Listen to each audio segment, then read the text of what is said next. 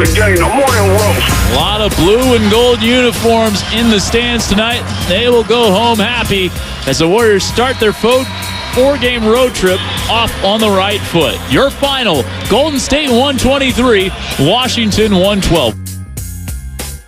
Oh, baby, my boy Kevin Dead on a call right here on 95-7 The Game as the Warriors get back on track and win their 11th game in their last 14 tries, smoking the Wizards in the second half, beating them by 11, and they covered the spread. We're going to get all into it on the morning roast. It is the Warriors. We got to fix SP camera. FP, he's the guest host. Filling in for Joe Shaskin, the butcher. Get his camera right. Dude, I'm trying to do it right now. Oh, boy. Please. Yeah, Lumby will save you. Lumby will save you. I got a shot of the roof right now. Not like an old guy who doesn't know how to work the new technology. It probably looks better with the roof versus my face. Probably. I can look at the roof all day long. By the way, good morning to everybody on YouTube, Twitch, brought to you by First NorCal Credit Union. Upgrade your savings dividend. Open a First NorCal First Class Money Market today. Comcast Business Text Line, of course. We love you. We love you. We love you. And the Warriors Wednesday brought to you by Freeman's Appliance, a trusted name since 1922. Visit freemansappliance.com today. Warriors get back on track. That was a 2-point game at the half. We're going to get all into the game. Klay got hot. Chris Paul's return after Andrew Wiggins missed the game due to personal reasons. Jordan Poole, though, to me, just seeing him, obviously, the former Warrior, helped to win the championship a couple seasons ago. We all know what happened last year with Draymond Green. Boy, I got to say, man, watching him yesterday, and you could see why they made the move for Chris Paul. Last night was the perfect. Now, let's watch the Wizards, and they don't have, they're not a good team. They give them 124 points a game. They've only won 3 home games. They've lost 12 straight games. They're playing for nothing. It is a nothing organization, FP, right now. So I kind of feel bad for the kid. But the difference between Chris Paul and Jordan Poole, stabilizing the second unit. That's what Steve Kerr wanted from JP last year. For whatever reason, it didn't happen. 6 turnovers for Jordan Poole. He had more turnovers than made field goals. It's just his body language, his movement. That kid is broken right now, man. It was tough to watch him try to play basketball last night, FP. Good morning to you, by the way. Good morning, man. Great job on the pre and post yesterday. We'll watch you guys. A good game last night. And I was saying I wasn't excited about CP3 coming back, but dude, he's solid. Yeah. Like, it's not flashy. He's just solid. He just kind of locks him in. And Jordan Poole, man, that was hard to watch. I felt bad for him last night. Like, it's hard to feel bad for a guy making that much money, but like he was so big in their championship run, their last championship run. And then to watch him, he looked defeated. Like, he looked sad. And sometimes as an athlete, when you see your old team, that's an emotional thing for you. You're like, oh, man, I wish I was still there. But, like, to be relegated to purgatory, basically, with the Wizards, and just the way his body language said more to me than his performance last night. But he didn't look physically like he looked with the Warriors. Maybe a little bit not as shredded, I guess. Right. But, like, yeah, it's just the way he went about it last night. I felt bad for him, man. He doesn't get his hands up on yesterday. defense. We were joking about the whole Draymond thing. Yeah, nobody wants to see a fight. No, of course not. We were just having fun with that. But, like, it was just hard to watch him last night. It was great to watch the Dubs. Right. They were sloppy at times, whatever. Big sloppy. Big sloppy at times. You're like, man, lock it in. Moody playing last night, man. That was great to see. Stay ready, Moody, right? Can you describe what it's like being a professional? Because you know what it's like maybe you go 4 for 5 one day, you don't play the next day, then you pitch hit the next day, then it's like, when am I going to start again? Moses Moody has racked up DNP after DNP, and folks, you know what DNPs are. Do not play. Did not play. And Moody all of a sudden goes from not playing to starting in place of Andrew Wiggins. And look, 4-7 for the 3-point line, but it's not just the points. Look at the hustle. The hustle. Jumping out of bounds. The first possession of the second half, he jumps into the stands to save a basketball that leads to an alley-oop dunk. He hits a 3 after making Landry Shamet touch the court with a great move, and he just goes on about his business.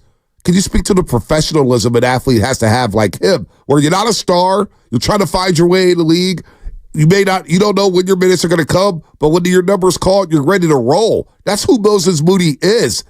Look, I don't know what he is as a player, FP, but he's always ready to roll no matter what role it is. He seems like a chill dude. And usually those guys can handle the ups and downs better than a type A guy that's, a go. So the fact that he stayed ready, the fact that Chris Paul didn't play for 21 days, whatever it was, 21 days? 21 games. And he came out and just did what he did. you get into a rhythm, you get into a flow. And when that's taken away from you, then you get out there and the game's moving fast. And for both of those guys, the professionalism to slow it down last night, to be able to contribute, the hustle, the effort. That play was number 4, I think, on a Sports Center top 10, where Moody threw it. Right. He threw it to half court, too. Right. That was huge. Because if he throws it under his own basket, that's dangerous. It's a laid up. Yeah, and then Steph does the hook shot alley-oop. Right. That was sick. That was sick. But and then the 3-pointers that he made. So, yeah, it was cool to see both those guys last night. And then Klay. I mean, Klay, great interview with him, by the way, after the game. And he just seemed like he's at peace with everything. He's at peace with where he is in his career. He's at peace with coming off the bench. He said some big things to you guys last night. There were some big quotes in that interview about just how he feels more relaxed coming off the bench. Yeah, he has no problem with it. He doesn't feel the pressure. I was like, whoa, man, this is one of the greatest players in the history of the game, right? Future Hall of Famer. We talked about it yesterday. 2 Hall of Famers coming off the bench. Like, what a luxury for Steve. And that's all you heard in the post-game sound. I got 2 future Hall of Famers coming off the bench. What a luxury that is and how deep they are. But yeah, man, his attitude and the smile on his face in his interview last night, it seems like it's taken the weight of the world off his shoulders coming off the bench. Bonte, that's perspective. Man. That's attitude. Because if he didn't have that, he could be fighting this still. Yep. And he just let his guard down. He's like, hey, this is pretty cool. I get to sit around for a couple minutes before I go in the game. Dude, I'm glad you opened that up because I've been labeled as the biggest Klay apologist on this station. And I am an apologist for Klay Thompson. Our greatest memory is watching basketball. He's involved in it. We know all the historic moments he's had with this franchise, helping them win their 4th championship, playing the most minutes during that postseason run after going through 941 days of rehab. And to hear fans who, I got a guy, Sabo, on YouTube, and everybody out there at radio is probably like, who the hell is Sabo? Well, this kid, he tweets at us, and I love Sabo. He's one of our roasters. He tweets at us every day and YouTube or whatnot. And he's always ripping Klay. So I asked him and said, when did you become a Warrior fan? And he goes, 2013. So that right there told me he lacked perspective of what this organization was and also who Klay was as a player. Obviously he came around and Klay, all he knows is, oh man, the up and down Klay. Look, Klay's not the same player he was. He understands that, as you said, perspective. But if you don't think that there's teams out there that would pay him over $25 million. Now, I heard the guys last week, Steiny Goo, Willard Dibbs on a crossover. I forgot who's. Does Klay even get $20 million next year, a year? Are you an idiot? Of course he's getting $20 million a year. At least. What? There's an article in Hoops Hype, and Lubman, we were talking last night. The Orlando Magic is a team I identify right away in the league. When you look at salary caps and money structures and who needs what, the Orlando Magic is one of the top teams in the Eastern Conference. They're terrible when it comes to three-point shooting. You don't think if they slotted a Klay Thompson into their backcourt to play alongside Paulo Banchero and Wagner, who command double teams and get to the rim, and they can kick it out to wide-open shooter like Klay Thompson? You don't think a team like Orlando would spend money on Klay Thompson? Are you crazy? The Philadelphia 76ers going to have over $60 million in cap space, FP, with Joel Embiid and Tyrese Maxey. You don't think they would love a shooter like Klay Thompson? Klay Thompson is going to get paid, folks. And I hope he gets paid by the Golden State Warriors. Yeah, I was just going to say. Like, I want him to be a Warrior for life. How fortunate we would be to see a trio together and retire together like a Manu Ginobili, Tony. I know Tony Parker went on to Charlotte Hornets for a year, whatever. Tim Duncan retired. But I mean, Klay Thompson in perspective, as you mentioned, how can you not root for a guy like that and then label him, hey, he's selfish. He's not a good teammate. He doesn't want to come up the bench. The bench has nothing to do with anything. I'm telling you guys, all these players keep telling you, whether it's Chris Paul, Klay Thompson, it's not about who starts. It's about they want to be in the last 5 minutes of the game. But how can I impact the game? How can I put myself in position to be in the game in the last 5 minutes of the game? By playing well in the first, second, third quarters and playing your heart out. And since Klay Thompson's been moved to the bench, and he's playing solid basketball. Bonte, it might get to a point where he doesn't want to start anymore. Might not. He might be so comfortable with this role and be so successful in it. He's like, oh, why did I fight it for a second? Right. But I think, we all want our superstars and guys that have done so much for us as fans to end their career with the team that they've been with the whole time. Like, that's the romantic side of it. But then you got the business side of it, too. And then, I think the thing that Klay has to obviously stay in the moment, right? He's excited to go to New York and play the Knicks, and you got to be in the moment. But when it's all said and done, if you go for a money grab, the decisions we make in life, or the ones I've made based on solely money, have been the wrong decisions. Yep. So maybe he takes, it's not a hometown discount. He's not going to get screwed by the Warriors, but wouldn't we all like to see him ride off into the sunset, or in his boat in the sunset, as a Warrior? I just can't think of him in another uni. There's certain players, I think we're going to get into this today too, there's certain players throughout the course of our fandom that it just doesn't hit. It just doesn't sit right to see him in a different uniform. Right. It's gross sometimes. It is. Like Joe Montana as a Kansas City Chief. That's the first one that comes to mind. And now Jordan is a Wizard. Dude, even Brandon Crawford, who's not in the same category. Right. Well, maybe it's probably not as Klay, but to see him in a Cardinals uniform, it just looks wrong, dude. It's wrong. Funky. Yeah, Klay in another uniform would not look right whatsoever. But Double and Marge on YouTube. Good morning, Double and Marge. Bonte, the short game must be easier for Klay Thompson. Maybe it is, but he's still playing 28 minutes a night. He played 27 minutes last night, Marge, so he's still getting his minutes. They just look different. He's just playing at different points, and now you add him with Chris Paul, and you add him with Dario Saric and Therese Jackson-Davis, and all of a sudden you see the spacing on the floor. You're like, Chris Paul is going to benefit from Klay Thompson. There's a play, and Anthony Slater is going to join us later on today at 8:30. Anthony Slater on 95.7 The Game Insider, and he chronicled this play perfectly in his article last night. There's a play where Klay's rolling. He is rolling. And Chris Paul tells Kaminga, I'm going to need you to slip the screen. They're going to be wide open because two guys are going to go with Klay Thompson because of the gravity he has as a shooter. And when he's rolling, teams are like, oh my gosh, 911, alert. We got to find number 11. We got to find him here. And then he's rolling for 13 points in the third quarter. He comes off a screen. Two guys jump out at Klay. Kaminga wide open dunk. Chris Paul realizes that. Also, Chris Paul, who's shooting, his last 14 games before the injury, he's shooting 40% from three. So his shots starting coming around. He's going to benefit from Klay Thompson because he's going to get wide open shots. So all the trickle-down effect that Klay Thompson can off the bench and helping other guys out, he still has that gravitational pull. It's not like Steph's, but he still has it. And you'll be a fool not think that. Just watch the freaking game. Watch the game. There's mistakes they made last night that they can't make against good teams and get away with it. They got away with some sloppy play. And the Wizards could do. The Wizards came out. Remember you saying the younger teams? They were flying all over. They were. The ball movement was sweet. I'm like, uh-oh. They wanted to win. I thought, uh-oh. They wanted to win, FP. Bad unis, by the way. Terrible unis. I don't even know. The District of Columbia? What color scheme. The power was out when they when they designed those unis. They designed those unis in the dark. No, but just watching them and Chris Paul, that effect last night. And the more I watch Kaminga on a daily basis, and the more I watch him develop, dude, I just see Dominique Wilkins. I saw it a bunch of times last night with the fadeaway off the glass. Mm-hmm. Nobody uses a glass anymore. And then he played in the air last night. He was over the rim all night last night. And I see his game a lot like Dominique Wilkins. That's a good call here. I want to get the text line involved. 888-957-9570. Look, we're not going to pop champagne over beating the Washington Wizards, man.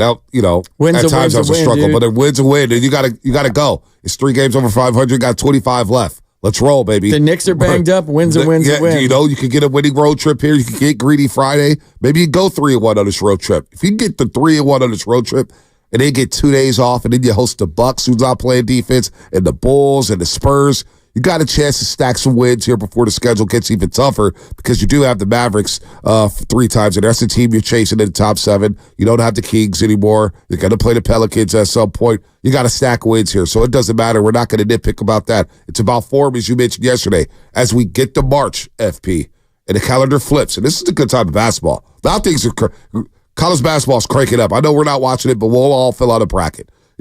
NBA, now we're starting to get to the stretch drive with 25 games left here, the quarter mark here, with the season, quarter of the season left. It's go time. And so, no, we're not going to nitpick here, but 888-957-9570, I just like the form, especially in that third quarter. What did you guys think of Chris Paul coming back and stabilizing that second unit? Klay Thompson coming off the bench. And JK, of course, being back with 21, 6, and 5. You're right, 10 of 13. And what I loved about Kaminga last night, FP, he didn't take 1 3-point shot. What does that tell me? his shot selection is getting so much better. And that's what the coaching staff wants. He can hit the three. I'm not saying he can't shoot the three, but he's being more selective. And he said, you know what?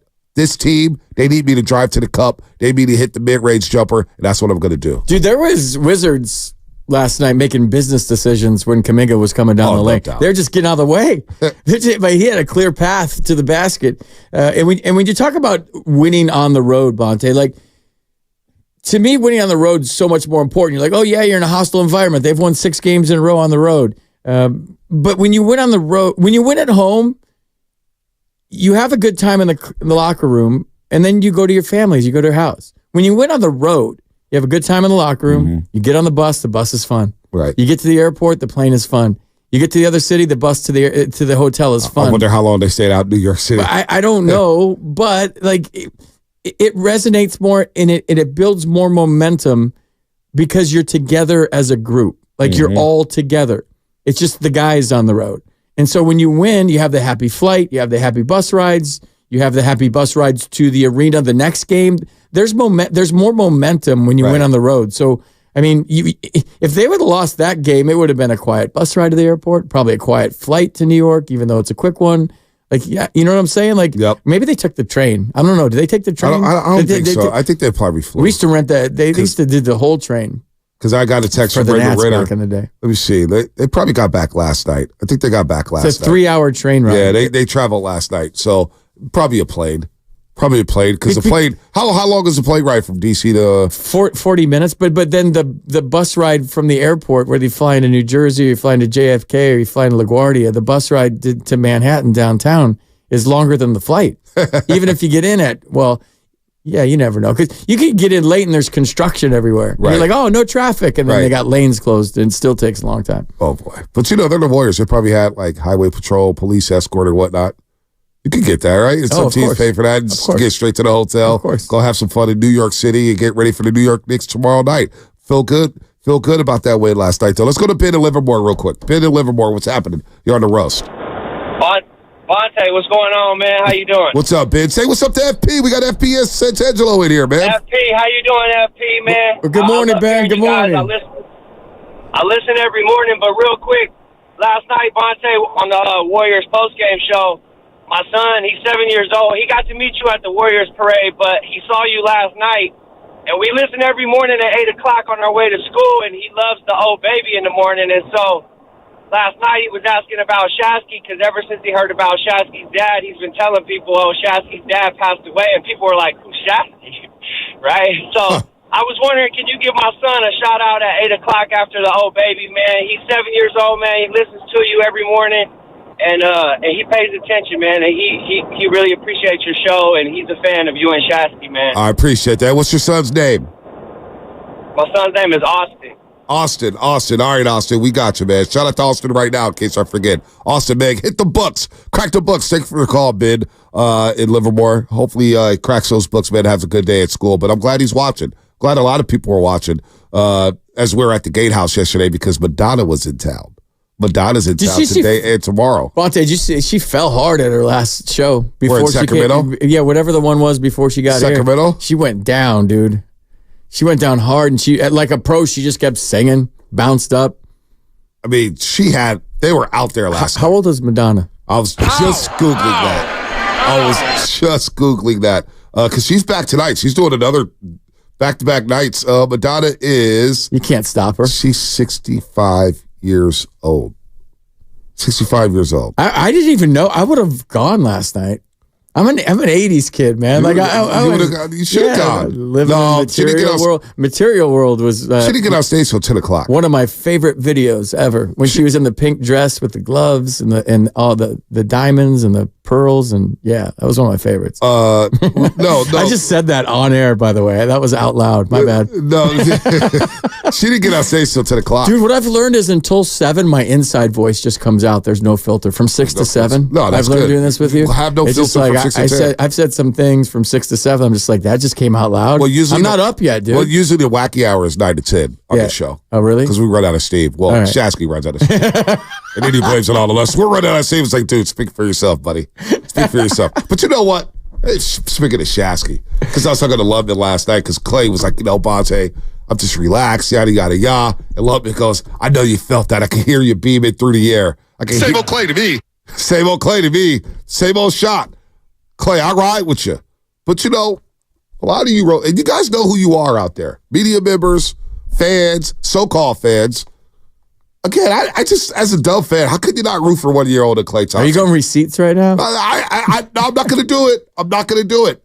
Brian and PPA, he's the only guy, one of the few guys I tweet, Brian and PPA. I also tweet Tyler Merrick of the Rusters as well. But, I was like, BPA, talk to me, man.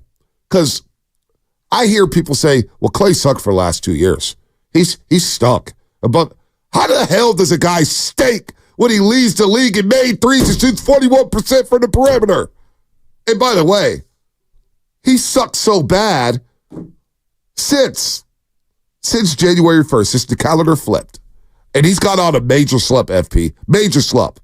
You look up at the numbers overall, 18 points a game, 37.5% from the three-point line, nearly 43% from the floor. Those are career lows, efficiency. But you know how many guys in the league will take those numbers right now and try to go get $30 million a year off of those numbers?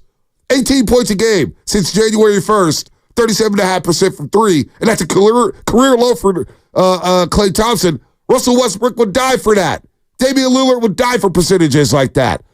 So this whole thing that Klay sucked the last 2 years, I don't subscribe to it. I never have. I never will. Put some respect on his damn name. For once, for crying out loud. He set the bar high. He set the bar high. He set the bar high. In the perspective, let's get into perspective of Klay Thompson. We got to sound from his interview last night on NBC Sports Bay Area. Klay Thompson's rolling. The Warriors get a big win to start the road trip off. That's 6 straight road wins, as FP just mentioned. 7 of their last 8. Remember last year, they won 11 road games. 11. Well, they've already surpassed that mark. They're playing better. Warriors get the big win last night in D.C. We're talking about it here on The Roast. Brought to you by Fremont Bank. Full service banking, no compromises.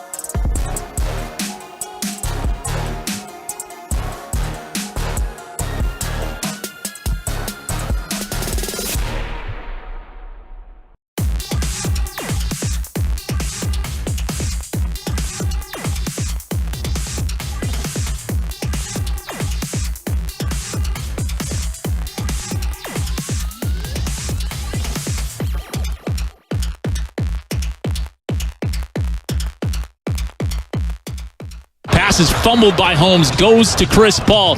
Underhand scoop over to Moses Moody at the foul line, looking for a friend. Back to Klay Thompson for a right wing three. Yes, indeedy, Graffiti. It's 33-30. This is Klay Thompson, and you are listening to the Morning Roast on 95.7 The Game. It better not be roasting me if I'm Bonte, giving is these intros. Is this your walk-up song? It's my walk-up song right like here. a virgin? I'm telling you, it's the last time the Niners won a Super Bowl. You're engaged now. This is your walk-up song. Last time the Niners won a Super Bowl, I was a virgin. Didn't even know how to spell sex. Thanks, 49ers. Yeah, give me that. Killer Klay. Hey, by the way, Killer Klay. Like a virgin. You know I'm not roasting you, baby. I would never do that. It's a heartbeat. Same old Klay to me. Same old Klay to me. He liked that. He liked that. Same old Klay to me. Same old Klay to me. I was fired up. What's your Madonna music knowledge? Is it bad? It's pretty bad. Lucky Star. You should Lucky know, Star. Dude. You're young. Lucky Star. It's good. It's a good song. That is. Express Yourself. That's good. You know. I only know because of last night. Was Express Yourself the controversial video? I can't remember. Anyways. All I know is Madonna. I know more about Madonna hooking up with dudes than actually making music. Jose Canseco. Dennis Rodman. This guy, Haitian Jack, who was a gangster. It was called, what was this show I was watching? It was a 4-part series. 40 Years of Hip Hop or something hip hop. And it had like this gang member from LA. They had Haitian Jack in New York City. I know our audience would know this because they watch some of the same things we watch. And this other guy from New York City. They had another guy from Detroit. This guy, Haitian Jack, was in Atlanta. He was like, y'all left Madonna in the studio by herself? And that's so you know this guy, Haitian Jack, who was a gangster from, was it Harlem? Was it Brooklyn? Forget which borough. But anyway, he started hooking up with Madonna. Go figure. Go figure. Good for him. Good for her. Good for them. By the way, Chase Center's going to have a lot of concerts. We had Sheena Way on yesterday. She runs everything at Chase Center in terms of the events. I'll get her correct title in just a second here. Give me a second, FP. But she said that Janet Jackson's coming to town. Wow. Bad Bunny's there this weekend. Let's go. J-Lo's coming to Chase Center. Dude, I want Bad Bunny tickets. You want Bad Bunny tickets? You can just walk into Chase Center. You're the owner of this. Yeah. You know, as the unofficial mayor of the city, FP, I grant you access to the Chase Center. Is Kendall Jenner coming? That's all I want to know. Oh, wow. Wait, you're the unofficial mayor of San Francisco? You didn't know that? I knew King of the Bay Area Media. I didn't know that you were also mayor of you San guys Francisco. named me King of the Bay Area Media. I've always named myself the unofficial mayor of the city. Well, then give me some tickets. Shasky may know a lot about the city, but he don't cross the Excelsior. I want to see Bad Bunny. The city that Bonte built. And Kendall Jenner. You want to see? Why do you want to see Kendall Jenner? I don't know. Just because. You like you some Kendall Jenner? I think they make a really nice couple. Sheena Way, Vice President of Content and Programming at Chase Center at Thrive City. She was so fun last night. She's joined us twice. She was telling us about all the they got Hot Wheels coming. They got everything coming to Chase Center. A lot of fun. 888-957-9570. How are we feeling this new role for Klay Thompson? A lot of y'all screamed about Klay Thompson coming off the bench. He needs to come off the bench and play 20 minutes a game. Come off the bench and play 15 minutes a game. Well, now he's coming off the bench. What do you think about his performances since he's come off the bench? 888-957-9570. Klay Thompson last night on his transition to the bench becoming seamless. Pretty seamless transition. I mean, it does have its benefits as far as letting the game settle, seeing the floor before you enter, and just the nerves, especially when you start, can be apparent when it's a big night, but when you're coming off the bench, a little easier to relax, and I think that my game is showing that. And then let's add this one, FP, because I want to follow up on that. Out embracing the six-man role, he brings up Manu Ginobili again. I'm embracing it. I love it. I mean, some of the greatest to play this game have been six-mans in their career. I mean, the first one that comes to my mind is Manu. And we all know the Spurs wouldn't be the franchise they are without him.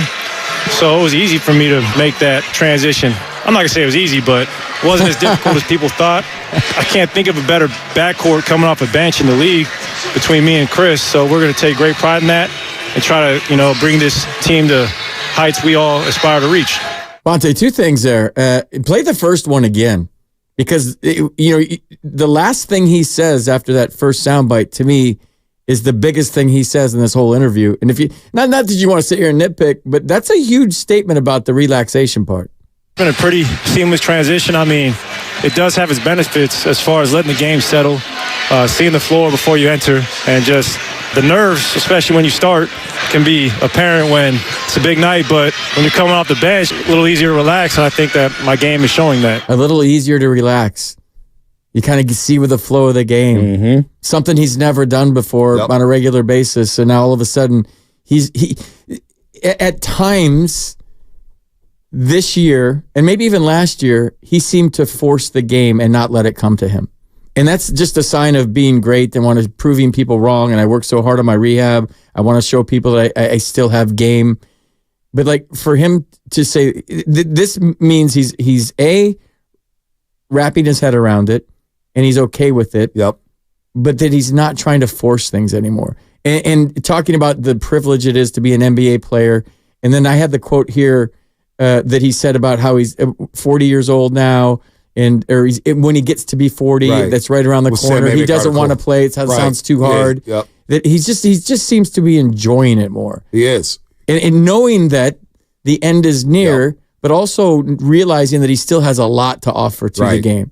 Right. And just kind of like being in a really good place where, okay, I'm not the guy I used to be, but that's okay. I still can throw in 25 or 30 on a given night. I'm going to be the sixth man. I'm going to come off the bench.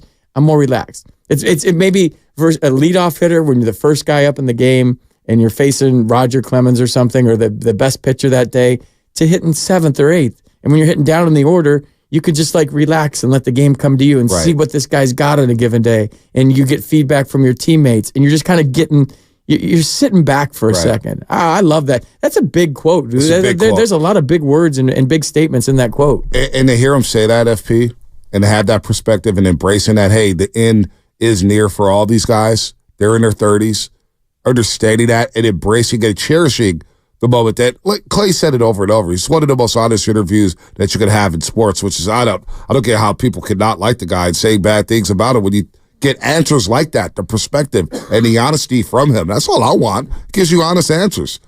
And he's basically said, look, man, I understand that I had this game taken away from me. I had it taken away from me for 2 full seasons. I'm happy to be playing basketball again. And yeah, I was trying in my head to be the guy that I was before the injury, to prove somebody wrong or prove some dumb Twitter handles wrong or whatnot. Screw all that. Klay, you're still giving me 17. You still get your shots up off the bench. You're going to get the ball, and you're going to be the focal point of that second unit, and that's a deadly combination. Vinny Johnson, the microwave, coming off the bench was huge for the Pistons winning back-to-back championships in the late 80s, all right? He brought up Manu Ginobili, some of the great six men of all time. I mean, come on, man. Reggie Miller transitioned later on in his career off the bench. Ray Allen ends up winning the championship with the Miami Heat, coming off the bench and hitting one of the biggest shots in NBA history, sending that series to against San Antonio to a Game 7. So Klay having that perspective, and then his own father. I know we had Tim Kawakami on yesterday, and it was a lot different because his father was on the Showtime Lakers. He battled injuries. But even then, going from a number 1 pick to being a bench player, you don't think that's humbling for anybody, including his own father, Michael Thompson? So I love the perspective as well, and saying that he's able to relax and embrace this role. Sure, he's not happy about it.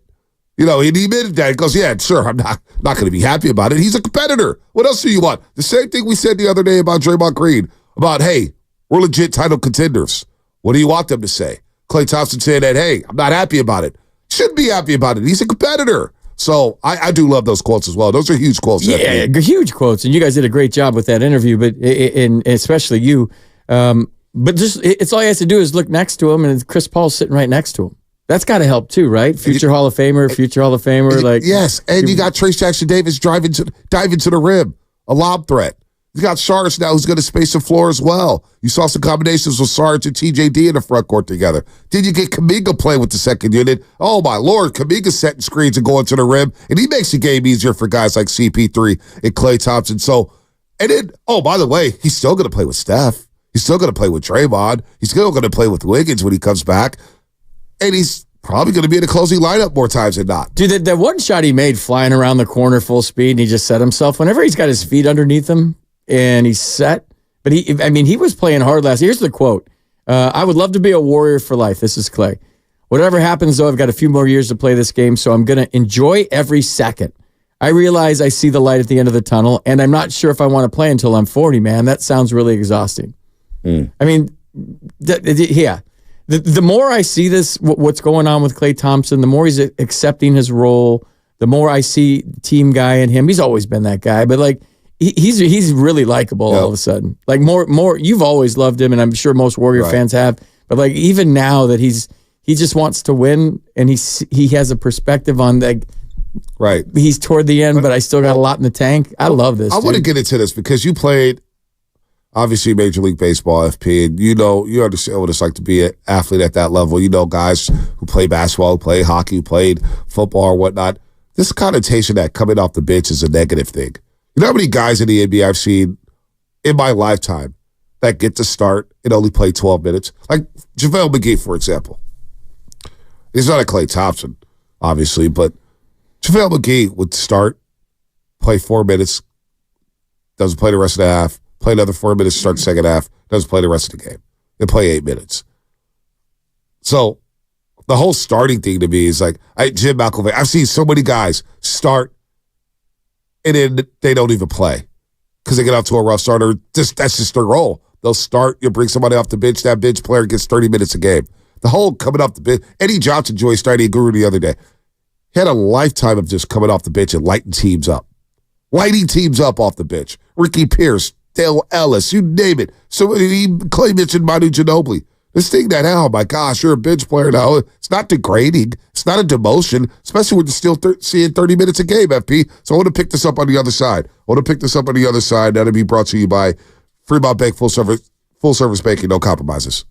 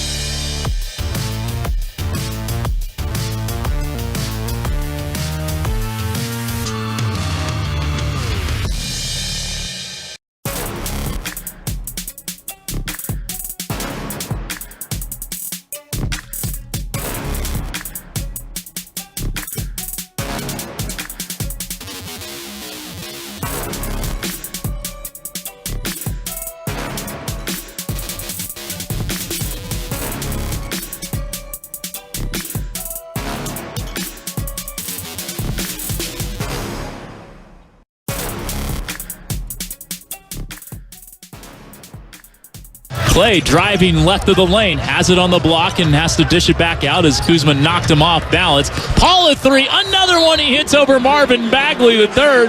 Both of his makes have come over Bagley. Hey, Dub Nation, it's Chris Paul, and you're listening to The Morning Roast with Bonta Hill and Joe Shasky on 95.7 The Game. Oh, what's that? That's funky right what there. What Madonna song is this? Are we going deep in the weeds here? This is Give Me All Your Lovin'. Give me all your lovin'. Wait, what? Dude, we got 90 Madonna songs that people know in their car, and this is not one of them. Maybe you just Remember don't this know one? them. She did this at the Super Bowl halftime show. Wow. That's one of the songs she did. She was up there with LMFAO doing this one. It's good Give to know. me all your lovin', won't you give me your love? By the way, 510 Haitian Jack was from Brooklyn. Thank you, 510. I needed that knowledge there. Apparently, 650 says that Kendall Jenner is back with Devin Booker. Back with Devin Booker. Left Bad Buddy with the Devin Booker. Dude, there was a shot of Kendall and Bad Bunny on the sidelines, and she was like leaning away from him. I'm like, oh man, bad body language is what that was. By the way, this is crazy. This is how you know people are watching the set way too closely. I get amazed by this stuff. I do. 925 Comcast Business Sex Line. Hey, Bonte, what's up with the vape pen on the table next to Festus last night? Y'all puffing on that loud off the camera? There's no vape pens around the set. There was no vape pens. I promise you that Festus doesn't vape. Yeah, no, there was none of that. It was probably a pen, something that looked like a vape pen, but not one of those smoking vape pens or anything. But that's how you know people are looking so closely into the set. I appreciate that. Those are bad for you, but I like the way they smell. Is that bad to say on air? Some of those smell really good. Yeah, they like are cotton terrible candy or strawberry or whatever. They're bad for you, though. Stay away from those things, kids. 908, Bonte, you obviously don't listen to those. Ryan Russillo because he doesn't believe in at all in Klay Thompson. I've never been a Ryan Russillo fan. Probably a good guy. I've never subscribed for his takes. I don't know really who he is, other than I think he was with ESPN, The Ringer. I don't know, one of those entities. Yeah, but it's dangerous in our business to go hunting other people in our business. I'm not going to do that. We're all in the same fraternity. We're all the same. He can have his takes. But I'm so arrogant, FP, in terms of my sports takes that I don't listen to a lot of people because I always feel like, hey, maybe I'm not right all the time, but I'm confident in how I feel about a team or how I feel about a play, how I feel about a decision or whatnot, that I'm not going to go out there searching for guys who may not watch my teams that I watch every single day or as critically as I watch these teams every single day. It's tough for guys like that. They got to watch the entire league. They got to cover everything. Yeah. It's tough to just lock in on one team. I have the ability to do that, so that's why I don't listen to a lot of people when it comes to being critical of the 49ers or Brock Purdy or being critical of the Giants or being critical of the Warriors. Because I know they're not watching every single day. It's tough. You're connected to this team. You're invested in this team, and you probably know a lot of things that you can't even talk about on air when you're involved with the team on a daily basis. Right. So, I mean, when Dusty was the manager of the Nationals, I'd sit in his office, and he would tell me things. I'm like, Bake, I don't want to hear that, man. I don't want to know these things about the players because it's going to affect what I say up there. I mean, you want to know just enough, right? Yep. So that's what that is. we got to do better on the Madonna song, Sam. That was terrible. Oh, that was a good Madonna song. That was I like terrible. that beat. Come on, it sounded like a video hard. game song. That beat was hard right there. All right. This segment is sponsored by Golden State Lumber, serving the Bay Area for 3 generations. When you succeed, we succeed. Visit GoldenStateLumber.com. FP long-term, right? They beat the Wizards, and they do cover. By the way, Moses Moody hit a late three. Saw that little hook there. And it was at 10.5, and they won by 11. They won by 11. The hook of death. The hook of death. And then, by the way, that last layup by Kyle Kuzma, that helped cover the over. The over hit because of that last layup by Kyle Kuzma. So Las Vegas is absolutely amazing with the way they set the lines here. But Chris Paul, Klay Thompson, look, they're coming off the bench now. Hall of Fame backcourt. I love that. Chris Paul last night in his return after missing 21 games, 9 points, 7 assists, a season high, 4 steals, and he played 21 minutes and 40 seconds. The whole thing about starting was so overblown from the get-go. It's like, it's not about that. It's not. Guys want to be playing. If it's a close game, guys want to be on the floor in the last 6 minutes, FP. It is what it is. They want to be on the floor. That's what everybody's watching. You know, people may be late to their seats, and you may be trying to scramble to a television to pop the television on. I have a crappy Uber driver that takes a bad route to Chase Center from your house. It's only a mile away, and it takes 45 minutes. Yeah. There you go. But everybody's watching the last 6 minutes. That was my last game. The Lakers game. I don't know. What was the Uber name? He hit a bump and I hit my head on the roof. Oh, yeah, I heard. Yeah. He just sped over the bump. My neck is real sore. I'm just kidding. So what was a 4-star ride, 3-star? No, it was a no-star ride, and I got my money back because I emailed Uber. Did you really? Wait, you could do that? It was that bad. Yeah, you could Uber. Yeah, you could email. I hurt my head hitting the roof. Speaking of Moses Moody, he's on our screen right now. See, that's what I want to talk about, Bonte. He's on our screen right now. That's what I want to talk about. Real quick, for this point, because I know you want to talk about Moody and being a pro and all that stuff. Yeah.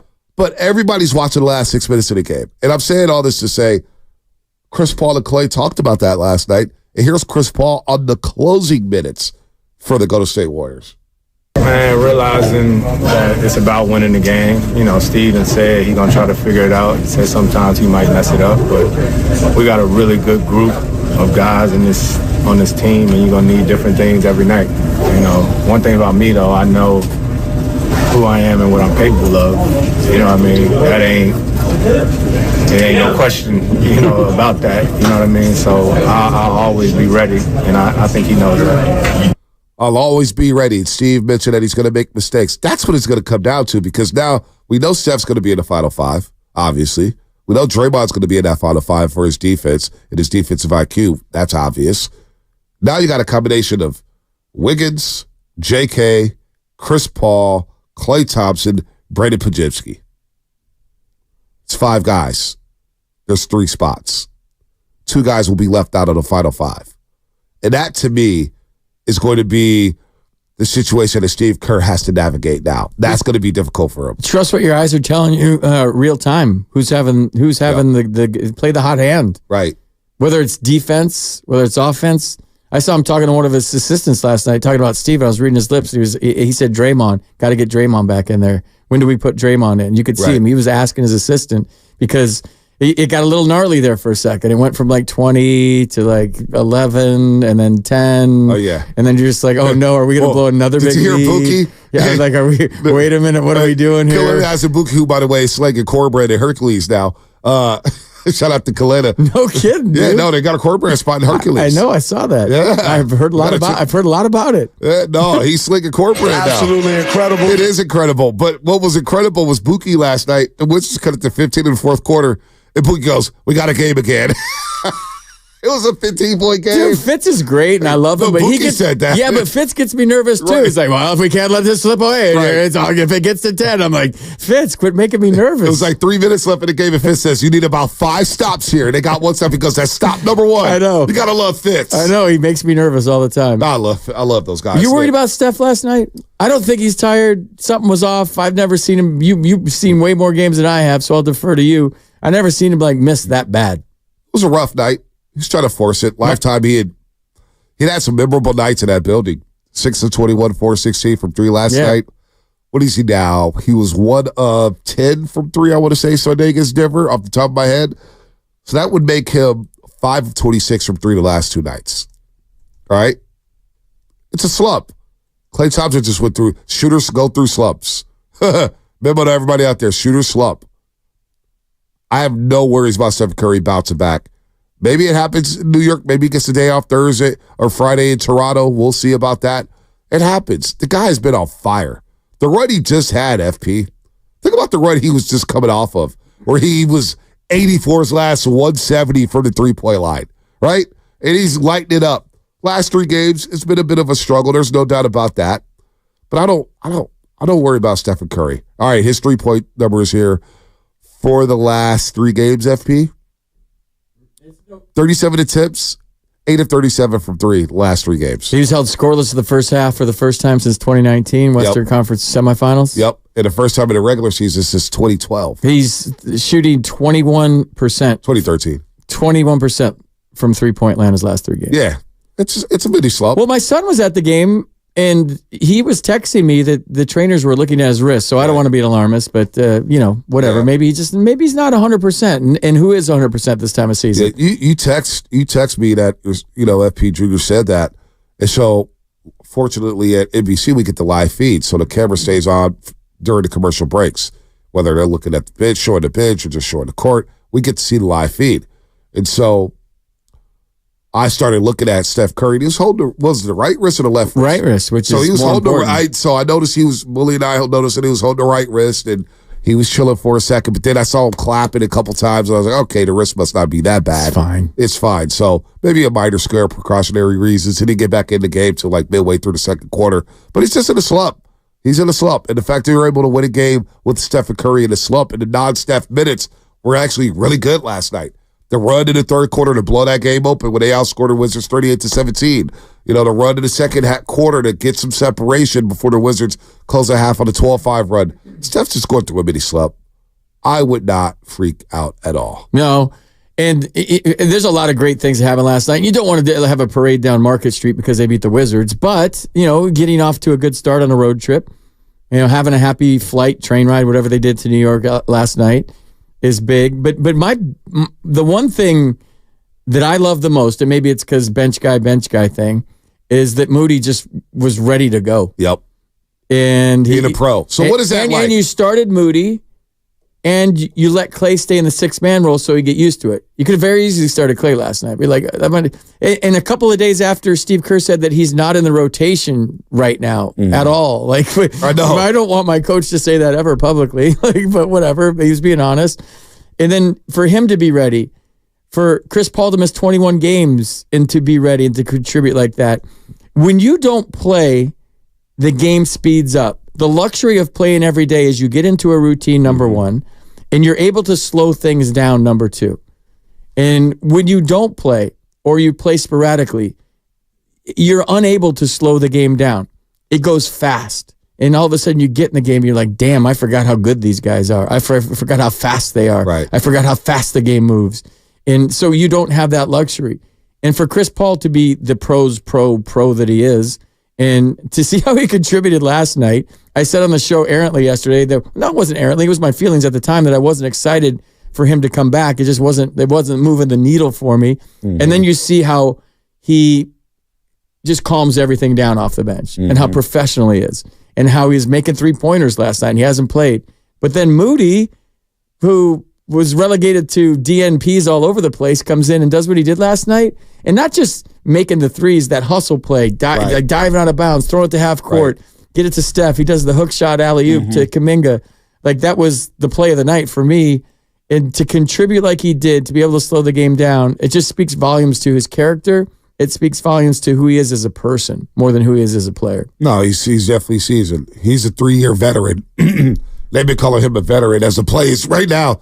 There it is. Follows Kyle Kuzma right there to get the phlegm out of my throat. Good pass by Draymond. Good pass by Draymond. Alley-oop. I mean, that set the tone in the third quarter. That set the tone right there in the third quarter. So Moody staying ready. But, what is it like for a guy to come off the bench and not play a couple games? You've gone through this in your baseball career, FP. You sit around a couple times, and how do you stay locked in? How do you do it? Because it's easy to get distracted. Yeah, you can, have practice where you play against each other, but practice and the adrenaline level, it doesn't count. So game speed's different than practice, even if you're playing hard in practice.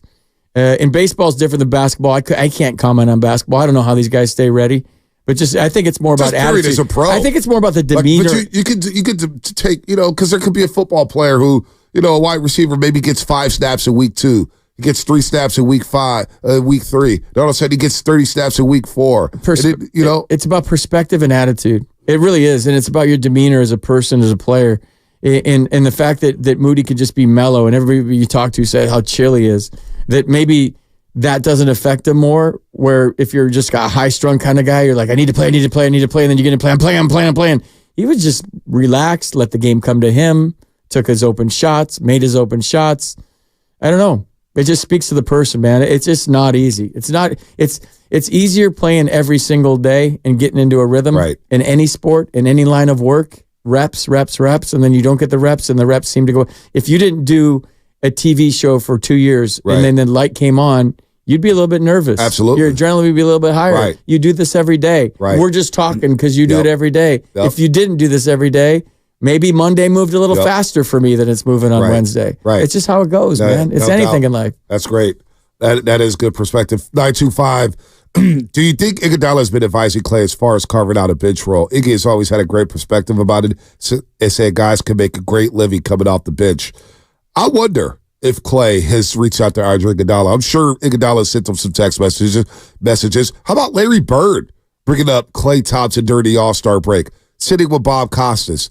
And Larry Bird said, boy, I love Klay Thompson. Always loved him, his shot or whatnot. The guy's still a good player or whatnot. Teams, I'm telling you guys, man. And by the way, you're listening to 95.7 The Game, KGMZ FM and AC1 San Francisco. Don't forget, you can also watch us every single day on our YouTube and Twitch streams. Just log on and search 95.7 The Game. Be sure to like and subscribe to the channel while you are there. Brought to you by First NorCal Credit Union. Upgrade your savings dividend. Open a First NorCal First Class Money Market today. Shout out to the Comcast Business Text Line. It is a Warriors Wednesday brought to you by Freeman's Appliance, a trusted name since 1922. Visit freemansappliance.com today. Bruce Frazier, assistant coach of the Golden State Warriors, will join us at 8 o'clock. Anthony Slater on 95.7 The Game Insider, great beat writer for The Athletic. He'll join us at 8:30. Then we'll go to Indianapolis for the scouting combine and talk to our buddy Brad Graham of SF Niners. Brad Graham does a great job covering the Niners. We'll get his perspective on what John Lynch had to say today. We'll get to that at some point today, FP, about John Lynch. There's an interesting story on The Athletic right now about John Lynch sitting next to Andy Reid at some meetings at the combine and then watching the Super Bowl back. I wonder what came out of that. How did he pick his brain? Hey, how'd you know not to kick it in overtime? How'd you know not to receive the ball first in overtime? What'd you think about Shanahan's play calling? He's like, we need a Taylor Swift. Hey, how would you like to work in San Francisco? No. How does Steve Wilkes slow you down for the first 9 possessions? Because what do you think very highly of him? No, I'm kidding. What do we need to do to beat you would have been the question I would ask him. Andy Reid probably said, no, you need Patrick Mahomes. Yeah, you need Mahomes. You need to clone him. What's your price for Patrick Mahomes? Yeah, what's your price? No, dude, hey, Tyler Miller, Andy Reid told John, let's see here. This is what an elite quarterback looks like. Quickly about the Niners draft. You draft. Oh, this is the ghost of Trey Lance. You draft the best player available in every round. They got a first-round pick for the first time in a long time, because they traded them all away. But you just whoever's on the board that's the best athlete that fits your idea of what a 49er football player is, that's who you take. You don't go specific. You always take the shortstop. No. You always take the best athlete, and then you figure out how he fits into your scheme. We'll see. We'll get to the Niners at some point. Maybe they can fix the O-line, get another edge rusher, get another corner. When they draft another quarterback, they seemed, from what he said yesterday, they're settled on Brock Purdy, so they want to build around him. So we'll get to that at some point. But Klay Thompson, making the transition to the bench has been seamless. Here's the soundbite. It's been a pretty seamless transition. I mean, it does have its benefits as far as letting the game settle, seeing the floor before you enter, and just the nerves, especially when you start, can be apparent when it's a big night. But when you're coming off the bench, a little easier to relax, and I think that my game is showing that. A little easier to relax. That means he was having trouble relaxing. There was a lot of pressure on him. Big statements there, man. Well, a great interview, by the way. I mean, that's a great NBC interview. Sports Bay Area. But let me ask you, FP, contract year. What are those emotions like going through a contract year? You go into a season, damn, I may not be on this team in 6 months. I got to play well to get my money up because it is a business. You want to set your family up for life. You want to have that long-term stability. He is going through a contract year. He will be a free agent after the season. He's free to go anywhere. He will have suitors, believe it or not, roasters. The roasters who doubt that Klay Thompson's going to have a lot of suitors. I'm telling you, man, I'm consistent with this all season long. There's some teams out there willing to pay up $30 million a year. Just watch. They're gonna drive a hard bargain, man. They're gonna make it tough on the Golden State Warriors. They're trying to break this trio up. But what is it like? What is that mindset like? Do you put more pressure on yourself? Do you play relaxed? Are you free? What is that like, FP, going through a contract year? Well, it's different for everyone. If you have gone through a contract I have. It's different for everyone. The one thing you have to guard against, Bonte, it depends what kind of player you are. The one thing you have to guard against is if I get my numbers, I get paid, and I set up generations. When your whole career you've played to win and the numbers take care of themselves, now all of a sudden there's this built-in pressure that I have to perform. And you can get away from doing the things that made you successful because now you're thinking about yourself and not the team.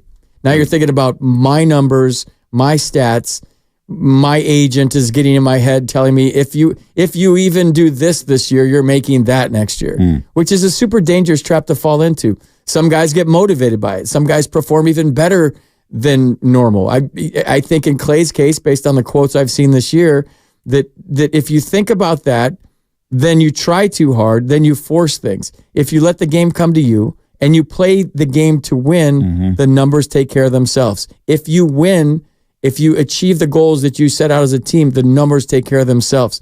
That's so much easier to say on a radio show at 7 o'clock in the morning than real time when the adrenaline hits you in the game. When you're playing and you haven't scored a point, or you're playing and all of a sudden you look at your average on the scoreboard and you're hitting 200, or you don't have the receptions or the yards you're supposed to have or the touchdowns or the touches. So now all of a sudden it becomes about me and not about we. Some guys thrive in that setting when it's about me and not about we. Some guys do better. I would say for the most part, most guys do worse because now you're putting undue pressure on yourself when there's already pressure. Right. There's a lot of people watching. The lights are bright. There's a lot of cameras there. There's a lot of criticism on social media. There's a lot of criticism on radio shows, on TV shows. So you have all that to deal with inherently. Now all of a sudden, if I do this, I make this, and that's your first and foremost thought, that's a dangerous path to go down. I went down it. I didn't do very well. Wow. So yeah, yeah. You just gotta remember what got you there. You gotta remember why you got into it, because you love it. You gotta remember that winning is the greatest drug in the history of the world. Right. And when you get that fix and you do something to help your team win on a consistent basis, somebody out there is watching. Right. And if they don't appreciate you, somebody's out there watching. Right. Somebody saw Moses Moody not play for a while, come off the bench and start last night and do well. Somebody saw that. Right. And if it ain't the Warriors, somebody else saw it. And you have to have that mentality. Nah, that's a good perspective right there, FP. I'm glad you shared that because I always see guys in contract years either it's like a boom or bust. I remember Torrey Hunter during his contract year, he tore it up. There's guys who just go out there, they just have the season. Like fantasy baseball, FP, I would always draft guys. One of my draft strategies, I shouldn't reveal this because a lot of those guys are in the league, but I would look for players in contract years. Who's in a contract year? This guy wants to get paid. He's in the prime. He's got a chance to get a lifetime contract, the first big money contract of his life. I may bet on this guy, and he has that contract year, and he lights it up. Or it could go the other way, where he just lost. And then you're scrambling. And then you get midway through the season, as you just mentioned, and you're like, oh, boy, how do I get out of this abyss? What am I doing? Who do I talk to? How do I turn the season around? Who am I? You start doubting everything you do. So it is very interesting to see how Klay has navigated this contract season. He's coming off the bench, but I don't think it devalues anything. Like him not starting, I don't think devalues anything that he's going to get on open market next season. It might make his value even higher. I think it will. He's more versatile. We could start him, but he's also maybe a sixth man for us. I could still play him 27 minutes, 28 minutes, maybe 30 minutes. He got up 16 shots last night, FP. He was 4 of 6 in the third quarter, 6 of 11 overall. That's back-to-back games with at least 6 threes. It's back-to-back 20-plus games. So, his value could be his attitude right now. I do wonder. 888-957-9570. Maybe what am I missing on the Klay Thompson stuff? What are we reading this all wrong with Klay Thompson? Honestly, the dialogue around Klay has just been nasty, FP. Bonte, I want to ask you this, and I know we got a break. Do you think that he relaxes more in that he doesn't have to play like a starter on defense, so he's conserving his energy, and maybe on the defensive end, like he's playing against the other team's second team? I'll answer that on the other side. I'll answer that on the other side. It's a great question, FP. 888-957-9570. If you got an answer for FP as well, FP said Angelo in for Joe Shasky, the Butcher. That's what's coming up. Brought to you by Fremont Bank, full service banking, no compromises. Same old Klay to me.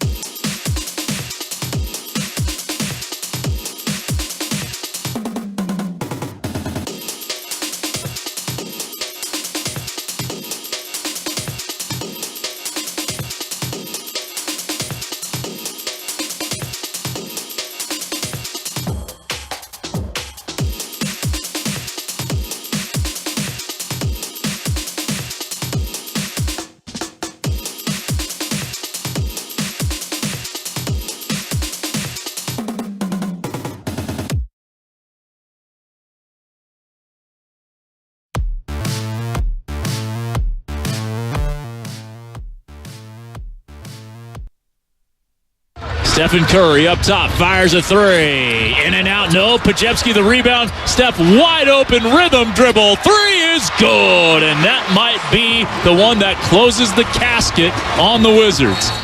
This is Stephen Curry, and you're listening to The Morning Roast with Bonte and The Butcher on 95.7 The Game. Sounds like Greek music. Is this Greek music? It's more Madonna. It's Madonna? We might have to audible. This is getting bad. This is getting bad. I don't know what that is. This is Hung Up. Hung Up? Just will you please Google top Madonna songs? This is one of the ones that comes up. Does it? Yeah. All right. What is the name of the song? It's called Hung Up. Yeah, I don't know the lyrics to this one, but... Yeah, that's... When does she sing? Well, no, we just play the bed. We don't play the actual, all right. This is... Madonna has a song called Quavo? Really? I don't know if you know about the Migos, FP. I think they're one of the greatest bands of all time. Who? Migos, man. Amigos? Migos. Come on, man. You ever hear the song Bad and Bougie? No. It's Bad and Bougie. We have like Vogue, Like a Prayer, Express Yourself, Borderline. I think that was one of her first ones. Anyways, Madonna was at the Chase Center last night if you missed it. Yeah, that's why we're playing Madonna. She's at Chase last night and tonight. Is she really? And tonight. So she's in town. 4 Decade Celebration Tour. Can we book her? Can we get her on? She might be asleep right now. Is she a roaster? She might be asleep right now. No. You know Bad and Bougie, the song. You get up at dawn when you're older, don't you? You sleep less. She's up. I'm trying to sleep more. I'm trying to sleep more. I got a good sleep score last night. Did you? I did. Do you have an Aura ring? No, I don't have the rig. I wear a mask. I have the CPAP machine. It's changed my life. How do you score your sleep? 1 to 100? Yeah, it scores at 1 through 100. Bad and Bougie. This is Bad and Bougie, Migos. Right, you know this. Yeah, come on, FP. You've been in the club, man. Stop playing. Stop playing, man. Migos, man. Bad and Bougie. Look at Lubman knock his head. Come on now. My number one song right now is Murder on the Dance Floor. I can't get enough of that song. I play it all day. So the sleep score is 1 out of 100. What was your sleep score last night? 94. Damn, dude. Got a great sleep. Did you get drugged up? Did you take something? No, I didn't take anything. Melatonin in? No melatonin. I don't do that. No melatonin. I took melatonin last night. I got to take something to sleep. Melatonin worked for like 2 days and I was done. Yeah. It was like, it doesn't work. So you just put your mask on? Put the mask on, close my eyes, and just try not to think about anything. Oh, that mask is super romantic, I bet. It works. It works after the romance. After the romance. You look like babe, put your mask on. You're like a fighter pilot going to sleep over there. There you go. Hey, babe, put your mask on. After romancing. After all the rose petals in bed and everything, just here's a mask. I'm jealous. You should be jealous. You should be jealous. I'm jealous that you sleep. A-Rob messed with Madonna too? Damn, everybody's had a crack at Madonna. Damn. She's been around the block, man. By the way, download the free Odyssey app and listen to 95.7 The Game wherever you go. Catch every Warriors game live on the app, along with all the music and news the Bay Area needs. Catch amazing interviews you missed, like George Sedano, Joey Willard, and Dibbs on Monday. We got Bruce Frazier coming up at the top of the hour. Anthony Slater, 8:30. Brad Graham at 9:20. Brad Graham, of course, covers the 49ers. He's in Indianapolis covering the Combine. We'll get to John Lynch in just a second here as we're rolling with the Warriors. But you asked me a question, FP, before the break, and I want you to reiterate that question. Draymond, Klay coming off the bench. He seems real comfortable with it. You guys did a great interview. It said it relaxes him. I want to know his defense after all the injuries he's had. To me, that seems like the part where he's exerting the most energy. Mm-hmm. Can he exert less energy on defense coming off the bench against another team's second team versus maybe guarding one of the opponent's best players? Or is that just a silly question to even think about? No, look, defensively, he's not the same guy. He's not the same all-ball defender. He's not the same off-the-ball defender. There's no secret there. And when he's in that starting lineup next to Steph Curry, obviously Steph Curry is going to take on the lesser role defensively to save his legs, and also because he's not the best defender in the world. You know, when everybody gets on Klay Thompson for his defense, I'm looking at the team and saying there's a lot of guys who don't play defense on his team, but we single out certain individuals for whatever reason. I don't know. But Klay's not the same defender whatsoever. But there were times last night, for example, he did defend Kyle Kuzma. He was trying to cover Kyle Kuzma. Now, he can't do it for 4 to 5 minutes at a time, but if he could steal a possession or two here and there, that's fine. Now, the Warriors also dropped into some zone defense last night.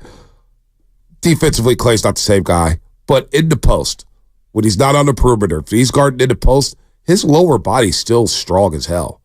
So if guys try to post him up, he's still a very able defender to defend those post-ups and defend guys on the block and be able to box out at a high level. So is he the same defender FP before the injuries? Hell no.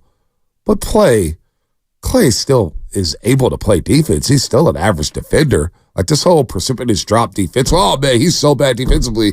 He's still better than Steph Curry. Still plays better defense than Chris Paul. At times, he still plays better defense than Jonathan Kaminga, who gets lost at times. So on a team that doesn't play defense as well as other teams in his league, it's just kind of crazy to me that we just single out Klay and say, oh, he's terrible defensively. Andrew Wiggins was awful defensively the first 3.5 months of the season. Now he's picked it up recently, and hopefully he comes back soon and deals with what he has to deal with. But come on, man, this whole team does. Even Draymond Green is not the same defender, FP.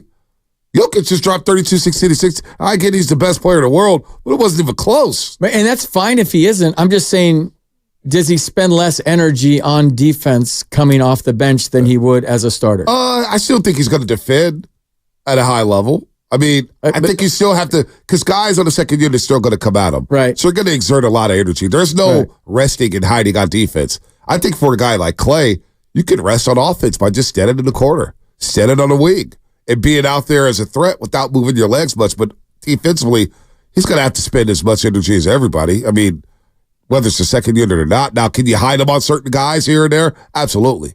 There's a non-scorer on the Wizards' second unit. Sure, maybe I'll hide Klay Thompson on him, and you can steal some rest here and there. But FP in this league, man, there's a lot of guys who could score, and there's a lot of skilled players offensively.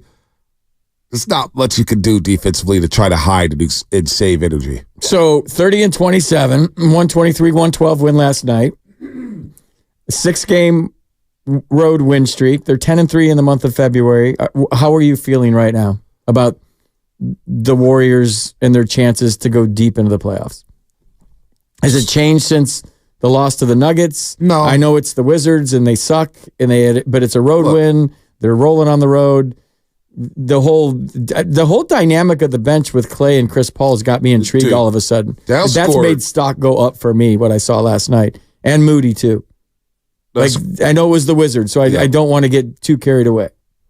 We see 46. The bench dynamic with 2 Hall of Famers coming off the bench. I saw it in play last night in action. It was against the worst team in the NBA or one of the worst teams in the NBA. So granted, but that dynamic to me has me feeling more positive about things than I did against the Nuggets on, was it Saturday, Sunday? Yeah, Sunday. The bench has been third in the league when it comes to scoring points per game. Last night, the bench outscored the Wizards bench 59-15. They were good, but they got better, right? They got better because Klay Thompson did that firepower. Now you're more explosive coming off that bench. Like, your bench was good. Now you got explosion because we know Klay could detonate at any moment. We saw it in the first half Sunday against Denver.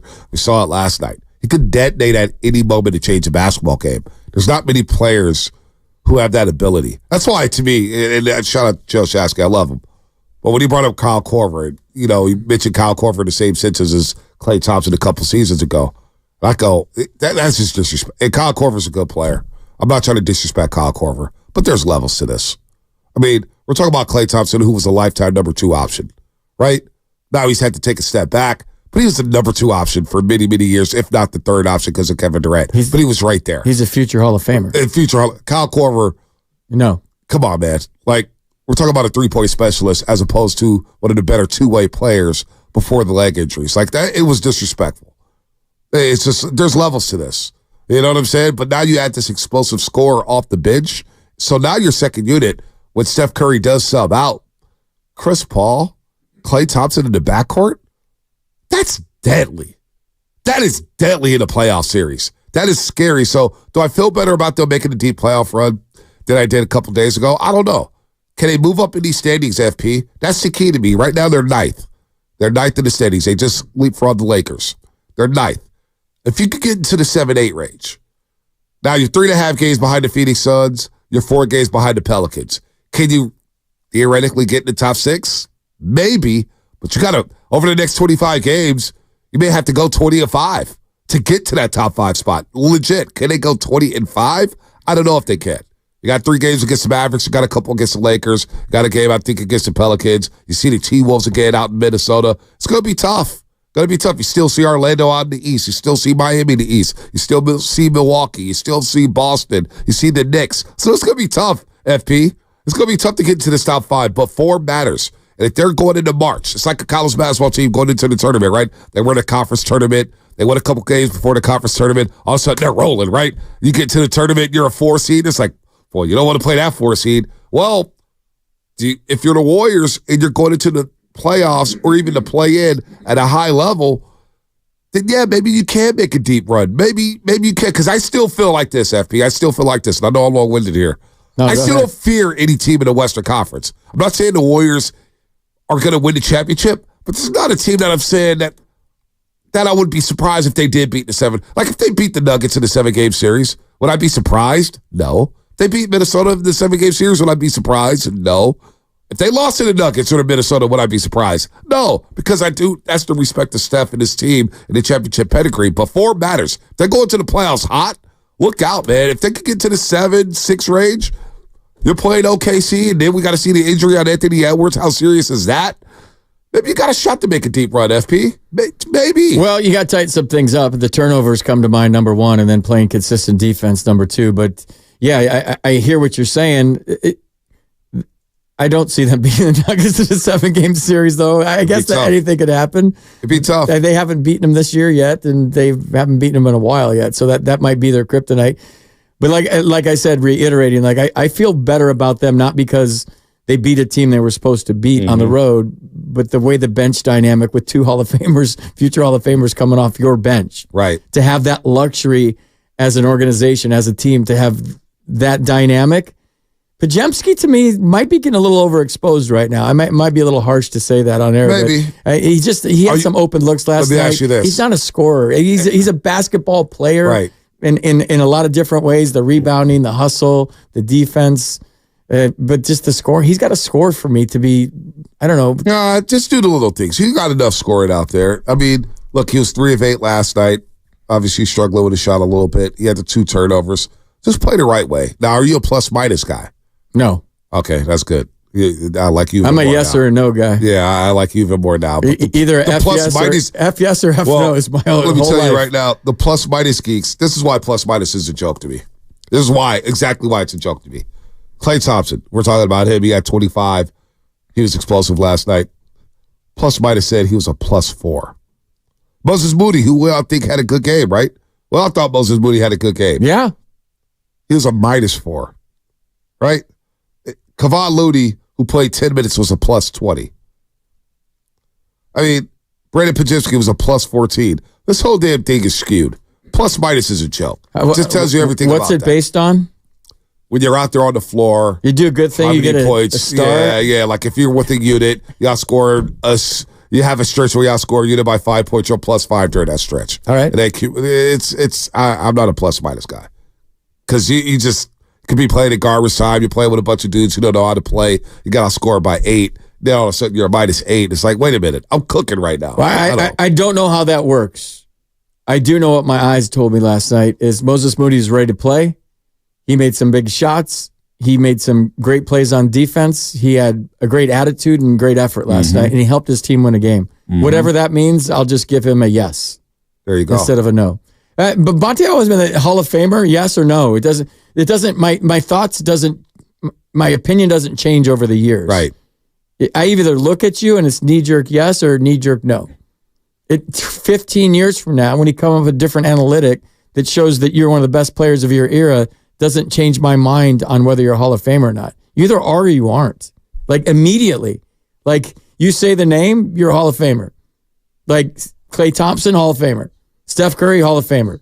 Then you name some borderline guy and you think about it, and then 15 years later, something comes up where you're like, oh, he was pretty good. I don't understand how guys get better over the years and now all of a sudden they're Hall of Famers when they weren't initially. That part That part always blows me away. I don't get it. Yeah. But do you think, look, I'm not going to go crazy over the Wizards again, but 4 matters. They won 11-14. They've won 6 in a row on the road. The Warriors, that is. They are playing better basketball. Now, can you start to beat some good teams here? Look, if a team is shorthanded, you don't apologize for it. You stack the win. It is what it is. At this time, beggars can't be choosers. You got to just go out there and win basketball games. But it can get hot here. And with Chris Paul back in the fold, in the playoff series when the game does slow down, Chris Paul's going to get you in a position to get quality shots. And the difference between Jordan Poole and Chris Paul, you saw it on this, and I love Jordan Poole. I'm a big Jordan Poole fan, and I feel actually bad for him. Last night was atrocious. It was hard to watch. I felt bad for him too, man. He's going to feel bad for himself when he watches the film from last night. The film don't lie. And there was 3 straight possessions in that third quarter where he airballs a 3. He doesn't get a shot up. The ball slips out of his hand. He gets a shot blocked by GP2. I mean, it was 3 possessions where he literally gift wrapped the Warriors 8 points. It's like, here you go. And all of a sudden, the Warriors go on that run. He turns the ball over 6 times. He had more turnovers last night, FP, than field goals made. And then defensively, remember the Draymond Green is one of the last sequences of the game where Draymond Green throws a bounce pass from half court, they get a layup. And Jordan Poole's right in front of him. And he jumps into the passing lane, but his hands stay on his side. He jumps away. It was just so awkward where he jumps away from the pass. It's like, if you had your hands up, maybe you get a deflection. Defensively, he stands straight up, FP. How are you going to play defense when you're standing straight up? He loses his when he's defending a guy, he loses his guy all the time, whether it's box outs or running off of screens. That difference between Chris Paul and Jordan Poole, even at the age of 39, you see Chris Paul get the team in the right set. He organizes the team. He doesn't turn it over. Where Jordan Poole is just helter-skelter, and I don't know how much the punch had to do with it, but right now, that guy is not a $32 million a year player. Chris Paul's solid. Chris Paul's solid. And you see why Mike Dunleavy, he deserves some credit for making that move. You know what? We need a point guard here. We need a professional in here to get the second unit rolling. And now Chris Paul alongside Klay Thompson, TJD, and at times JK is going to be deadly for opponents. But the difference is right there, FP, right in front of your eyes. There's no feeling sorry for guys at the highest level because they're professional athletes, are making a lot of money. But I felt bad for Jordan Poole last night. He looked defeated to me. Just like his body language looked defeated to me. And when you put yourself in his shoes, you think about it, you come out of University of Michigan, you're back and forth, your rookie season, all of a sudden you start to blossom and flourish. You're talking about him as a perennial all-star, the replacement of Steph Curry. He's making 40-footers left and right. Mm-hmm. He leads them to a championship, then you get the contract. So you go from all of that to a championship, a ring, and a contract. And then you have a horrible season. Right. And everybody's, what happened to Jordan Poole? They get traded to the worst team in the NBA, or one of the worst teams in the NBA. He's gone through a lot. If we're going from the human sports psychology standpoint about this, he's gone through a lot. He's went from the top of the mountain to now to the bottom. And there's 2 ways you can go with this. It takes a lot of mental toughness to pick yourself up off the mat and go look, I'm still in the NBA, still got an opportunity. Right. But then you looked at his body language last night. You looked at his facial expressions. He just looked defeated. He did. He looked defeated. He even picked up a technical. No doubt carry. He looks different to me. He was goofy last night. It was like, what happened to this guy? We haven't been fine focused on the Wizards for obvious reasons. Right. Why would you? Why would you? Why would you? Other than Jordan Poole. So in that regard, he's been through a lot. And the punch. And I said this yesterday, and it might have been misunderstood. If that punch derails his career, then you have to maybe question the mental toughness of somebody. Mm-hmm. And that's. I hope that didn't have anything to do with it. I hope that he can turn his career around because it was tough to watch. I felt bad for him last night. I usually don't have the pity pot or empathy for players because, hey, it's big boy sports. Pull up your pants. You're making $30 million a year. Figure it out. But last night watching him, because he helped us win a championship as Warrior fans, there had to be some sort of empathy there last night watching this guy. The Warrior fans still love Poole. That was hard to watch. There was Warrior fans getting autographs for Poole. They still love him, but that was bad. That organization may not be the best for him. The structure around him, he needs some veteran help. It's going to be a long offseason for JP, no doubt about that. All right, but based off what we've seen so far, folks, 888-957-9570.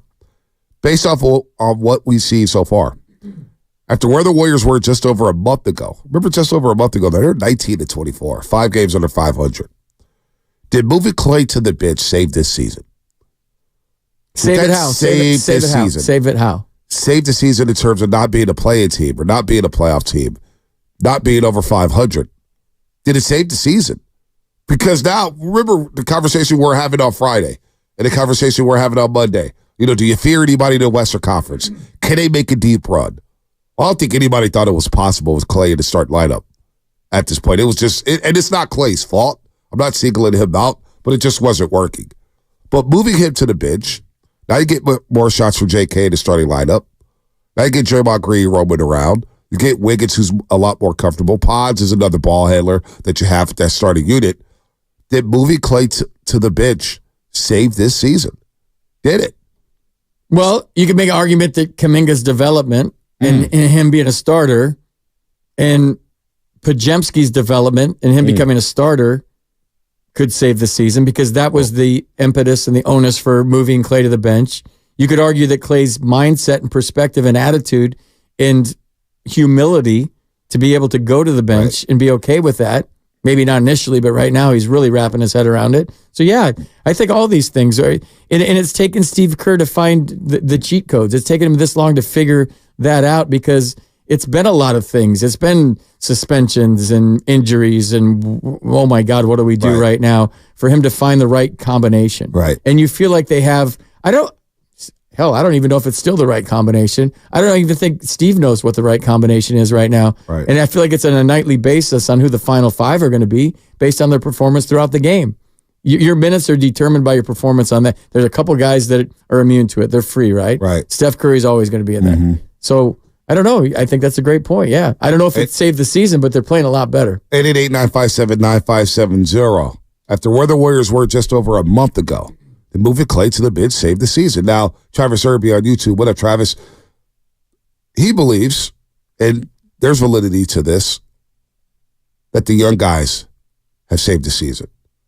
Kaminga starting and ascending. Pajemski ascending. They saved the season. I could subscribe to that. Kaminga coming on in his third year, having that third-year leap, has a lot to do with where the Warriors are at. All of a sudden, you got a player there. We were talking about maybe trading the guy. Boy, all of a sudden, he's a player. He drops it 21, 6, and 5 last night, 10 to 13 from the floor. It doesn't take a 3. Saying that's huge. Let's go to Daker in the city. Daker, what's happening? What's up, morning, gentlemen? I love what Klay's doing. I love how he's kind of accepting this. I said it before. I kind of likened it to Robert Horry. You just got to fill your role. It's about matchups. And like FP said, your play determines your minutes. Even finishing games, you're not going to just throw out the guys you want out there because that sounds right. You need to neutralize what you have to neutralize and create the dynamic you need to finish. I just think when it comes to that second unit, it's deadly. And like we all know, Steph Curry on any team, they have a puncher's chance, right? And bottom line is, if we can get that right combination of veteranship and youth, we pretty much have like 2 different starting units, and I love it. Props to Klay. I hope he really, really takes this in stride. And yeah, man, I don't know if it saved anything, but I think we have found maybe the next stage, and I hope it grows. So, good call. All right, y'all. Have a good good call. The next stage, the next chapter of Klay Thompson's career, the next stage. Off to a good start. The next are you reading the YouTube chat right now? What did they say? There's a lot of like Jordan Poole had that great year, let him do a championship. And is that Brock Purdy? Is Brock Purdy going to be like Jordan Poole and fall off? Boy, well, I'd be lying if the thought didn't cross my mind once or twice. I'm still on the Brock Purdy bandwagon. Well, let me tell you I'm this, not that FP. much of a front runner, but that thought has crossed my mind, dude. It's not about being a front runner, FP. It's about knowing Kyle Shanahan and who he is. And if you don't believe that if Brock Purdy regresses at some point this season with a contract on the line, we're talking about contract years. Think about that. Shanahan will pivot in a heartbeat. Possibly. You don't think Kyle Shanahan's thinking about Kirk Cousins right now? You'd be a fool to think not. I'm not believing Shanahan. Kirk Cousins. Dude, Kyle Shanahan, when it comes to quarterbacks, I don't trust him. He will move off you in a heartbeat. I'm not a Kirk Cousins guy. I watched that Netflix quarterback show, and he's a golly jeepers. Dang it, guy. FP. Me and you were in lockstep here. You like that? I was in Maui watching that, right? I'm at poolside Maui. He's such a nice, he's a great dad and a great husband. Like, God bless him. Look at it like this, FP. And I'm going to tell all our audience out there, look at man, I've been blessed. Staying at the Grand Wailea in Maui was next level. Now, it cost me a pretty penny. I need a basketball season to hurry up and get here to make up for that trip. But I was at the Grand Wailea watching the quarterback doc poolside. And when I'm looking at the internet and I'm hearing Kyle Brandt on Good Morning America said, Kirk Cousins stole our hearts in America with the quarterback doc. And I'm like, the biggest takeaway was Patrick Mahomes is a badass. Yes. That's the biggest takeaway. Dude. He's great. And these other guys are just guys. He's a fierce competitor. Here's how I looked at the quarterback doc. Mariota stock down. You quit on your team. You got surgery when you got benched and you moved to Las Vegas.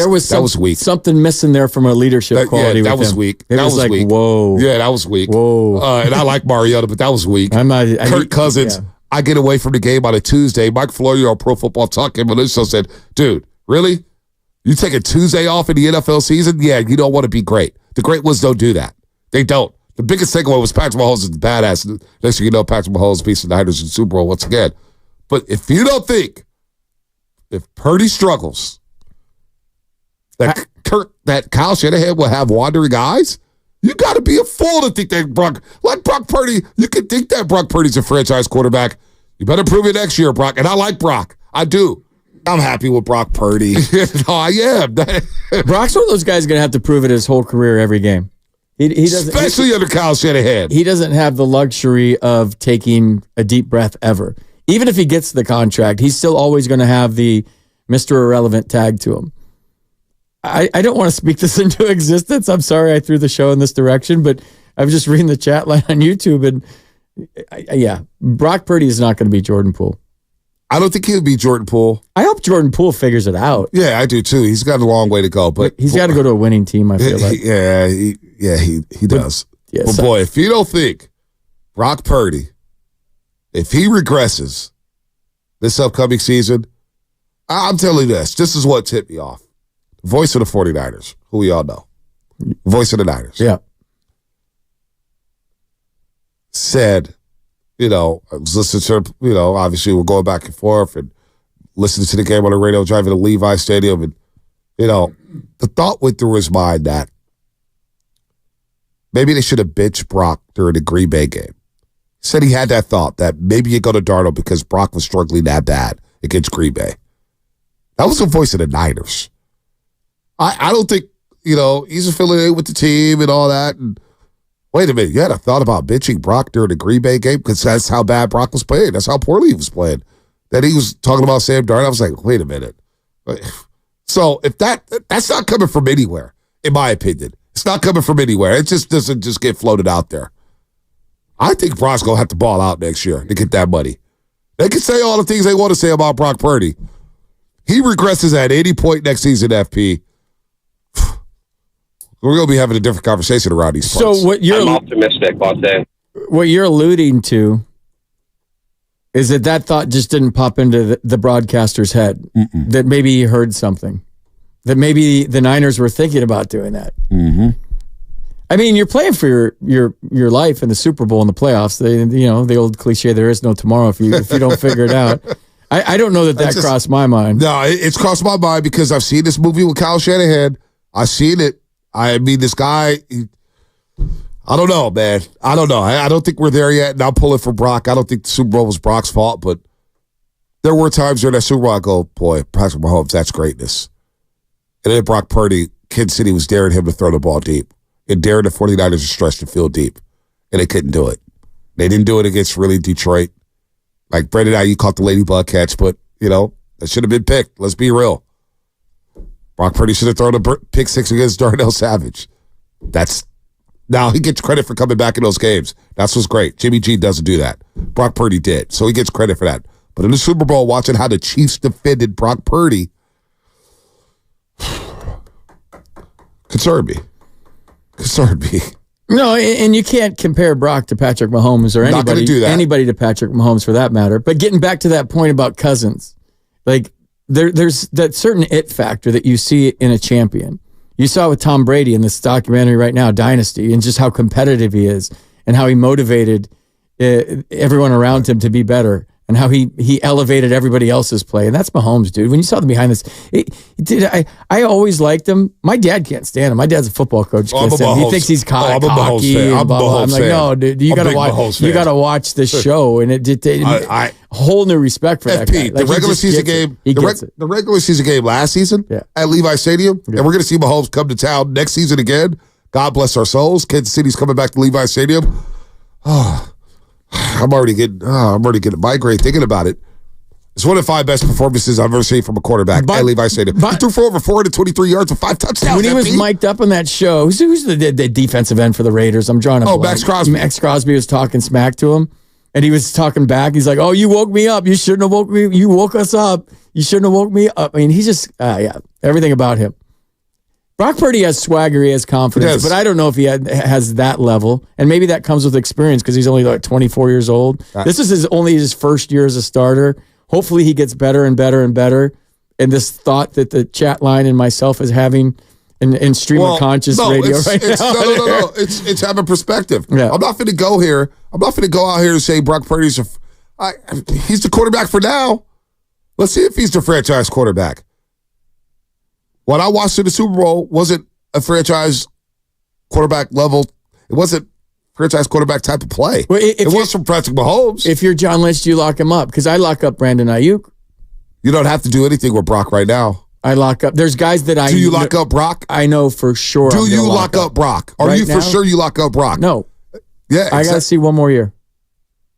And then. And there's nothing wrong with that. Is that okay? There is nothing wrong with that. I got to see. It's better that you said it than me because if I said it, I'm the hater and I'm a Trey Lance fan. No, I love Brock Purdy. See, I like Brock Purdy. His story resonates with me, but the story is still incomplete. Hey, we got Warriors for the next hour, but I cannot wait to get back to the 49ers because I want to revisit this. Let's go to the lines because you said so. OFP. Well, just before we move on, I'll just throw my little nugget there. I would probably give Brock a deal now. Yeah, I'm not doing that. Just to add to that discourse. I'm not doing that. BPA, Brian in Palo Alto, one of my faves. What's up, BPA? Hi, how are you? I'm doing all right. So, I mean, come on, guys. Obviously neither of you, like anyone that knows football at a pretty advanced level knows in the Super Bowl that Brock Purdy was pressured like 27 times in the game, right? Like, so he didn't really have a lot of time to throw the ball.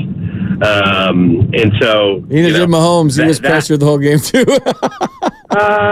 In the fourth quarter and overtime, Mahomes had all day to throw the ball. Well, that's because no one was within a country mile of him in the fourth quarter and overtime. Well, you know why BPA? It was low management for Bosa. He was on why BPA? It was those 3 and outs stacking up in the third quarter that kept the defense on the damn field and tired their asses out. How about you get a first down in the third quarter? If you want to know who called Brock Purdy as quarterback, John Lynch did yesterday.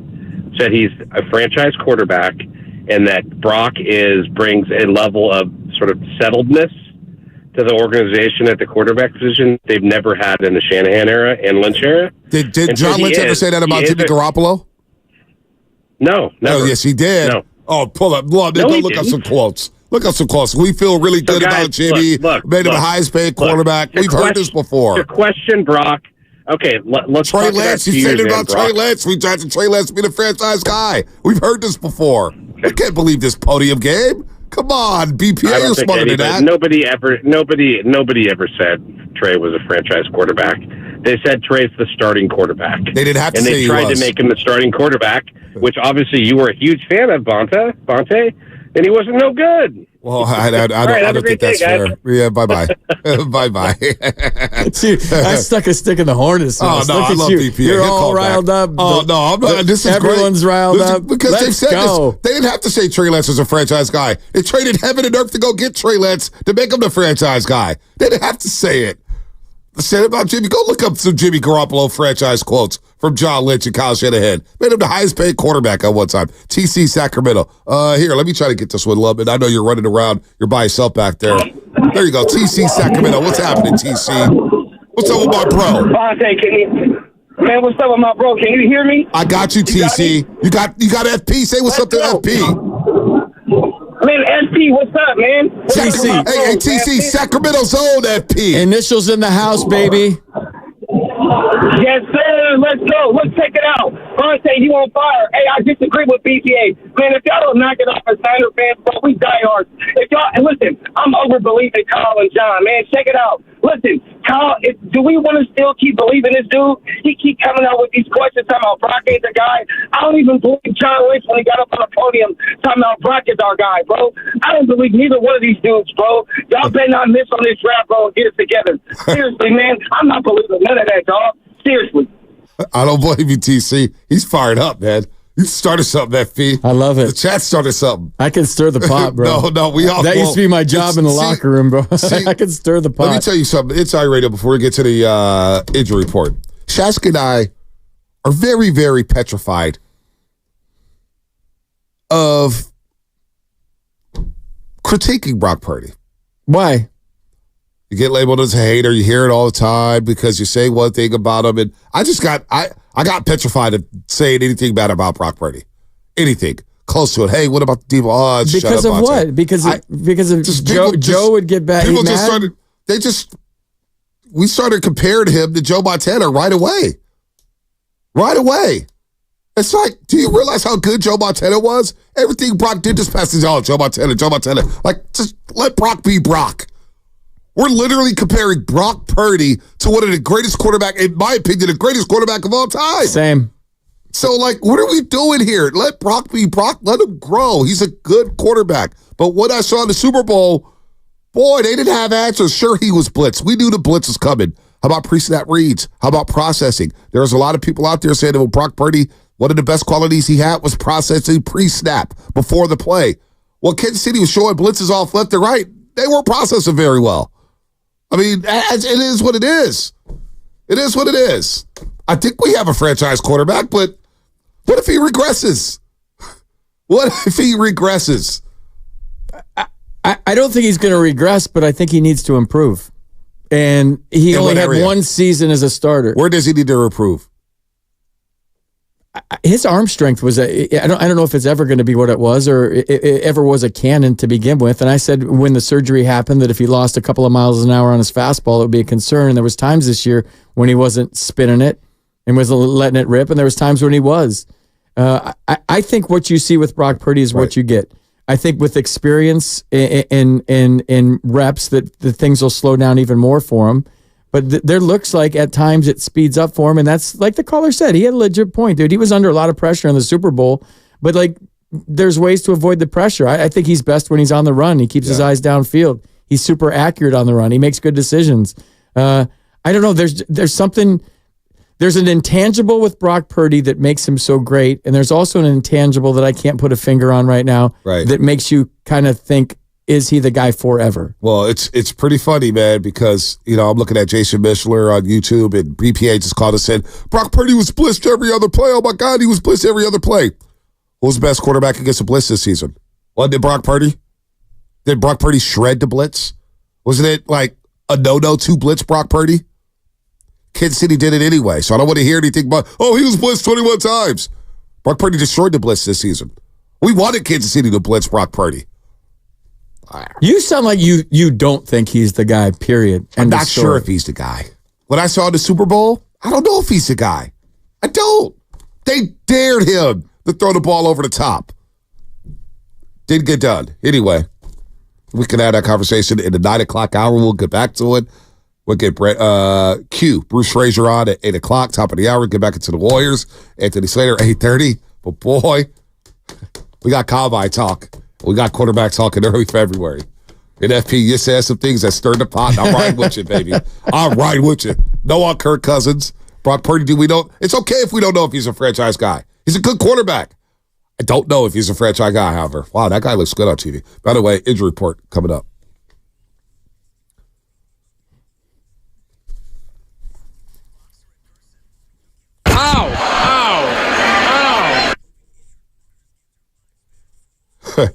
I'm seeing this. Aztec Pride. Hey, Bonte, you sure you're not a Raiders fan? No, I have season tickets with the 49ers. I wear 49ers gear all the time. You've never seen me in silver or black. I'll never root for the Shield. Stop it. Stop it. We can't criticize our own. So sports is all about. I'm not going to cheerlead up here and say everything is fine and dandy. Hey, we got a quarterback. Let's give Brock Purdy $200 million. Stop it. Stop it. Stop. Tristan Beck, sent back to San Francisco. In case you don't know who Tristan Beck is, he's a pitcher for the Giants. Discomfort in his throwing head, delaying his spring debut. Manager Bob Melvin revealed to reporters that this was an issue that had been bothering Beck for a while before the team made the decision to send him back to San Francisco, with fellow starting pitcher Keaton Wynn already sidelined with elbow soreness. Giants' already thin pitching depth is being tested early on in spring training. I talked to Tristan. He came home and there's something funky going on with his right hand. Oh, wow. Yeah, so hopefully he's okay. Hopefully he's okay. Something weird's going on with his right hand. And they want to find out what it is. Lord knows the Giants need starting pitching, and they need starting pitching depth. Cannot have two guys and a bunch of openers. That won't fly this season. It didn't fly last season. The injury report brought to you by Boxer Girls in Northern California's premier workers' compensation law firm, helping injured workers get their lives back for over 40 years. What's coming up in the game brought to you by Fremont Bank, full-service banking, no compromises. Q live from New York, assistant head coach of the Golden State Warriors, to talk about the Dubs and how well they're playing recently. 11 in the last 14, 6 in a row on the road. We'll talk to Q, take your calls, then Slater, take more calls, get the Brad grab. We've got a lot going on in the roast here on the Warriors Wednesday.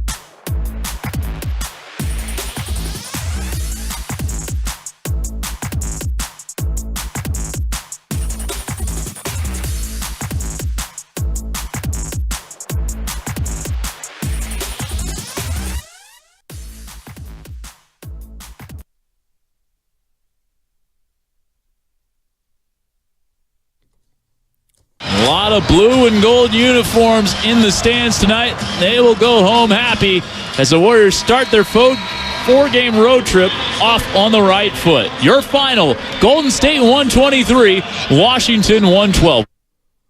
Oh,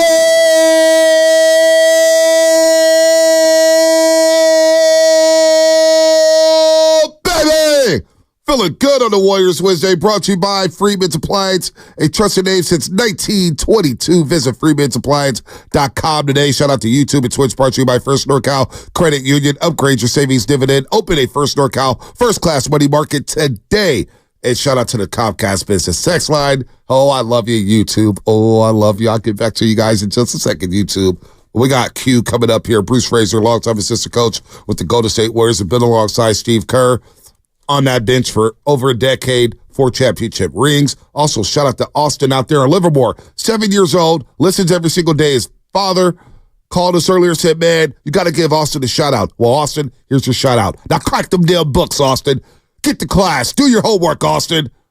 We got your back. By the way, good morning to everybody out there getting off the graveyard shifts. Good morning to all the overnight dancers, firefighters, security guards, custodians, union workers, recology workers, garbage men, janitors, mailmen, mailwomen, postal service, postal office, UPS drivers, FedEx drivers, DHL. I'll rock with you, but I still love you. Good morning to you guys as well. Teachers. Big shout out to the teachers. Big shout out to the teachers. Parents in line right now, dropping your kids off at school. Absolutely. Waiting to get to the front of the line. Absolutely. All the minivans are in front of you. Absolutely. I know one thing to wake up people everywhere. I do. We're not even in March yet. You bring up Brock Purdy, and boy, oh boy, it will get people going crazy. Got you going. Well, it was like, somebody came at me and was like, Baldy told you all year Brock Purdy was this. Well, Baldy kind of backed off of Brock a little bit. And he said, I need to see it for the Ravens game. And we know what happened during the Ravens game on Christmas night. He threw 4 interceptions. Should have been 7. Like, legit 7. It was bad. Bad. So, let's not forget the most important offensive player on that football team is Christian McCaffrey. Like, come on. Let's get out our feelings. We all like Brock Purdy. We all want him to succeed. He's really good. He's just not great, and maybe he becomes great. And then there's a thing above great called special, and that's what Mahomes is. Ooh. So maybe someday he becomes that, but he just started. He's 24. He started for one season, There's season. people who think he's special. Like, honestly, he's not special. Special's rings. You giving Brock Purdy $200 million right now? $200 million. Right now? Right now. I got to see one more year. That's fair. I got to see one more year. And I think Brock Purdy always has to play the chip on his shoulder to be the guy that we think he is. So it's good. Yeah, just he probably loves criticism. He probably loves doubters. Yeah, he does. That's the fuel in his gas tank. That is. So yeah, I would love to see another year where he was just the same or better than this year. You know who else loves doubters? Bruce Fraser, Warriors assistant coach, right now chilling in New York City, where the Warriors will take on the New York Knicks tomorrow for the second game on his 4-game road trip. Last night, they get the road trip started off with a big win against the Wizards, outscoring up 38-17 in the third quarter. 3 games over 500. Q, Bruce Fraser joins the morning roast here on 95.7 The Game. Long-time roaster. What up, Q? Good morning, man. Or I should say good afternoon for you, huh? Got to sleep in a little bit? Well, getting there. Time changed, but we got in a decent hour last night, so all good this morning. All good this morning, all good with the team right now. You guys have won 11 of the last 14, 6 straight games on the road, but everybody wants to discuss Klay Thompson because of him coming off the bench here. And look, I never believed that coming off the bench was a demotion. I thought the biggest issue maybe you guys would have this season, which we could touch on later in the interview, is who's going to finish the game, who's going to play in the last 5 minutes. I think that could be the biggest, situation for Steve Kerr here, the most difficult situation. But Klay Thompson having the perspective, and last night we just talked to him on television on NBC Sports Bay Area. He's played well coming off the bench here. Are you surprised at how seamless that transition has been for Klay Thompson? I'm not surprised in what he's done. I didn't know how he'd take to coming off the bench, but he's been incredible about it. So, and he's been, as you've seen, playing really well in that role. So, he's obviously capable, and I think he's just for whatever reason, he's a little more composed and accepting. So he's been great. Q, do you think he was pressured because obviously it's a contract year? We've all talked about it on this station. Everybody across the globe, everybody covers the NBA. Klay Thompson, what he's going to do after the season, or where he's going to re-sign him? He's going to start. He's going to come off the bench. Do you feel like that was weighing on him? It just maybe the pressure of trying to become the player or become that same player he was before the injuries? Yeah, I mean, I think there's, without knowing exactly what he's thinking, there's a lot of things within why he wasn't, he may have been pressing for the contract. I think he just, more than anything, wants to be great, loves the game, and things weren't going as well for him for several reasons. So, he wasn't his best, and I think maybe coming off the bench has made him change his perspective maybe a little bit. And for whatever reason, he's playing a lot better. So it's great for us, And I think Klay just wants to be good, and he loves the game. I know that sounds kind of generic, but it's who he is. He's a basketball player, and the game means a lot to him, and his performance means a lot. So he wasn't performing at the level that he wanted, and I think the change in perspective has helped. So we're seeing really good results because of it. There's another guy that seems to love the game is Moses Moody. I mean, talk about him for a second. I mean, that's not easy to not play, all of a sudden start, contribute like he did last night, the attitude, the effort that he had. I mean, that speaks more about the human being, the man, than the player. Talk about how he's stayed ready and how he's helped you guys this year. Yeah, I mean, he's a really good teammate, and he's kind of an old soul, and he's kind of wise beyond his years, so he's still learning the game a little bit. But as far as a human being, he's a really good person, and so he's one of those guys that's almost an old pro while being young, which, if that makes any sense, is a little bit of a contradiction. But he's one of those guys that'll stay ready, and he wants to be out there. So he's probably not happy about the minutes that he's had in the past, but he's ready. And so you saw that last night where, we inject him into the starting lineup, and he plays really well. So he's capable with his skill, and he's still learning the game a little bit, but he's a good piece, and an old pro for a young mind. No doubt about that, man. We love that about Moses Moody, man. He doesn't react. He just plays the game. And you're right. He's a veteran, even though he's in his third year out of Arkansas after leaving as a freshman. Chris Paul obviously came back last night after missing 21 games. And look, I thought his shot was coming around before he got hurt, before the left hand injury. He's shooting 40% from three in the previous 14 games. Seems like he picked up where he left off. And now you have this combination of Klay and CP3 in the backcourt. How excited does that make the coaching staff to have those two Hall of Famers in the backcourt together going against the second unit to help stabilize the non-Steph Curry minutes? It was, I mean, CP was incredible last night, not just with his shooting, but just his playmaking and, organizing, kind of getting the guys, in sets, and just, he's a, as you know, consummate pro, and just, I was surprised that he was that good, only because he just hasn't been playing much, and he's been diligent about his rehab though. So he is a tireless worker, and he's been going at it and then getting extra work in. But still, just to step out on there and do what he did last night was impressive.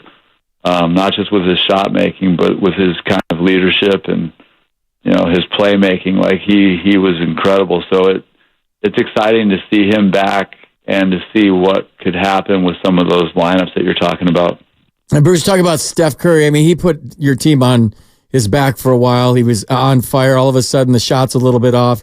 How do you keep him fresh down the stretch? Is he tired right now, or is it just that's what shooters do? They go through periods where it just ain't happening. But I feel like, he put out so much energy and effort for so long that maybe at this point in the season, he's only human. Maybe fatigue setting in?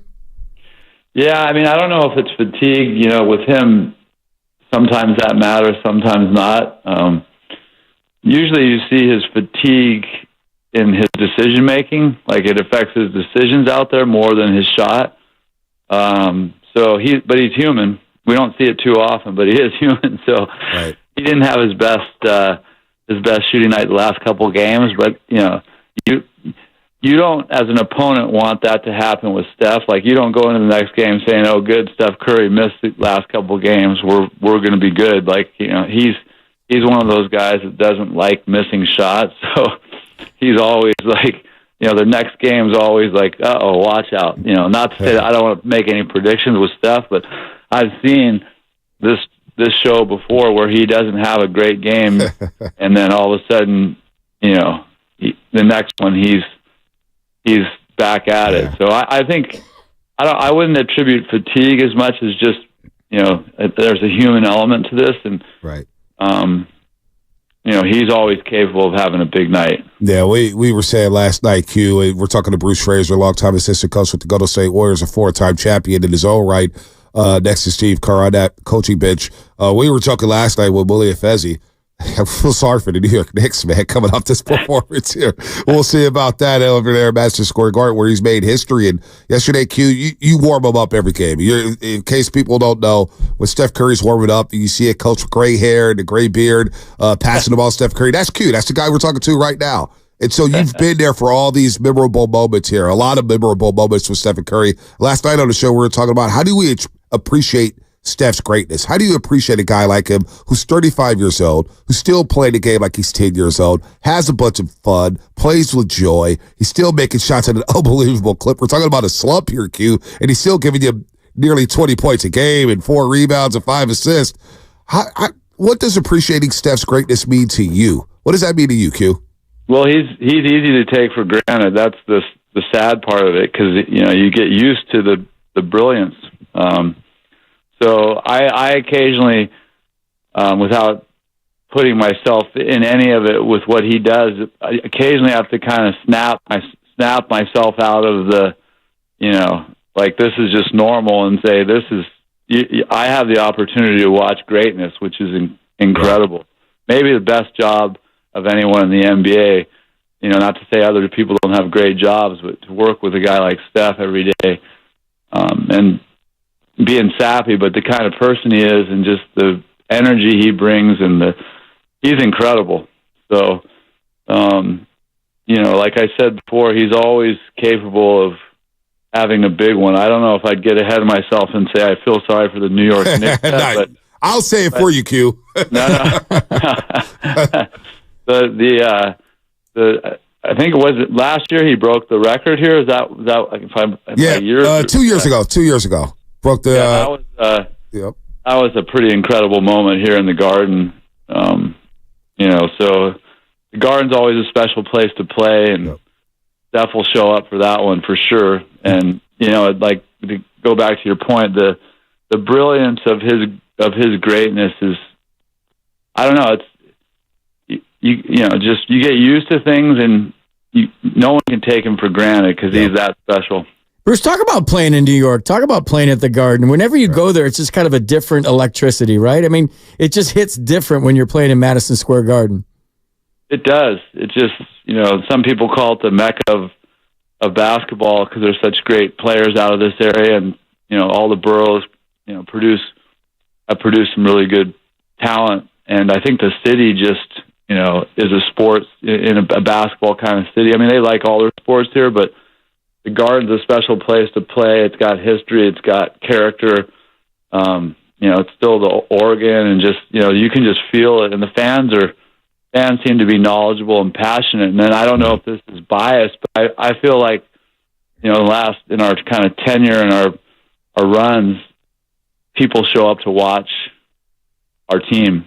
Yep. And Steph and Klay and all, I feel like they come out to watch, and they appreciate, that brilliance. I keep using that word, but those guys we've been so good, and we still are, and, we play a good brand. So I feel like that, combined with the history of the Garden, it's always a little electric in there. No doubt. 11 years ago yesterday, he dropped 54 at Madison Square Garden. 8 years ago yesterday, he had that crazy shot in Oklahoma City where Mike Breen goes, bang! bang, bang. Oh, what a shot. He drops 46 and 12 threes, and we still can't wait for the 30 for 30 to see what happens at, I'm not even going to bring that up. Q, last one here. What do you do in New York? All right, you guys probably have shoot around. Well, like Klay Thompson yesterday said he's going to Central Park to play chess. Hopefully he has bodyguards, and hopefully somebody can watch over him. But what do you do in New York City when you got the day off? Do you wander around Central Park? Do you go see the Statue of Liberty? We're going to go check out New Yankee Stadium and go see the monuments. What does Q do in New York? That's a good question. I had some work this morning without sounding important, and then I've got some of the afternoon off. So Klay Thompson, back to him, will not have a bodyguard. That's the beauty of Klay. He'll be walking around Central Park, probably solo with a friend and playing chess. That's Klay Thompson. Not that he plays chess a lot, but that kind of story or what he might do is always, fun to hear. I'll probably try and find a good place to eat tonight, maybe this afternoon, and cruise around the city. And no tourist stuff. I'm past that. Not that I'm above it, but right. I won't get to some of that stuff. But I'll try and get out in the city and enjoy it. We got a possible rain coming, so that might limit my. But I'll try and get some exercise and try and enjoy parts of the city and see what happens. The good thing for me right now, and I hate to say it this way, is I don't have a plan. That's kind of nice. That's good when you don't have a plan. No plan. Gosh. It's the best. You don't have to adult today, Q. You can just live your life. I have nothing on my list, which is nice. Yeah, Bruce, good. You know what I used to do? Just go walk around and try to get lost. That's my favorite thing to do. You have no plan. Just walk out of the hotel, try to get lost. You got your phone, you know where it's going to be. But I used to do that every day on off days in New York. I'm going to go out and get lost and see what I run into. I love it. That's what I'm gonna do. I'm gonna take that advice. There you go. We love that. QA. Bruce, we always appreciate the time you give us here on the morning. Also 95.7 The Game. You guys are playing well. 11-14, 6 straight on the road. We're excited to see where these last 25 games go. 3 games over 500. You guys are getting healthier and healthier and healthier. Hopefully get Wiggs back soon here to see what happens over these last 25. But Q, thanks for the time, man. Come up to good work. We'll see you tomorrow in New York City. All right, thanks, guys. Appreciate it. Anytime, Bruce Frazier. 4-time champ here on the morning roast on 95.7. Dude, you walk out of the hotel and then it's a grid system, so it's hard to get lost. Yeah. And you always got an Uber or a cab you can jump into and you say, I'm staying here. But just like walk out and experience the city, like feel the energy of Manhattan. Dude, it's Chicago and New York are my 2 favorites. But New York just hits different, dude. It's just I once ticked off a lot of people when I used to work with Stardy Guru. I said, New York is overrated. That city's overrated. Dude, it's the best. Let me say this. And I'll walk that back because every time I go to New York City, it gets better and better and better. I've never had a bad trip. I've been there when it's snowing and it's been freezing temperature. That's when me and my boy Edwin, we got lost in the strip club in Manhattan back in the All-Star weekend. Don't want to bring that up, but one summer I went to a Giants-Mets game out at a Citi Field, and the Giants won. They ended up winning the World Series that season. Was it 2014, I want to say? Maybe 2012. But every time I go to New York, it gets better and better and better. Last time I went out there, I got to see Keith Thurman fight Sean Porter at Barclays Center. I saw I scalped the ticket in the Yankees game, met up with some friends. I mean, New York, it does... I get why it's a city. And the city it just feels like a hustle city, right? Yeah. You feel the urgency. Just when you get on the subway, you see the people walking around, moving all nights, all parts of the day, all hours of the day. I do love New York. The more you go, the more you get a routine, the more you get a rhythm, and you know where to go. And then once you know where to go and you have your spots, in whether it's meatpacking, whether it's Soho, wherever you go, whatever borough you like, whether it's Midtown, you get your restaurants. One of my favorite things there is Central Park's always a show. Like just going for a run in Central Park, especially in the summertime when everybody's laying out, is really cool. But like, I don't know, it's just one of my favorite cities to go to. Always has been, always will be. You get a. What about Toronto? Do you like Toronto? This is the part I think you'll appreciate the most. When I walk down the streets of New York City, everybody dresses there. They do like dress. The guys have sweet suits on. The ladies, they're all dressed to the nines. Like you're at your top of your game, whatever you do, if you move to New York and you work in New York. Fashionable. Hey, YouTube, listen, YouTube. When I was in New York, I was single. This is pre-Anna. I've never been to New York with Anna. Never went to New York when I was dating Anna. So relax. Don't be snitching on me. All right? I was your young Bonte. But listen, this is a great road trip in terms of cities. Yeah, man. D.C., New York, Toronto.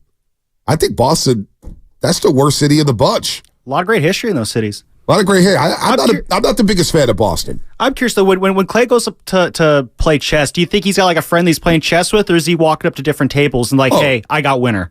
I got next. Imagine you're just chilling, playing chess in Central Park, not caring the world on a Wednesday, and then Klay Thompson comes up, and is like, hey, can I get next? Right. I mean, Klay Thompson's the same guy who got lost walking the streets of New York, and he saw these people scaffolding, and he goes. And some news station just randomly interviews him. They didn't even know who he was. And so they interviewed this guy. I saw that. And he's just like, yeah, I'm looking at the piping and everything like that. It's like, that's who Klay is. That's who Klay is. But a great city. Do you like Toronto, by the way? I love Toronto. Okay. I love Canada, period. Yeah, I'm half Canadian, dude. I spent 7 summers in Canada. That's right. I love Canada. You play with the Montreal Expos. Speaking of the Expos, and maybe we could do this later in the week. FP, I want to get your thoughts on this documentary on Netflix about the Expos that's coming out. I'm a little pissed they didn't call me for it. I'm a little upset. But again, not for today, but maybe later in the week. Did they call you? No. Stiffed you? He stiffed me. Toronto's. I would have given some good sound bites, dude. I don't care. Dude. I would have talked about Shea Perry a lot. Toronto's an unbelievable city. I didn't want to go to Montreal. I need to go to Montreal one day. Montreal's better than Toronto.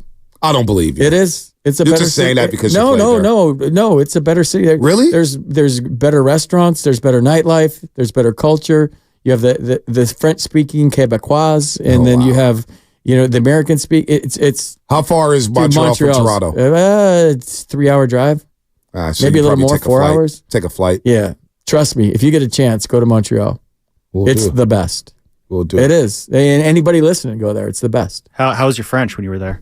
My French is. I just know dirty words in French. Oh, there you go. That's all you need to know. I know some dirty. I know the whole Canadian national anthem in French. Can you I can sing it. Quand ton bras s'est porté l'épée, il s'est porté la croix. Ton histoire est une épopée des plus brillants exploits. I can sing the whole thing. I can sing I know the whole. That's by osmosis, dude, and that is a sick national anthem. By the way, so it gets me going, dude. Wow. Especially at it's an elite. What about at a hockey game? What about Canada? When they sing it, that's the national. Can you sing it? Because I like to sing. I'll sing it with you, dude. It gets you going. It gets you going at a hockey game. Dude, no, you're right. They cheer through the whole. I'm getting goosebumps thinking about it. Cheer. Go to a Habs game, dude. No, I know. I've been to I went to a Sharks game when they played the Edmonton Oilers. In the playoffs. Go to a Leafs game. Go to a Leafs game. Go to a Habs game. Oh, Canada. Oh, Canada. I don't know any more words. That's how it goes, dude. But nice try. I try. Oh, Canada. We sing the Canadian national anthem better than we do our own. Yeah. It might be my favorite national anthem, even as terrible as that to say. It gets me fired up, dude. It does. Right, it's a great national anthem. What's coming up in the game brought to you by Fremont Bank, full service banking, no compromises. Everything we didn't ask Bruce Frazier, we'll ask Anthony Slater on the other side. On the other side, we'll talk about the long-term prospects that are going to State Warriors in these playoffs. Klay Thompson, Chris Paul. He had a very interesting story about the fit with Chris Paul and Klay Thompson. Anthony Slater coming up on the roast. You don't want to miss that. That's brought to you by Fremont Bank, full service banking, no compromises.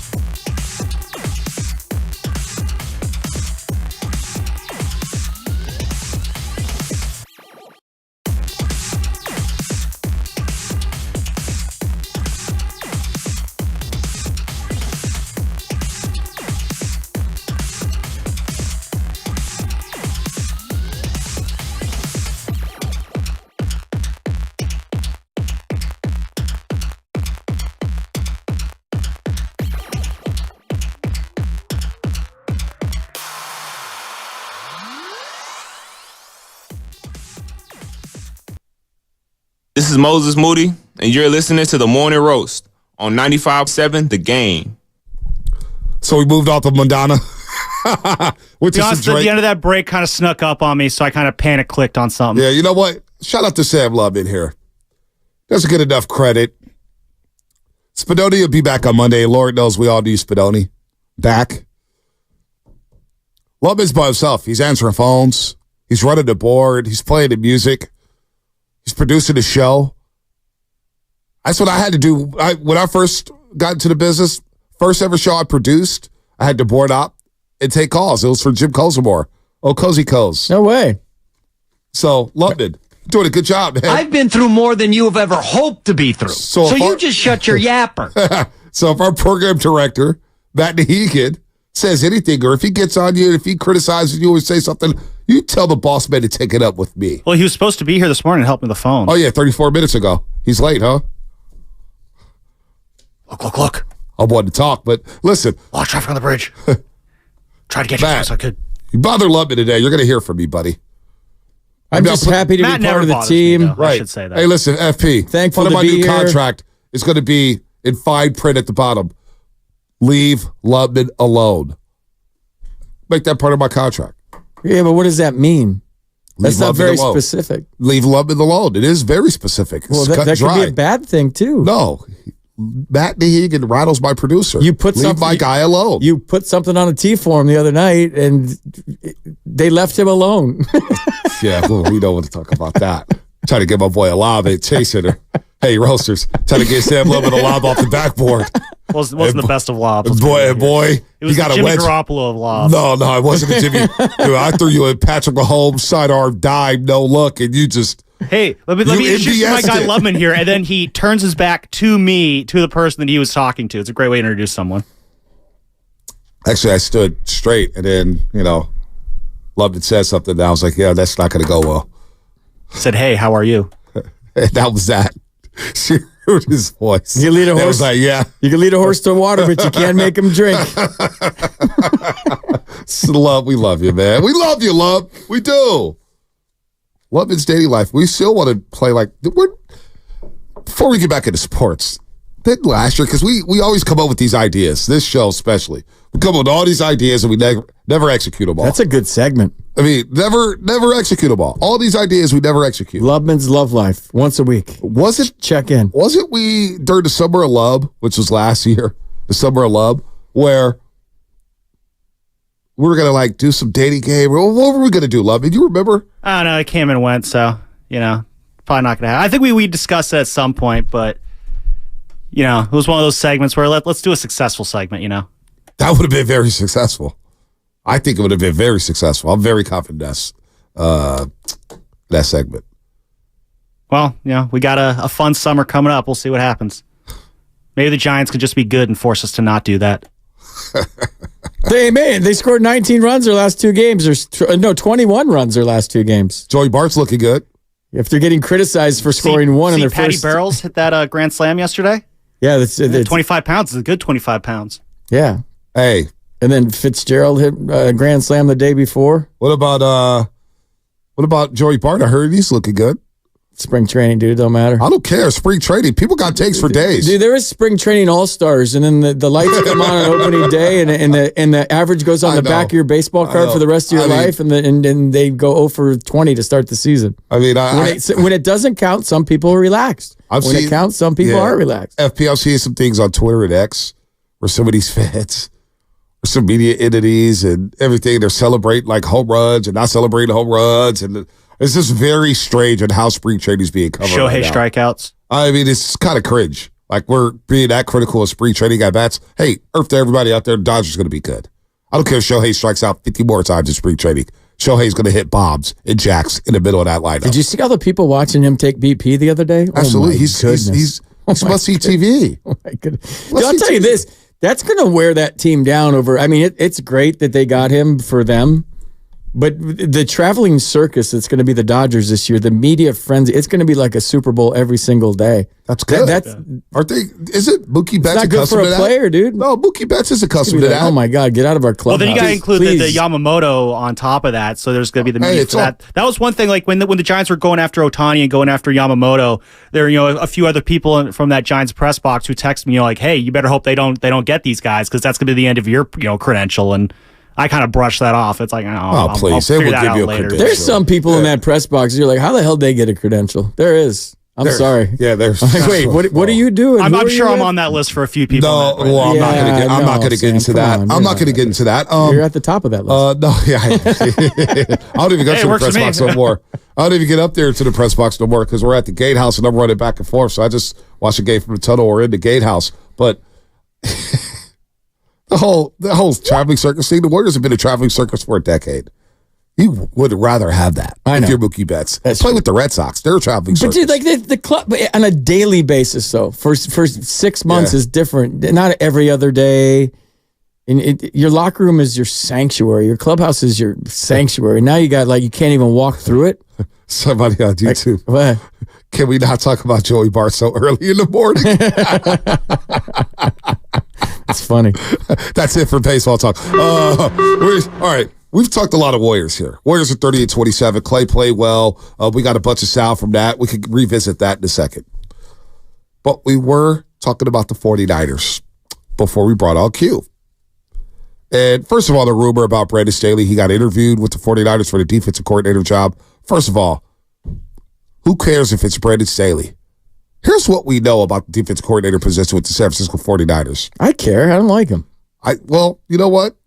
And maybe as a head coach, maybe as a coordinator, it's different. Some people can't stand up in front of the room. Some people are not meant to be head coaches. That doesn't make them bad coaches. So I should back up from that. But as a head coach, I think he's one of the worst that ever was. By the way, programming note, Anthony Slater is on a train going from Washington to New York. It's really, really loud. We're going to push it back to 8 o'clock There's a quiet car. Get in the quiet car. Nah, he's Slater, man. He's, the athletic, man. They got to save some money. Right.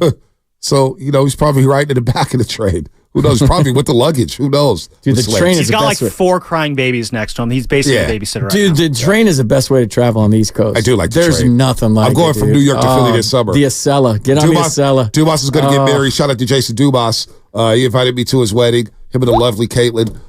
Ed and I are going to go out to that wedding. We're going to take a train from New York to Philadelphia to go hang out with Jason Dumas. We'll go see Philadelphia. By the way, that same weekend, the Braves are in town to take on the Phillies. I'm staying right by Citizen Bank Park. I may go check out my boy Ronald Acuna Jr. and Ozzie Albies and the great Atlanta Braves, Matt Olson and Austin Riley. That's baseball. Philadelphia, that's baseball. The hell we're watching out here with the San Francisco Giants, I don't know what that is. But that's baseball over there with Atlanta and Philadelphia anyway. So to your point about the trade. Y'all getting locked up. I got no friends anymore. Oh, you got plenty of friends, FP. You act like, dude, y'all getting locked up. Y'all getting locked up. Dude, if you follow FP Santangelo on Instagram, lifetime deals. You'll just see a subtle picture of him drinking some champagne. You think FP Santangelo is drinking champagne by himself? Yeah. It's highly doubtful. I go solo. No, you do go solo. I go lone wolf. Yeah, you do go lone wolf. Yes. Going lone wolf, there's nothing wrong with that. It's good. I used to love going to movies by myself. Got places right across the street. I'm bored. I just go talk to my buddies and bartenders. I went to a movie by myself. I don't have any friends. I live by myself. Yeah, I used to do a show by myself. There you go. I don't have friends. You did do a show by yourself. Everything's by myself. Everything's by yourself. This is fun having a friend to talk to while you're on the radio. AFP. This is great. This is just show business. This We're not is really awesome. friends. I know. We're not really friends. I don't even know you. I don't even bother you after What's your last name? I'm kidding. So John Lynch talked to the media yesterday at Indianapolis. Scouting combine's going on right now in Indianapolis. And John Lynch and GM of the 49ers are talking to everybody and taking questions and answers or whatnot. So we know what the needs are and everything like that. But boy, the defensive coordinator job, first of all, let's start there. So if it is Brandon Staley, let's say if it's Brandon Staley. Obviously, I know the PR hit and what the fans are going to say. Brandon Staley, defensive coordinator, are you kidding me? But again, I want everybody to keep in mind, Brandon Staley will not be able to run Brandon Staley's defense. When you come sign up, and it was proven this past season, when you sign up to be the Niners defense coordinator, you're going to be running Kyle Shanahan's defense. The defense he wants run. The scheme he wants. He wants wide nine. What does wide nine mean? The defensive line is wide out. Both sitting together, edge rusher, whether it's Reddy Gregory or Chase Young, are going to be lined up outside the tackles, way outside the tackles. All right? The defensive line, tackles are going to be in the B gaps at times, sometimes in the A gap. You'll play, but the scheme is going to be the same, basically. So how much power, how much juice will that new defense coordinator have under Kyle Shanahan? So I'm not throwing my arms in the air saying, oh my God, Brandon Staley. Because I understand, FP, you're really running Kyle Shanahan's defense. There's a delivery in the way you go about it. There's a dynamic and a vibe that's already been set there, and I think they need somebody to accentuate that dynamic and that vibe. To me, it's not about X's and O's with the Niners defense. It's about enthusiasm. It's about a young coach. It's somebody that's dynamic, that's going to feed off their energy like D'Amico did. Those guys, Fred Warner knows how to run that defense. Nick Bosa knows what he's doing. They just need a guy that's younger and more dynamic for me. It's not about schemes. It's yeah, but do they have to get better at stopping the run? Were they sloppy at times this year? It wasn't the same defense as it was in previous years for a lot of different reasons. Hufanga and injuries but it has to be somebody dynamic. I want somebody that motivates and it is there on the sidelines and it's as enthusiastic with the way they play. That wasn't there last year. Do you think it could be there? Steve Wilkes wasn't that guy. He just wasn't that guy. Could it be with Brandon Staley? Could he motivate these guys? I don't know Brandon Staley enough as a coordinator versus a head coach, but as a head coach, he seemed very stoic. So he coached the outside linebackers with the Rams in 2021. Yeah, and he was the D coordinator he was the defensive coordinator with the LA Rams in 2020. Outside linebackers coach with Denver in 2019. I think diversity is a factor too. Yeah, I do. I think there needs to be more African American coaches in the NFL. So like, I don't know who you get, but I want somebody that. Would you want Bill Belichick? No. Dude. You don't want Bill Belichick as your defense coordinator? No. Why? Just because. I want somebody young and dynamic. Did you not just hear me? That's not young and dynamic. He's a head coach. He's old, but his defense was dynamic last year in New England. I know. No, I don't. I'll give somebody a chance, dude. I want some new blood. I want some fresh blood. Give somebody a chance. You want an inexperienced guy, just somebody to give a chance. Because my defense is a Super Bowl ready team. We just had an experienced defensive coordinator. How'd that go? I want somebody young and dynamic that maybe is enthusiastic about the position, is going to be fired up every single day to come to work. You think Wilkes was fired up every single day to come to work? I don't know that. I wasn't in the room. All right. It did not appear to be. He did not appear. See, I push back on that because, a lot of the Niners lost 5 games last year. Lost 5. They lost to the Rams. What is wrong with them? They lost 5 games. Right, they lost 5 games, literally all season. I'm not going to count the Rams game, but they had the 3-game losing streak where everybody pointed the finger at Steve Wilkes or whatnot, and we turned a blind eye to Brock Purdy throwing 2 fourth-quarter interceptions in back-to-back games. Whatever. You got a concussion. Let's make excuses. But, again, I don't care how young, old, dynamic, if you're just kind of deadpan, if you're just stoic, you're running Kyle Shanahan's defense. So, who's going to do that? I have no idea. I would take Mike Vrabel in the heartbeat. Why do you say they're running Kyle Shanahan's defense? He's an offensive guy. He cares about offense. I know he cares about the defense too, but it's not. He doesn't run the defense. Well, Steve Wilkes mentioned earlier this year, midway through the year. Steve Wilkes, and we have the quote, "I'm still learning the scheme." When he was hired by Kyle Shanahan told him, this is the defense I want, Ryan. Now, if you want to throw some wrinkles here and there, sure. But Wilkes wasn't able to bring his assistant coaches to run his defense. He had to come in and coach with the holdovers on the 49ers staff that was with Robert Saleh and D'Amico Ryans. So he came into a situation where he had to change up. Steve Wilkes is a blitzy type of guy. He loves to blitz, press man, all that stuff. 49ers don't do that. They run a lot of zone. So why do you get hired? Beaters. Why do you get hired? Ask Kyle Shanahan. That's on Shanahan. So that's why it is Shanahan's taking more authority in the defensive meetings. Again, he wants to run this. Originally, when he came, he ran the Seattle defense, the cover 3 scheme with the wide 9 defense. Now they adjusted and ran 2-man defense, which means 2 safeties on the hash. You play 2-man deep. You don't let everything over the top. And you got your corners playing a little bit of zone, sometimes man. But Shanahan doesn't want to do a lot of man. He loves his zone. So that's why I say it's Shanahan's defense. Okay. We talked to Crocker about it earlier this year, too. Eric Crocker, he's a great follow, 49ers Lockdown podcast.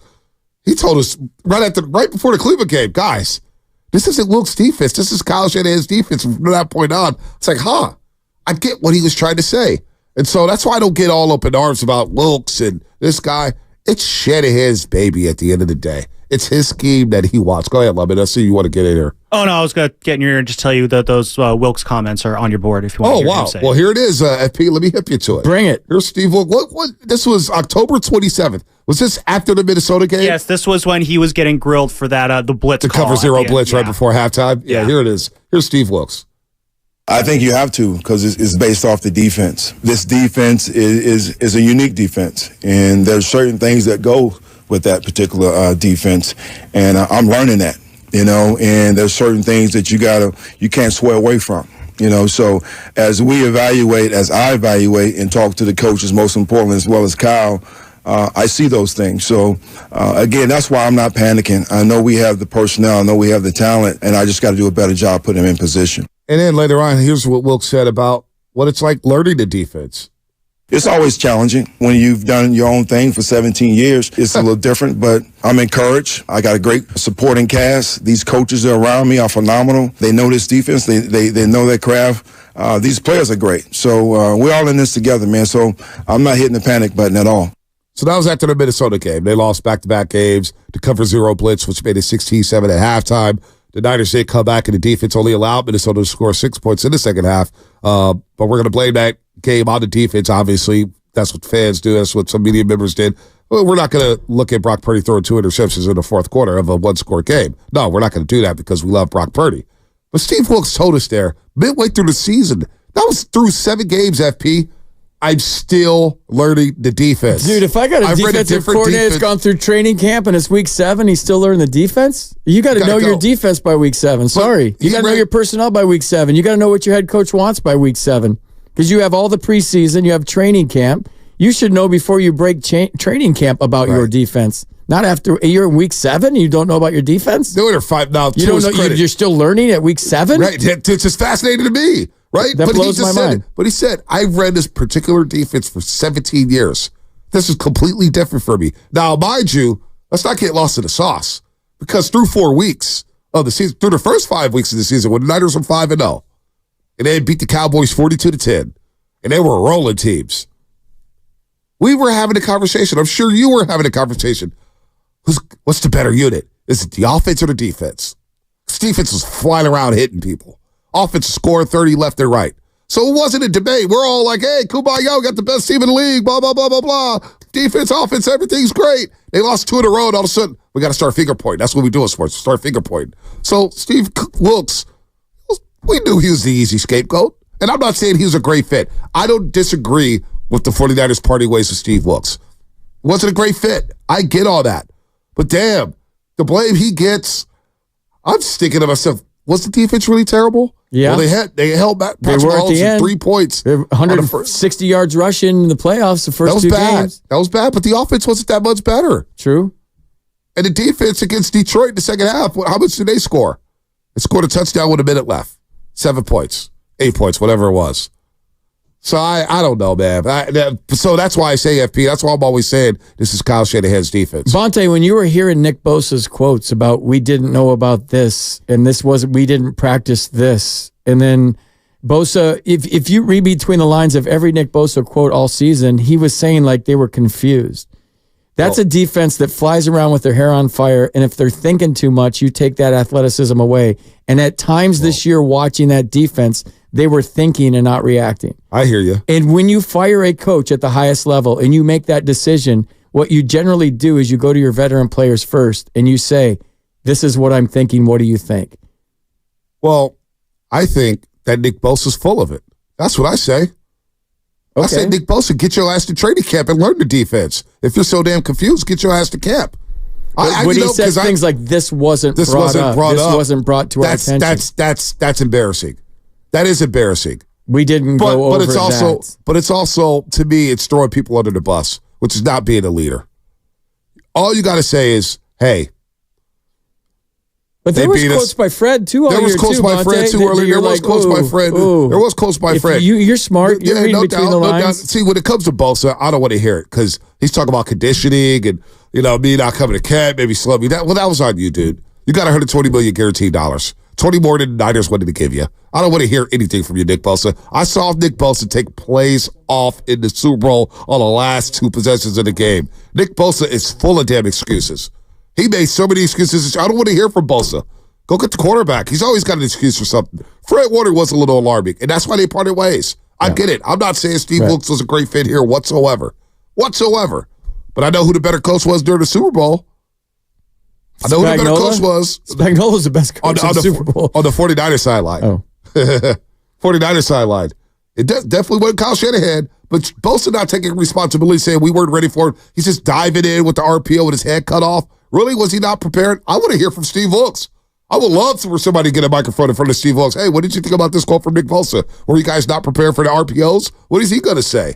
Now I want to hear from Steve Wilkes. Now I want to hear from some other people. When Wilkes was in the booth in the press box, and then he was coming down, Fred Warner had some really big quotes about that. He did. About how he would feel more comfortable with his coach on the sidelines. Here it is. You got October 29th, which is funny because the first 5 weeks, nobody said anything about the press box. Niners were 5-0. Nobody had a problem with Wilkes being in the press box when they were 5-0.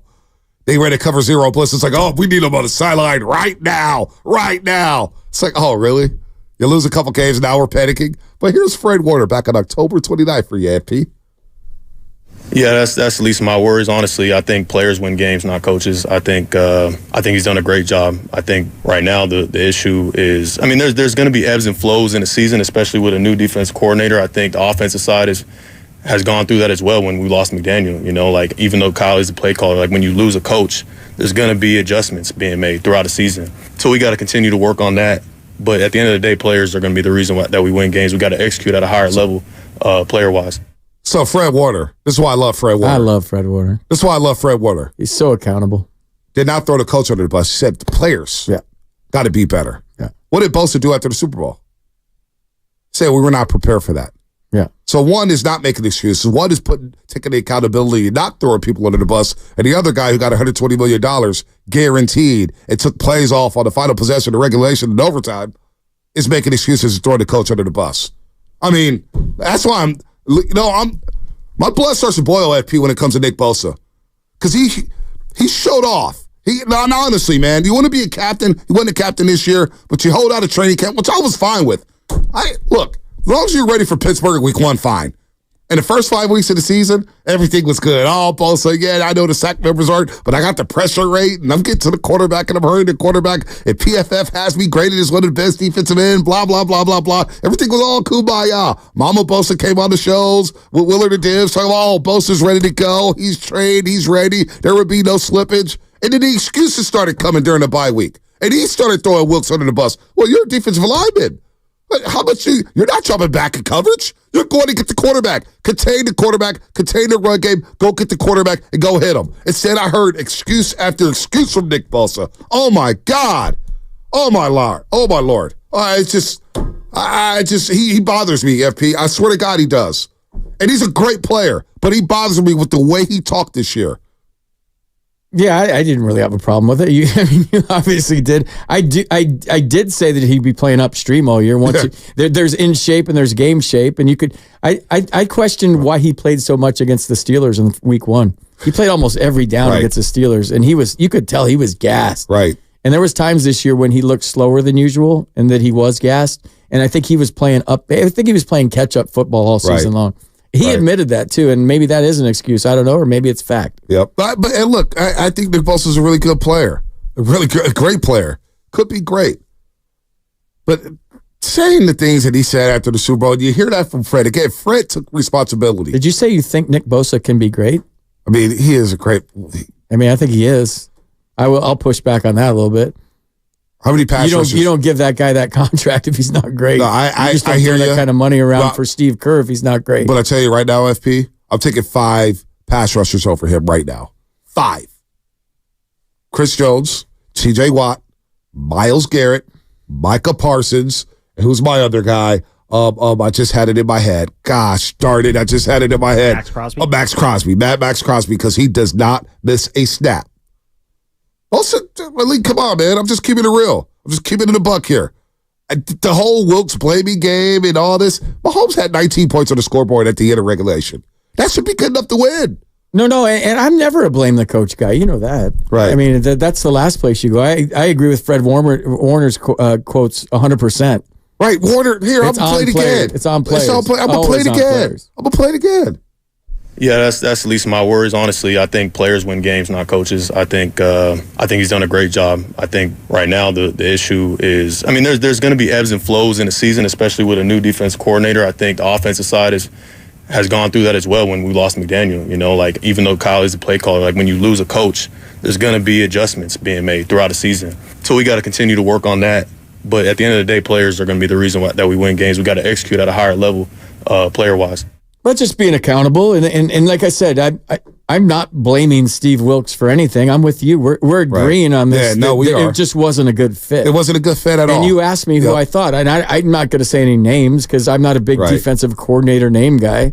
I'm not that deep into the weeds in the NFL. You said Belichick, and two alpha males, and that ship is passed. I want somebody young, dynamic, and enthusiastic, like D'Amico. I miss D'Amico. I love D'Amico Ryan. Love D'Amico. I miss him. D'Amico. And he's doing a hell of a job in Houston as a head coach. He's got guys that want to play for him. Right. The biggest mistake young coaches make at any level is they want to show their players how smart they are versus getting their players to play for them. If you can get your players to play for you, then all the X's and O's and the strategy takes care of itself. Right. So you want to say, hey, I'm the smartest guy in the room. I'm smart. No, get your guys to play for you. And that's what D'Amico did. He got his guys to play for him. And they played such a passionate. 2 years ago, not last year, but 2 years ago, this is the first time in my fandom, my 49ers fandom, I was more excited to watch the defense than the offense. Yeah. When the defense came on the field, when they got the NFC Championship game 2 years ago, that was fun. They were playing a dynamic brand of football. They were playing with their hair on fire. They were playing sideline to sideline, whistle to whistle. They were being athletes. It didn't look like they were thinking. They were just reacting. And that had a lot to do with D'Amico. And he was young, and he was dynamic, and he was fired up. He was running down the sidelines, and they were running to him. And it was like a party every time they had a turnover. And that's what they got to get back to, that sort of enthusiasm. I agree. On the sidelines, that kind of coach. Whatever the scheme is, whoever's in charge of it, doesn't matter to me. I want somebody to be young and enthusiastic like D'Amico Ryans. What's funny, though, is that we have a bunch of professionals here who need a rah-rah type of guy to get going. They don't need it. It just adds to it. It's like gas on a fire. It's the NFL, You should motivate yourself. I agree, but that helps, dude. You always want to get patted on the ass and said, good job. No matter how long you've been playing, no matter how good you are, that never gets old. But you know what's funny? We love D'Amico now. His first year, we're all saying, boy, they missed Robert Saleh. Oh, man, Robert Saleh. Oh, my gosh. Robert Saleh, blah, blah, blah, blah, blah. Oh, man, Robert Saleh. And then when D'Amico first, and then remember 2022, his last season here, they went through a spell where they were giving up points left and right. They let Marcus Mariota had like one incompletion. We're talking about Marcus Mariota. They had a game. They had one incompletion. The Chiefs come to town the next week. They dropped 44. One of the greatest performances I've ever seen from a quarterback. They were throwing deep. They were throwing short. They did whatever the hell they wanted against D'Amico's defense. And they dropped 44. So they all have had these struggles. Wilkes was no different. I agree. Wilkes was a bad fit. He was a bad fit. But all the finger pointing at Steve Wilkes and saying that, his defense, blah, blah, blah, blah, blah, this was Shanahan's defense. Okay, this was Shanahan's defense. The defense, since we're so harsh on the defense played well enough to win the Super Bowl. For crying out loud, they held Mahomes 3 points in the first 9 possessions. My question is, where the hell was the offense? Where's the MVPs? Dude, where's the greatest play caller? Dude, the Chiefs' defense was better than the Niners' defense. They're the best defense in the NFL, second best defense in the NFL. Nobody knew that until the playoffs. Nobody knew that. Well, they didn't have a lot of names. They told Shanahan, we're stacking 10 in the box. If you didn't know that before the playoffs, you weren't paying attention. They were the second best defense in the NFL all year. Run defense, scoring defense. Niners had the third best offense. So I'm just saying, best offense, man. You get to that level, that was a great defense they went up against. They did. But the play calling left a lot to be desired. The throws left a lot to be desired. That's good enough to win. We want to blame Steve Wilkes. And all I'm saying, FP, and all the losses the Niners had. Let's exclude Week 18 and the Rams. Cleveland game. Well, Wilkes got a lot of heat. Trey Grillo didn't play that game, got hurt or whatnot. Purdy couldn't throw the football that game. He didn't have a grip on it. It was wet, remember? see, we make excuses. Now I'm saying you are, but that was a lot of talk about. The offense went 3 and out 8 straight times in that game. Cleveland scored 19. You had a lot of people, Wilkes couldn't beat P.J. Walker. They lose to Minnesota. Minnesota scored 6 points in the second half. That was a stupid blitz. That was a stupid-ass blitz. That was dumb. It was a dumb blitz. But you know what? Those are 2 dumb throws by Brock Purdy in the fourth quarter, right? Right. But Wilkes got all the heat. We're all talking Wilkes, so he comes out to this sideline, whatnot. They get cooked by Cincinnati.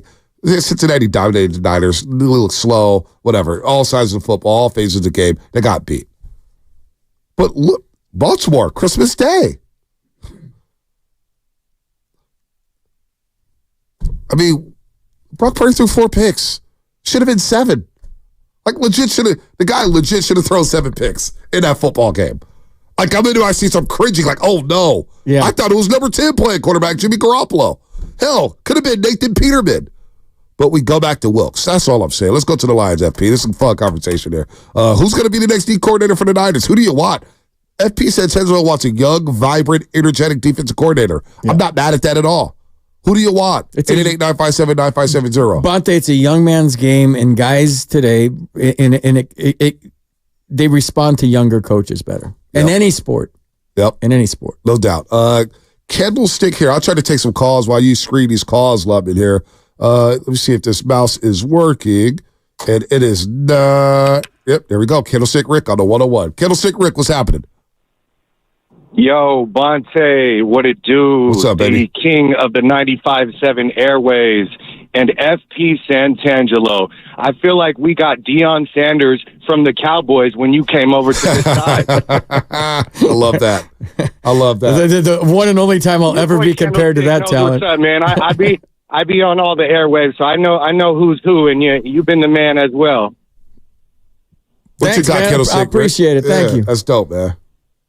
Did he drop? But what I wanted to bring to it was, I think it was either Ludman or Spadone. They told me not to call it Brock slander because I was thinking, Bonte, I wasn't really feeling how you were speaking on Brock this past hour or so, because we've been talking him up all year, and all of a sudden now you're talking him down a bit. And I'm just wondering. I know you got to run a show here, but I ain't calling you a flip-flopper. I ain't calling you a flipper or nothing, but it's a little something there. Candlestick Rick, all I'm saying is if there is a regression for Brock Purdy, which could happen, it is possible. I didn't think Kaepernick would ever regress. I didn't think Jimmy Garoppolo would regress. So, these quarterbacks regress. It happens. You're going to have to make a decision on these quarterbacks. All I'm saying is I walked out the Super Bowl, I said, boy, Brock wasn't special in the playoffs. He was good enough to win a couple games, but he wasn't special. Are we sure he's the franchise quarterback? That's all I'm saying. I'm not sure the Niners are sure if he's a franchise quarterback. This next year is just very important for him. I still like Brock. I still think he's a very good quarterback. But boy, these teams dared him to throw it deep in the playoffs, and it just didn't get done. And the vertical passing game, you need that in the playoffs, Candlestick Rick. That's all I'm saying. I'm not down on Brock. I'm not saying he's trash. I'm not saying he's terrible. But this is a big year for Brock. If you don't think so, I don't know what to tell you. Okay. Well, what I'm going to tell you is he was a top 3 quarterback in the league this season. I understand. And that we can basically own as a fact. I think we can all kind of say that. If you want to say top 5, okay, I'll give you that. Any further than that, you're a numbnuts. And I'm not talking about you. I'm just talking about people out there. If they saying he wasn't top 5 this year, go kick rocks. Yeah. But what I do want to ask you is, would you take Kirk Cousins over Brock Purdy if we had the chance? If we could just swap. No. I would not do that, Candlestick Rick. I would not do that. Brock Purdy was a top 5 quarterback last year, FP. He was. For those of you maybe just joining the show, we got on this because on the YouTube line, I brought it up. We were talking about Jordan Poole and how he's regressed and how he won a championship. He's one of the best players in the Warriors. Now he went to the Wizards, and we said we felt bad for him. And then on the YouTube line, people were comparing like, could this happen to Brock Purdy? What happened to Jordan Poole? So we went down this rabbit hole, and that's how we got to football. And obviously with the Combine and John Lynch quotes from yesterday, because maybe people are wondering, like, how the hell are they talking about Brock Purdy today? That's how we got on the Brock Purdy thing. That's how we got there. That's how we got there. Let's. We got a Bosa call, though. Got a Bosa call. Let's go to Alex in Richmond. Alex, what's happening? You're on the roast. You're on 95.7 The Game. Good morning. Good morning. Morning. FP, also known as Frank Paul, right? Yes. And Bonte, thank you for taking my call. Anytime. Bosa, I'm not sure. I had a problem with him all year. He looked slow, too bulky. Like, he's more of a body lift, like a weightlifter than football player, which is different. He looked slower to me this year. He looked bulkier. He looked thicker. His foot speed wasn't what you saw. I thought I saw the old Nick Bosa in the Super Bowl, though. I thought he played with his hair on fire the whole game, and maybe that's why he had to come out toward the end of the game because he was gassed. But like he looked like the previous year Nick Bosa to me in the playoffs in the Super Bowl. And then the other thing, I saw him too many times on the ground getting pushed down. It was like on the ground, the lineman was just kind of manhandling him always on the ground.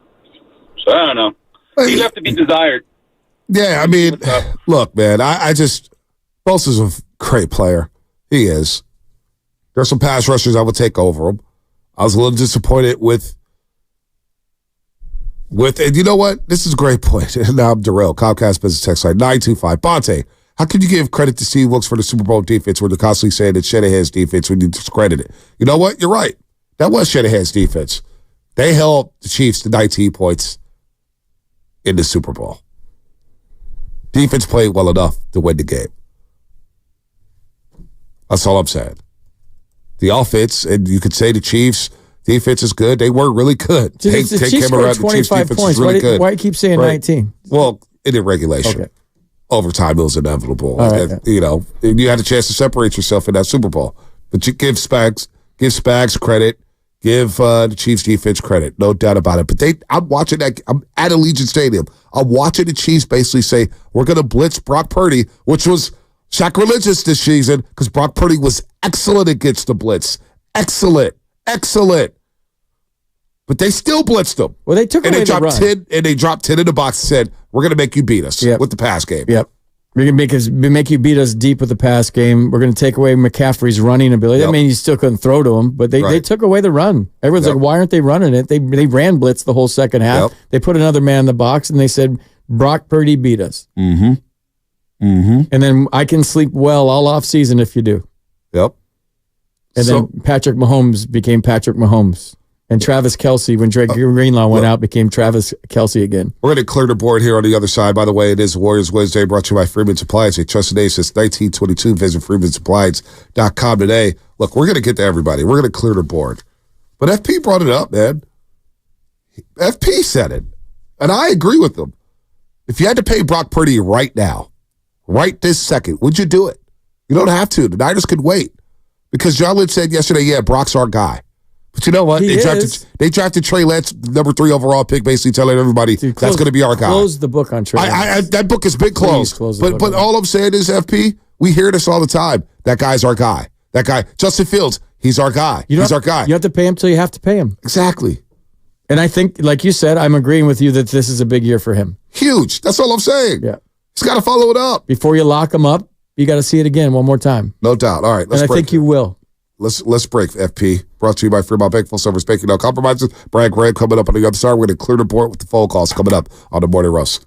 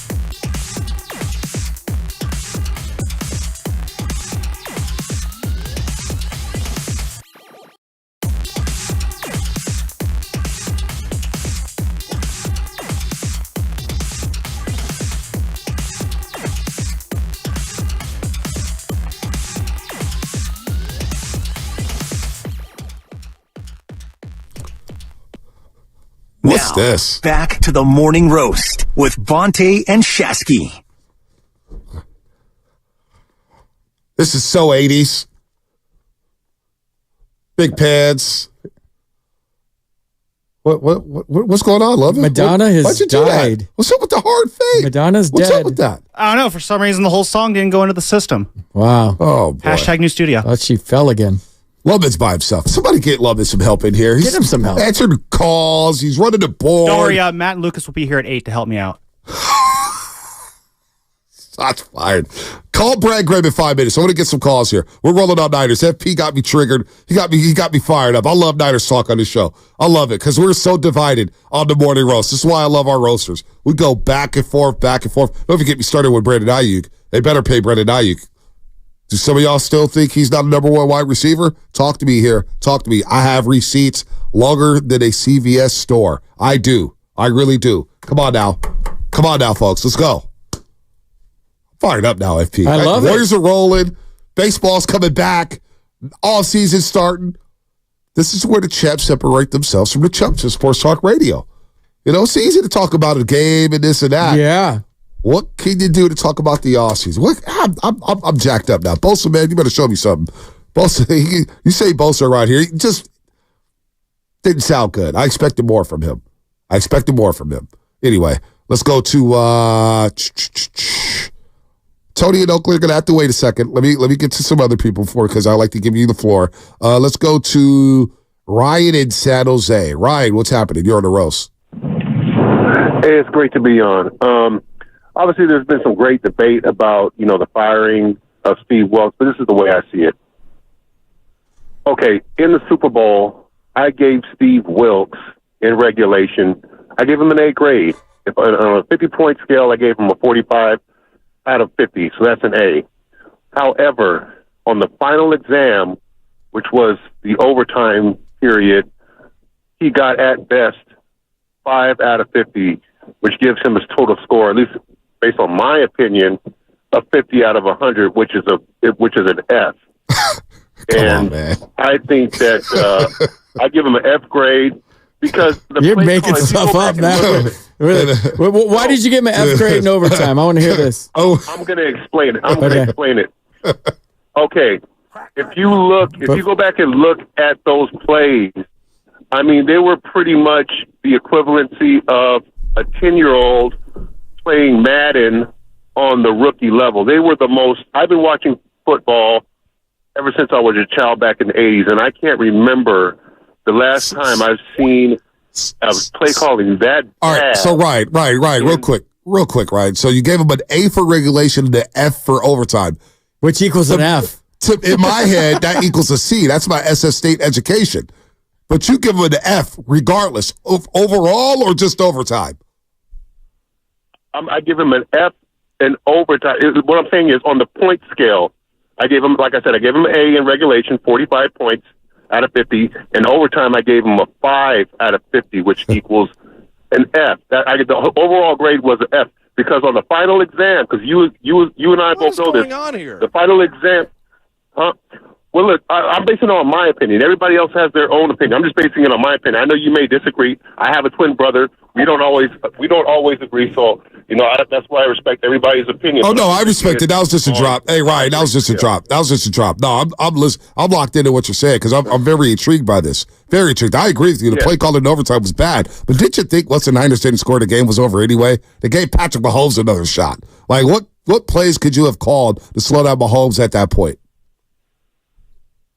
Look, I'm not a defense coordinator, but I know football, and I know that. Well, then you can't grade them. if you don't know what plays they should have called, then you can't be giving out grades. No, what I'm saying is, okay, for example, the zero blitz. Why would you do that against Pat Mahomes of all people? That was an egregious error that he committed. There was other plays too. I can't. If I was watching the game, I could be able to tell you, but there was at least 4 to 5 plays that were just absolutely egregious. It necessitated him getting fired, and that's why even the head coach had to call a timeout because he had the guys just way off in soft coverage, giving receivers like 6 yards, a 6-yard space. Ryan, I appreciate the effort, Ryan. I appreciate the effort. That's your opinion. That's your opinion. Now I respect it. Let's go to YouTube chat line. It's hilarious right I'll just go James and Seventel. James and Seventel, what's happening, the man? You're on the roast. Regressed. This caller is a D+. The YouTube chat line making me laugh right now. Dude, I don't get it. You give him an A for regulation, but he felt all right, whatever. James Seventel, what's happening? Hey, good morning, guys. I'm here for the comments. I remember when Jerry Jones told Jimmy Johnson, anyone can win with this team. And in a way, he was kind of right. Didn't Barry Switzer come in and win the Super Bowl after that? I just feel like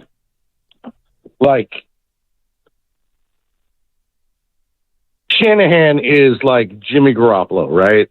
Like good enough to get you there, but not good enough to win. And like Fred Warner said, it's more about the players, which I agree. But then the coaching does have some, like calling the play where you don't hand the ball to Lynch. I mean, after that, the Seahawks were over, and Russell Wilson, okay, you don't have the balls to go against your coach. I just think that everyone should get off Shanahan's nuts. I mean, he's a mediocre coach at best with a fantastic team, and he couldn't win it. So I think it should be like the Jimmy Garoppolo rule. I mean, how many chances do you get before you're gone? Well, he's not going anywhere anytime soon, and he shouldn't be fired. You guys know I have my issues with Shanahan. I do. Dude, how long did it take Andy Reid to get one? Right. It took him a very long time. Now he's going down as one of the greatest coaches ever. But we how did it take Mike Shanahan? Oh, it took him a very long time. Well, a couple years with Denver as a head coach, and boom, he got that done. So I'd rather have my guy get there and get the more times you get there, the better chance you have. I'm with you. So it's not easy to get there. It's not easy to put yourself out there. But we're talking about, we think a coach is dumb that gets us to the Super Bowl and has gotten us to the Super Bowl. Right. And he should be fired because we didn't win the Super Bowl. Y'all sound spoiled and entitled, man. That is silly. That's terrible. I question his decision-making at times. I question his play calling at times. That's the beauty of sports. But he's not a bad coach. Like, he's not getting fired, folks. Get that out of your brain. Dude, you go on a street corner of the Dominican Republic, people are arguing about baseball players and coaches and managers and going back and forth and screaming at each other. That's the beauty of sports, to critique and criticize and have a passionate take on something. But to ask for a man's job because he didn't win you a Super Bowl, how many chances you know how stupid you sound? No, they've been to 4 NFC championship games the last 5 years, 2 Super Bowls. You just sound dumb. Yeah, no, that was, hey, back-to-back callers, baby. Hey, I'm not calling Ryan. I'm not calling her callers dumb. I just don't agree with the takes. You sound dumb. Walker and Richmond. Doesn't mean you're dumb if you sound dumb. I sound dumb for 4 hours every day. FP doesn't hold back. Hey, what's going on, fellas? What's up, Walker? Hey, I just want to preface this by saying I'm not mad at Wilt. I get it. I'm not mad at Shanahan. I understand. But in 3 of those 5 losses, including the Super Bowl, nobody's talking about how Christian McCaffrey fumbled on the first drive when they was going in to score. Now, I'm not saying that's the reason why they lost. Fire McCaffrey. Release him. Get rid of him. I'm not blaming McCaffrey. Hey, everybody take a blame. Everybody holding the L all around. But I'm just saying, I think it played a major part in the way that the game went. It was a huge fumble. It was. That was definitely set the tone. Dude, they were rolling. Going down 7-0. Oh, but it's not Chris McCaffrey. Yeah, and think about it. It happened in the Minnesota game, the Cleveland game, and in the Super Bowl. It's tough. That's tough, man. We always got to blame people. Why you got to blame? I don't know. They lost the game. I'm not trying to blame nobody. They lost as a team. The Chiefs were better. They lost the game. The Chiefs were better when it mattered. I don't know, man. I don't know. They had a quarterback who's special, who's going to go down as one of the greatest of all time, maybe the greatest of all time when it's said and done. This is the one that bothers me, FP. This is what bothers me. You critique a player, oh, you hate that player. You give a player some compliments, oh, you're in love with the player. Oh, my God, you're a stan. I'm not a stan. I root for the 49ers. Not the name on the back. I root for the name on the front. All right? I've always been that way. I've been consistent like that. I told you guys last offseason. I don't give a damn if Sam Darnold or Brandon Allen was playing quarterback. I just want to see a Super Bowl win. I don't care who plays quarterback. I don't care. I really don't. It could be white, blue, black, purple. I don't give a damn. Yeah, whoever gives us a chance to win. I said that about when there was the whole Trey Lance controversy. I was rooting for Trey Lance. This is the ghost of Trey Lance. I'm with you, Bonte. I just wanted somebody, whoever's going to help the Niners win games, that's my guy. Right. We're not trading this guy and that guy. Let's relax a little bit, people. Relax. All right, let's get Brad Graham on. Maybe he can help us relax. Brad Graham live in Indianapolis at the Scouting Combine. Does an unbelievable job covering the 49ers, SF Niners podcast, at Graham_SFN on Twitter. Quad 4 contributor. He does it all. He goes to all the games, goes to all the practices. He knows what's going on there. Brad, good morning, man. Long time no talk. I know. It's been a while. Glad to be on with you guys. It's been a what? Since Allegiant Stadium? Since we saw each other in that auxiliary press box? I didn't see you much after the game because we're out of there. Yeah, I mean, that was a tough one. You know, made the trip down to the press conferences after, and then just kind of dealt with it, you know, in my own way after that. Yeah, no, that was tough, Brian. All right, let's get down to business here. John Lynch spoke to the media yesterday, and it's the first time we heard him since their end-of-season presser. Let's start with the defensive coordinator, since that spot hasn't been filled up yet. What have you heard about the defensive coordinator? Is it Brandon Staley's job to lose? Are they going to hire somebody within in-house here? What are you hearing about the DC job for the 49ers, Brad? So what it sounds like is that the 49ers could be definitely narrowing in on an internal candidate. Nick Sorensen definitely is a guy that fits that mold of an internal promotion. We saw them promote and replace Adam Peters with 2 personnel guys as well that we heard from John Lynch. So it does kind of feel like the 49ers could absolutely turn internally to Sorensen for that. But, you know, Brandon Staley is a name that keeps being mentioned. So it really does feel like it's down to those 2. But if I had to put my guess to it, I would say that Sorensen right now could be the leader in the clubhouse for that job. So I'm looking at Nick Sorensen here. He was in his first season this past year with the 49ers as a defensive passing game nickelback coach. Spent his first year as a defensive assistant, 2022. Okay, all right. So he has a DB background, huh? Yeah. I mean, he's spoken of highly within the organization. Seems like, you know, he's a former player as well, so he has that pedigree. And, you know, the 49ers obviously made the move to let go of Steve Wilks late in the season. Not a ton of options. I know a lot of people would have loved the idea to see Bill Belichick walk through those doors and be the defensive coordinator. But kind of where it stands right now, and, you know, how we want to, the 49ers want to see some continuity within the scheme. It does make sense at a certain point to hire within, but again, I still think Brandon Staley could also be an option as well. Right. So defensive background for Nick Sorensen, which Steve Wilks had as well. But I think I'm gonna say it right now, Brad. I don't think it was a great fit. It wasn't at all. I'm not gonna sit here and blame Steve Wilks for what went on with the defense, what went wrong with the defense. But he had a defensive background. I think they had other issues. But what does Bosa want? What do these leaders want? Do they want a guy more like D'Amico Ryans, who is a middle linebacker in the NFL and specialized in the front 7? Do they want a guy like Robert Saleh, who specialized with the front 7? What do the players want, you think? I mean, that's a great question. I think, honestly, the players just want someone who's going to put them in their best position to be successful. It sounds cliche, but at the end of the day, like, it felt like that was part of the disconnect with Steve Wilks and that defense. Is it just didn't feel like, just like you said, didn't feel like a fit, and it felt like they found themselves out of sorts at times in regards to what they should do in specific situations.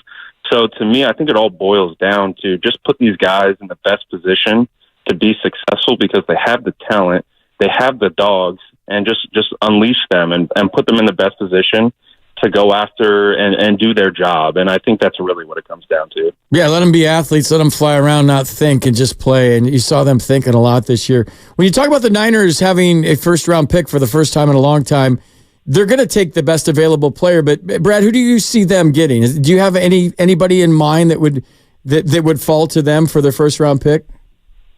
Yeah, absolutely. I really do think, and I know 49er fans are probably going to cringe at me saying this, but I do think edge could absolutely be in play. There's 2 players that have been linked to the 49ers I spoke to Darius Robinson out of Mizzou today. He had let me know that he met with the San Francisco 49ers. He's a phenomenal edge player, can really be a force in setting the edge and being able to rush the passer. And there's also been, some mocks with Chop Robinson and things like that. I know fans want offensive line, and you know me, I'm a big offensive line guy. So I'm not opposed to that as either, but I also look at the 49ers defensive line. You have 6 defensive linemen under contract right now. They typically have 10 to 11 in their rotation, and only 3 of those 6 are guaranteed starters. So to me, I look at defensive line as a huge position of need. And what you can find guys like these Darius Robinsons there at that 31, hopefully. He doesn't boost his stock too much, but that could definitely be an option for them. I know fans want to see guys like Graham Barton out of Duke and other offensive linemen potentially going there, but I do think you can find a little bit better value on offensive linemen later as well, especially if you're going interior offensive line. So for me personally, and when you're taking into roster construction into account, I do see that the 49ers could very, very well go edge again. I know it's almost like a joke amongst 49er fans. Right. The 49ers always take defensive linemen. But, I mean, you look at the numbers, you look at who's available, they need offensive or defensive linemen. So I do think that's a possibility. Brad Graham here on the Morning Rush on 95.7 The Game, SF Niners podcast, Cron 4 contributor, at Graham_SFN on Twitter or X, whatever the hell you call it these days. No, I'm with you with an edge rusher. I think they need another edge rusher. Chase Young's probably going to walk, and who knows if Gregory's going to be back, and who the hell knows what's going on with Drake Jackson. Did he even leave Pittsburgh after week 1? I didn't know if he left Pittsburgh. I haven't heard from him since, Brad. I'm not trying to knock the young man, but I'm there with you. Let me ask you about Brandon Ayuk, though. John Lynch spoke about Brandon Ayuk, maybe extended him. The 49ers have been good with that, taking care of their own players, guys they draft, keeping them in-house and extending them. What's your gut telling you about Brandon Ayuk here this offseason? Well, it was encouraging to hear, John Lynch speak. Obviously, they're not going to get into too much details sharing this with the press. It's a ongoing negotiation. We do know Brandon Ayuk is under contract next year. They picked up his 5th-year option, but they want to get him extended. At least that's what we're hearing, from John Lynch. And so that's a good sign. It sounds like, they're saying the right things. We do know, though, this is the NFL. Anything can happen, and there's a lot of things that I think need to get ironed out before that does happen. But I think at the end of the day, when you look at what Brandon Ayuk wants, you look at what John Lynch and the 49ers want, I think there's a path forward to make that work. But as you know, it takes both sides to be able to push that forward. So at least what we hear from John Lynch is that it does sound very optimistic that he wants Brandon Ayuk on the San Francisco 49ers for a long time. And I believe Brandon Ayuk wants to be a 49er as well. But just like I said, there's certain things that need to be crossed or bridged in order for that to happen. And we'll see if that actually does happen here in the future. Brad, do you want Brock Purdy to be a 49er for a long time? Because Vontae brings his A game every day. Like, he's always got energy. He's fantastic at what he does. But we started talking about Brock Purdy today, and it was like 4 shots of espresso, like injected into his veins. And he turned it up a notch talking about Brock Purdy. And we were kind of speculating, and he asked me this question, so I'm going to pose it to you. Would you lock up Brock Purdy for a long time right now? I know you don't have to, but just hypothetically speaking, is he your guy for the future? I mean, hypothetically, and just looking at it from my perspective of how I viewed the 49ers for a long time, Brock Purdy is the first stable quarterback that we've had in, it feels like, forever. So for me, and understanding that Brock Purdy just, put in his first full year as a starter, was first in a ton of major statistical categories, was in the MVP running. We understand he's got a lot of weapons and he's in a great system. We know all those talking points, but he also did a lot of great things himself. And I think one of the positives, I was talking, with my buddy Jason Aponte, friend of the show as well. Yep. We were talking about, like, man, there's a lot of conversation about the Super Bowl, but it doesn't feel like Brock is one of those. which is pretty crazy considering Brock was the leading topic for the majority of the season, not only in the 49ers space, but across the league. So I think that's, again, another good sign for just Brock as being consistent, a guy who you don't have to worry about. And that's what it feels like John Lynch feels. Like when he was speaking to the media yesterday, it just feels like they feel that they have a guy, and now they can build around that guy. They don't have to keep searching, keep looking, keep trying to determine who that guy is going to be. They believe in Brock. So for me, that's kind of where I'm at. I feel the same way. I feel like, all right, now it's time to go maybe get some secondary help, get another cornerback, get some more defensive linemen, some depth at linebacker, some tight ends. You know, let's look and see how we can build this roster to keep competing for Super Bowls and hopefully win that elusive 6th ring. But I do feel like Brock provides a stability to the position that we haven't seen in so long. So for me, obviously, there's going to be a conversation about how much, which is going to change the dynamic a little bit. But if you just had to say lock in Brock and that's your guy and you now build a team around him, I'm all for that. Stable. Stable is the adjective. What do you think about that, Bonte? Not special, but stable. You think you can build on stable? I love stable. I love stability, but got to remember, we also thought we're going to be stable with Colin Kaepernick for a second, and then Jimmy Garoppolo, and then Trey Lance. But let me ask you this, Brad. Were they stable, though? I mean, Jimmy had a hell of a run. Brad never used stable. Yeah, that was volatile. Brad never used stable with Jimmy G. Ever. No, that was volatile. That was not volatile, and Shanahan made it known that it was volatile. But at one point, Kaepernick did lead this team to back-to-back NFC championship games, and we thought we had a quarterback for the next 10 years. But let me ask you this, Brad, because I like Brock. And a lot of people think I hate Brock or whatever. I'm assessing the quarterback situation the way the 49er fans do every single year. What happens? Because I don't see it happening with the weapons that they have. But if it does happen, what if he does regress? What if he does? We know Shanahan. He could flip in a heartbeat, man. You know about Shanahan and patience. Those two words don't go together. So what happens if he does regress?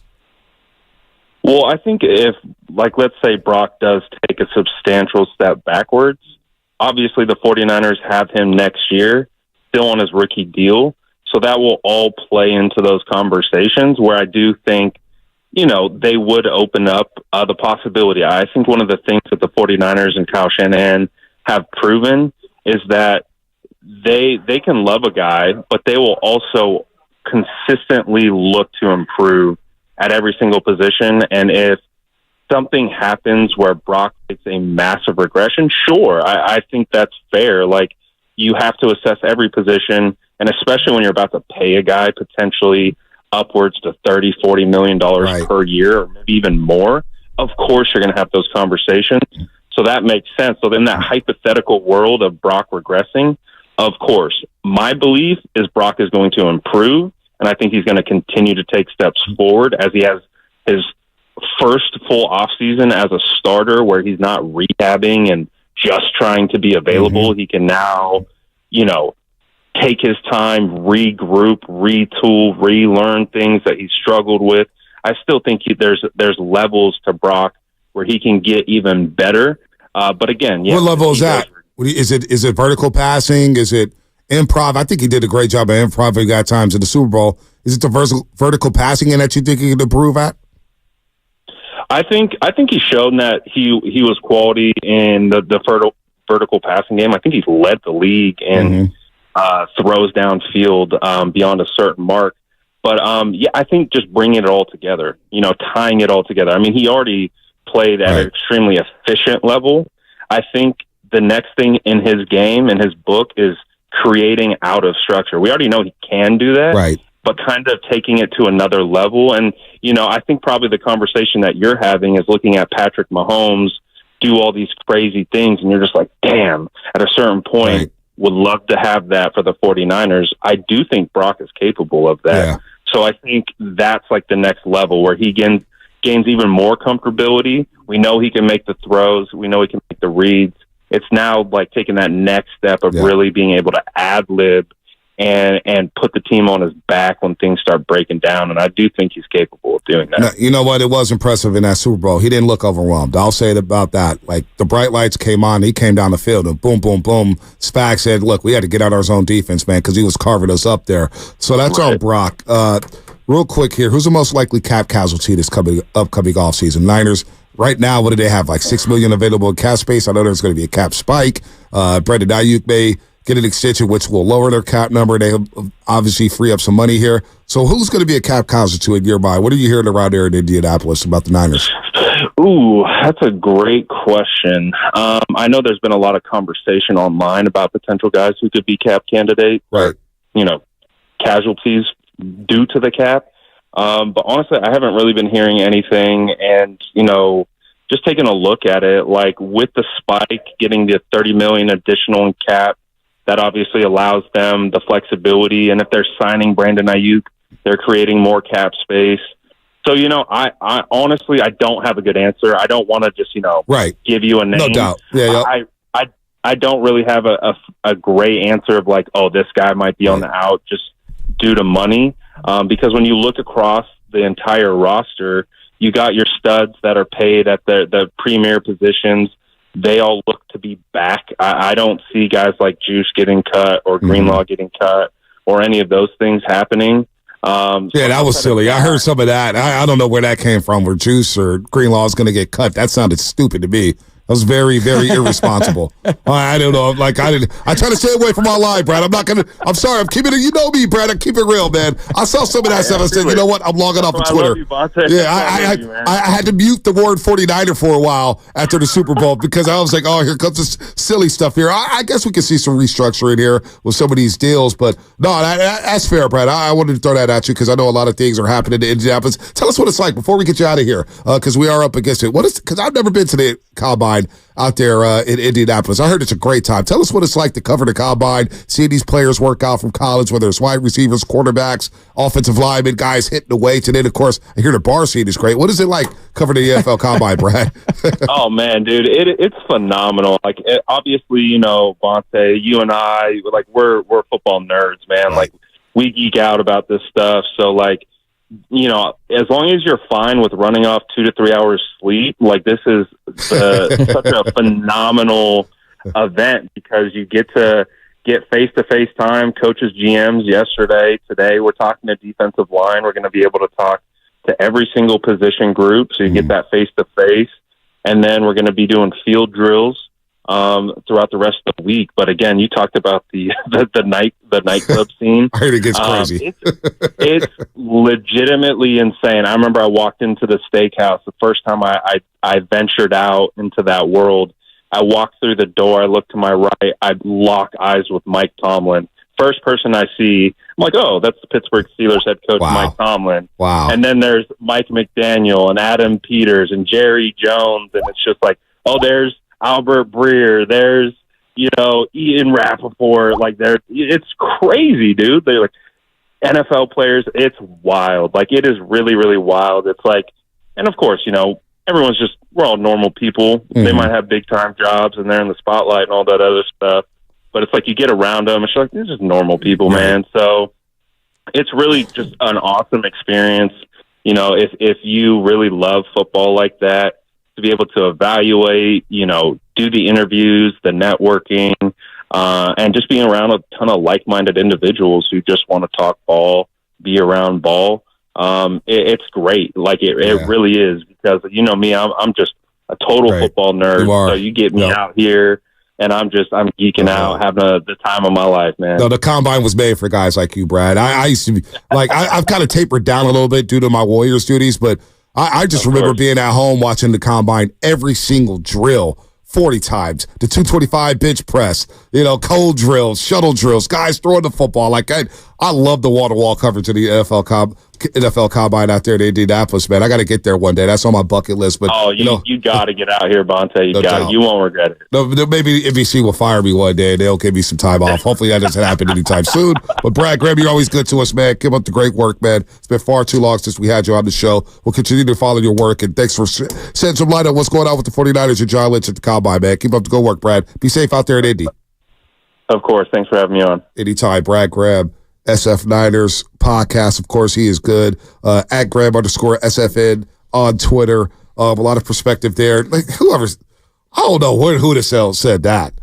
Cut Juice and Greenlaw. You're going to trade Ayuk. We got to stop. We got to stop doing this stuff, man. It's almost like saying it's almost like evaluating spring training after 2 games. Same kind of thing. No, it's not the same. It's same kind of thing if you tweet and evaluate spring training after 2 games. Come on. Anyways, come on, man. If you could have drinks with one NFL coach, who would it be? Mike McDaniel would be the top of my list. I would want to sit down with that dude. He's now become my favorite coach in the NFL. Bill Belichick's not a coach anymore, so I would say Bill Belichick. No, he counts. And one NFL coach you can have NFL drinks with. You get one. Just sit down and it's just you and him one-on-one. You get to hang out for a couple of drinks. Damn, that's a tough question. That's easy for me. It's McDaniel. Mike McDaniel. I want to hear from Andy Reid. I want to get to know Big Andy. Really? Because he loves food. I love food. You see the suits getting tight on me, man. I mean, I've never turned down a burger. Andy Reid doesn't turn down burgers. We talk to Andy Reid. May sound a little boring, but I want to talk to Andy. Oh, that's a good pick. Kyle Tomlin would be great. Kyle would be cool too. Sean McVay would be great. Kyle Shanahan would be great. Jim Harbaugh would be awesome. That'd be a trip. That'd be like, whoa. But you know what? He's a different dude. We don't have to talk to any coaches. We got the best coach in the Bay Area on the line right now. It's Tony in Oakland. Oh, there you go. Wow, thank you for such accolades. But first of all, that Brad dude you were just speaking to, Bonte, you are not a nerd. To me, a nerd is someone without intuition, without field sense, someone like Shanahan, who Santangelo, you called Shanahan an alpha male. I mean, has the idea what a male is totally plummeted recently? But I mean, okay, and you play baseball, right, for the Giants and stuff? Yeah. So how could you call Shanahan an alpha male? I just don't even believe it. Okay, this is perfect. Remember how I told you about I had a plan, right? Okay, well, let's start out with Santangelo here. Okay, you know how things are going down these days with the analytics and AI? Yep. Well, analytics only takes in like 80% of what's happening, the obvious stuff. It doesn't get into the X factor. So here's Shanahan, because, you know, there's very few people who can be leaders. So, you know, I can't be hard on Shanahan because there's very few people, you know, like Belichick or whatever. So everyone else just, you know, and Shanahan's one, he kind of knows plays, but he can't read the field. And you were saying that he had to get the respect of the players. That boy ain't getting any respect. He loses it. As soon as push comes to shove, he folds like a cheap suit, and he's like cowardly out there, no courage. They ain't following him, and Bosa has a point. Bosa's sitting down because no one's firing him up. He doesn't have a coach. Now, let me ask you, did you get in the zone when you played baseball? Tried to. Okay, well, you know, not that you tried, you know what it's like. You're playing one way, and suddenly you feel it. It's like when you go, when you're practicing your batting, and you go to the cage because you feel like you have it, right? And then you can leave. Isn't that true? True. The zone is something, if I could bottle and sell, I wouldn't be talking to you right now. I'd be a quadrillion. Okay, well, I know how, because what this is electromagnetism. It's a frequency. So if you have that, you can pass it on to others. All you have to say is, tell me about the last time you got in, when you made that pass, when you did this, when you did that. And I can feel who has it, and then they get it. They're mirroring with you, and it goes through the whole group. This is how you don't bottle it. You put it out there, and it's Tony, we're up against it here. We got to get to Fast Five. I wanted to hear your voice, but guess what? I'm going to the U.S. Open in late August, Tony. I'm going to the U.S. Open. You're sitting next to old Brad, are you? No, I'm not going to reveal anything there, but I'm going to be in Flushing Meadows, New York. I'm going to the U.S. Open. Oh, that's great. But Bonte, we can do this. This defies analytics, and everyone's ready for AI to be a smackdown on them. They won't even remember what it is to call their own plays. Like the NASCAR, they got someone in their ear the entire time. So we need Shanahan. Let's get into Shanahan zone. We'll get that. Tony, give us a call back tomorrow. I want to get some Warrior takes from Tony. She's all over Shanahan. It's not alpha. She is. She's something else, isn't she? Yeah, I love Tony. She's great. You got to bottle up the zone, man. Got to bottle it up. Got to bottle up. I like how she just calls you. She doesn't call you FP. She calls you Santangelo. That's sweet. She's that nice. is sweet. I like her. I do. I love Tony. I love all our guys.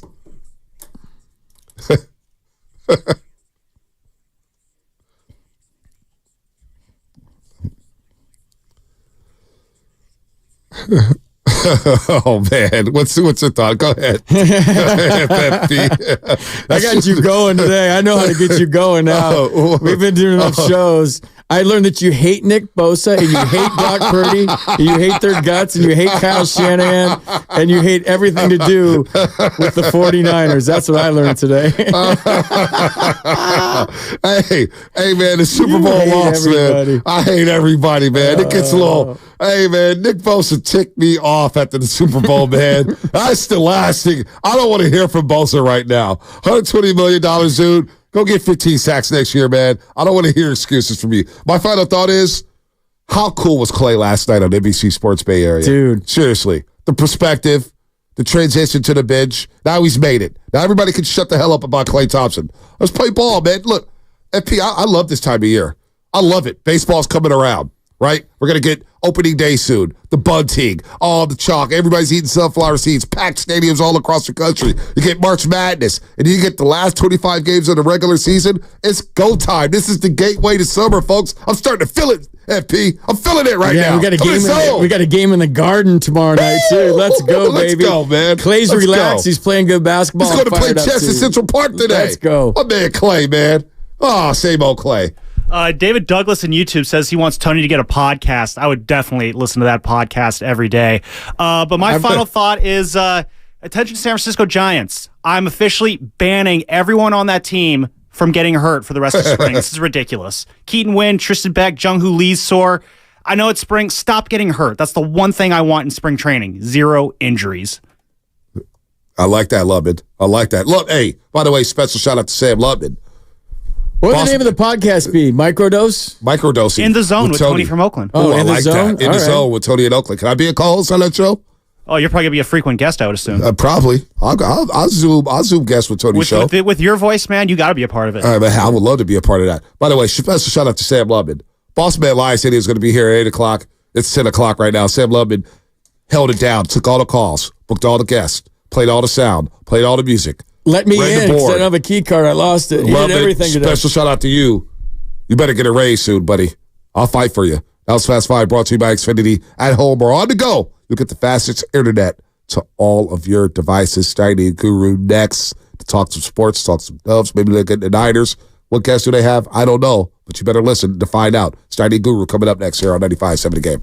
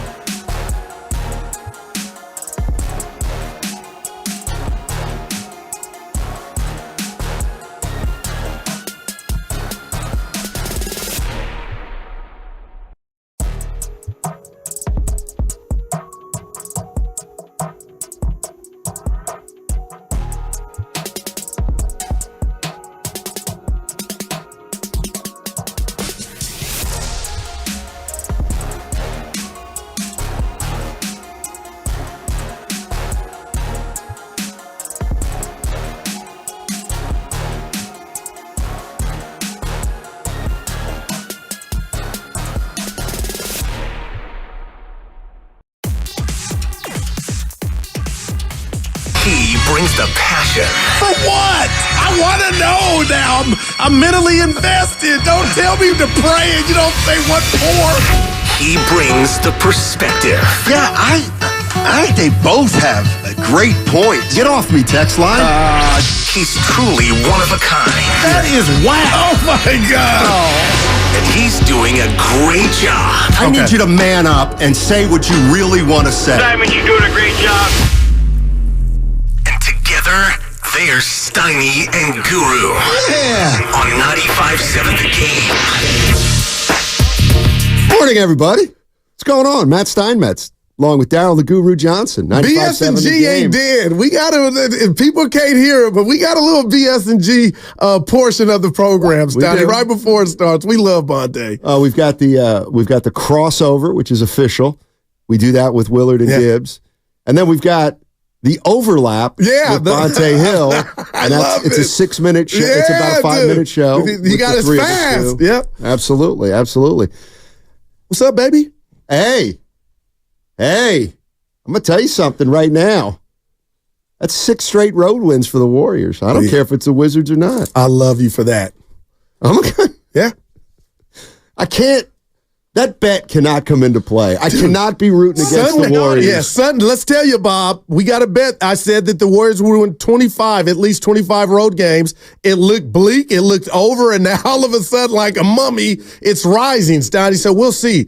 But yeah, they still got a ways to go to get to 25. But it's still on the board. Shut up, Evan. Look at 24. He doesn't even know. Yeah. He doesn't even remember. I've been focused on the sack bet.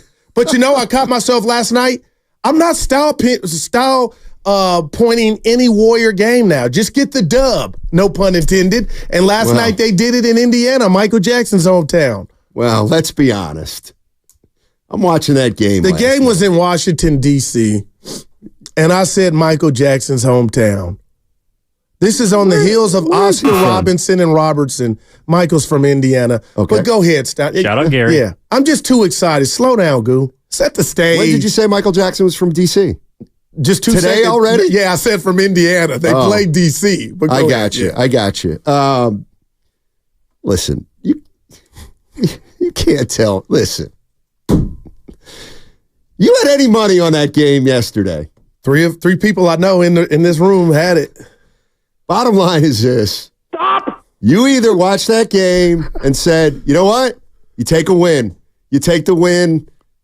Warriors, they struggled in the fourth quarter, but so what? They got to win. Yep. Or you got the 11 and a hook, and you're like, you're going to kill the Warriors today. We can't finish games. Well, the starters came out. Kerr did an NHL line change. Why do people bet? That hurt me. How does you answer me quick? In case you're just joining us, the line of that game last night was 11 or 11 and a half. Yeah, I had 11. I don't know if anybody had 10 and a half or not, but how do they know? And I make a bet infrequent. How do you guys keep doing it day after day, watching games where it's just like I'd want to come in here and wring some necks. And I'm mad at Moody, but I'm not mad at Moody. I'm like, what are you doing? I can't stand him right now. And he's like, nobody cares. Goo, we got the dub. It's amazing how it comes down to it, Matt. It just is. Yeah. A big win on the road to start the trip, right? Jordan Poole. A win on the road. That's the one you got to get, and we'll talk about it, obviously. Klay Thompson. Well, that's who's hitting me today. That's the guy who's hitting me. Next question.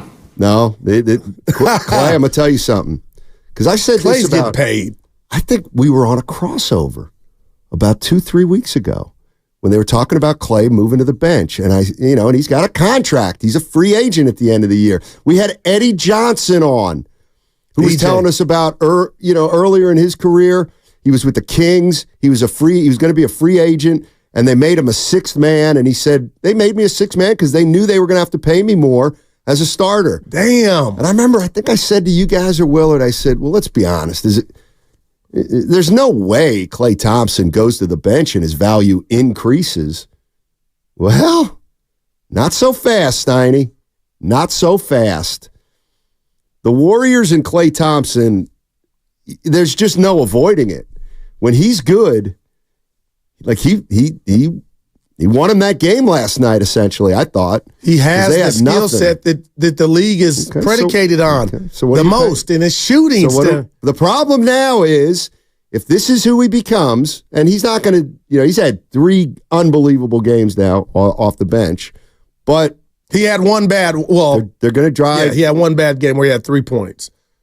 Since Utah? Yeah, since Utah. Who was that? Charlotte? I think that was the Lakers game, right? Yeah, you're right. 1 for 9.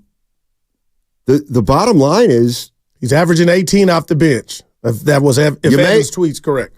The one thing we didn't have to, which we know it is, see. The one thing we didn't think about is, what about if he increases his value? See, I won't fight you because I just said, what about if he increases his value? My point is, Stoney, I guess I was operating from, I never thought his value was decreasing by going to the bench. Oh, my God. Yeah, even with the team that he's on.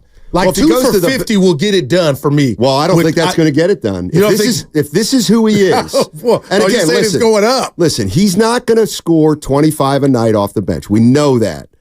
But, and we're also saying, to me, why'd you re-sign Draymond Green? Well, because you just weren't going to be any better if you just let him go for nothing. Klay was so subpar for, too many games where you're thinking, if they lost Klay Thompson, maybe they wouldn't be that much worse. The issue, though, now becomes, if you want to reach your absolute potential as a team, and you're the Golden State Warriors, well, Klay Thompson's a part of it. He's got to be. I love it. He has to be. So then you got to start thinking about, what you just said? 2 for 50 will get it done. Now I'm thinking, no, it won't. Because some other team's going to come and give him 3 years. Maybe. If this is who he is. If this is who he is. If this is a guy who's starting to figure out a role, who's feeling more comfortable with his career and where it's headed, man, Stoney, you got me thinking, man. Yeah. I'm thinking of the New Orleans Pelicans. What if they had a Klay Thompson to go with what they have? Just a shooter, a downright, wake up, get out of bed. I might miss some, but I'm going to make him a shooter, Stoney. But then it comes down to me, how much do you love the Bay? We know you love it. Riding the boat, to work. That stuff, Stoney. So we'll see. But right now, my only question is this his role? Is it etched in stone? You know what? And I know you can be like, you don't care. I don't care. But I think he does.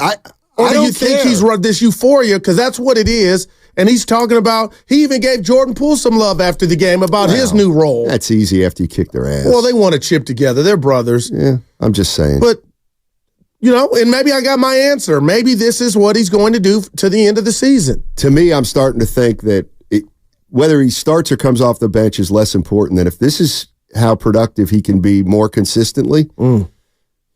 They got action? Who's they? Well, the team. Oh, you mean in terms of this year? Yeah, I mean, short term. I was going to say his agent.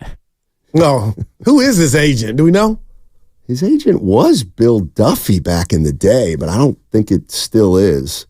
It could be. I always think of Patrick Duffy. Wasserman? The Wasserman Group. Yeah. Greg Lawrence. Gotcha. You know who Patrick Duffy is? I'll tell you what, you can get over on him. You can get way over on. You can get Klay for the mid. You can get him back for the mid level with Lawrence. You shouldn't be an agent if that's your rep. Listen, if your rep is you can get over.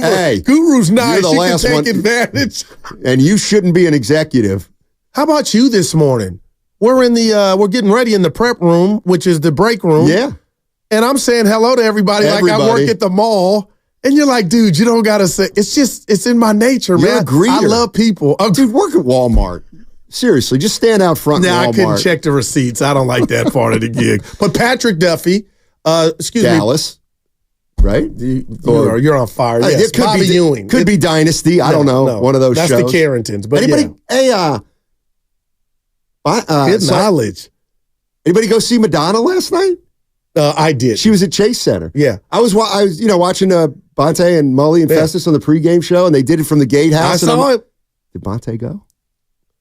We just had him on. We did a show with him. We should know. He must not have gone. Yeah, I don't.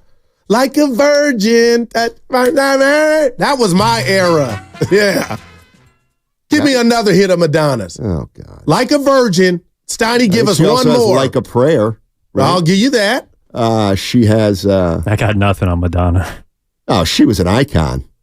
Dated Tupac. No. And Rodman. Nah, you're getting... he's right. And Rodman. Yeah. No chance. Yep. Pac wouldn't. Fillmore Mike Pac just wouldn't have text. messed with her, and take it from me, I know all about Pac. Fillmore Mike was there and said Madonna was litty. Really? Why wouldn't she be? I was talking to a friend of mine, and she said, "Yeah, I don't think I'd see Madonna." I was like, "Why?" She said, "It's a little bit pathetic." Yeah, she's getting up there now. I was like, "Why?" I don't like ageism on this show. Well, what you mean? She can still do it. I said, I just saw a dude who's 78. And Morrison. Moving good. No, he wasn't. Oh, he didn't. No, he doesn't move much. But that's he'll the thing, do though. this. Hey, He that's all you need to fingers do. Yeah, Evan's going tonight. Yeah. To see Van Morrison. And Big Evan. let me tell you, I can't wait to talk to Evan tomorrow during the show about Van Morrison. He's going to be so underwhelmed. Well, yesterday we did a whole show on how great it was, and now you're saying underwhelmed. For me, because I've seen You him. were riding the high yesterday. Now it's kicking in. I still am. Well, you're robbing our guy Van Morrison of putting on a good show. Well, he doesn't put on a good show. I like older acts. Oh, Steiny, I'm shocked. I mean, he calls himself like a traveling songwriter. He punches the clock. Yeah, That's but he's what not Michael Jackson. Nobody wants to see him moonwalk. So how does he sound? His voice is still top notch. Because I feel like yesterday you gave him an A-, and today you're like, you know what? After further thought, well, that was a B-. I would not take somebody to Van Morrison and say, you got to check this guy out. He's unbelievable. You'd walk out saying, if you like that artist, that you're good. Well, that's what I'm saying. If you don't know who he is, all right, I got you. I think you'll be underwhelmed. But whenever just watch the other guys in the band. Canseco went out with Madonna too. Van Morrison does this a lot now. He'll finish a lyric and he'll point to like the piano guy and he'll be like, take it for like 45 seconds and let me spit into my Kleenex, turn my back. 78. Yeah. So you're saying Van Morrison moving to the bench has not increased his value? No, he's still great. Well, here's the other thing. I said, Dancing in the Moonlight, Madonna. Yeah, but he doesn't play. Oh, what? Dancing in the Moonlight. That's not Madonna. Damon Chang? That's not Madonna. Well, he didn't put Madonna. He just put Dancing in the Moonlight. Dancing in the Moonlight, that's a different group entirely than either Madonna or Van Morrison. He's thinking of Moon Dance. Come on, Damon. But he doesn't play. Here's the other thing about Van Morrison. Like I said yesterday, he kind of sticks it to you. He doesn't play his hits. That bothers me. You need somebody. Hey, this is Steiny. That would get me mad, man. But you got to play the hits. Here's the good thing. He won't play too long for you. See, that's like how you Usher in the Super Bowl. Well, that's how you know you're getting a little older. When you're watching a concert and all of a sudden you're looking at your watch.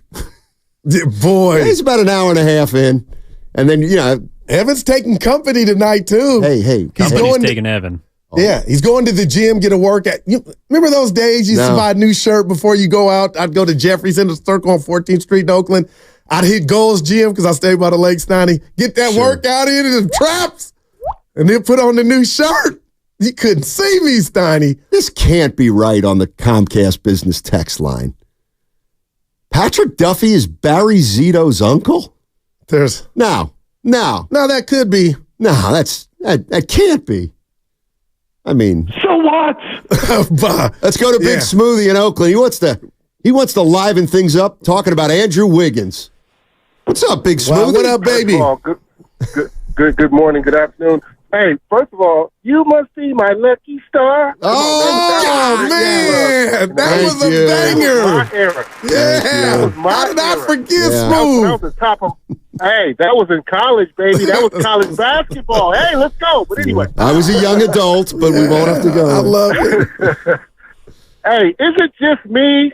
Maybe it's just me. Or did anybody get a little nervous when they talked about Andrew Wiggins being out for personal reasons? I called it PTSD. Hey, man, I know it's a terrible thought. I know it's a terrible thought, but I'll be honest. He's out against the Knicks. Oh, do we know that for sure? Hey, hold on. When did you? Hold on. They haven't listed us out. Oh boy, Well, Smoothie. Yesterday I said it was. Go ahead. You calling in? Talk, man. My bad. No, I was gonna say, man, when he walks into the office to get the time off, do you think that the powers to be was like, oh boy? Because listen, he's looking like two-way wigs again. Every time he starts to look like something happens. Man, does he slam his thumb into the car door? Man, he gets sick. Come on, Smoothie, man, you didn't hear us yesterday. You didn't hear us. I told Steiny PTSD when I got that news, and I'm trying to be respectful, and it's just, the basketball component of it. Hey, Smoothie, I said Thursday can't come fast enough, and you're calling the show. Ricky Henderson leading off, saying that he's out tomorrow, Steiny. That bothered. That's scary, man. It says, but here's what makes you feel a little bit better, Goose. Right. So is Randall out. So is I got you. Well, Anunoby. OG, yeah. The main character is out. The main guard, I can't think of his name. Forgive me. Not Brunson. But there's a lot of people out. Brunson's out? No. Anunoby's out and Randall. Yeah. They lost to the Pelicans yesterday at home. Then the Bleacher Report needs to recant what they have listed on that game as who's out. Because it has Brunson out, it has Anunoby out, it has Randall out. So if you're going to look at their list, I don't know what kind of rag that is that's putting out false information, but listen, all I'm saying is, come on, Wiggins, now, come back. All right, Big Smoothie. Let's go to our official Evan Giddings. All right. Andrew Wiggins might miss Thursday, but he's not listed as out currently. He's listed as day-to-day. Right now for the Knicks, Jalen Brunson is listed as day-to-day. Out is OG Anunoby and Julius Randle. I hate the NBA. I hate it sometimes. Wow. And Mitchell Robinson. Tublin Marge, Steiny, she says, guys, Wiggins is in Toronto and we'll meet up with the team Sunday. Well, that would make has that been written anywhere? No, Dublin Marge just sharing her intel. Well, that's like you saying, I hope the Warriors win on Saturday. It doesn't mean anything. I didn't want to rain on her parade. Yeah, we love her, but that could be the case. That would make sense, though. Yeah, no doubt about it. If something was... Yeah. It's not official, but it makes sense. They won the game without Wiggins yesterday. They played the Wizards. Gosh. That's the worst team in the league. Not for the first half. I'd rather be the Pistons than the Wizards. That was a close game in the first half. Pistons got to win last night. Yesterday, it was 69-67. Who? Warriors-Wizards at half. They stink. I understand that. The Warriors blew them out. Yeah, I understand that. They were up 23. They didn't cover. They didn't not cover for some. They'll push. Here's the bottom line with Wiggins. Let me put Dub Nation at ease. Don't worry about Wiggins until the Toronto game. Because I could see a scenario. He's clearly got ties to Toronto. I could clearly see him saying, I got some stuff going on. Can I get to Toronto first? All right. And the Warriors, of course, because they're the most player-friendly team, said, you know what? Take a couple games off and we'll catch you in Toronto. Right. If he's not playing in Toronto, then I'd be worried. All right. Because they got Milwaukee waiting after this trip. I'm with you. That's just the way I'm looking at it. And to Smoothie's point, Donnie, he has been active on both ends. He's looked like two-way wigs. It's just about like a good gallon of milk. When's the X date? When does it expire? Or does he just keep going? Halfway between a starter and a DNP. Halfway wigs? That's about what it is till he gets it going. Yeah. Steiny, school these boys on Van Morrison. I do over time. I didn't like today's report about him. Well, you know why? It's different because you struggle with other people's objectivity. Van Morrison can be a legend. Van Morrison can be my top two between my top two favorite musicians. Yeah.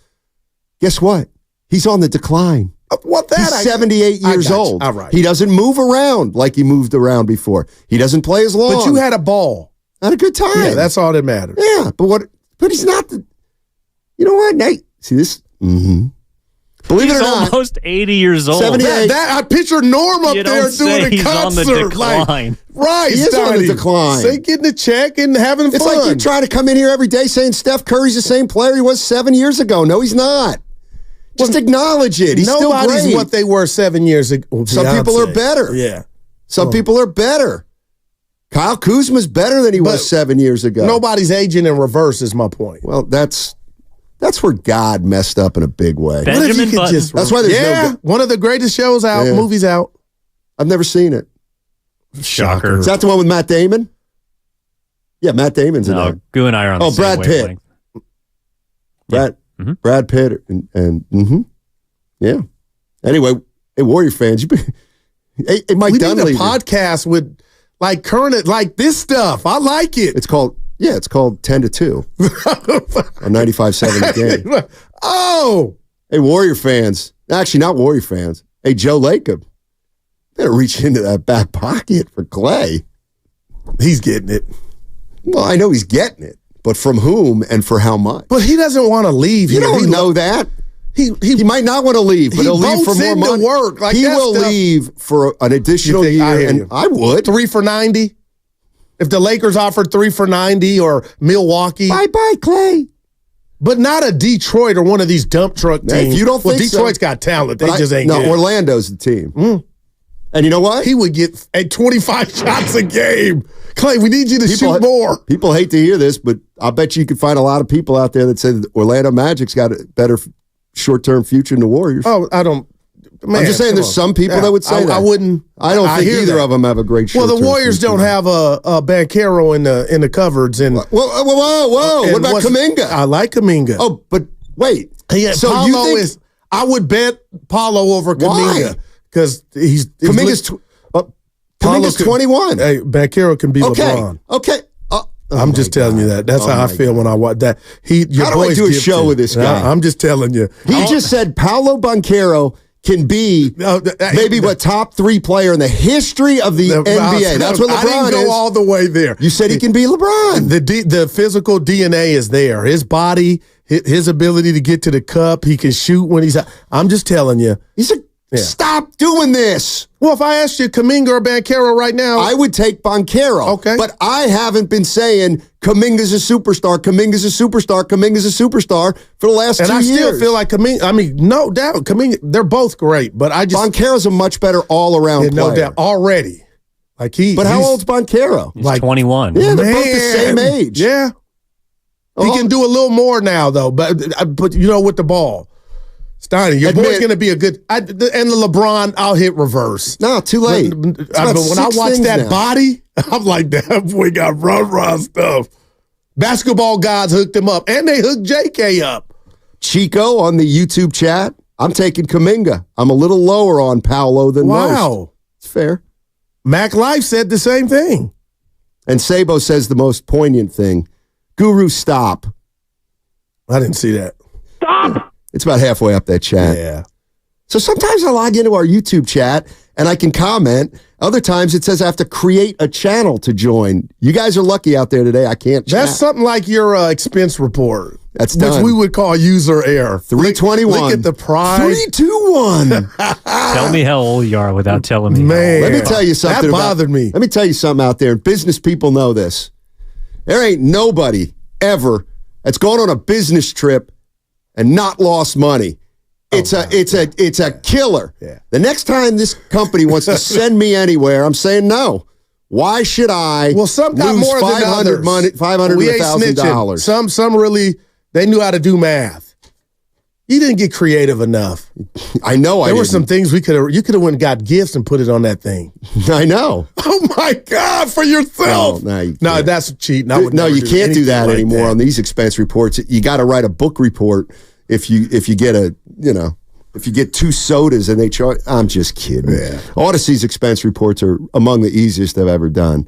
But if you go on a business trip, just expect to lose money. You got to lose money. You can't expense it all. That's why I'm advocating for a per diem. Hey, it's a Warriors Wednesday brought to you by Friedman's Appliance, a trusted name since 1922.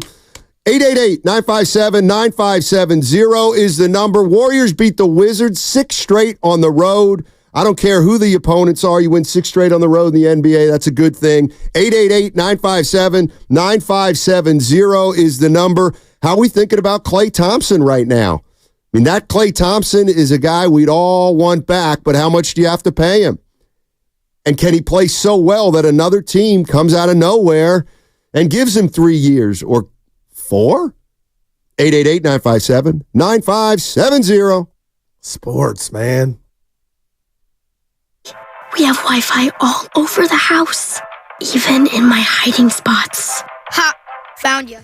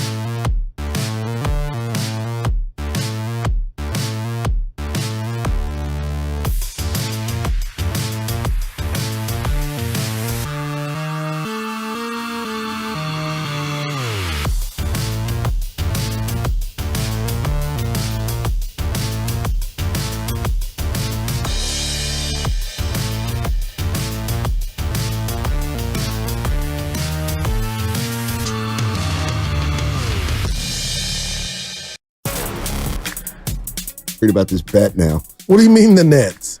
Because the Knicks aren't going to play anybody. All right. I'm going to give you a 1. Yeah. I'll tell you what, I can't do that. What are we going to do? I got it, E. I got an idea that I don't want to say on the radio because it's so gold that somebody will take it and make a fortune. But I'm working on some things. Well, give us some tidbits. Give us some hints. No, because the guy I'm worried about most is you. What am I? Come on. You're a go-getter. Oh, please. You had... Careful, Evan. You're more motivated than me. I'm mad at you. Hold on. You're more motivated than I. Well, anyway, I had a doctor appointment yesterday at Kaiser. So how'd you get there without the caddy? I took Bart and got off at Lake Merritt. Oof. Took Uber. Ouch. Anyway, my weight was down, so you took a dig at me about my stomach yesterday. I didn't like it. So I didn't say. You said my pouch when I said something about paunch. Dude, hey, Evan, you had me in the gym, but I didn't tell you that got to me. I'm Cam Newton. By the way, I got a bone to pick with Starbucks at some point today. I just told Norm, I swear, he dropped me at Bart this morning. Yeah, I go down. I'm still driving. Yeah, he's about to be 84, man. You guys better come. I got you on the guest list. Yeah, Saturday after next. I'm there. Anyway, I go, Steiny loves coffee, Pop, but he don't drink Starbucks because we passed Starbucks. And he says, old school, son. He's a Folgers guy. Why don't you drink Starbucks? I do. Not all the time. I usually, this is compelling. Oh, boy. Here's some compelling radio. I hope Abania's not listening. I love you, Mark. Go ahead. I usually make my first cup of coffee at home, and then I make more coffee here, so I don't pay for it. Yeah. Once in a while, yes, I have to, the night I went to, 2 nights ago, I went to Van Morrison, so I happened to stop into Starbucks. I need a little bite to eat in the morning. Yeah, but you're not going to shrivel up, and that's why I said, you don't have it in the morning like I need it. So I got this, I got one of these Starbucks refillable cups, the plastic ones. They're great. Are they doing that? Yeah. So I have I got like an inch worth of coffee in my refill cup. I go up to Starbucks and I'm like, give me one of those sausage, egg, and cheese things, and I would love a refill. I took the top off, and he goes, just FYI, we don't take dirty cups. Oh my goodness! I said, could you just please throw this out and give me a refill? We don't take dirty cups. Damn! Dude, what? Look kidding me? Wow, man. What? I appreciate that. What planet are we on? Man. You don't even have to take a step. All you have to do is pivot. Yeah. You have to reverse pivot and pour 1 inch of coffee I appreciate into the Starbucks sink. for that. What do you mean? Just come new. You're done. What constitutes dirty? I don't know. Steiny's cup, whatever. Give me the gurus. I don't know. I had an inch of coffee. Pour into the sink. Do they think they're losing money because I'm only getting... Hey, Starbucks, get your act together. I didn't like dirty. Schultz. He could have used something. He could have said used. A guy from Seattle worried about 1 inch of coffee being wasted. Oh, Howard? Yeah. What'd I say, Charles Schultz? No, that's peanuts. I thought you were talking about Proteus. Some people say the best part of waking up is coffee. That's it. You need more than that in your life. It can hit the spot. It can hit the spot. This is from the 650 on the Comcast Business text line.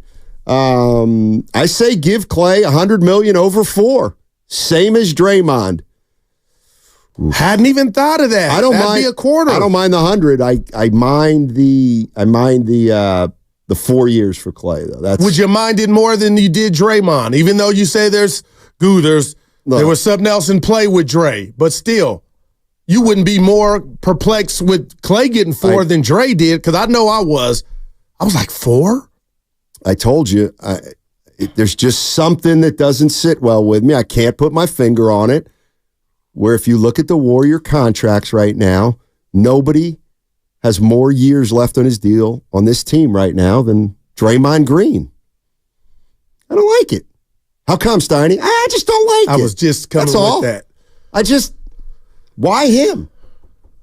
Why does he have more? I guess why does he have more Unless security? You're going to go down and I got to be careful with his basketball rap sheet. Like why does that kind of bother you? Because of the big 3. He should be the least of the guys with the. He should have the least security of those three guys. Now, what is because he hasn't been because he's been the worst soldier. I got you. If you want me to put it that way. But let's put me, Shasky, Bonte, Willard, and Dibbs on the table here.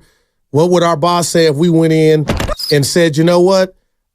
What's Steiny making, or what's he? You never talk about somebody else's. This is the NBA. Everybody knows what everybody's making. No, okay, everybody knows that I give you. But my point is, I don't think anybody on the Warriors. Maybe Klay might be feeling some type of way about. Why would you think he's not?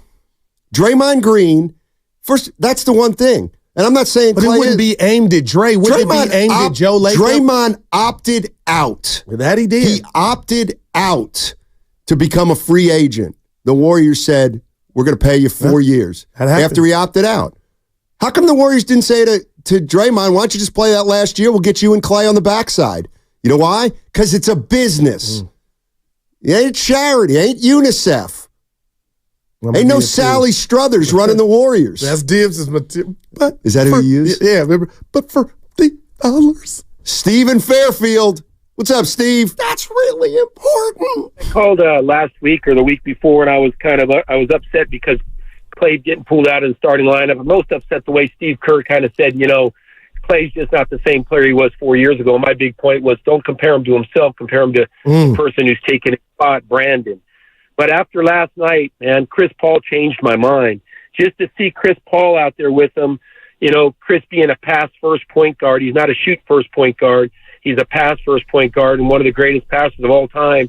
And then hearing Klay after the game just saying that every pass was perfect, every pass was on time, every pass was perfect. I don't think I've ever seen Klay so happy after a game. He's acted happy, but he was truly happy and truly played free out there. And I really like those two coming off the bench now, Wow. Hopefully Brandon can kind of adjust the starting. But I really liked what I saw last night. We Tough did too. not to. And Fitz pointed that out, Steiny. You're a shooter. When Klay catches the ball. No. I was a player. Go ahead. I had you as a shooter. I could shoot, but I'm a player. Don't call me a shooter. That's one-dimensional. JJ Redick was a shooter. And Kyle Korver was a shooter. I didn't mean to call you Redick. Now? All right. But you were a player. But anyway, when Klay can set his feet and he's not, leaning. Drifting. But that starts with I never looked at the way the ball was coming in from whomever, but if Chris is giving him the Peyton Mannings, CP3 right there, I mean, this shouldn't wane. You know what's funny is Steve called in and was talking about all the attributes about as he's running down Chris Paul. He's a great ball handler. He puts the ball right on the money. He's pass first. I was ready to jump in. That's why Guru can't stand him. Oh, please. He does all those things. Ask me what I didn't like. He doesn't have the ha-ha. No, Chris Paul. Who cares? I've rooted for him so much that when he got hurt, I got mad at him because I want him to get a ring. But tell me what I didn't like about yesterday's game. What didn't you like? 18 turnovers, man, and that's against the Wizards, Steiny, and it's a little bit of everybody. It's your best players doing it. Yeah. Draymond Green. Do you look at that number of turnovers differently when you also see like 39 assists? Nah, how can you not? They had 39 assists last night. 39 assists. Somebody get the scorekeeper of the Washington Wizards on the phone, please. 39. Well, they scored 123 points. They had some bad turns. Like they were a little loose last night, which you can afford to be against. And Draymond only had 2, but when you throw the long pass down court, Steiny, and it's the bomb, and he goes out of bounds, it's like those are the ones I hate the most. There he goes. I just didn't like the turnovers. He had 16 assists and 2 turnovers. That was Jokic the other day. No. Guru, this guy's up your alley. I'd take a Monster over a coffee any day. Like you like Red Bull instead of coffee, right? Yeah, but that'll give you the punch. I got to say something. I don't like it. Does nothing. What I do and my energy is natural, but I just like the explosion of when it goes in my mouth. So what is that? That's the caffeine, right? What were you doing, scissor? Pause. Oh, I thought I was at work with. Oh my gosh! But yeah, I like the coldness. Now I can't drink this hot, so it's the caffeine. They have maybe I should go to coffee. They have ice lattes and stuff like that. Yeah. How much? They're expensive. Because it's about $5, $7 in the city. Right. Yeah, you're right. It is. It is. It's a lot of money. Yeah, CP3 is back. What about Moody? Let's talk about Moody. 23, what about him? 23 minutes. Okay. Okay. I'm not telling you he's Bird. What kind of start the Warriors get off to with Moody in the starting lineup? They were down 10 or 7 or 9. Hey, is Moses Moody with Moses? Yeah, 12. Moses, a lot of people needed you to make that first three with about a minute left. And he had a bad turnover at the end. Yeah, I'm actually pretty pissed at Moses Moody. Moses! And why did Kerr sit everybody down with like 40 seconds 112. left? There was 112 left. And I was like, I pushed yesterday. You pushed. Evan wasn't so lucky. No doubt. The good news is Evan didn't quite bet as much as us. Yeah. But at 112, and all right, fire me if you want for lack of sports knowledge. Who's the guy that you put into the game? Spencer? Did Spencer play? I saw number 61 out there. I was like, oh no. And Robinson got in. He did, and then Moody turned it over right off the bat. Oh, man. Just amazing. Yeah, hey, I got this thing going with Prize Picks, guys. So you put. Is this sponsored? Yeah, we got something going. PrizePicks.com. You sign up, Stoney, whatever you deposit, we'll match. Or I say I'll match. So if you put 100 in, you got 200. Guru957 is the promo code. And Stoney, it's not on the line. It's on the players, what they do. Steph will score over 23 points. So if you do that, you got to pick minimum of 2. Go get your money. Go get that chicken. Okay. You got your head down like you're not feeling it. I'm not. Why? Because now you're wondering about my chicken. No, What? You just mentioned Curry. Oh, he looks fresh. Steiny. Steve Kerr said he looks tired. Steph said he isn't. We got a problem here, Steiny. How does he look to you? What's a little just when tired? you miss doesn't mean you're fatigued. He had no chance at some of those shots. I'm watching that game. 2 air balls. I'm watching that game, and I'm like, oh my God. 2 air balls, Steph. I love you. There were 2 air balls. Somebody closed the window. You never see that from the chef. Let's go to air balls. What do you say? Only during certain money time. Well, Will and Marin. What's up, Will? How you doing? Hey guys, thanks for taking my call. So Steiny, I was listening to you say you couldn't put your finger on it on why you said you didn't really bat an eye about Draymond and you couldn't really put a finger on Klay. This is no disrespect, but I just think the way that the Warriors play basketball and what he's worth, I just think that you didn't bat an eye because Draymond Green right now is better. And it's the truth. He's just a better overall player. He just offers more like, yes, Klay can score and he can do a lot of cool things, but just right now, Draymond's a better defender. His 9, 6, and 6 to me is just more valuable. He spreads the ball around. He helps. He's a general on the court. You know what I mean? When he's on, and he's good at defense. He may not be that same Draymond that you can just put on anybody, but I just feel right now he's more valuable. And Klay just hasn't been the same defender since his Achilles. Like he's getting his shot back. He's starting to find his rhythm. And I know, it's probably a very hard thing to do. Basketball is a tough sport, but just right now, I think Draymond is just a better player, and that's why possibly for you, it's hard for you to put your finger on to give him $100 million. That's why. I think you're right on the money. It's not a basketball thing. I agree with you 100%. If you look at the last 2 years, who's been more effective when they've played? It's probably Draymond. So from a logical, practical point of view, I get why Draymond got what he got, but it stinks. Yeah, it just stinks a little. That's all. I get why. I completely get why. I don't like it. It just rubs me the wrong way. That's all. I don't think you're by yourself. But it is what it is. And Draymond's got 3.5 more years on his contract, and Klay's a free agent. His payday could be coming up. Well, it is coming up. It'll be here or hopefully not somewhere else. I mean, to me, if you're Klay Thompson, you've got to I have to get 3 years from the Warriors. Well, at Dre got 4 after you brought that up. At least he might get 4. At least. Well, I don't think they would give 4 to Klay, but the third year could be a player option, which Dre has exactly. But I'm sorry if I'm Klay Thompson and I don't want to, and I'm effective the rest of the season. You can't just give me 2 years. I'm not taking 2 years. I'll get 3 from somebody else. What if they and he looks like he did last year, where I thought he was singled out, but it wasn't his best playoffs by any stretch. But do you think that could affect the 20-something games they got left? Where I like that, but then you go into a series and let's just say it's nothing to write home about. I mean, yeah, I use the word effective. If Klay's effective like this for the rest of the year, he's fine. I don't know what could or could, I'm not really factoring in, what about a bad playoff? What about a great playoff? I'm just saying, this is, and I don't think he's going to be this good the rest of the year. I think he's going to be ups and downs. Going to be solid. Yeah. But when he's good, they're different. When Klay's good, you're a better team. So what do you do with him? I'm just telling you right now, if I'm Klay Thompson, first of all, you offered him, if it's true that you offered him 2 for 48 and he said no, and then he struggles a little, you move him to the bench and he finds himself, I'm not revisiting that and taking less. Oh, there's no doubt about it, man. That's what you call, Stoney, an insult. So 888-957-9570. I wrote, what's the word? Like, to me, there's a little bit of a conundrum with Klay Thompson. Like, the better he plays, the more you got to pay him. But you got to but if you're to reach your potential as a team, Klay's got to be a part of it.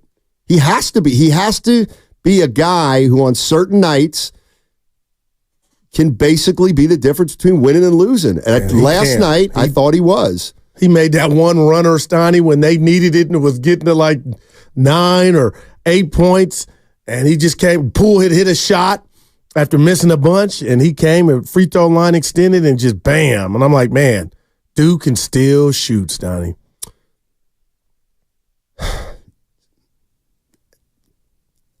He's never shot more inconsistently than he has lately. That's all. It's Curry. Curry when he gets hot, he can. Oh, there you go. When he gets hot. That's what I mean. Well, okay. Yeah. So if he can get hot 1 out of 4 games, what's that worth? Yeah. If he can get hot 1 out of 3 games, what's that worth? No doubt. If he only gets hot 1 out of 2 games, what do you pay him then? I mean, that's the issue with Klay. He's been all or nothing. And that's where I think Warrior fans will agree. Steph's going to get paid because he's the best player on the team, and he's still Steph Curry to a large degree. Draymond Green, when he plays, usually is a positive. Even when Draymond's not playing great, he doesn't hurt you for the most part. When Klay's not playing well, he can actively hurt you. So if he can stop with those games or eliminate those games or really reduce those games, well, then he becomes more like Draymond Green, and then we can, to me, have a better conversation about where we go forward with Draymond with Klay Thompson. Mm-hmm. I also think what we're seeing is we're seeing Pods hit a little bit of a wall. And even though Kaminga was 10 of 13 last night, something like that? 28 minutes, plus 10. Kaminga, listen, I do like Kaminga, but 6 I do boards, feel like... Tiny. Talk to us. How many minutes? 28. Okay. Yeah. That's average. Went to the free throw line twice. But go ahead. I'm hearing you. I'm just saying.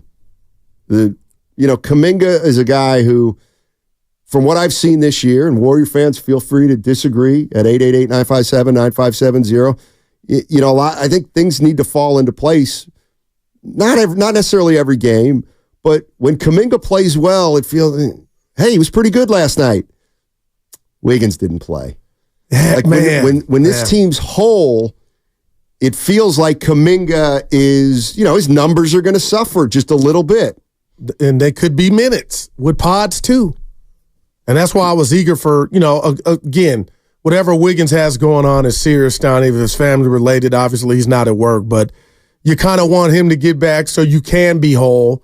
Because, Donnie, 10 or 12 dudes in a rotation ain't going to cut it. You know what I mean? Like, what do they say in playoff basketball? The rotations, they're condensed.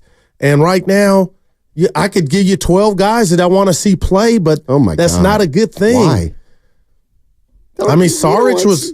Yeah, he came in last night. He was -3 on 14 minutes, but Looney, Jackson Davis only got 9 minutes. Looney got 10. But Chris Paul. Nobody's pining. Nobody's pining to see Quinones. Yeah, I didn't even bring him up. He came in and that guy, he's also ruined my bet. Yeah, he's also on my S list. Hey, what happened? How about shooting late in the game last night instead of against Charlotte? Hey! He should have taken the ball in the basket and tried to dunk. It's created Created something. How do they know? The odds makers, man. And I want to know, is it a computer or is it the boss guys, the mob guys that go in a room? Hey, Tony, it's I have no idea what you're talking about. To set the line. But now it's just a computer, I think, now. Yeah. 415, Green's a better player than Thompson. Oh, okay. 415, if I'm Klay Thompson, I join the Lake Show. Man. He could shoot open threes all day long with LeBron James and Anthony They'd be like, Davis. Klay, shoot more. Right. The problem with giving these guys 3 years is they're old. No doubt. And you got to think about what they're going to look like in the last year of the contract. But I do acknowledge that that's less important for the Warriors because these guys are legends. So tell me how, just from a fan perspective, how much of a bad look it would be. So Kerr's going to stay, Dre's here, Curry's here, and Klay was the one guy that, moved on. And I know it's more goes into it than that, Stoney. But man, from a sentimental standpoint, that would be kind of tough. I just think, again, it's just me. 2 for 50 gets it done. No chance. You don't think? I don't think so because anymore. somebody else is coming. I don't think so anymore. I mean, I shouldn't say anymore. I mean, who knows what's going to happen in the last 25 games of the year? I'm just saying. And Klay, I don't think Klay's going to be this good like he's been the last 4 or 5 games. But it looks like he's figuring some stuff out. I think Chris Paul's going to really help me. Might put up good numbers off the bench. At that point, you're. I don't want to say you're stuck, but that's the conundrum. Yeah. Like, don't think for him. Like, if Orlando gives him 80 over 3, he's not staying here for 2 for 50. That I get, man. I don't care how many rings he's got. He's not doing that. You wouldn't do it. Don't expect him to do it. The other thing is, we don't know, but maybe he does think he didn't get a fair shot last offseason. Oh, no doubt. And now he's coming into his own a little bit. And he could be just being a good soldier right now. But I believe him. He was talking about, again, him talking to Poole and telling Poole to embrace his new role. Here's the other thing. Coming off the bench. I thought that was dope. Here's the other thing. There's a big difference to me between Klay Thompson and Draymond Green. And I know, and I'm going to just say it. Dre was afraid to leave the Warriors in a way. Well, he said he had an offer. Okay, great. And did he take it? No. No. And apparently he said that offer was more. Why didn't he take it? Because he knows he'll never be the player he is for another team that he is for the Warriors. I told you that. There's a part of Draymond Green that fears being on another team without Steph and Klay and this protective, insular community. And later in Klay's your career, different. Klay's got a defiance to him. He's not going to get lowballed and stay here because I think he's got more confidence. I'll go somewhere else and I'll be fine.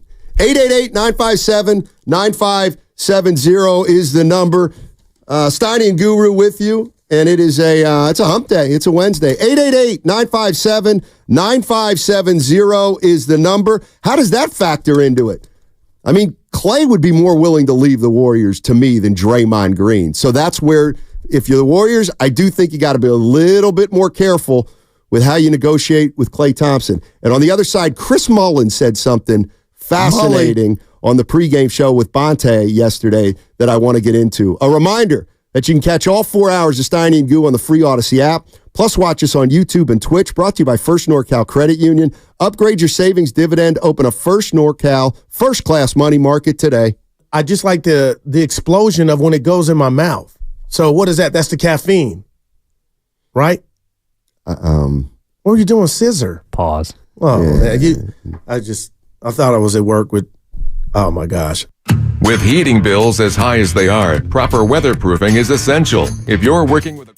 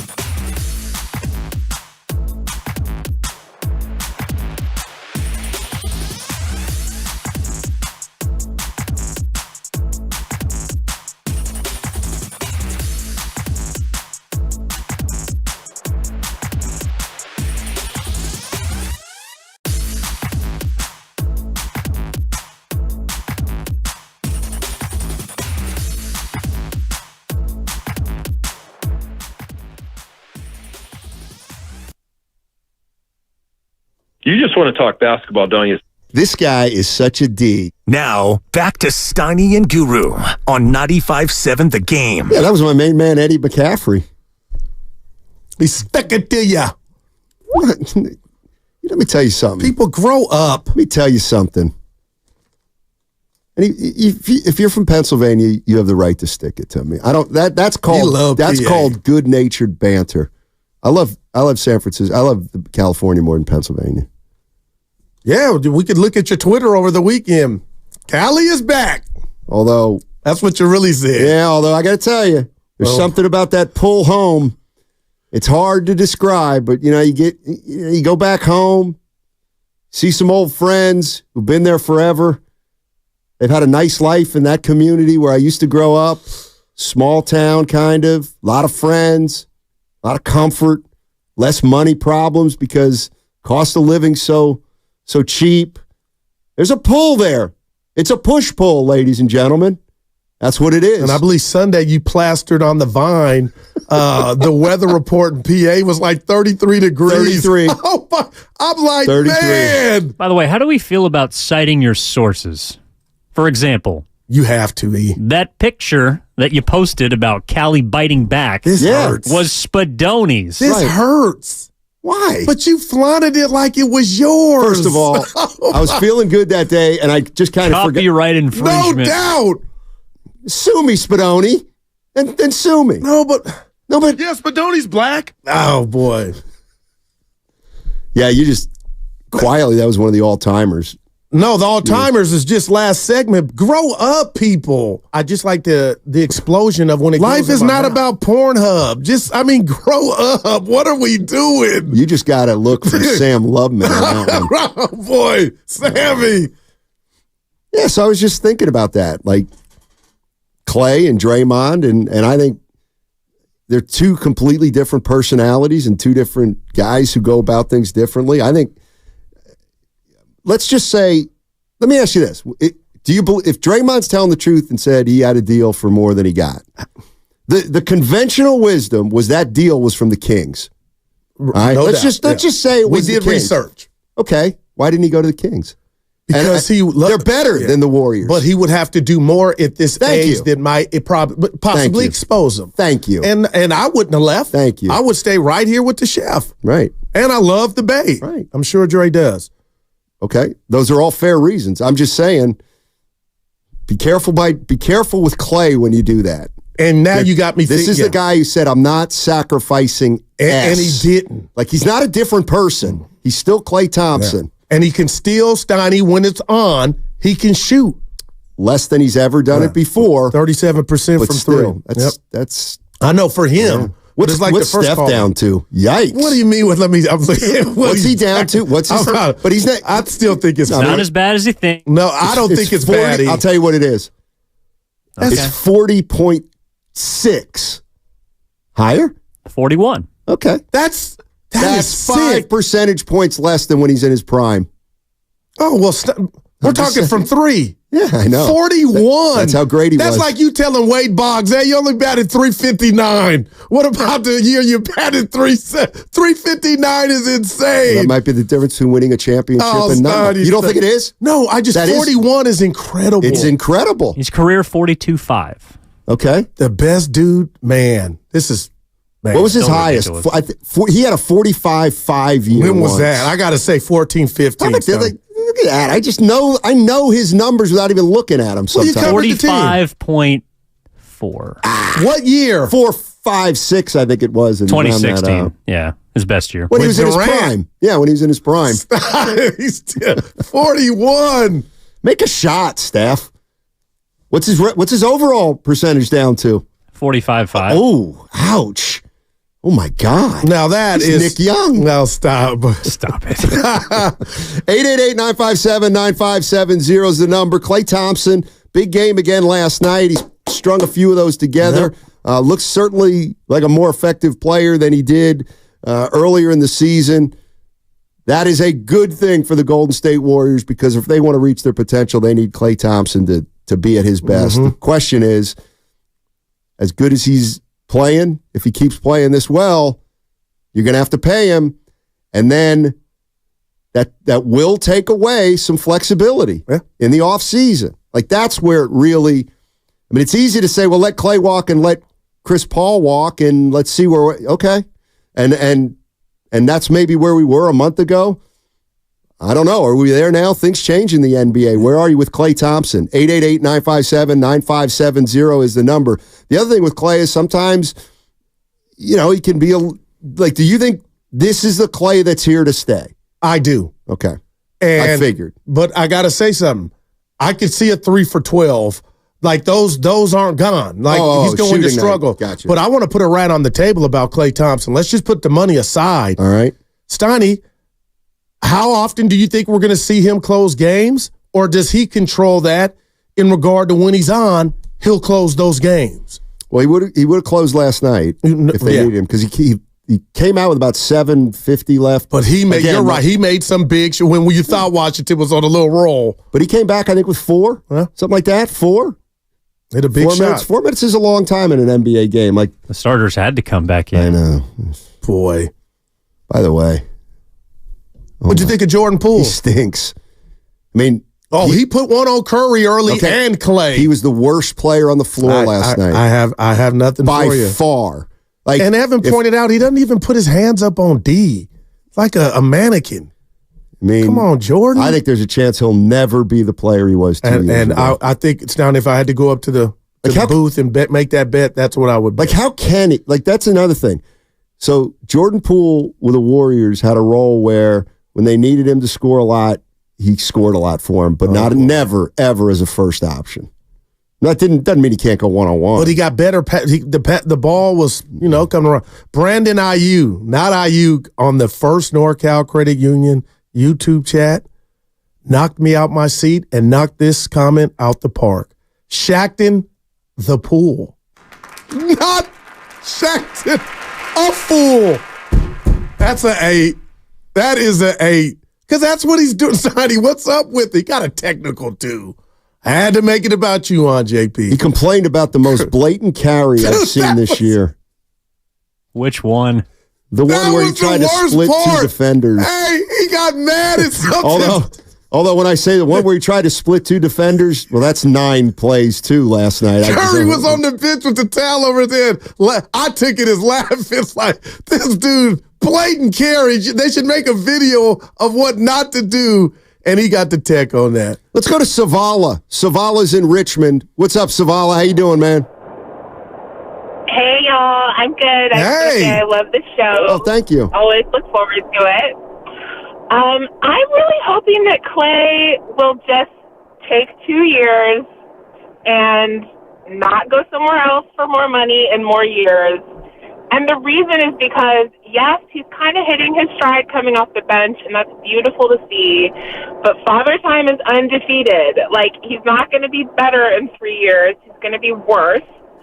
And I don't know. I feel like he'll just be trading money for, like, putting his public decline on display if he's demanding more years. And that's just kind of sad. It's sad as a fan, and you want to see people exit like with pride and with power, not kind of straggle out the door at their, limp out the door on their last leg. I think Klay's defiance, like you said earlier, makes that maybe less likely because he's defiant about getting lowballed, but he's also been defiant about aging. Right. It hasn't been an easy road for him to accept that, and it's not going to be easier in 3 or 4 years. I just want to see him, finish this thing with class and style, play 2 years, and then, let it go and just get on his boat and enjoy the bliss of being on the ocean. That's what I want for him as a fan, and I hope that's what happens. That's fair. Well, and maybe if you feel a little worried about giving him 3 years, maybe you give him 2 for $60. Yeah. But that 3's coming from somewhere, Steiny, maybe. If not the Warriors. Maybe. Especially, everything Draymond physically did not go through what Klay did, okay? So The only thing I hate about this from a Klay Thompson standpoint, and probably what frustrates him, Steiny, is, we're aging, but this ain't actual age. I had 2, the transmissions blew out twice, the motor and the tranny. So, of course, that sets you back to where You'll never get back athletically to that plateau, but you kind of wish it was like Draymond. His is just a natural attrition. His body, you know what I'm saying? Or just a tad bit slower. What I'm hearing is Klay's decline has nothing to do with age. Oh, no, it does, but it coincides with those catastrophic injuries. Well, the catastrophic injuries were incredibly unfortunate, but that's what happened. No, I totally get he's that. He doesn't get a brand new knee when he gets his new contract. Like, it sucks for Klay, but it's probably taken some more productive years off the back end. Probably it has. Well, then you can't pay him as much as you would have paid him if he were a to her point, player. and I love the call. I mean, we could look at Draymond, what he's going to be in 2 or 3 years, and if you want to worry, you can. Could be ugly. Yeah. But if you're willing, listen. It's kind of a reward, too, man, for what they've done and what they've been. Then you got to be prepared for it to get ugly. Yeah. If you're going to reward a guy. Not giant ugly, though. San Francisco Giants. You don't know that. No, I'm hoping. Well, we're all hoping. But we don't know that. We don't know that. And here's the other thing. We can talk about Klay and 2 or 3 more years and Draymond and then Kaminga. If the chef gets hurt or if the chef starts to noticeably decline, then all that other stuff is moot. It just doesn't matter because Lord knows Steph's not at the top of his game. Yeah. I mean, it ends right there. But, Stanley, we could go around the whole – we see Memphis without Ja. But there's only one other player Steph's age. That's the issue. Like, yeah, if Luka Doncic gets hurt, they're done. Yeah. I get that. But Luka's 24. Like, they won't be done in 2 years. I hear what you're saying. Like Steph's 36. We got to acknowledge that. It's not – like, you can't be Mike Dunleavy or Joe Lacob, I don't think, and not think about the Warriors after Steph Curry. To me, that would be negligence. And go ahead. I got a question for you. Fine. And if you're like, you know what? We're still going to pay him for everything he's done, then go ahead and do that.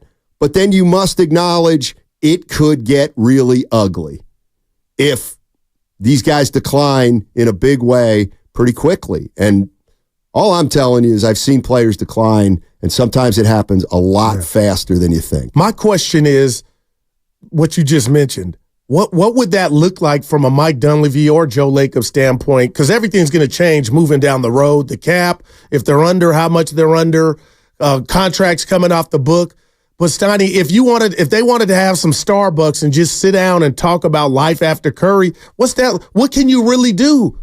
Well, outside of talk, because there may be a player that comes out of nowhere in the college ranks that you're like, oh my God. There is one.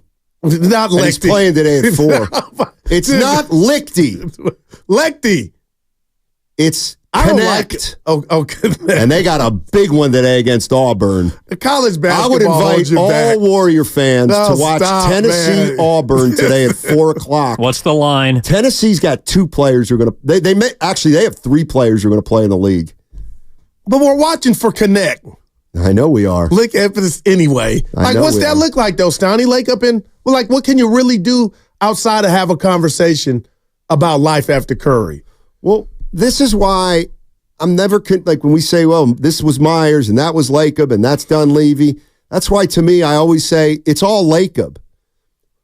When Mike Dunleavy was getting interviewed, you don't think they said, what do you think about the next couple years here? And what if Mike Dunleavy said, Joe, I don't think we got a shot at it anymore. And Joe said, I think if everything fell into place, we still have a shot at it. Okay, what direction are they going to go?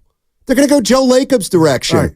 And I'm not saying Dunleavy wanted to do anything, but when I look at the Warrior moves, the way I see them right now, it's all Joe Lacob. Shouldn't it be that way though, with him being the owner and hands on and at every game? I don't know.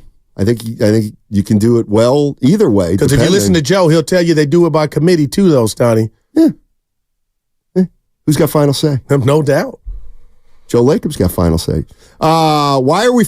I'm with you here, 415, but this is kind of what Guru does, and it's a way he looks at the game through rose-colored glasses, and I look at it a little more practically. And here it is, 415. Why are we feeling sorry for Klay? He's making $42 million this year. Oh. He got paid when he was injured. Oh, no doubt. Now, he rehabbed. Yeah, you did, because you pointed that out. To me, that's 50-50. Right. Like, I don't say, we paid him 80 and he didn't do anything. Bull. Yeah.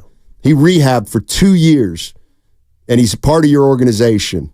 He may not have played games, but he still earned his contract as far as I'm concerned. That's they get guaranteed contracts. Yeah. It's just the way it is in the NBA.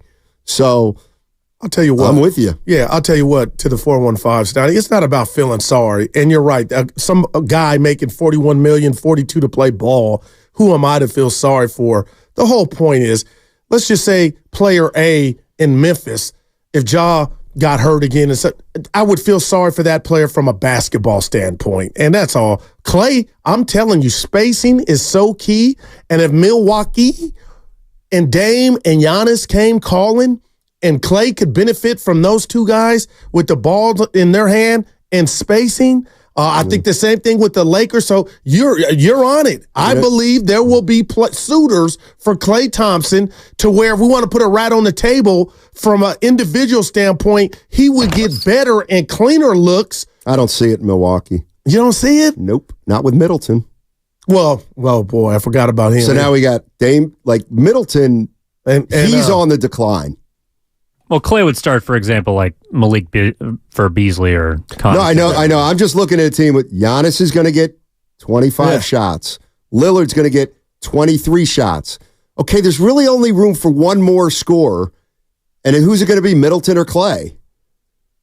Now, you might be like, well, they can all score. I was just about to say, I know. And but here's Middleton, you're right, Stoney. Best ability is availability. His body is quietly, thank you. He's not available. Like, what's Milwaukee's problem right now?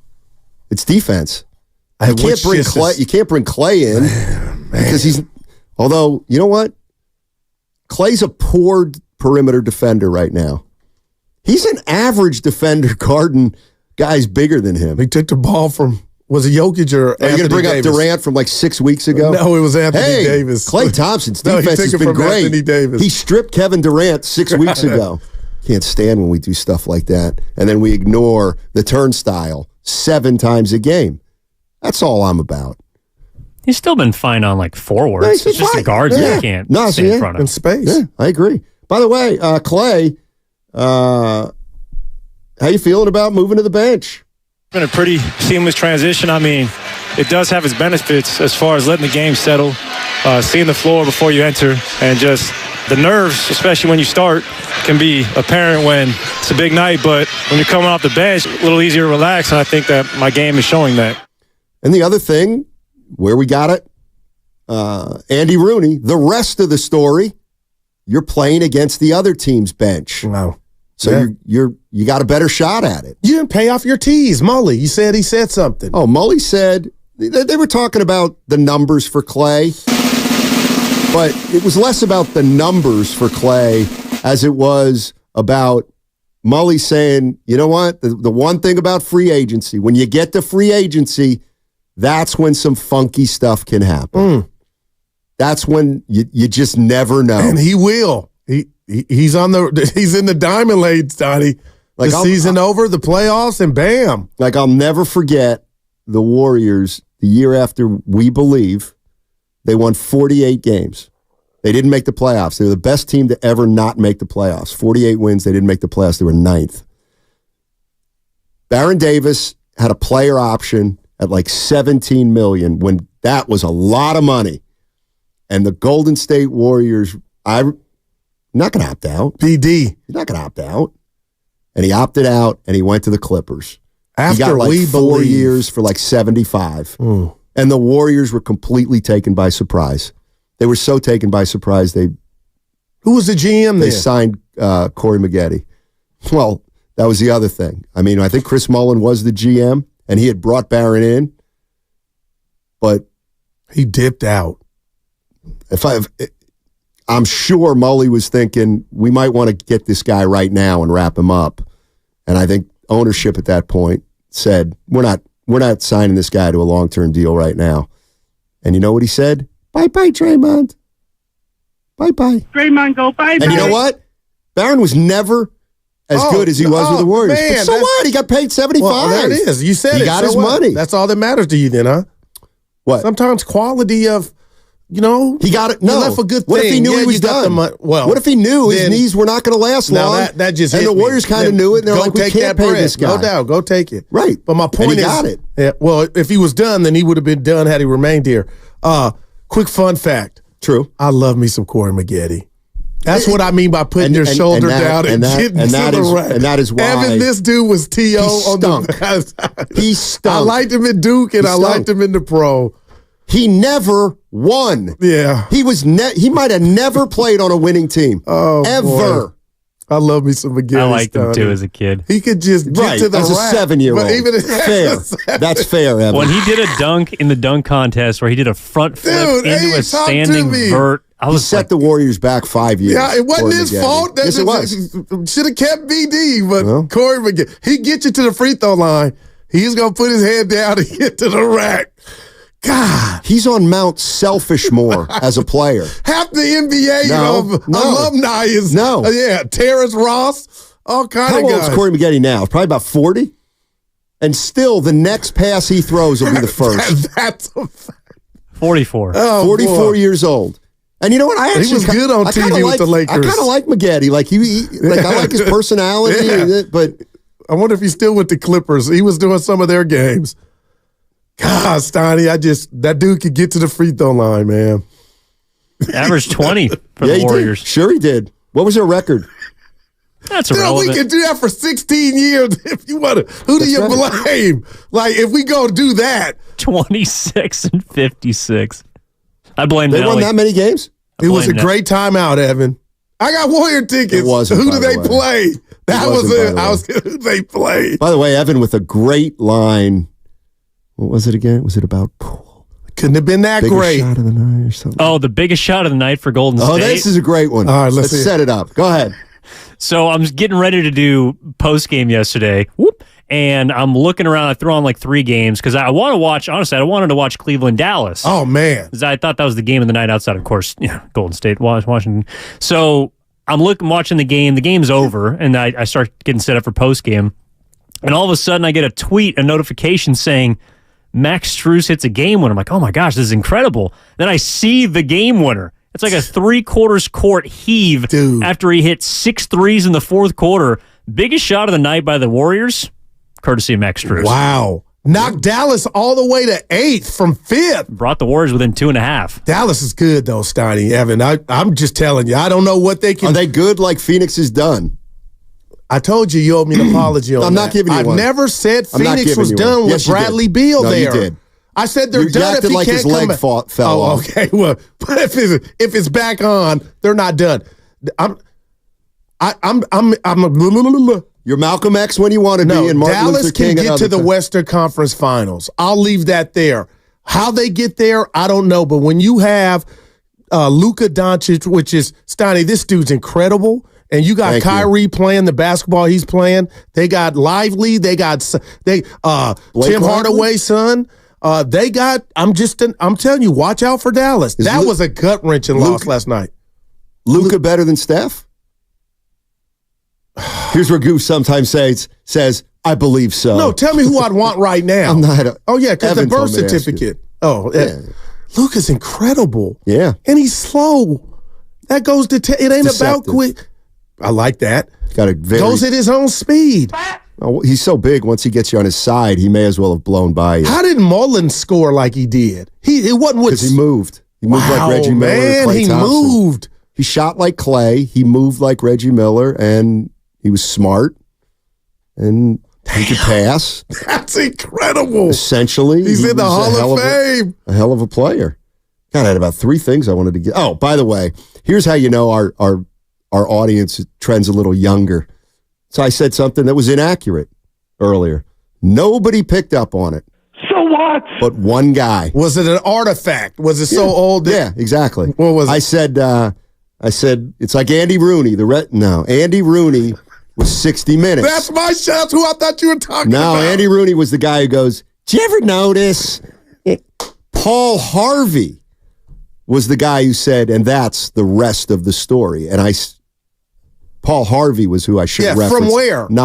He was like on National Public Radio. Oh, okay. I never heard of him. Yeah, you have. But Andy Rooney, he was Twitter before Twitter. He was griping before gripes. Exactly. Dude, he was one of my favorites. He was great. That show was incredible. Now it's a mess. Is it even on anymore? 60 Dude, the minutes? Wendy Williams doc, I advise you not to watch. I finished it last. Steiny. Dude. We need to help her. Dude. It's bad, We got to talk about this because... You got a soft spot for her. I don't have a soft spot for her. I love her. Well, we'll see. We'll test that love when you watch this doc. We got to revisit this on the other side because... I'm worried about you. Don't watch it, bro. I'm going to watch it, but that... in and of itself could be the issue. 888-957-9570. You giving Klay 3 for 80 or you telling him to hit the pike? Go play for the Lakers. Could you imagine his hometown? Yeah, sure I could. Like he's the one guy who I could imagine playing. On. I know. That's another idea I had. But he's kind of, he ain't doing media right now.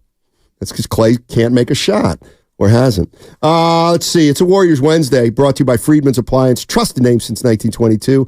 Visit friedmansappliance.com today. That segment also brought to you by Fremont Bank. Full service banking, no compromises. Can you get him another beer? It's Truck Month at your local Ram dealer. With great deals on trucks that work hard, play hard, and break every rule.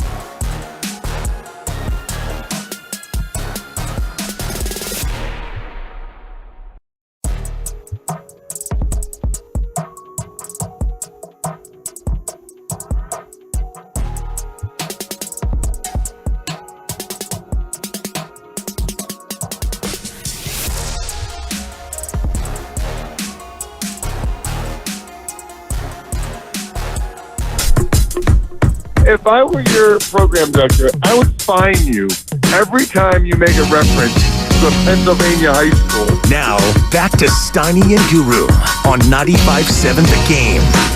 Yeah, but you're not, Ross. And our program director knows how to lead. What about what he was wearing today? Who? Our boss. Ooh. Evan called it a robe. He was looking clean a little bit, too. Yeah, that thing was... Hey, I done buried the lead, Stoney. Again? I have to say happy 85th birthday to my late mother, Daisy Mae Johnson. Oh, man. My family headed to the Grayside right now in Dixon. Happy birthday, Mama. 85, Stoney, she would have been. How long have you lost her? Been 15. God. Yep. So she passed young. Yep. I'm sorry, buddy. Yeah. All good, but they're there for us. Take pictures and post it. Yeah. So next Saturday's Norm's. Yeah. And I told them, y'all don't know, Evan might fall through the Yoon. I mean, if I'm in town, I'm there. All right. Big Deck said, you guys are fine. He can't wait to turn up with you. Yeah. Is there going to be any action, you think? Yeah, my cousins from Fremont. What? Denise. Why do you always think the worst when I say action? I just mean people. We'll see, is there going to be action? And you love a cookout. Like you can, because how do you survive a cookout? I'm one of the few men out there that can say, I'd rather not barbecue. When I have a barbecue, I usually get somebody to barbecue for me. Or you know what I'll do? Here's the key to barbecuing, ladies and gentlemen. Barbecue before the party. Don't barbecue during the party. Nah, Steiny, stop. You're going to get hate mail now. You know I'm right, Bay Area. It's got to be fresh off the grill. No doubt. Well, I'm not doing it, but yeah. Warm it up. Look at this dude. Cook it and warm it up. Jimbo says Wiggins playing in Toronto. Does he know something we don't know? I don't even want to think about Jimbo and Dublin Marge reporting. It makes all the sense in the world that something's up. I'll meet you in Canada. Drake's home. So yesterday I get home and I watched the Warriors, and it was an early game, so I couldn't go right to bed. Boy, it was early, yeah. I was tired at 6:30. And I was like, all right, I'm going to watch something. And sure enough, there I see it. Where's Wendy? The Wendy Williams doc. Dude, I click on. What happened? It's on some service I've never heard of. Prime. If you haven't heard of it. I don't think it's on Prime. Because your obscure service that you have, names we hadn't even heard. Like, you don't remember the name? I don't. I'll give you my credentials. Did you pay for it? No. See, it was going to charge me like $12 or something. I got to get you set up, man. I got credentials I could just give to you and you got free. I'm going to do it forever. I don't do that. He's single. Yeah, I don't he let can be people watching cheat NBA off League me. Pass. I don't cheat off people. You've never heard of Hulu? We don't have Hulu. Oh, boy. We have wait. It's on Hulu. I'll give you my credential. You just put it in there. Yeah, no, I don't remember think before I used it I don't think that's right. Yeah, I gave you $40 Frankie's. Hey, but he was okay with us. That Steiny needs to get in. You know what? I did it one time, and I was like, this just isn't right. Dude, you are... Pay the $12, you cheapskate. And Netflix I said that is to myself. going up, dude. They're going to charge more. It's $20 a month. I also finished up the True Crime series with Jodie Foster. Dude. Did you watch the other lady in it? Navarro. See? Oh, I can't wait. Dude, that is... HBO just can't miss. It was it. Give it to me. Give me a letter grade. Wow, that's a good question. I'm going to give it a B. Oh, I'm going to give it a B. So that means I'll give it an A-. The ending, it felt like they needed to do a million things at the end to wrap up the show. So dick. But it was I'm fascinated by anything cold. And it takes place in Alaska. Are they in it? Wow, I didn't know that. It takes place in the winter in Alaska when they have no sunlight. Do you know, like who can live there? Well, not in all of Alaska. Yeah. That's not right. Anchorage, I think, is southern Alaska. Even in the heart of winter. Remember, we asked Schlereth. Oh, I was like, who do we have on? He said we get 3 hours of sunlight. That's not in the winters. But if you go the further north you go, it's dark 24 hours. Wow. So one of the real unsettling parts of the entire series is you never know what time it is. Who can live like that, though? Well, you only have to live like that for a few months. Well, yeah, but your circadian rhythm is thrown off twice a year because not only is it dark, but it's also in the summertime extremely light. Yeah. So you don't know when to sleep. Yeah. Wow. Like you can. I'm already looking forward to daylight savings where we spring forward. I can't wait for that. I got a shout out Damon Chang. He said probably the best series I've seen in 8 years. No, Woody Harrelson and that was a great one. Yeah, that He was talking incredible. about The Last Kingdom. Oh, what is that? I don't know. Damon, what's The Last Kingdom? Mm-hmm. Yeah, Steiny, I can't wait. If you dude, so how many episodes was it? 5, 7? I think about 8. You will, maybe. man. Maybe 8. Now I got to look for something else to watch. Wendy Williams. I'll give you the credential. You're not cheating. Yes, you are. My son's at college and he uses the house credentials to watch the Warriors and YouTube. That's a family member. We're family. But did you so you're the kind of guy that would lie on a financial aid statement? Oh my God. I have faulty cable. My boys work at cable. They come hook me up, Stoney. Yeah, statute of limitations. Statute of limitations. All right, 888-957. Yeah, so I couldn't. By the way, 2:30 today. 2:30.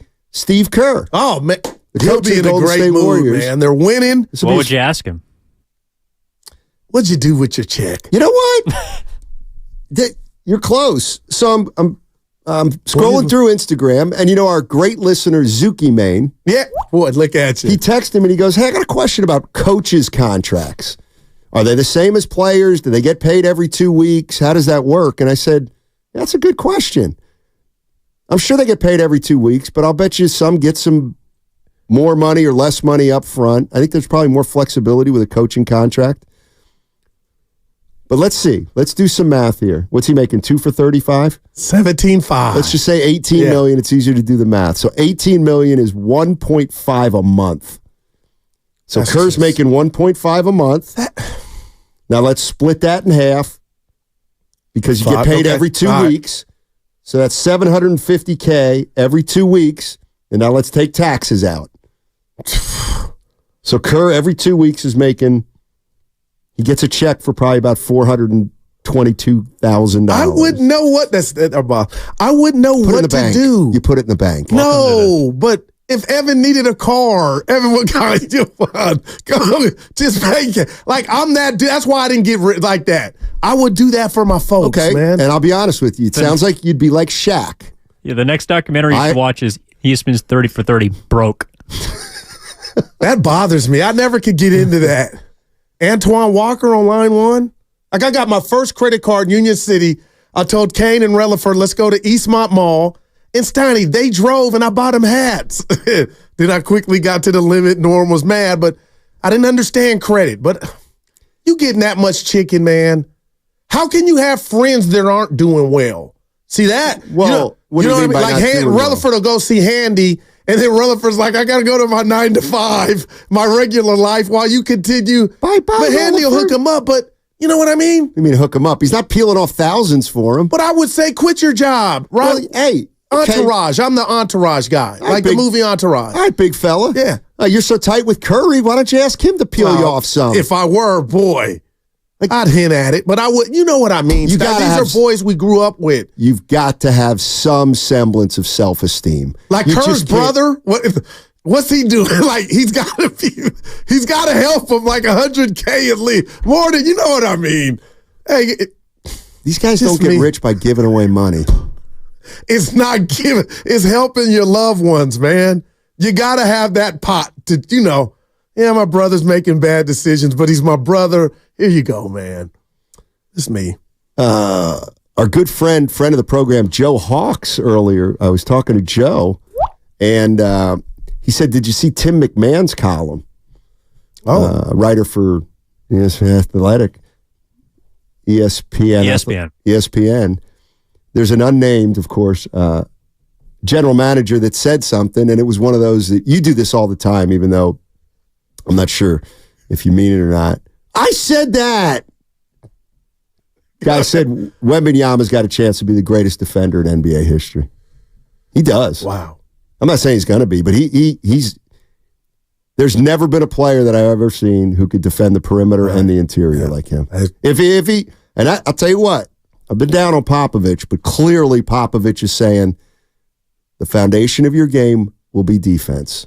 The first thing you're going to become is a great defensive player. Everything else after that, we'll work on. Reg Silk Macy texted the Vine yesterday, said, this is what it read to 9 of us. Wemby is amazing. I didn't even know what he meant. But Steiny, if you're saying he had, wow. Well, the Spurs are giving up the 5th most points in the league. Imagine without him. Now, when do we start putting that jacket on? When are they going to win? Because I'm not coming at him now, but a Wemby. No, you will, though. No, we do it to everybody. I'm not. Maybe not till he's 25. How old is he? He's like 19. Oh, my God. That's incredible. Let me guess, you'd rather have Kaminga. Sorry, he just turned 20. Oh, he's a fossil. I love JK. Hey, Evan, what are his numbers across the board? You know, you want to guess? Yeah. Let's do Not this. without music. Yeah. Thank you.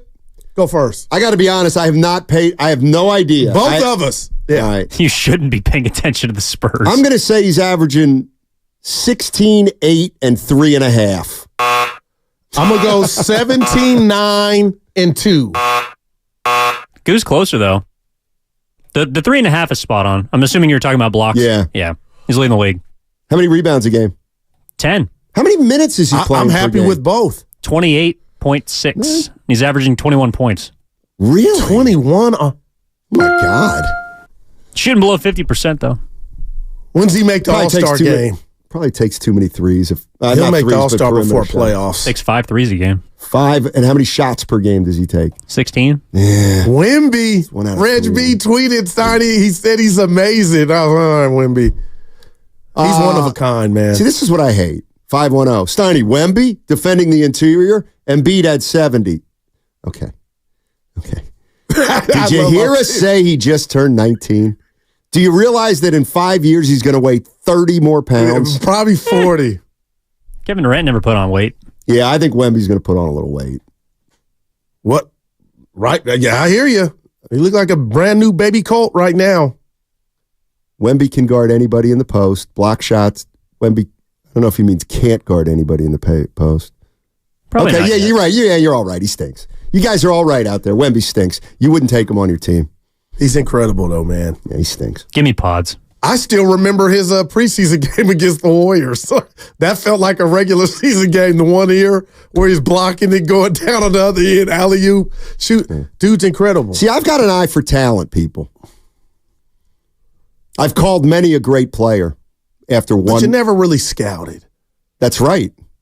I can't take like the pay Kruger cut. Scouted. I can't take the pay cut. Larry, I'm just. Nor do I like to travel. We'll see about Connect. I know. Yeah. You got a lot of stock in I am a little worried. Now, keep in mind, if Connect goes 15, okay, 15 in the draft, just let me finish. If he goes 15 in the draft and doesn't average 28 a game, he's not a bust. He stinks. Let's see where he gets drafted. But what are you telling us before the draft? I think he's going to be a good player. How did he get on the Steiny radar? I love his size. He's underrated athletically. He seems to really have a feel for the game. The only thing listen, I know exactly. Listen, melanin. Oh yeah, what are you saying? Well, you like the white guys? No, he's telling you what he's. Why don't you take it to the next level? What are you really saying? I like pods. I know. Salami.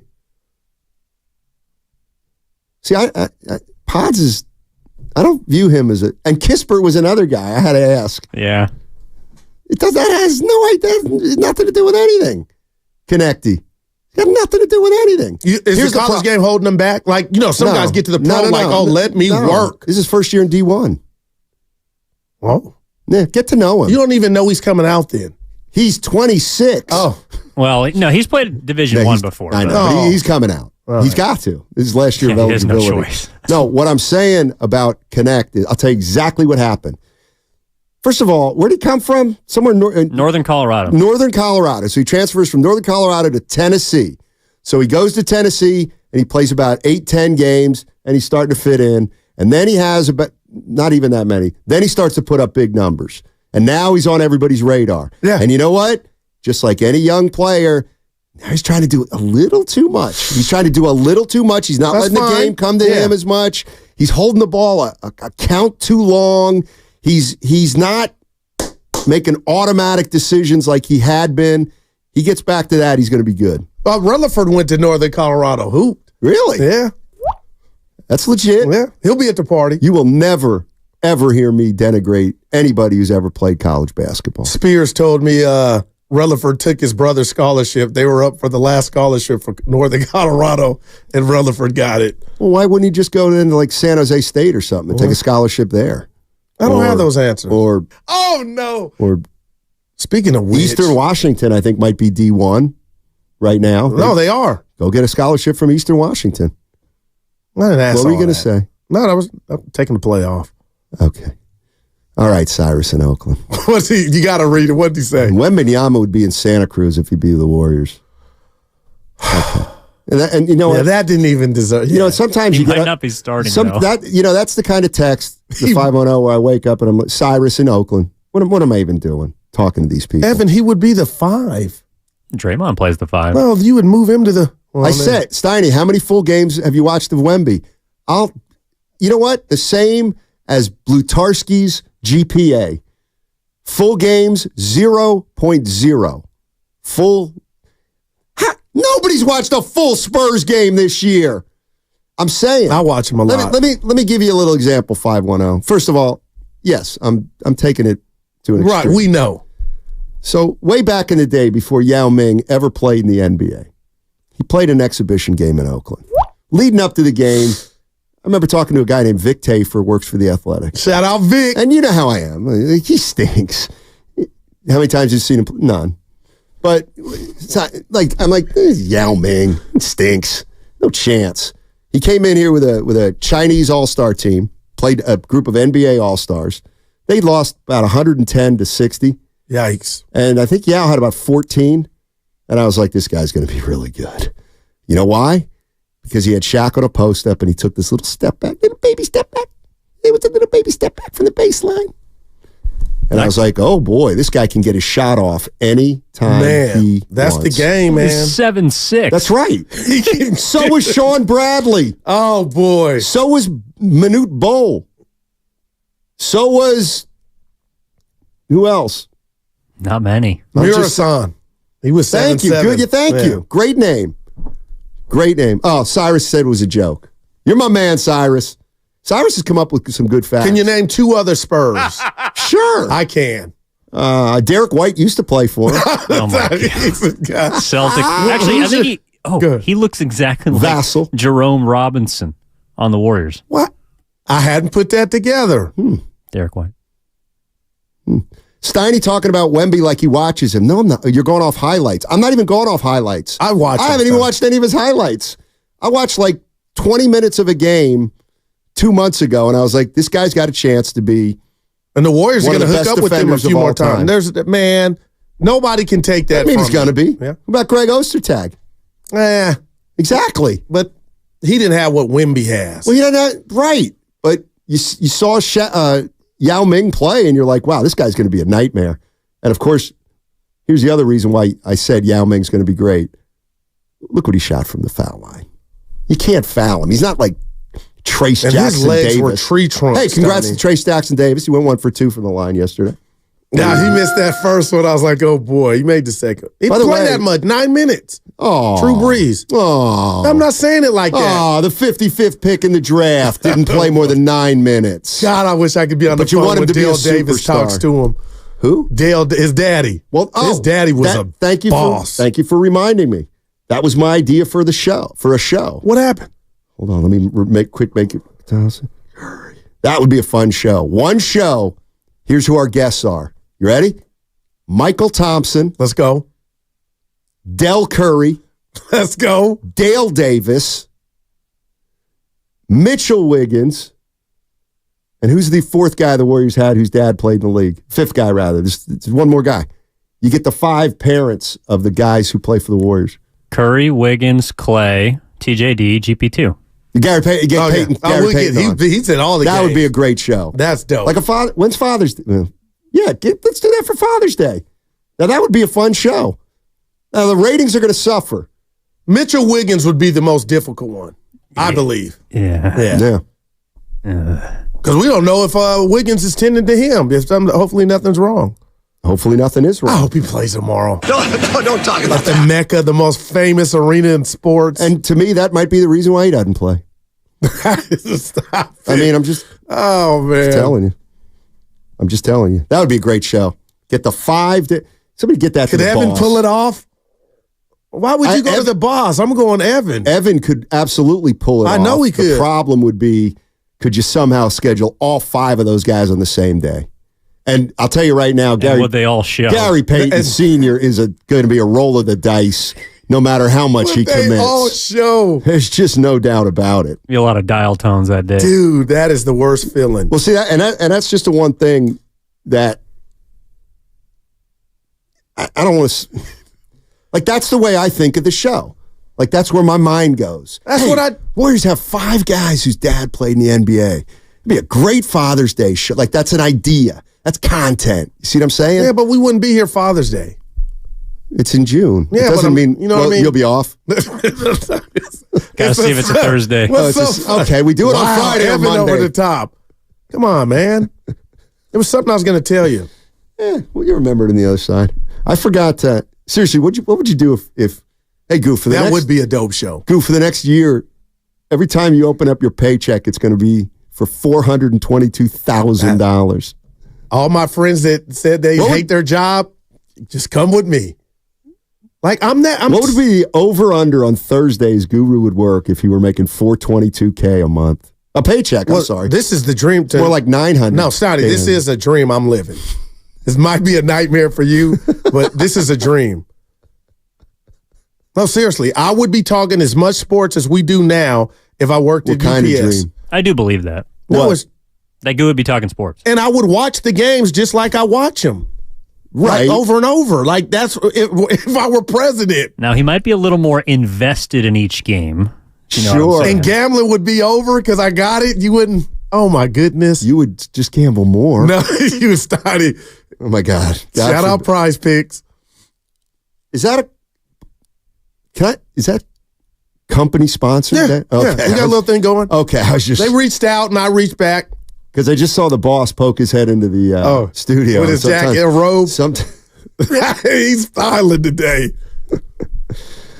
All right, 888-957-9570 is the number. Steiny and Guru with you on a hump day. We're officially halfway through the week. Oh, we got to do John Lynch. That's what I was going to say. We're going to talk about I'm always thinking about the show. Throw it, we throw sliders, now we throw a curve. Talk about Bronny. Are we talking Bronny or John Lynch? John Lynch. We'll get to Bronny. That was one of your worst takes of all time yesterday. Oh. Criticizing LeBron for something that if you or Steph Curry did would be praiseworthy. I mean, nothing said, here's who I'm all about than that. You criticized a father for supporting his son. I mean, I don't know how much lower you can go. in front of his teammates, my son can do better than this. Did you ever get defensive? That's wrong. Did you ever get defensive in the case of love? Oh, my gosh. Okay, that's what he was doing. Yeah. You know what? I love Bronny Steiny. He's going to get to the league. I'll tell you what we'll do. On the other side, dad's name. I'll start talking trash about Mia, and we'll see how long it takes Guru to say, she's a great person, Steiny. I love LeBron, but come on, Steiny. You know what I mean, man. He ain't Wemby. And it just feels like he's telling us he's that. And then he goes the other way and says, leave my son alone. Like, he told God, we're up against it. He also ain't Austin Reeves. AR-15. Poor LeBron. Tries to do the right thing. And dude, did he look good against Phoenix? You know what? Here's the thing. You think for 1 minute, if we were in L.A., that Guru would have had that take. Oh, my. Now, that's what hurts about our relationship. Because players listen to the shows down there. Okay, Ann. Help me? Dude, Camp. I'm just saying, what would happen? Who's Ann? No, I was saying, okay, they listen to the show. That would. Oh my gosh! You don't think Curry and Dre hear us? No. Bronny Blends. He let me know Dre listens to us. Or Dre. Well, he doesn't listen to us. Bronny Blends got a nice Dre album listens out. to us. Because I'll tell you what, if Dre listens to us, then he would have reacted to me saying Draymond's scared. Well, they're to play on the for road any sometimes, other team. Steiny. They got the Odyssey app. What about this one? Yeah. And that lets you. That's our guy. When's our yearly? With the chef? It's coming up. All right. It's absolutely coming up. Hey, a reminder, you can catch all 4 hours of Steiny and Guru just like Draymond Green's doing right now in the Big Apple. Just download the Odyssey app.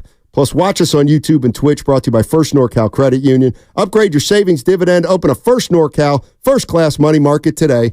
LeBron James. Absolutely incredible. Why choose a Sleep Number smart bed? Can I make my side softer? Can I make my...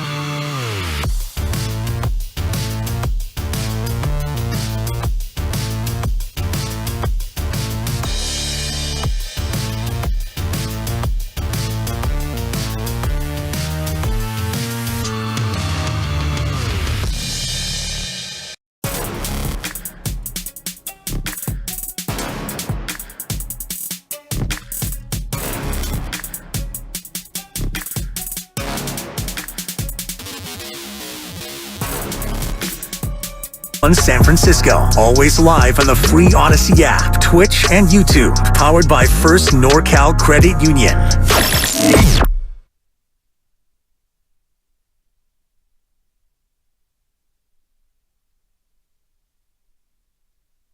What's your favorite animal? Deer. Now, back to Steiny and Guru on 95.7 The Game. I don't know what's funny about everything. A deer qualifies. It does. You're not wrong. It lives in the woods. I just said if we asked 1 million people that same question, nobody would say deer. It'd be like a bunny. It's a also doggy. because you always talk about how you love to go deer hunting. That's really the reason. Oh, man. By the way, you and I, we are so different. It is unbelievable. Facts. You know what Guru just said? If you don't know, we'll let you behind the scenes. We'll pull the curtain back here a little bit. We usually have a Wednesday staff meeting at noon here. So everybody's all the salespeople. Oh my God, they're waving. Staff. And Guru actually uttered this line. Steiny, I hate when we're at I hate when they have meetings when we're not there. I want to be out there. And I'm like, I love when they have meetings and we're not there. You don't like people. I'm dead serious. You don't like people. You want to sit through that? Would you rather sit through that meeting or do this all day? Okay, well then, there you go. But I feel like I'm missing something. You're missing nothing. The camaraderie and saying hello to people that come. You say hello to everybody anyway outside the meeting. It's just, hey, you are special. What else did I have here on my list of stuff? Warriors beat the Wizards. Was that the Wizards in those black uniforms? I didn't recognize them. Yeah. Oh, you got it? Boy, wow. Don't you get it? Did you see? By the way, the Clippers are doing new logos. The Wizards rebranded recently. Don't you think it's cool? Not the Clippers. They're calling it the DMV. No, the District Maryland, Virginia. No, that's pretty cool. Terrible. That's pretty cool. You used to have some of the best uniforms in the game. Well, they used to be the called Bullets. They're not allowed to do that. Shout out Wes Unseld. They changed their name. Yep. They changed their name. It's so funny. Fitz and Buki are talking about the old time Bullets and and Kellena goes, "Oh yeah, I remember when they used to have Gilbert Arenas and who else played for them?" Right. And Fitz is like, "What?" Karan Butler. Talking about Wes Unseld and Elvin Hayes. I missed that part. I'll tell you, Kellena and Fitz got a good thing. Oh, no doubt about it. They do. Yeah. 888-957-9570 is the number. By the way, here's another thing, just because my memory's like a steel trap. How many times in the last week or two did Guru, I'm going to do my Guru. Actually, this is where people say, "You're so mean." Steiny, I'm a little worried. Please. How come, Guru? What are you worried about? Steiny, everything's clicking. Everything's clicking with the Warriors. I'm worried about what happens when Chris Paul comes back and then everything changes. Well, we were kind of robbed of that last night because Wiggins was out. No, just I wasn't worried. Really been looking forward to getting Chris back. You could see why tonight he's a plus 17 in 21 minutes. Always in control of the game. I thought the way we closed the third quarter was really important. He was at the helm. He found JK for a lob, and we got to stop. Got the last shot of the quarter, so we just handle things better with Chris. He's such a great point guard. Always knows exactly what's happening in the game and what's needed from him. So it's great to have him back. No doubt. Oh, but my whole point wasn't. What about Potts? That was a good thing. And people on the YouTube chat fighting over just what he's going to be. Everybody relax. I just know what he was last night. He was pretty damn good. Yeah. And he's been that way for pretty much all the season. But Spadoni sent us a text. Oh, driving back up to Oakland and listening to you guys. Yeah. Way to go out on a limb, Steiner, and say the greatest prospect since Braun is going to be great. Great defensively. Smile emoji. Great defensively. Well, that's Spadoni. If he's listening, talk to him. Then keep it between you and Spadoni. He put it on our Vine. I don't read that. Well, you read everything else. I read it, but I don't respond. I'm not like these athletes today. Kevin Durant, I got to do. Oh, boy. You know how many times I hear on social media, "You stink, Steinmetz." You know what? You suck it up, you take it, you keep your mouth shut. There you go. You mastered it. Candlestick Nick. What's up, Candlestick Nick? Candlestick Rick.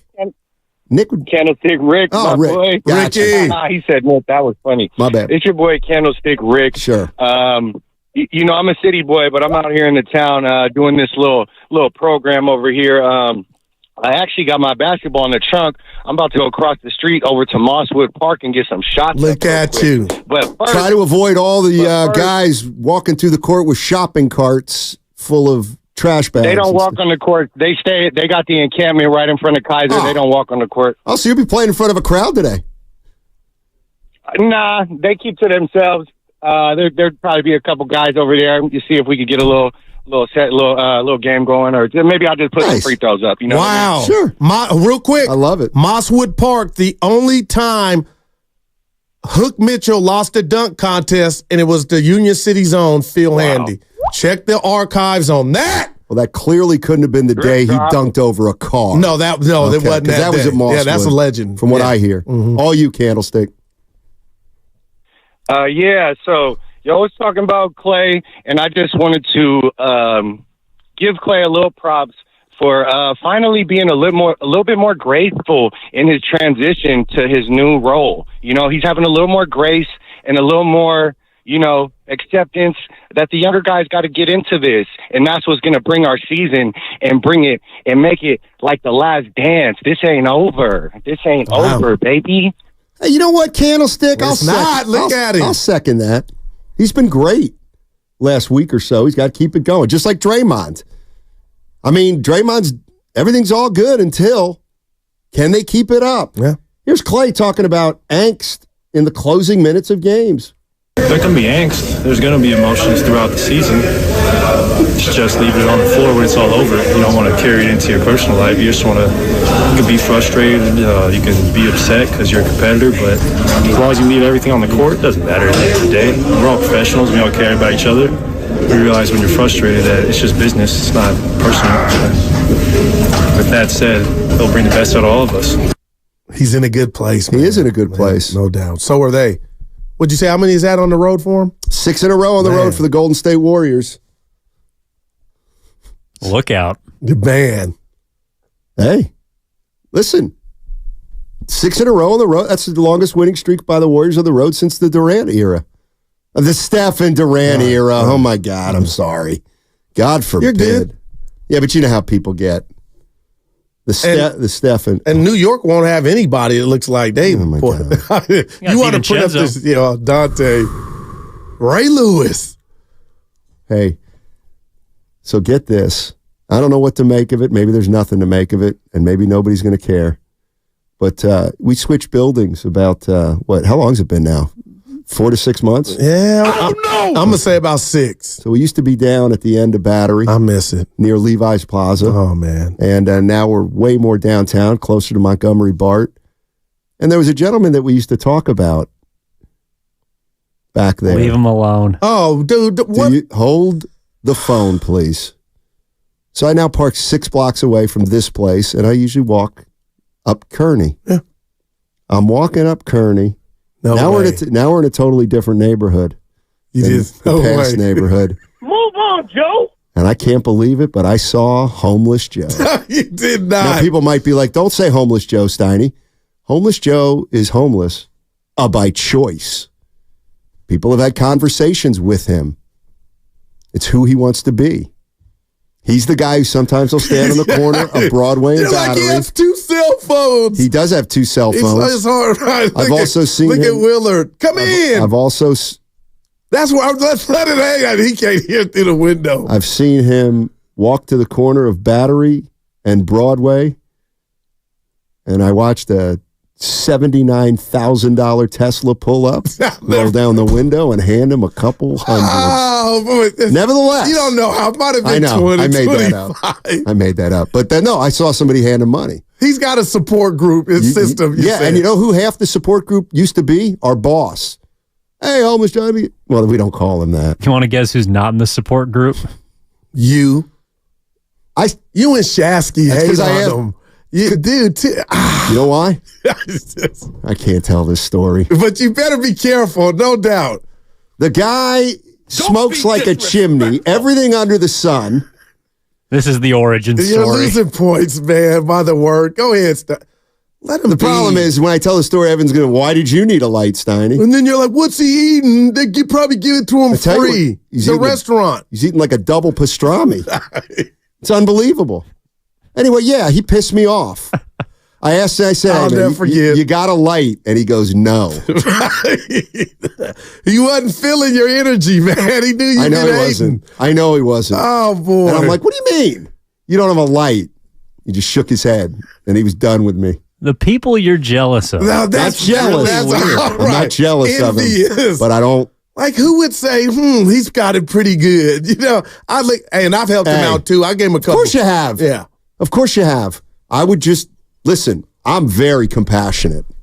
Very. We can't tell. But you're in the fourth largest market going in on He deserves a little less compassion than some other people. That's all. And then for you to think you know his history, I do know his history. Me. Like a Tesla pulled up. When we used to go, it was a place across at Gambino. Yeah. The Gambino's guy gave him a free meal every day. Well, he does some things for him. Because he's homeless. Come on, Stoney. Have a heart. Let me tell you something. He's got a nice cardboard box. You're a little jelly, man. Something's going on. Somebody going to fire me for that? Yeah. Nah, anyway. He's not living in a 2-bedroom in Russian Hill. That's what he had. Like, man. I mean, I'll bet you that cardboard box costs like $600 a month around here in the Bay. Yeah, you can be uncomfortable. This is like my Bart story 2 years. Remember, I thought I was fired. Well, that could have gotten you fired. Oh, and you didn't. You just let me go. Yeah. No, anyway. Evan is Stoney. Back to the Niners. Homeless Joe was out of the neighborhood yesterday, or this morning, and he was... Did you say hello? No. Oh. No, I didn't say hello. Why would I say hello? It sounded like you missed him. Yeah. First of all, he wasn't paying attention because he was smoking a monster joint. And so he just was. I'm just telling you the truth. Look how you're spying on him. Damn, let him live. He's in my neighborhood. Like, this is not your neighborhood. He's like the Who. He's going mobile. A monster. I'm telling you, the not guy a joint, gets a around. monster joint. It was a monster. Oh, boy. It was like a Bob Marley one. It's the Victor Wembanyama of joints. Oh, boy. No, it was more like the Zion. Let them They're clapping out there. Of course. Am I getting an award? Lock in. You know what that's called? Fake hustle. Right. There's a meeting outside our door. There's a lot of it's a fake hustle. Willard showed up. I want Iguodala. Oh, my gosh. I want to play more of this Klay sound because somebody said he's accepting stuff with a little more grace. I agree completely. This is where he talks about embracing the sixth man role. I'm embracing it. I love it. I mean, some of the greatest to play this game have been six men in their career. I mean, the first one that comes to my mind is Manu. And we all know the Spurs wouldn't be the franchise they are without him. So it was easy for me to make that transition. I'm not going to say it was easy, but it wasn't as difficult as people thought. I can't think of a better backcourt coming off a bench in the league between me and Chris. So we're going to take great pride in that and try to, bring this team to heights we all aspire to reach. See, if I were a Warrior fan, I'd be excited. I'm dead serious. Because it sounds like that guy is... That's why you got to keep Chris Paul right with them. That is just coming off no the bench. doubt about it, man. And that's why, by the way, victory lap. Take a victory lap, E.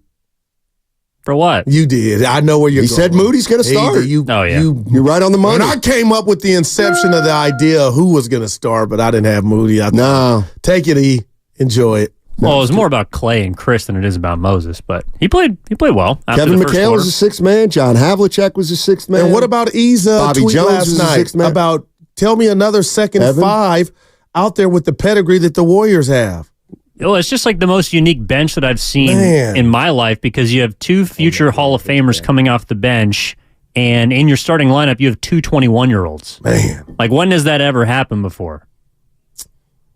I can't remember. Yeah, I mean... There's been examples of Hall of Fame sixth men, like you're saying, but two of them, you can make a case either of them is the sixth man on a given night. Man. Yeah. 408, I love to hear it from Klay. It's a definition of buying in. Look, he's trying, man. He's trying. And the bottom line is, we've gotten to know Klay Thompson for 12 years, and we know, like, the word we used for Klay Thompson earlier in the show when, I think her name was Salivar? The woman called in and she said he's defiant. Oh, yeah. I can hear her voice right now. That's why he's going to the Hall of Fame, too. That defiance. And hopefully the best is yet to come. The great Jim Barnett, your greatest strength is also your greatest weakness. Defiance got Klay Thompson to the NBA. It did. He was defiant. He was going to be an NBA player. That's what made him great. I'm not sacrificing S. That's defiance. That's why he's great. Unfortunately, it can also be a negative characteristic if circumstances change. So can he turn that back into a positive? I mean, all you can do is try. Like the great Craig Lazzaretti said, all you can do is your best. Who is that? A guy I used to work with at the Contra Costa Times back in the day. All right, I was like Craig. Yeah, Lazzaretti. Craig Lazzaretti. He ran for something in the Did East he win? Bay. I'm not sure. So you didn't vote I guess for that him. means no. Well, I can't vote in like the Antioch district. Oh. I live in Oakland. I'm about town biz. You need a police chief. What happened? You're looking for one. Are they? Yeah. Again. I'll tell you what I wouldn't mind doing. Like you were calling the cops on Joe. They're saying that's your next move on the YouTube chat. I had to read that. Like, that's how you had that energy. Hey, he's on Kearney. Oh, man. Be more specific. He's on Kearney and Bush, actually. Right. Kearney's a long street. Boy, it is. Oh, man. Anyway, I don't want to be a police chief. I'd like to be a spokesman for the police. What would that entail? I'd be great at that. You know, when like crisis management is what they call it. You got a little cop to you. I'd be great at crisis management. The truth coming out. Wow. I would be great. And the thing about a lot of police departments is they have, this is interesting, you know, they have internal communications people that spread the word, but maybe somebody can help me with some details here, but I'm pretty sure a lot of police departments also have like unattached, like spokesmen. They don't actually work for the police, and the reason is because then you're not getting just that side. I may be wrong on that. Yeah. But I heard something like that. Like non-biased PR people, basically? Pretty much. Something like that. Kevin Novice on the First NorCal Credit Union chat. Eddie House, grade 6 man. Phoenix, Boston. Okay. Better be careful. Well. This is my dude now. Eddie Havlicek, Mikhail, Cooper, Bobby Jones, Michael Cooper, and Eddie House. Which one doesn't belong? And Iguodala. Exactly. Yeah. Which one doesn't belong? House, man, that boy could shoot.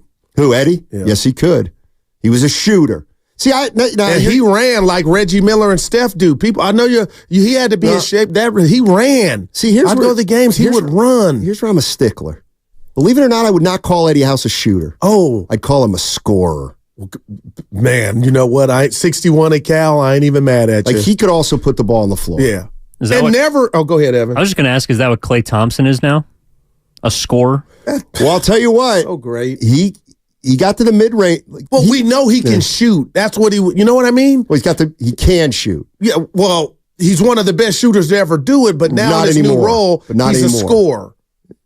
Yeah, okay. I don't want to fight you on that. Eddie House never participated, this NBA crime, fun fact, in a three-point contest. He would have stunk. Why? Because of his shot. He's kind of like a jump shooting three. You think that would have took that would have hurt him. Legs? I asked him next time I talk to him. Clay's been in the three-point contest. Yeah, with Curry. Okay, he beat Curry, right? All right, when Klay was in it, does anybody remember? Curry won. Did he shoot? Did he pick the ball off the rack and raise up? Or did he pick the ball off the rack and shoot from a standing position? I can't remember. I got to believe he did the status quo, his normal. Because that would be tiring. Yeah. With I'm trying to momentum. think of Mark Price. He got off the ground when he shot. Oh, yeah. Mark Price was great. Yeah, Klay Thompson beat Steph Curry in the 2016 three-point. Wow. Klay. And so he won it. Yeah, that's what I'm saying. Klay's got one under his belt. Tell you what, he might just be going to the Hall of Fame. Oh, come on, Steiny. There's no doubt. Well, now it's official. But he's done some things the chef hasn't. 37 in the quarter, 61 and 3. Man. Let's go to Mike in Hayward. Hey, Mike, what's going on, buddy? Lou Williams, 6 man. Pretty good. How you guys doing today? I'm mentioning Hall of Fame. All right. How you doing, buddy? What's up, Mike? How you doing, buddy? You look here. I heard you guys, somebody say on the podcast yesterday about Chris Paul not playing as much as Pine and all that stuff. You guys speaking a little bit too soon. You're talking about a Hall of Fame here. Guru does. You saw what happened yesterday, right? So I'm not saying we're gonna win anything, but we're gonna compete. But we got something going on because now they're playing well, and Chris Paul, he knows what's going on. So all that stuff about Chris Paul not playing that much over Pod, that's a bunch of nothing. You guys got to slow your roll down. Let's see what we do the next 3 or 4 games, okay? Because I think Chris Paul knows he knows what he's got to do now that we're playing better. So now, just like he did in Phoenix, which you guys had somebody on there yesterday talking about how Chris, what he brought to the table, Eddie Johnson, Hall of Fame now. So I'm telling you, don't be selling Chris Paul short over Pod, okay? Hey. I'm telling you, be careful about that. Mike, I wasn't the guy worried about and nobody was doing that. Well, now, hold on, Stoney. All of a sudden, Klay's getting these passes from CP3. The question was, and callers have said, oh, how is this going to affect Pods? But the bottom line is they need what CP3 brings, and I like it. And if this continues, watch out. There you go, Mike. That's what I'm talking about. That's what I'm talking about. Well, thanks, Mike. Appreciate it. Just be more specific next time. Are you talking to Mike? Yeah, talking to Mike. Don't be saying you guys. Nobody said Pod should be in there over Chris Paul. We're not saying that. At least I'm not, and I love Pods. Chris Paul's going to take minutes from Pods. No doubt about it. And as these games get more important and bigger, nobody's going to be calling like, where's Pods? Because he's going to get his minutes, but CP3, man. Put it in the cap. Pods is hitting a little bit of a wall. But that's get that. Right. I hear you. Okay. What about Kaminga? Steph. What about Kaminga? He might be. And I get say that it's not bad, right? Well, why do you worry about whether it's bad or not? Because I've never heard of the rookie wall. Yeah, no doubt about it. It's something that's neither positive nor negative. Yeah. It's just a wall that they say exists. You don't know. And I don't know. I never played in the NBA. Well, you played D3. But every we played 25 games. I try to tell you what, I hit a wall in February. That's playoff time. No. Yeah, that's right. 925. Thank you. What? Why can't people see that it's a team freaking game? Oh, man. Pods fits better with the starters. He does. For now. Yeah, for now. Right. For now. Not all the best. You don't. And then what did you say? It's about who finishes. Contrary to what you think, you don't have to have five scores. Doesn't work. And Klay coming off playing the 6-man role does not negate him from possibly being there at the end of closing games out. In a way, it's almost easier for a guy who doesn't start a game to finish a game. Damn. That's why a lot of guys. That's why Ginobili moved to the. Not why, but one of the reasons is. If you don't start to get Ricky Pierce, that's a great name. Oh, man, Steiny. See, now Chris A's got a good sense of humor. Steiny hit the radio wall a few years ago. So that's funny. I don't mind making fun of myself. That's annoying. Problem is too many people take themselves seriously. Steiny, I noticed Steph's struggles are mostly because it looked like he has no strength in his legs right now. I think he's tired, but he doesn't want to sit because he knows the team needs him. I believe that. Do you think they should rest him in one of these games? I don't. If they don't rest him against last night, he ain't resting, Jack. Take that to the bank. You would think. Well, now what the Knicks have, you called him the Nets. What's wrong with Brunson? Your guy. He just won a game. Gutless. Dude, Pelicans beat him last night at home. They got pummeled. He's got a neck injury, by the way. A neck? Those aren't good. Oh, boy. You had a neck issue. Yeah, 2 surgeries. On the neck. Didn't affect your swing, though. Thank you. Oh, yeah, that's right. You have seen me play golf. All right, 888-957-9570 is the number. We're going to change it up a little bit on the other side. John Lynch, 49ers general manager, was talking a little bit about the team, the 49ers. He brought up Brandon Ayuk. He's dealing with a tough Super Bowl loss. We're going to get into that a little bit on the other side. And also, they'll do that a little bit later on 95.7, The Game. That's stupid. At Fisher Investments, we may seem like other money managers, but we're different. What makes you so different than the rest of us? We ensure clients receive unparalleled service at every step of the relationship.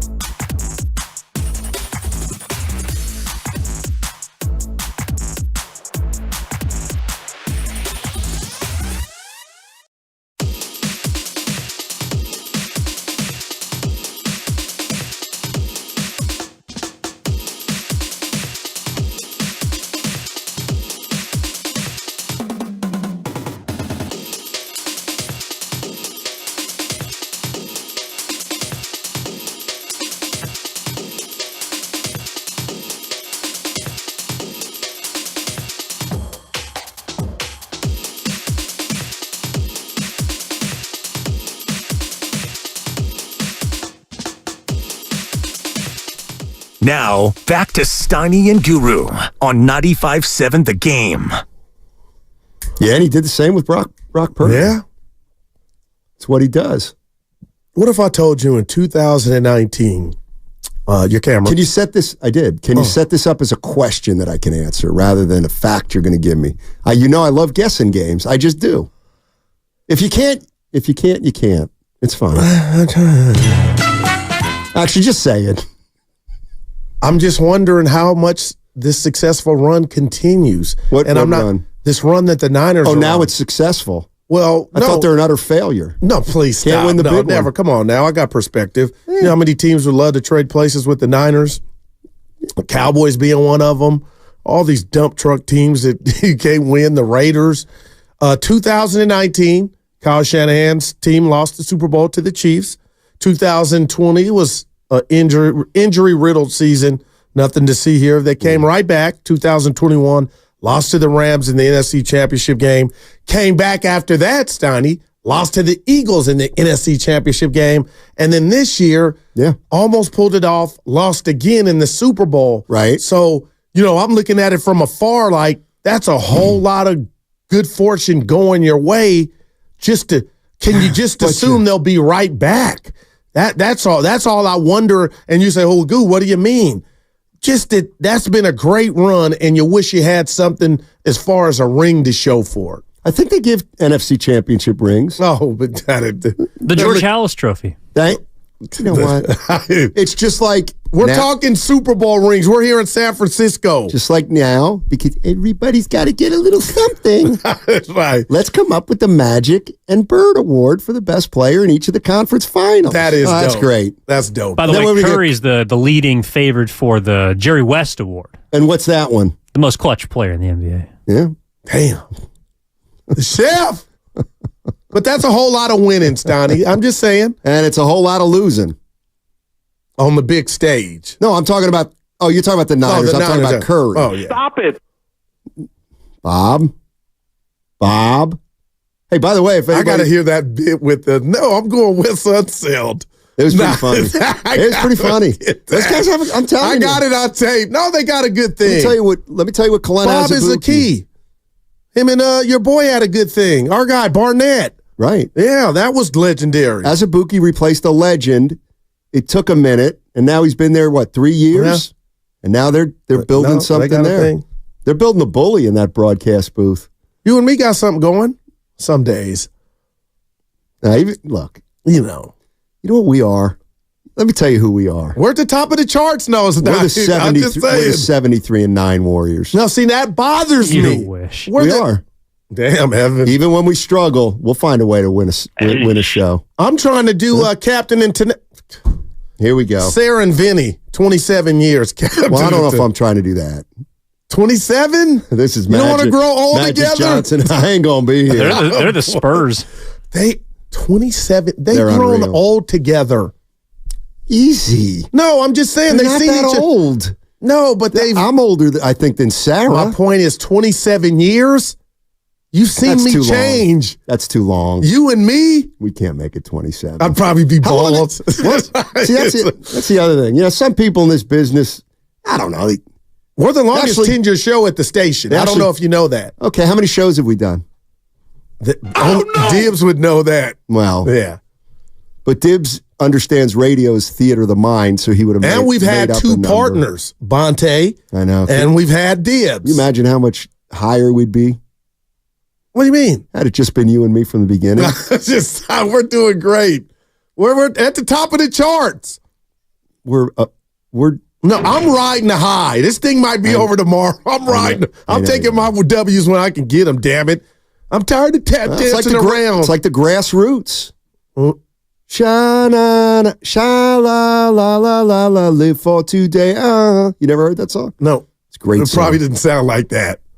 What's going on out there? I'm hearing clapping. There's a great part of that song where it goes 1, 2, 3, 4, sha-la-la-la-la-la, live for today. I'm out. It's a great. It's because you have no respect for history. You don't. If it didn't happen yesterday, it may as well never have existed. With you. Marvin Gaye, Sam Cooke on line 1 and 2. Please. Yeah.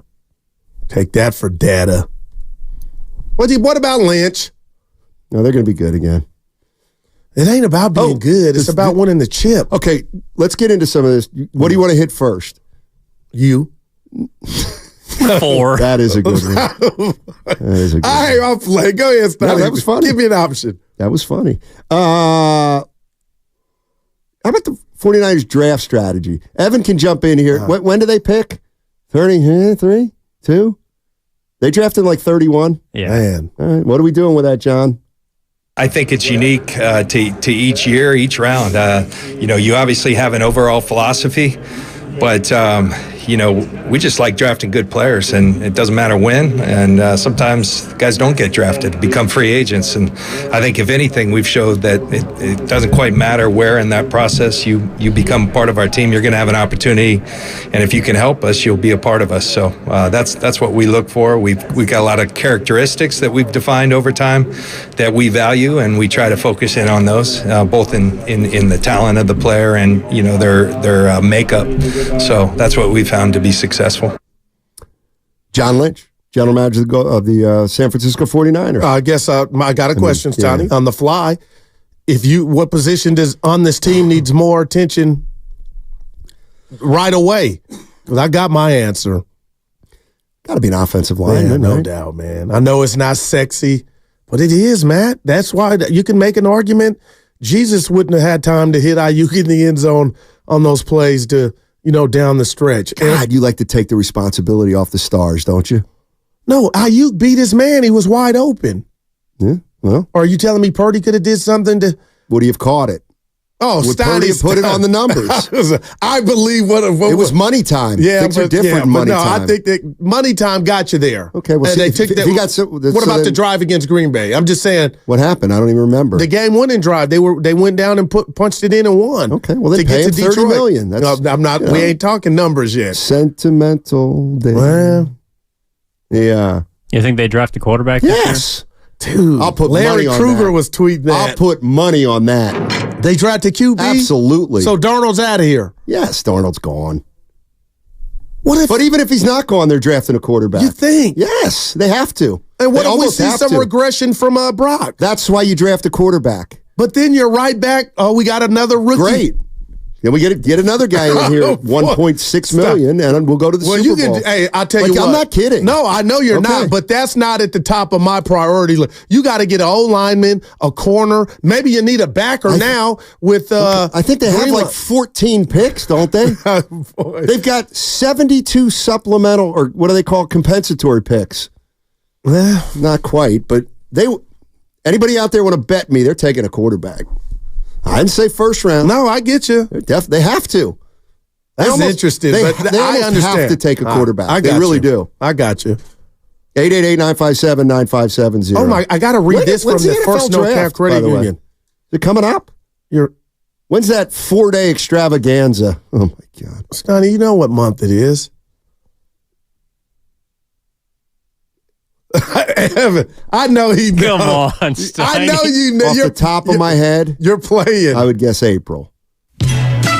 But I guess it might be March since they're talking about it so much and we're at the end of February. That's free agency. It's coming in 2 weeks. Okay, so when's the draft? April? Okay, so I was right. Well, I wanted you to be wrong. This is what gets me mad at what we do, Steiny. Okay. What time in April? Pardon me? What time? What period of time in April? Early, middle, late? Is it the same every year? Nope. Well, then I don't know. It's the same period. Yeah. Oh, just tap into it. Right around Easter. When's Easter? I think it changes every year. I don't know. Late April is late April. Like this minutiae that you guys catch me on. You never catch me on the big stuff. Yeah, but you call us on details every day. Well, I'm allowed to do that. Never go full. Jeff says they have 11 picks. Talking to me. Thank you. They'll draft another QB for depth at the very least. Probably with the comp pick, as you point out. They got a lot. But this is what I wanted to read. Yes, sir. Raider for life. Okay. Have you not heard the first 2 hours of this show? Did the Dubs play last night? As if we didn't talk about it or give them any attention. That's what gets to me. Don't let it. All right. But I read it, so I just raid. We can politely direct them to the Odyssey app. Hello. Or you can catch all 4 hours. Dude, Odyssey app, man. You know what? I chimed in on KC and D-Lo yesterday to see how they took that loss to Miami after we got off work. It was entertaining. This guy. What'd you do? I told you what I did. Spy on homeless Joe. I went home. That's not funny. You know what? You don't have to spy on him. He pops up all the time. But now he's down here. I'm going to look for him. Why is he down here? Making moves, hitting corners.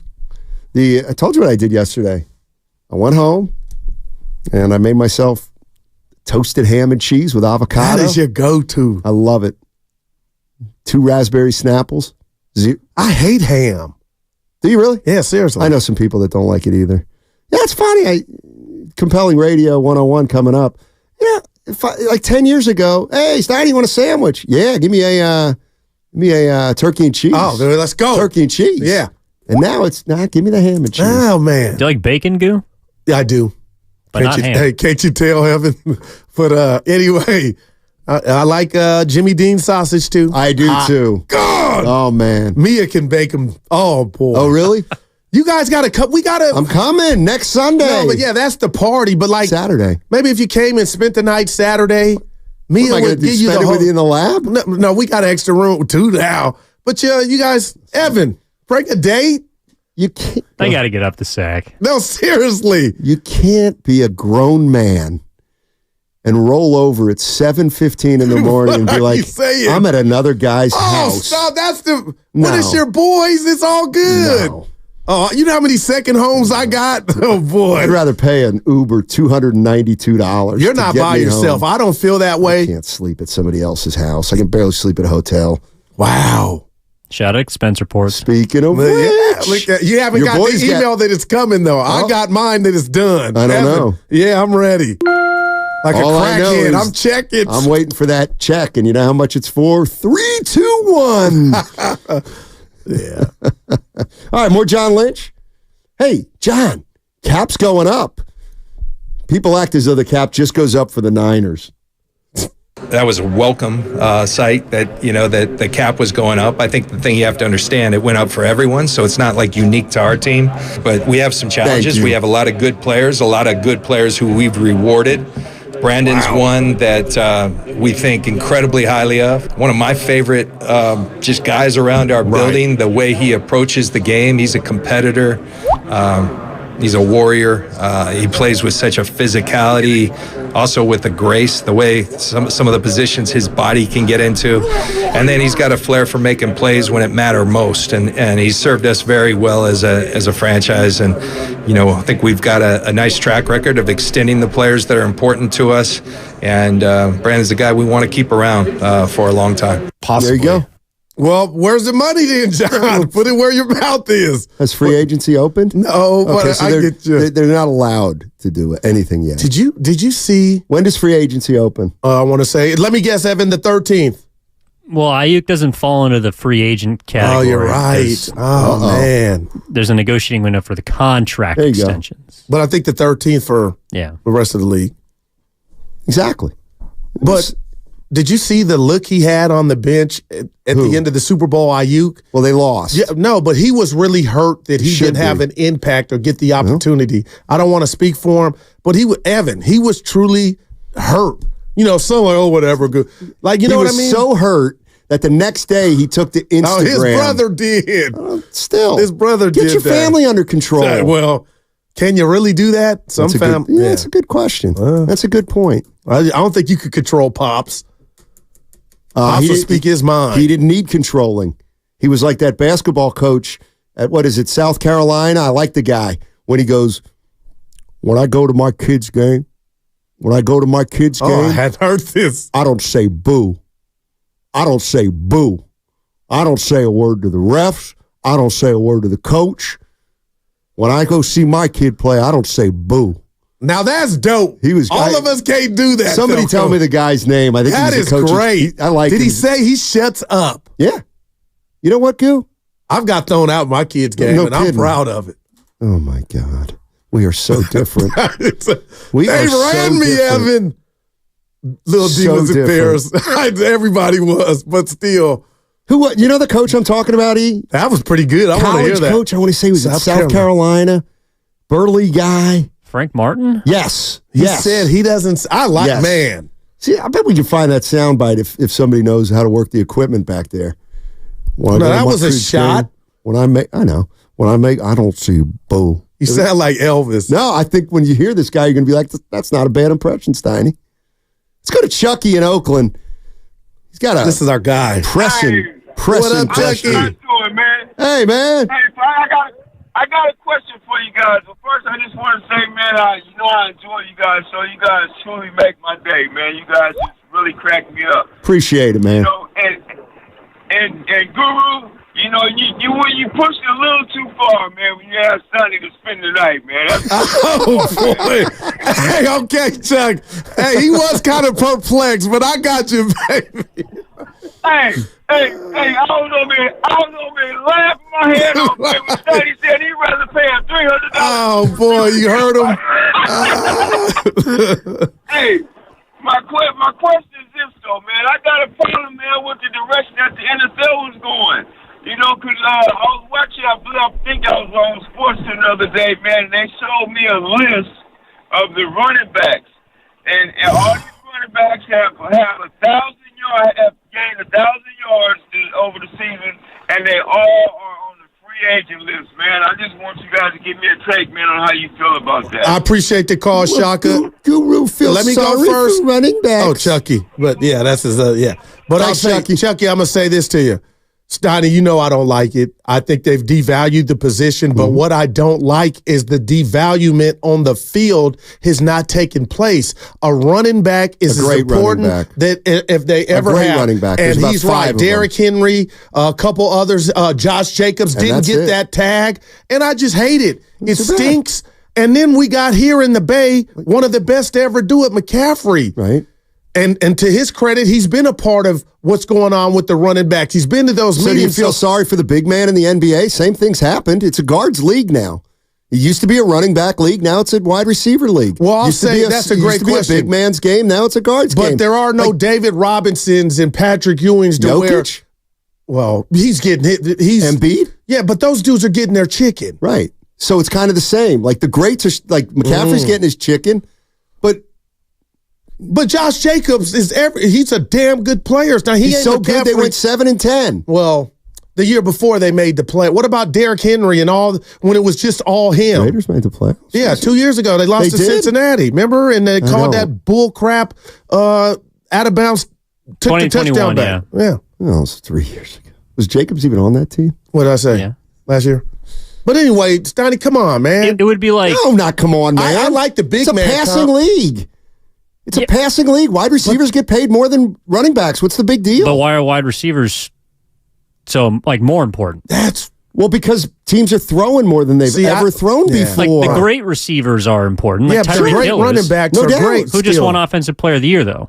I don't know who. McCaffrey. Okay, but that's what I mean.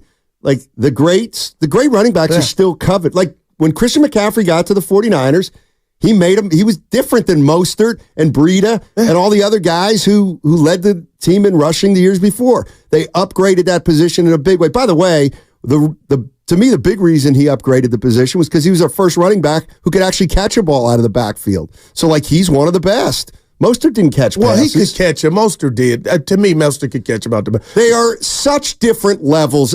Christian McCaffrey may be the best receiving running back in the league. That's a big difference. Yeah, I'm giving you all right. But he doesn't make wide receiver money. That's he makes $17 million.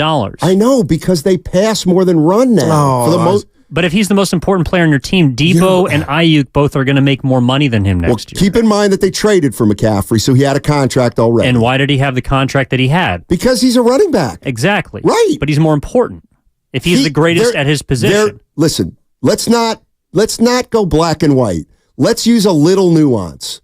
There's about 3 to 5 running backs who deserve big money. The others, you know what? Let's run it with the guy we have and not pay him a ton of money. But to me, it makes perfect sense. You're okay with Ayuk and Debo getting more money than McCaffrey? That's what's wrong with them. Yeah. It's the system. And I think the system could use some tweaking. Okay, That's wrong, though, because It's not wrong. With your example, you're talking about how great McCaffrey is, Donnie. That's right. He should make more than those two guys. We're talking about the best running back. Maybe the best running back in football isn't worth as much as the 15th best wide receiver because guess what? We throw more than we run now. Do you really believe that? Because That's don't. what's happening. It's not what I believe. I'm watching the game, and the running back is not any less important than he's ever been. Well, then why don't teams run like more? Collusion. Why don't they run more? I mean, teams do run, but they'll use three guys to come on. We're answering our own question. It's like if the low post game in the NBA has been diminished because more guys are taking threes, the low post guy, the great low post still guy, getting their money. The great low post guy, all right? But if you don't have a great low post guy, I'm not paying a guy a lot of money to be average. And we're not crying for those guys. We're crying for the low post guys like a McCaffrey, who is obviously better than Debo and IU. The bottom and they're going to get more. That's when it's like not there's fair. There's no unfairness here. It's like it's the way it's worked. Why do you think? Let me ask you this: why do you think quarterbacks are making such an exorbitant amount of money? Because it's a quarterback league and they pass. If we were still in a 3 yards in a cloud of dust day, do you think quarterbacks would be making as much as they're making now? I don't. Well, you know what? And we'll simplify this. When I watch football, I don't watch a football game and ever say the result or the design of the game plan the running back is not a big part of. It's still there as it was to me when Tony Dorsett and Franco Harris and Marcus Allen were running. You just named three of the greatest running backs of all time. And then I just gave you the best running back in the game right now. Right. So that's a win for me. First just with McCaffrey. No, it's not. Why? It's not a win for you. Why? McCaffrey's exhibit A of what's wrong with the system. I disagree. He's a star. That's what... He's the best running back in the game, and he can catch. Who's the highest paid running? Okay, so you're saying, just say what you're saying. The highest paid running back should be paid as much as the highest paid receiver. Yeah. Okay, I don't think so. Or we're throwing 55 times a game. We can't run the ball if we ever fall behind. I don't like it, but I think you're also saying, but McCaffrey, you don't just use as a running back, but because of the position that he's classified as, so his money is capped. If he was a wide receiver that also ran, he would make $30 million a year. Give me a run-of-the-mill running back. Josh Jacobs for the Raiders. Well, you just used him as a great running back. Well, who's the 10th best running back in the league? Saquon Barkley. Alvin Kamara. Okay, well, he used to be. He used to be. But what I'm saying, Joe Mixon. He's really good too. He's a top 10 running back. Well, then why don't? The other thing is they're not durable enough. You can't pay a running back so much money when that's the position where he's going to get. The more you use him, he's going to break down. They've created a game now where it happened to Deebo Samuel. He didn't. You run him too much, he's going to get hurt. But that's okay. So we make the joke all the time that Deebo Samuel is a glorified running back. What is but because he's a wide receiver, classified as a wide receiver, he's paid $26 million a year. Right, because a wide receiver is more important. But he doesn't play wide receiver as much. But an average wide receiver is going to make more money than an average running back. A really good wide receiver is going to make more money than a really good running back. A great wide receiver is going to make more money than a great running back because they're passing 60% of the time. To the running back in McCaffrey's case. In McCaffrey's case. And Kamara when he was doing his thing. Okay, so then why didn't McCaffrey hold out for more money? Well, say, you know what, I'm in a different group. But that's why he was at the Stoney. And again, you just said it you think that's fair? Yes. If I'm a better running back at my position, better than you are at yours, but because you are classified as a wide receiver and you're, blah, and I'm an A- as a running back and you're a B-, you're going to get way more ducats than me? Yes. No NBA, there will never, the highest paid NBA player will never be a guy who can't shoot threes. And I'm not saying, I'm not talking about McCaffrey. I'm just saying the game. I kind of understand that. They start. 5% of shots used to be 3-point shots. Now 50% of shots are 3-point shots. Guess what? If you're a good 3-point shooter, you're going to get paid more than a low post guy for the most part. It's just To me, the way the sport came, like what? I feel like McCaffrey would be the equivalent of a center that can shoot. He'd be the Jokic. Yeah. I'm not. Jokic is maxed out, and McCaffrey's not. But we're just talking about the position on balance. Right, on but the center position, if you're good, you're still getting all that you're worth. If you're great. Yeah, but now, in the NFL, the running back position's capped off, Stoney. Exactly. But not because, to me, how the game is on played. On balance, running back, no. On balance, like running backs are more important. That's why, wide receivers are more important than running backs. Like the league and the way the league has gone to me has dictated that. 888-957-9570. We can get into that. Yeah. Oh, man, time's flying. No, it is. When you're having fun. Well, one of the reasons it's flying is because we're not at the all-staff meeting. That segment was brought to you by Farmer's Dog. From better poops to more energy, when you switch your dog's food to the Farmer's Dog, the effects can feel magical. What sorcery is this? None at all. It's just real food made for the health of dogs. Get 50% off your first box at the Farmer's.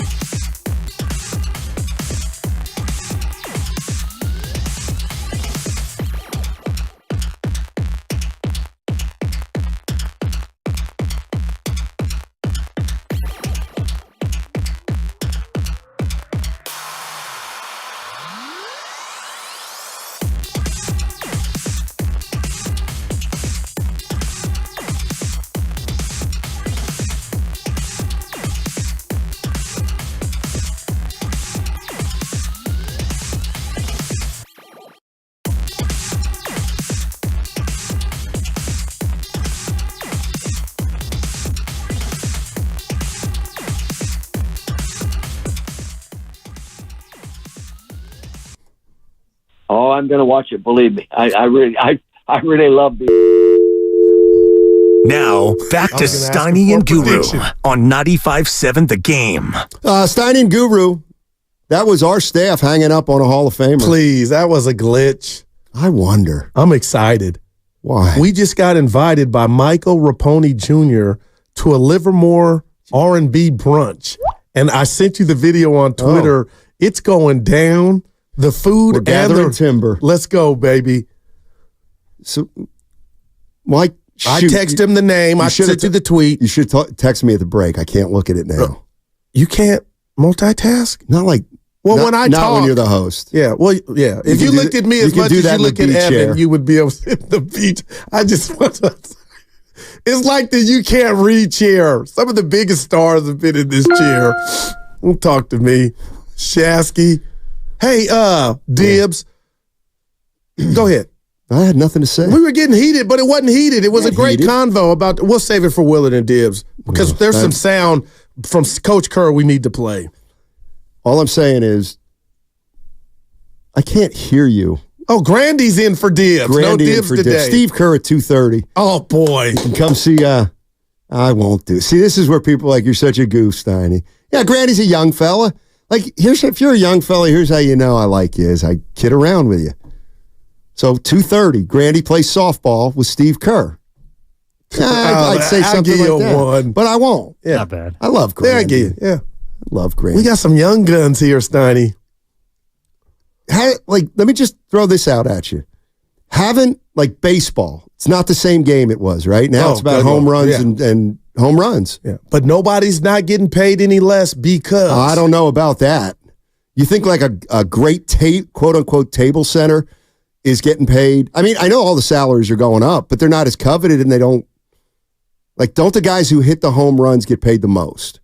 Yes. Okay. And maybe in the past, a guy who hit 325 and walked a lot was more valued. All right. But it's not that comes up at contract time. I tell you what, and I'll ask you and the listeners this, and I'm the brother of the show, so I could say it.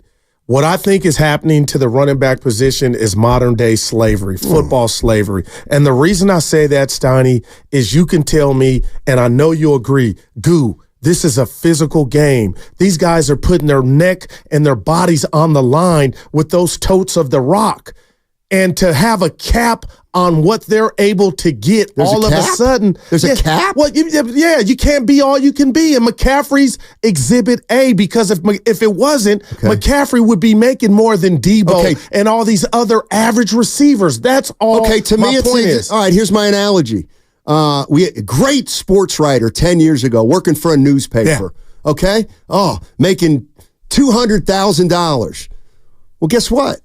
Everything's changing. There are no more news. You're not going to get $200,000 to be a newspaper writer anymore. But don't we kind of? Guess what? That makes sense. Now, growing up, I may not want to be a newspaper traditional writer, because it's just not there anymore. Like that's not where the game is. Like in a way, my feeling is. I hear you, Adrian. Somebody said I'm going a little extreme with the slavery, but the football version. Go ahead. Like to me, like in a weird way, it's like, oh, you think the running backs are under? Okay, then go be a receiver. But do you understand when we look at the history of this league? And I think it's cyclical, and I don't think it's I think it's more cyclical than unfair. Okay. So you're not saying and I think you're saying you're not saying running backs don't matter. No, in the grand scheme of they do, and that's why we love. They don't matter as much. They don't matter as much. Everybody would like one of the great ones. But if you don't have a great one, you can't pay them. I don't. Like what Derrick Henry meant to Tennessee. Would he constitute? I could see when he was there, everything. I guess. I mean, that's. Well, now he's a free agent. They're like, we're moving on. But they used him up. That's right. That's what pro sports do. I mean, the Warriors may be using up Klay right now, for all we know. They may be like, you ain't getting any money. You're done. Oh, what about? But he's coming back from these. It's a business. I'm not saying you're wrong. The word devalued, I guess, is the word. That's how I feel. The game's gone away from running backs. Sorry. Well, I think it's also, like, you use baseball for an example. It's not just that guys that are hitting 320 aren't, those guys are rewarded. There's just very few of them because it's so hard to hit 320 now than it was 50 years ago. Meanwhile, for running backs, their best years, their most effective years, are on their rookie contract.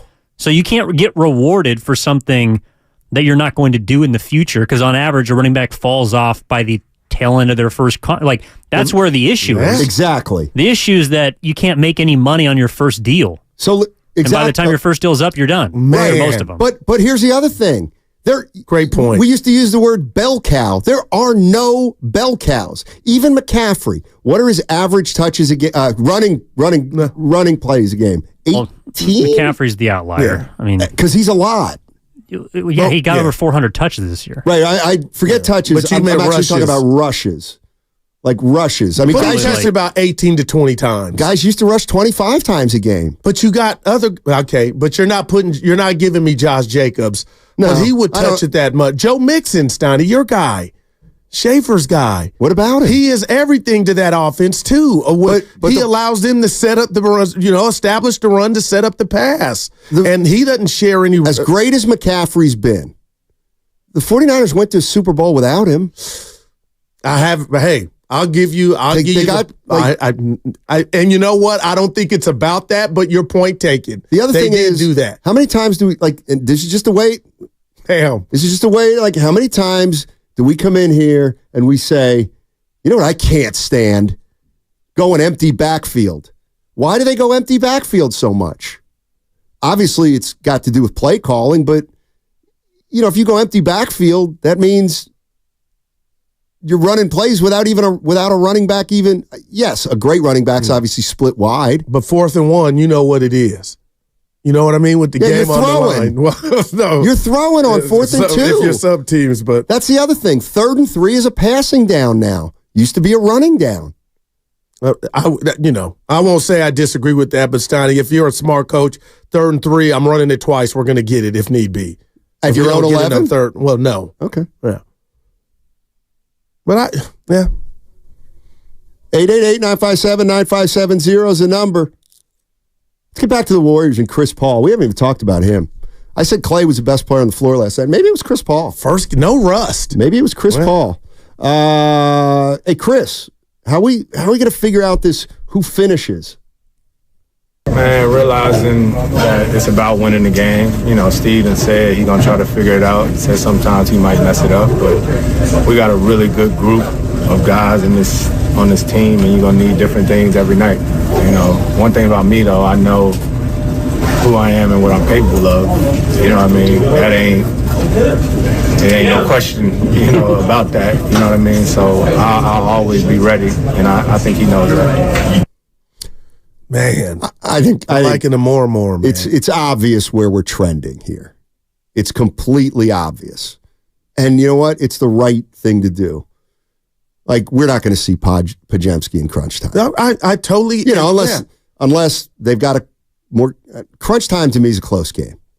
We're probably not going to see Pajemski. I totally feel that. All right, so there's nothing really to figure out. And it's going to be Chris Paul, maybe Klay, Steph, Kaminga / Wiggins, and Draymond. And that's going to be it. Would anybody call in? Because now I have renewed enthusiasm about the acquisition of Chris Paul, because the later the season, when it's go time, if he's healthy, Steiny, he's a savant. Is he perfect? No. But for this team, for you to just say what you just said, it makes all the sense in the world. And that still doesn't mean, because there's so many other variables out there, that we don't see Pajemski out there. But if we saw him out there with Paul, obviously you're small. But Steiny, this is not any indictment. You're bigger than Chris and Curry. Well, I'll give you that. But I'm just excited to see where this thing goes and his impact. Pajemski's going to play less and less.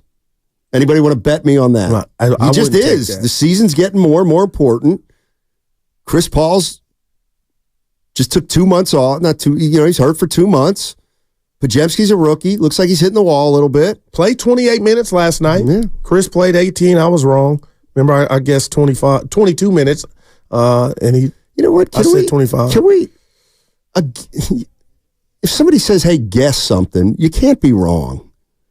No, Hey, Steiny, guess how many minutes Curry's going to play against Toronto? Oh, I love you for the wrong. 32. Yeah. But if you hit it, you're wrong. You hit 38. Okay, I didn't want to answer the stupid question anyway. Stop it. Because who knows how the game's going to go? Yeah. You know what? Celebrini decides how many minutes. I can't believe Curry didn't rest that game. Like, if that's really what's making him not hit his shot. They might have lost without Curry. The guy still has gravity. I mean, they were out Wiggins too, but you know what? You want to bet he plays only one of the next 2 games? Evan, how could... I'm going to take that bet. You think he plays both? I do. I'm reluctant. Right. We can lock it in. Okay, who... They got Toronto and New York back to back. I'm going to be honest. I don't think he plays in Toronto. Dude, I'm going to be honest with you. This is just like Go ahead. This is just like that damn stupid Dallas bet that Willard snookered me on. The only reason I'm saying yes is because you guys are saying no. No. I don't know. I also don't care in a way. But would it make sense, though? What about from a make sense standpoint? Steiny, if he's tired, you got to give him some rest. You ain't resting him against Giannis when you come back home. You know why he won't rest? Is if he says, I'm good. Oh, because you can't say that Steph Curry makes all the decisions. You're right. And I can't, maybe Steph Curry's that, maybe he doesn't want to sit out. That's interesting. This is actually, to me, not that interesting. No, it is. If he can say, you can't sit me down. Hey, thank you, Rick. Well, they can, but I don't know if they would. Well, I mean, Saint Steph. He's a baller. Not lately. What? No, I can't make a shot, dude. He shot 2 air balls yesterday. 25% from 3. I was like, he's tired. I was wrong, Steph. You're tired. Here's the other thing, maybe, and again, I never played in the NBA. One game, you got a back 3. One game is going to be the difference in him being fresh down the stretch and not. Yeah, I look at it more time. It's a game, but it's more hours of not running up and down the court. You think he's going to play at New York? I don't have a strong... No, I'm talking to people out there. And then New York, then Toronto. He's a pro. If he's tired, somebody's got to save him from himself. Like, hey, Steph, I know you got to sit out tonight. Well, you guys always... You got Boston. Yeah, you guys... Sunday, 12:30. Okay. I mean, I could make a case that that's the game he should sit out. That's going to be the longest shot win. I would say that's what's wrong with the NBA then if they chose this. Come on now. I'm thinking this is one he's got on the calendar. I mean, I just think because it'd be 3 and 4 nights and Kerr's kind of lowered his minutes anyways, like he's only been playing close to like 30 or 31, 32. It just makes sense. And then after Sunday, you don't play till Wednesday. So you get kind of a built-in mini break there. I don't know. 30 for him last night. What? 30 minutes for Curry. Oh. And you're right. They needed him. I don't like... They do need him. I'm not saying it's like you're not going to be better without him. I mean, Klay was the leading scorer. If you want to load manage him a game, go ahead. If not, don't. Like that, it's like my buddy Tony DeMarco. That's a strong name. He posted a photo of his son. Got his senior picture in high school, and he had his hair stuck up like 4 inches. He made it funny. And Tony was like, man, I can't believe he did this. And I said, wait a minute. He graduated from high school. He's going to college. He gets good grades in college. He said, yeah. I said, well, that's small potatoes. It's small potatoes if his hair's weird. Is he a good kid? Is he a good student? Yeah. Small potatoes. Oh, so he did it to like Steph Curry. He may sit out Toronto. May take a game on small potatoes. Small potatoes. Well, not when you're the 10th seed. 9th. Look at the standings every once in a while. They leapfrogged the Lakers last night. By winning percentage. And they picked up a game. I want to see what it looks like, though. They're above LA. It says 9 next to it. Wow. My guys. Let's go to Michael. Let's go to Michael in Oakland. Oh, boy. What's up, Michael? How you doing, man? Hey, I'm doing fine. How are you guys? Hey. Doing well. Good. My question is, you had mentioned earlier, minutes versus what you do. Well, that was basically my question when you were talking about minutes and pods playing less or whatever. My question is to you, which do you value more, actual minutes or what you actually do with those minutes that you're given? That's the key to me. That's the key. When I'm looking at these games, how after you play 30 minutes and you really accomplish nothing. Then you go to the bench. For whatever reason, Kerr decided to play Moody. You have a guy that's been in that DNP category, and all of a sudden he gives you valuable minutes for the amount of time that he actually played. How is that? What is his definition of looking down the bench and saying, no, we have no time? Then all of a sudden, there he is, making a contribution. Blows me away. Appreciate what do you have to say to that? Point taken, but Wiggins was out is why Moody got into the starting lineup, right? So nothing was solved. He was the beneficiary of Wiggins being out. I may have taken this the wrong way, but the caller hits on something that, to me, is the key to success in basketball, team basketball. Can a guy who plays 30 minutes, can you cut him down to 24 and he gets better in those 24? Because then he should just play 24. But it's really... But wouldn't you say you have a problem if that guy... You got a solution. That's a solution. But where do those other 6 go? What are we getting from the other 6 is my next question to that. Well, that's my point. Every player, to me, reaches a point of diminishing returns. Every player, like, to me, like, why does Steph Curry only play 33 minutes a game? Because clearly, if he plays 40, one of two things happens. Somebody feels, Celebrini feels, it will be detrimental short-term in the game, and or it'll be detrimental long-term for him and the team. That's why they don't play him 40 minutes. Like in Kaminga's case, you know, he can go out there and play 30 minutes, maybe get you 20 and 6. But you know what? Any chance you can give me 25 minutes, give me 16 and 7. Well, then he's more productive in fewer minutes. That's just really hard to do. But that's why if you play him 30, and I don't want to say the 5 minutes he coasts, because that's not fair to Kaminga or any player, but there may be a player on your bench who can play 6 minutes. His first 6 minutes might be better than your last 6 minutes of a game. Do you think he was saying that's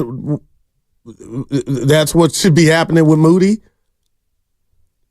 Moody to me is a player who, the more he plays, the less effective he's going to be. But I will say this. When he steps in for Andrew Wiggins, I would probably start him, the more I think about it, over anybody. Like, I wouldn't start Gary Payton II over Moody, because Gary Payton II, to me, has figured out better than most other Warrior players how to be effective if he only gets 15 or 20 minutes.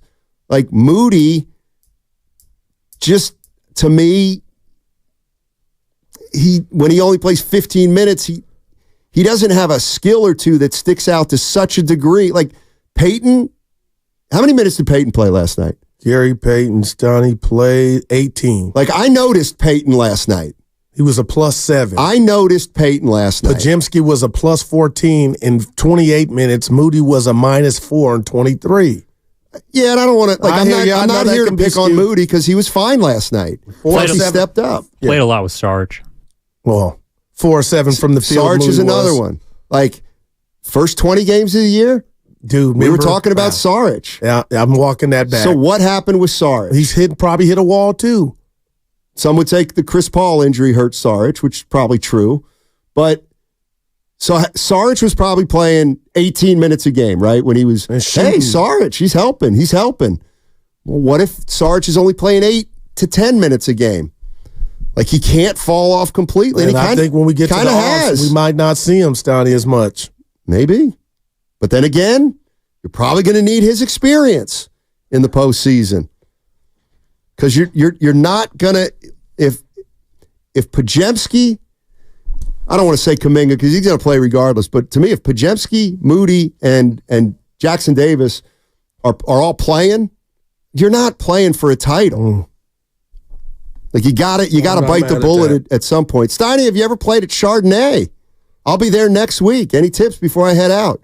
I played there a few times, but I'm not great at remembering courses. Chardonnay. That's Dan Dibley's bailiwick. I like to drink it. Dibley's the kind of guy who, when I used to play with Dibley, we'd come off the course, we'd start talking about the round, and he'd be like, yeah, that was a heck of a shot you had on 7. And I'm like, which one was 7? You know, that chip that you had. And I'm like, that computer, man. I got a buddy, Dave, who I swear to God can remember rounds of golf from 6 years ago, including mine if I played with him. So that's like LeBron and McVay. McVay remembering every play call, and LeBron exactly. telling you the whole thing. I can just sign me up for that. Well, then Stoney went down and passed it to Evan. Evan turned it up. Dude!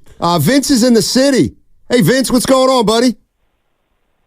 Hey, what's up, guys? Hey. Actually, I've been thinking about Sarge a lot, and you guys just brought him up on this whole topic of production. I called in earlier this season, and he was really starting to, piss me off because how are you that big and you're smoking bunnies from 2 to 4 feet away under the basket? I don't get it. I don't know what he really brings to the team. He brings size, but he doesn't really use that size effectively. He can't score inside. Nope. He's forced to shoot mid-range and from the outside, and I don't have the numbers in front of me, but based off of the games I've watched, his numbers are probably pretty bad considering. That's a lot of minutes that can be given to Moody or to have JK play a little bit more. I don't know. I think they missed an opportunity of getting rid of him for something, although I don't know what you could have got for Sarge in a package with somebody else, but I just don't see Sarge being effective in this unit or on this team, and you're not getting much production out of him. Well, let me ask you this. Let me ask you this, Vince, real quick, because I'm not necessarily disagreeing with you, but Sarge was a little bit different player when he played with Chris Paul earlier in the year. Maybe you got to give that one more chance to click. Yeah, we could give it a chance, but whose minutes has he really taken from? And that's been Kevon Looney. I hear you. I mean, if he's not doing anything inside, at least Kevon was getting rebounds. I don't see Sarge really rebounding like a big shit. He's getting boxed out by guys smaller than him. So I don't know. I don't know if that trade-off is worth it. I got you. Well, the one thing he does is he spreads the floor more than Davis and Jackson Davis and more than Looney, for sure. But he has problem with size. Because he can't jump. And that's why Looney can't finish I see either. it on the TV. I'm like, oh, no, like a video game. But you're right. He's got no lift. Yeah. Quietly, I think Sarge has also taken minutes away from Kaminga because they've been playing him a lot at the 4, which is where Kaminga plays. Like, it's not just the GP2s come back. This is where Evan is good. This is where Evan is. He's good and he's getting better. Slowly but surely. No, he had Moody starting, and he thinks about the game in a way that you or I don't. I was going to stick it to you and say that you don't, but I don't either. No, I'm game tight. Okay, here you go. The dude who's texted in playing Chardonnay, 209. How about this? This is why our show's incredible. Text? No, from the 925. Tell the gentleman, Chardonnay will be windy in the afternoon. Accuracy is more important than distance. That's Will from Pleasanton. Willie. Meet the 209 who's playing Chardonnay. Look at us. Matchmaker. You know what, though? Here's where I'm a D. Accuracy is always more important than distance to me. Well, in don't golf. try to piggyback after you had nothing for it him. is. And then no, but on any course, you'd rather be in the fairway short than behind a tree long. Like I was at Berkeley. By the way, where's our rational what was it, Dave? No, Mike. Where's rational Mike? Get worried about Mike. It's almost it's time to pay up, and he's gone AWOL. Half Moon Bay. Hey, tell you what, when we come back, here's what's coming up next. It'll be brought to you by Fremont Bank. Full service banking, no compromises. Freedom is all about choices, and while there is only one Jeep brand, you have the freedom to choose from an epic lineup of Jeep brand vehicles. Hit the trails with the versatile classic, the Jeep Gladiator, or experience the wild and style with the sophistication and comfort of the Jeep Grand Cherokee or Jeep Grand Cherokee 4xE. Looking for a more immersive experience? Let nature come to you in the open-air Jeep Wrangler or Jeep Wrangler 4xE, America's best-selling plug-in hybrid. Whatever you choose, adventure is just one drive away. Visit Jeep.com for details. Based on 2022 CYQ4 sales, JD Power retail sales data. Jeep is a registered trademark. Visit Friedman's Appliance in Pleasant Hill to see the full selection of...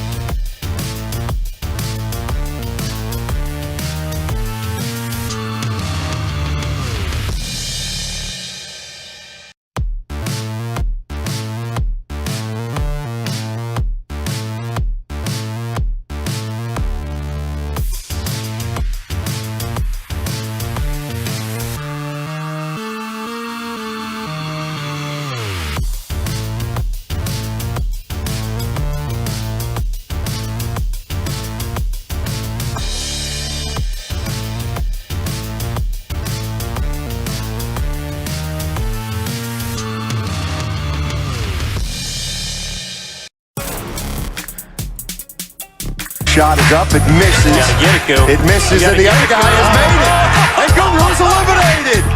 Darren Guru Johnson has been eliminated. He's been eliminated. I lost. I'm out. Now, back to Steiny and Guru on 95.7 The Game. Well, God, Evan is great. Is that tri-tip? You got the studio smelling like barbecue. That's pretty good. Why didn't you bring your boy a pee? I didn't even know what was going on, man. I thought you I'm didn't focused on the show. I thought you didn't need us. You're out there running around. There's plenty. Oh, is there plenty? I'll get it on the way Running out. Yeah. Running out. Dude, that look it smell good. Yeah. Too Short segment brought to you by Too Short. Give us a call, Short Dog, man. He's going to call begging. That's what's unbecoming. He's a legend. I know he is, but don't beg him. No, I'm Don't beg. It's called networking. Let me tell you, it's like the other night when I saw Irish Pat Lawler. I didn't take a knee when I saw him. You might as well. I said, "Hey, Pat, how you doing?" Matt Steinmetz. He said, "Nice to meet you." And then we had a conversation, two adults talking. How's that different from me saying brought to you by Short Dog? Because Short Dog could be riding around the town or the bay. Those are my guys. And call in 888-957-9570. Too Short is more, how do I want to put Probably this? on the road. Too Short is less likely to get with somebody who's begging him. I've talked to Short Dog on the road, on the station before. Begged him before. No, we talked. Come on. He doesn't know you Chuck from Johnson, Adam. give us a call, buddy. I know Chuck. Yeah, he does. I know Chuck He knows Johnson. you too, yeah. He's a great guy. Yeah, I had him meeting the Hegan one day. Yeah, Chuck is good. And You he looking does for a new lot partner behind my back? Stop. It was about the community. Chuck does a lot for the community. Rational Mike. Yeah. Is it? You called him. You Rational found Mike. him. His ears were burning. I need some meat. What's going on, Rational Mike? How you doing, buddy? Oh, I'm driving down the freeway. Yeah. And I hear what a mooch I am. Hi, What's up, Mike? Yeah, don't forget about I us. told you I listen every day. Oh, boy. Last time I called, I said March or April, so the weather was better and your hip was better. Yeah. You can go whenever you want to go. All right. Look at him. Noted, buddy. Yeah. Hey, we haven't. I just wanted you to have a better experience when you'd enjoy it any day. All you got to do is I'll call next week and you guys tell me the day and I'll book it. All right. So, hey, seriously. Of all the things you have to worry in life, that's not going to be one of them. Appreciate it. All right. Well, listen, the Warriors have won 11 of 14. 6 straight on the road. How you feeling about him? You're always you're a man of perspective and a man of So I will give you pragmatism. 2 perspectives. All right. One, Klay has always been my favorite player, always, by far. Mainly because he wears his heart on his sleeve and he gets, he takes a lot for it. In the earlier discussion about would Klay leave, I believe of all of them, Klay would leave. Klay would leave because Klay doesn't need another dime. He's got enough money for 15 lifetimes. But Klay cares about the money as a sign of respect. And he has felt like the Warrior fan base has attacked him this year. Ooh, so he's got a little butthurt going on. His father is the biggest influence in you want to stay in one place forever, which I do believe 2 at 60 or 3 at 90 gets it done, but he will get offers. And then just something I've noticed, just kind of a conversation piece more than anything, has anybody noticed Steph's slump started when Klay went to the second team? that has not been brought up. They will let Pajinski shoot all he wants, and they will double and triple Steph, but Klay still demands a double team. So I just think that's kind of a curious point, that is when the slump kind of started. So it's great for Klay, but I don't know how good it is for Steph. So just a couple points. No, I love it, Mike. The bottom line is, I don't know if Klay has to be double teamed, but Klay has to be guarded. But Curry's been getting to Mike's points, Donnie, some wide open looks. He's just been clanking. Nah. Like even Friday against Charlotte. So everything's fine. I'm saying he's to See, him. that's the kind of call, that's the kind of call that makes me enthusiastic to get up to do the show. Like, that's good insight from Rational Mike. I actually hadn't thought of that. I hadn't put 2 and 2 together. It could be coincidental, but it probably doesn't help. Could be. Like if Curry's trying to find his shot right now. And it could be something that, they're struggling with now that they get better with over the next week and then over the next month, and then we get rolling. Let's go to. Well, you got nothing to add right now, right? No, I'm hurting. Why? Well, what now? Did my arm work out? I'm feeling it. I might go viral. Yeah. Dude, I'm watching Evan throw down. It's so spectacular. Your arm hurt from taking those selfies at the gym? it's a video. I'm going to give you one. Dino's in the city. Dino. What's up, Dino? Hey, what's up, guys? Dino's actually crossing the bridge, so hopefully I don't lose you. But you hit on something, Steiny. We're talking about fatigue with Steph. Being maybe a little step slow, but I think the coaching staff has been a bit step slow too this year in terms of making adjustments. And what you hit on is the overlap in personnel. Yes. And we just got too many guys who do the same thing, and that's really hurt our rotations. To have like a dependable go-to rotation starting unit and then second unit, we've just been a little slow. Like we finally come around. We got Kaminga in the lineup. Finally moved Klay to the bench. Now CP is back, and so we're just kind of tinkering with things rather than being a little proactive. And I'm hoping, because you managed for the regular season and then the playoffs, I'm hoping that the coaching staff can figure out like what's those rotations. Let's lock it in now as we head into the playoffs. Let's know who we're going to depend on as we get to the playoffs, because that's when it's going to really matter. And I don't know how many championship teams go like 10 deep, right? I can't think of too many. So I'd love kind of your perspective on what really those rotations need to be as we get into the playoffs. Yeah, I mean, I think I would say that's kind of what we're working toward. Oh, my gosh, no doubt. And Wiggins out doesn't help Steiny. Right. Hopefully it's just a one-off. I'm just saying that's what I think the next 25 games are about, like figuring out who you're going to post with when the games get more and more important. And Pods is going to get squeezed. Yeah. And he should get squeezed, I think. He's got to get squeezed. You can't – see, the other problem the Warriors have is you can't lose games with Pods on the floor late and not Klay and or CP3. Yeah, it just can't happen. I totally get it. Like, that is a recipe for disaster. Chris Paul is an interesting – here's the other thing.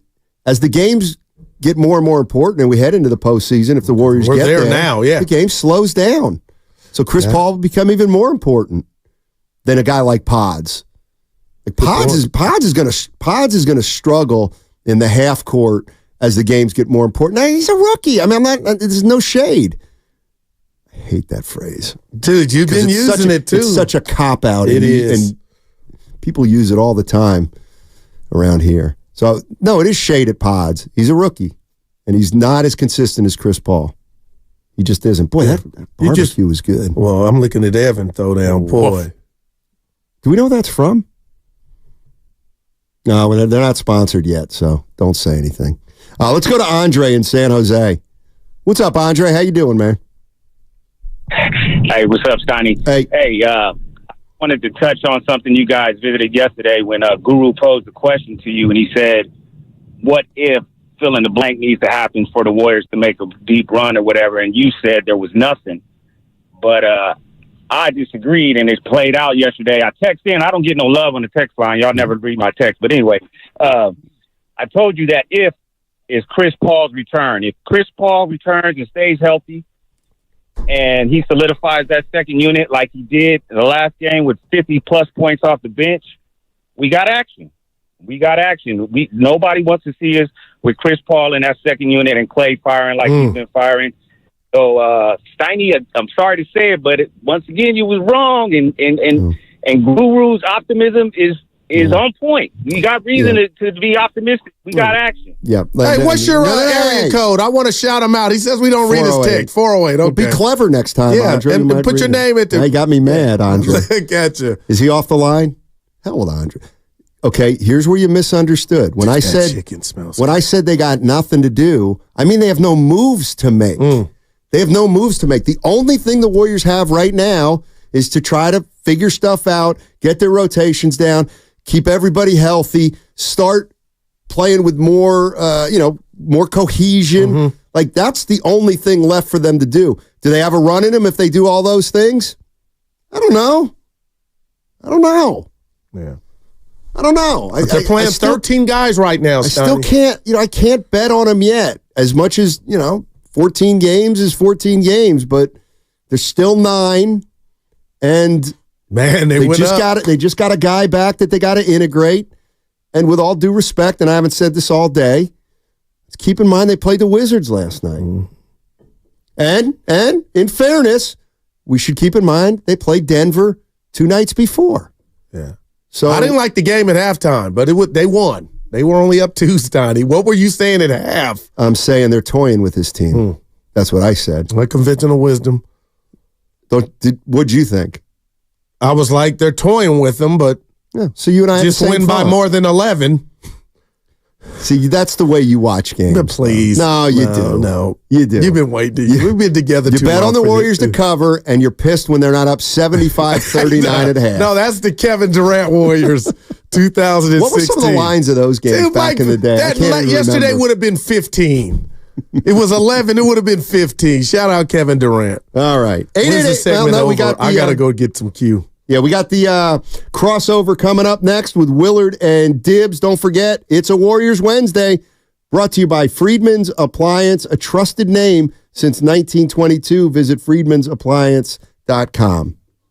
I just like the explosion of when it goes in my mouth.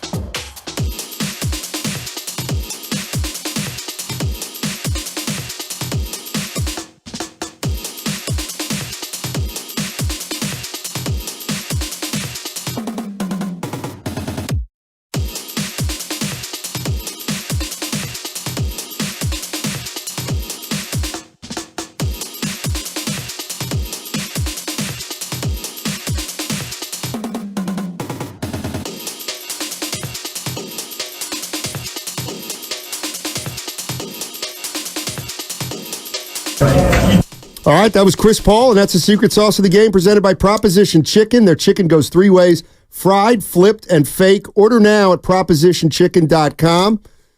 I mean, the fellas, they getting a little chemistry? It does feel that way. I don't want to speak for Willard, but before you go, Willard, I got to throw you this lob. Go ahead. What up, Grandy? What's up, Goo? Mark Grandy, you were in my club, I believe. Not too high on the acquisition of Chris Paul. Yeah. But now that we're entering where we're at, I'm getting more excited by the moment of that's why you went and got him. And now Klay coming in the second unit with him. I'm like, sign me up, Willard. It's just funny. I don't want to be like, gosh. It's all good. Well, I came in here Monday and I promised everybody, I don't want to go on this coaster. Oh, okay. I don't want to do this. I don't want to. Now they lost to Denver, so now we stink. And then tomorrow night, they'll be Washington by double digits, and we'll come in and go, I think we got something. Yeah. No, they played Washington. Yeah, no doubt. So, like, okay. Yeah. Well, no, but didn't they? I thought it was 10 and a hook when I played Evan had 11 and a half. I had 10 and a hook. Yeah. Did you really? Yeah, but I parlayed it with the over. So that was did you have 10 and a half? 10 and a half, but I parlayed it with the over 245. That's too many points. It's too many points, man. Jordan Poole to score more than 12, huh? No, I was going to bet on Jordan. He got a technical. What is he doing out there? Can we stop the sympathy party for a second to ask that question? I'm ready to do it. What's he doing? Yeah. Did you ever, I don't usually do this in sports. I'm not like Kruger where the ball is snapped and I'm staring at an offensive lineman because I've got grades that I need to put together. But I did it last night. I just watched him. Yeah. Oh, man. Away from the ball. It cut me. And I'm like, what? What's he doing out there? I don't know, man. I got CYO players who work off ball better than this. I don't know. And I'm not trying to take shots. I'm asking you, what is he doing out there? It's turning into Shaq in the pool. I stole that from the YouTube. That's good. No, it's good. But it's turning into that, guys. Turning it. It's there. It's been there all year. He had 2 good shots early on Steph and 1 on Klay, Grandy. What's he doing? He just fell over out of bounds. Yeah. In front of the Warriors bench. Throwing the ball to nobody. Running around chaotically, and then when someone just takes the ball from him, he'll stand there and look at the ref with his palms up. The ref's like, what do you even want me to do? Wow. Even if I liked you. Give me something to work with. Right. There's nothing. What do you want me to call there? It's just, I don't know what happened. I don't know what happened. And I know some of you are like, duh. No. There's no way that this whole picture is because somebody got punched. Yeah. What is he doing? I think it's got something to do with, after watching, there's something to that at least 2 years ago that if you want to say culture, we'll say culture. If you want to say Steph, we could say Steph. If you want to say he had a role, he was part of a team with the Warriors, and he wanted a bigger role, but he was still playing the role they gave him, which was starting sometimes, not starting others. But I agree. Now he's gotten, he's showing who he is on a bad team. And I know he's part of the reason on a bad team, but I'm kind of with you. He not only stinks right now, he looks like he's probably one of the worst teammates in the league. Oh, man. Totally. You know what I mean? What are you doing? So here's one thing that I do see a lot in youth sports. All 5 of them always think they're open. They chase their teammate who has the ball and just yell his name. Wow, damn. That's what little kids do. They chase, and I mean the little kids. They chase the kid with the ball and yell his name. You're in the way. Because they want the ball. There's no reason for them to have the ball. They're not open. They've got no plan. They just want the ball. They chase the guy around with the ball and yell his name. Jordan kind of looks like the subtle movements of when he puts his hand up, when he wants the ball. You're like, to do what? What are you, you're barely even on the screen right now. I just, again, this is going to sound like I'm just being a complete jerk. No, but you're saying you're not. I don't understand what happened. Yeah. I've never seen an NBA player look like that on the floor. Randy, I'm lost. Juan Cruz. I'll co-sign on this to a certain degree. I think Steph's way more of a part of this than people give him credit for. When you're playing with Steph Curry and you're playing important games, You can't just do what Jordan Poole's doing now. You just can't. Like, he could not do that for the Warriors. It was unacceptable. It would have never lasted. And think about this, like, even as kind of out of control as we thought he was at times with the Warriors, like, they clearly decided that shortcoming is still worth the positives that he can give us. Maybe some of this is Steph. You can't do that when you play with Steph. You can't. I think a lot of it is Steph. I think a lot of it is the Warriors in general. I think a lot of it is Steve Kerr and being able to corral him or maybe emphasize what he does better as opposed to some of his issues. You look at him now being coached by an interim head coach. Oh, man. Like, nothing is normal there. Everything is tough. And you're a young guy trying to be a 1 for the first time in your career. Now you're benched for the rookie first-round pick who did not play last night. You still came off the bench. Like, there's nothing consistent in that entire organization. And bad basketball player aside, if that's who he is, like, okay, yeah, you're not going to be good if you're just simply not a good basketball player, but he's going to be remembered for the rest of his career unless something changes dramatically as the guy that Draymond Green punched. And for that, I feel bad for him, but bad basketball player, like, you can't make excuses for that. Yeah, and you feel bad just because, like, I feel bad for reasons that aren't even associated with the punch. You're just watching somebody, like, he's got an Eddie Haskell vibe. You're watching someone go the wrong direction, and we all feel for that. Now, this is just professional. Jordan's fine, I would hope. God, if he blows all that money, like, I think he's fine in life, I would hope. But, like, you're just looking at someone. It's becoming a joke. Well, and when I say that, I'm not being mean. Like, George, I would tell him, what are you doing? Right. It's relatable no matter what your struggle or the person you've watched struggle. We've all done that, where you're just watching someone and you're like, especially the older we get, and you watch younger people and you're like, that's not it. We did a show last year saying he might average 28, 20, like, and you guys weren't, your head didn't explode. You're like, it might have. Most people thought that. Yeah, Scotty was like, he might lead the league in scoring. Like, that was a compliment to what he possibly could do. Because he wasn't going to have to necessarily play in a Warriors team concept. He was going to start. He was going to get more shots, and he was on a team that didn't care if it won. Now think about that. A team that didn't care. So go for yours. A team that doesn't care if they win is paying him a ton of money. They've got him for at least 4 more years, and they benched him. Man. Do you know what an unbelievable, like, message that is to Jordan Poole, that the Wizards benched you? But he had the video, go ahead, Grandy, of him not looking at the coach in timeouts. Like, he did a lot of this to himself. I was just going to say, it's got to be like he just doesn't love the game of basketball anymore, right? Oh, boy.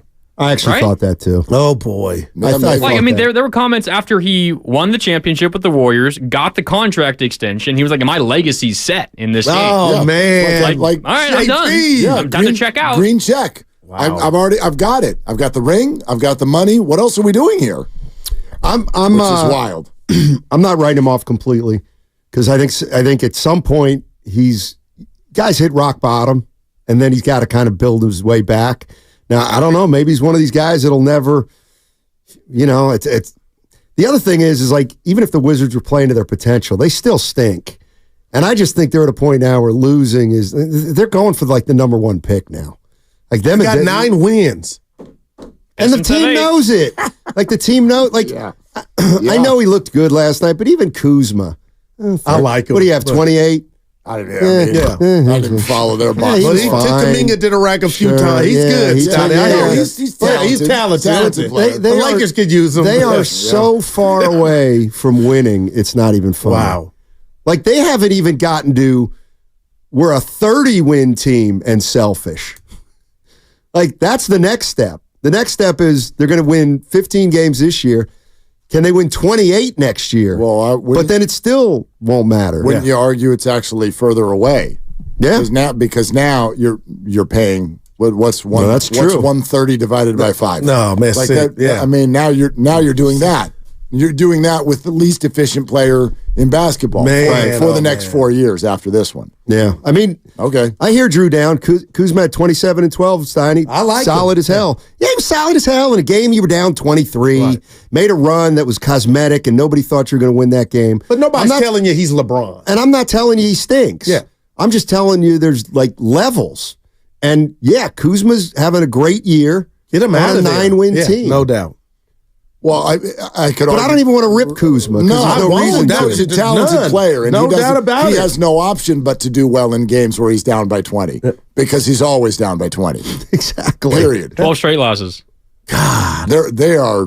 Same number of wins as the Pistons now. Both teams 9 and 49. And 3, I think, home wins. 3 wins at home. That sounds right, Gil. Yeah. Who goes to a game and, oh my goodness. So to circle back, excuse me if I don't think that we gathered anything in terms of Chris Paul or chemistry based on last night. Right. You beat an absolute joke of an NBA basketball team. That in the fourth quarter, it got to 9. And it got to right. And you only beat them by 11. Klay made a couple of shots, Grant. I was like, oh, boy. Who's the worst team in the West right now? Spurs. How many they wins feel do they have? different than the Wizards. They feel the Wizards because of Wemby. That's the worst team in basketball right now. They're playing. They're not. Like same record. The Pistons are playing harder, and the Spurs are playing harder than the Wizards. Pistons are way more dangerous. No doubt about it. I mean, they're fun to watch more than that. Well, and their coach is having press conferences screaming at people, and we don't even know who Washington's coach is. We tried to do so like that's honestly. Well, sometimes a coach gets fired to be kind of put out of his misery. Like Wes Unseld Jr., say what you want, he's been a guy who's been in this league for a while now. On benches, and I just think you look at a team. I know he's not Greg Popovich, but he got fired because it's like we can't put this guy through it. Like it's not fair to Wes Unseld Jr. to ask him to coach his team. So we'll get this guy Keefe to do it. Now he's not going to be around at the end of the year. No, but you just informed me what his name is. Oh man, not Adam Keefe. Yeah, Ryan, the Stanford great. Yeah, Big Red. So, but no, I mean. Great game for Chris Paul to come back. Yeah, sure. For, really. Well, and I'm sure that's strategic. It's just like when Steve Kerr's extension got announced. Why do you think it got announced while our butts were getting in the seats on Friday night with Charlotte in town? Yep. Because they don't want to announce that news right before a game against the Nuggets. No doubt. You want to announce it right before you play Charlotte. Let's bring Chris back here, not Madison Square Garden. But yeah, tomorrow night will be interesting. And obviously, Steve Kerr joins us in exactly a half hour. I can't wait. And he'll be in a great mood. You got to think. I guess. I mean, question number 1, 2, or 3, somewhere in there is going to be: is Andrew playing tomorrow night? No doubt. We had a caller, the first caller of the show. Wait till the end. And said, he's out tomorrow. USA Today. I'm like, no. So we don't have that. So. I don't know. But that. You're listening to the 95.7 The Game, KGMZ FM and HD1 San Francisco. Always live on the free Odyssey app, Twitch and YouTube, powered by First NorCal Credit Union. Yeah, here's how you start the interview. Coach, congratulations. You haven't talked to him since the deal, right? Correct. No. Hey, we haven't talked to you since you got your contract extension. Congratulations. You've done a great job here. 4 titles. You know, some of us were a little worried, but congrats, Coach. How you feel about that? That's how you start. That's how you do it. I don't know if that's how, but it's one way. He'll be in a good mood, man. And he should be the highest. Just think, the 2 guys that are in front of him, and Pop's a legend. But lately, Janet Jackson, what have you done for me lately? Pop has nothing on the sheet, and he was getting that money, and so was our guy, Monty Williams. So for Kerr to just propel himself right up there, like, that was just, it made all the sense in the world. The one thing I do agree on, not to get into the Pistons and the Wizards, but let's say, I don't know, who's the best college player out there? Who's the number 1 draft? Let's say the number 1 pick is somebody you think is going to be really good. If he goes to Washington, that's so bad, man. Because at that point, you're going to have a guy who you want to be the number 1 in 3 years, but you got Kuzma and Poole there. Yep. Yeah. That's going to be hard. Yeah. I like that the Pistons at least have Cunningham, a guy that... Oh, they got some other guys. Let's get a 1. Yeah. Let's get a 1. He is great. He actually is. He's buried on the worst team. But if the guy happens to be better than Cunningham, he'll be okay with it. That'll be a good 1-2 punch. If he's not as good as Cunningham, well, you know what? Cunningham's still pretty good, and we got to want... But, like, how does Washington... like, the only way they can get better is by changing their pecking order, by getting better players in, but okay, now Jordan Poole becomes your 4th best player. Yeah. But it's not the war. I don't know. It's not the Warriors. I agree. I don't know what you do. You pay him. That's all you can do. That's all you can do. You can't trade him. I wouldn't think so. You can't. There's no. I mean, that is. I wonder. That's the least tradable contract in the NBA right now. It might be. It just started. I mean, I was going to say, and you got an ego and think you could change him. And think maybe he's a product of his environment and blah, blah, blah. The only way you could trade for him, I'm thinking, and I'm just making up a scenario in my head. Let's say, like, last year, John Morant just kept repeatedly flashing guns on Instagram. I got so mad at him. Like, over and over and over again. You know what I mean? And you had a salary structure like that where you're like, this is toxic. We have to get him off the team. Then maybe you could trade Jordan Poole for that guy. Well, who was it last week on with you and Dibs? Bobby Marks of ESPN saying that the Jordan Poole contract, the worst contract in the NBA. The conversations among NBA GMs discussing how bad that contract is. Yeah. In 1 year. I think it's obvious. He's still got a lot of growing up to do. Yeah. Oh, big time. Hey, I know we don't got many much, but I got something. Real quick, before we change the subject, I really do. This is where, over time, now I look back and think, man, the Warriors got the best. Like, he may never. I was hurt when he left. May never thinking he might be more effective and productive than he was 2 years ago. That's just that. I think it might be. Who would take the latter? Even 3 years ago, when he came back from the G League, and he was that's why you say you can't go ahead. Grant, he was a big reason why they put together the run at the end of the regular season to get into the play-ins that season as well. He kind of saved the team at the end of that year. Honestly, I'm chuckling because Grandy over your right shoulder and Goo over your left shoulder is last night's game. Oh boy! And so you guys are sitting here talking about this, and I'm watching him fly around in circles with arms all over the place, and you're just like, I can't. And that's why, Willard, when you're so adamant about it can't be the punch. No. What call me true detective. Woody Harrelson. That was the best season. I have nothing else to go with the punch outside. There's no Hawaiian. Money. Like, it's just, money. So you think he got paid and said, I'm going to make myself a joke? Because normally you can take your foot off the gas. He's looking bad. Right. You get paid and you go quiet or you're a lazy ass. He's looking bad. That's why I just say, what else could there be outside of the punch to make this metamorphosis happen right before our eyes? The money goes to your head. Ah, man. Like the money went to his head. For the 415, it's the worst contract in the league. Why isn't Myers getting heat for it? Well, first of all, because he signed him when he was fairly productive. Like, he didn't become the worst contract in the league until now. Plus, thank God they signed it, or else he'd still be on the team. Or you would have gotten nothing for him. Yeah, you would have just let him go. You wouldn't have Chris Paul. Exactly. You know, I mean, whatever that's worth to people right now, it's something. I mean, they essentially ended up trading a key part of their championship team for salary relief. Mm-hmm. For salary relief. For a guy 1 year left on his deal as opposed to 4. And it looks great. Financial flexibility. No doubt. Pretty amazing. This is the Grandy that won the knockout tourney. They're asking. I'm just giving you love. Yeah. Well, he took it more seriously than everybody else. Look at my guy. The guy worked up a sweat. I wanted to let Goose see it every time he walked in. That's like it's not on your mantle at home. You said it. He can set me up. I went first, and that's why I lost that. I shouldn't have went first. Oh, completely. Strategic. Completely. your voice plays. You also got to follow the rebound. Yeah. I got a football question for you guys. That's filed under dirty work. Oh, boy. Who doesn't do that? This dude went Jim Nance. Guru's out.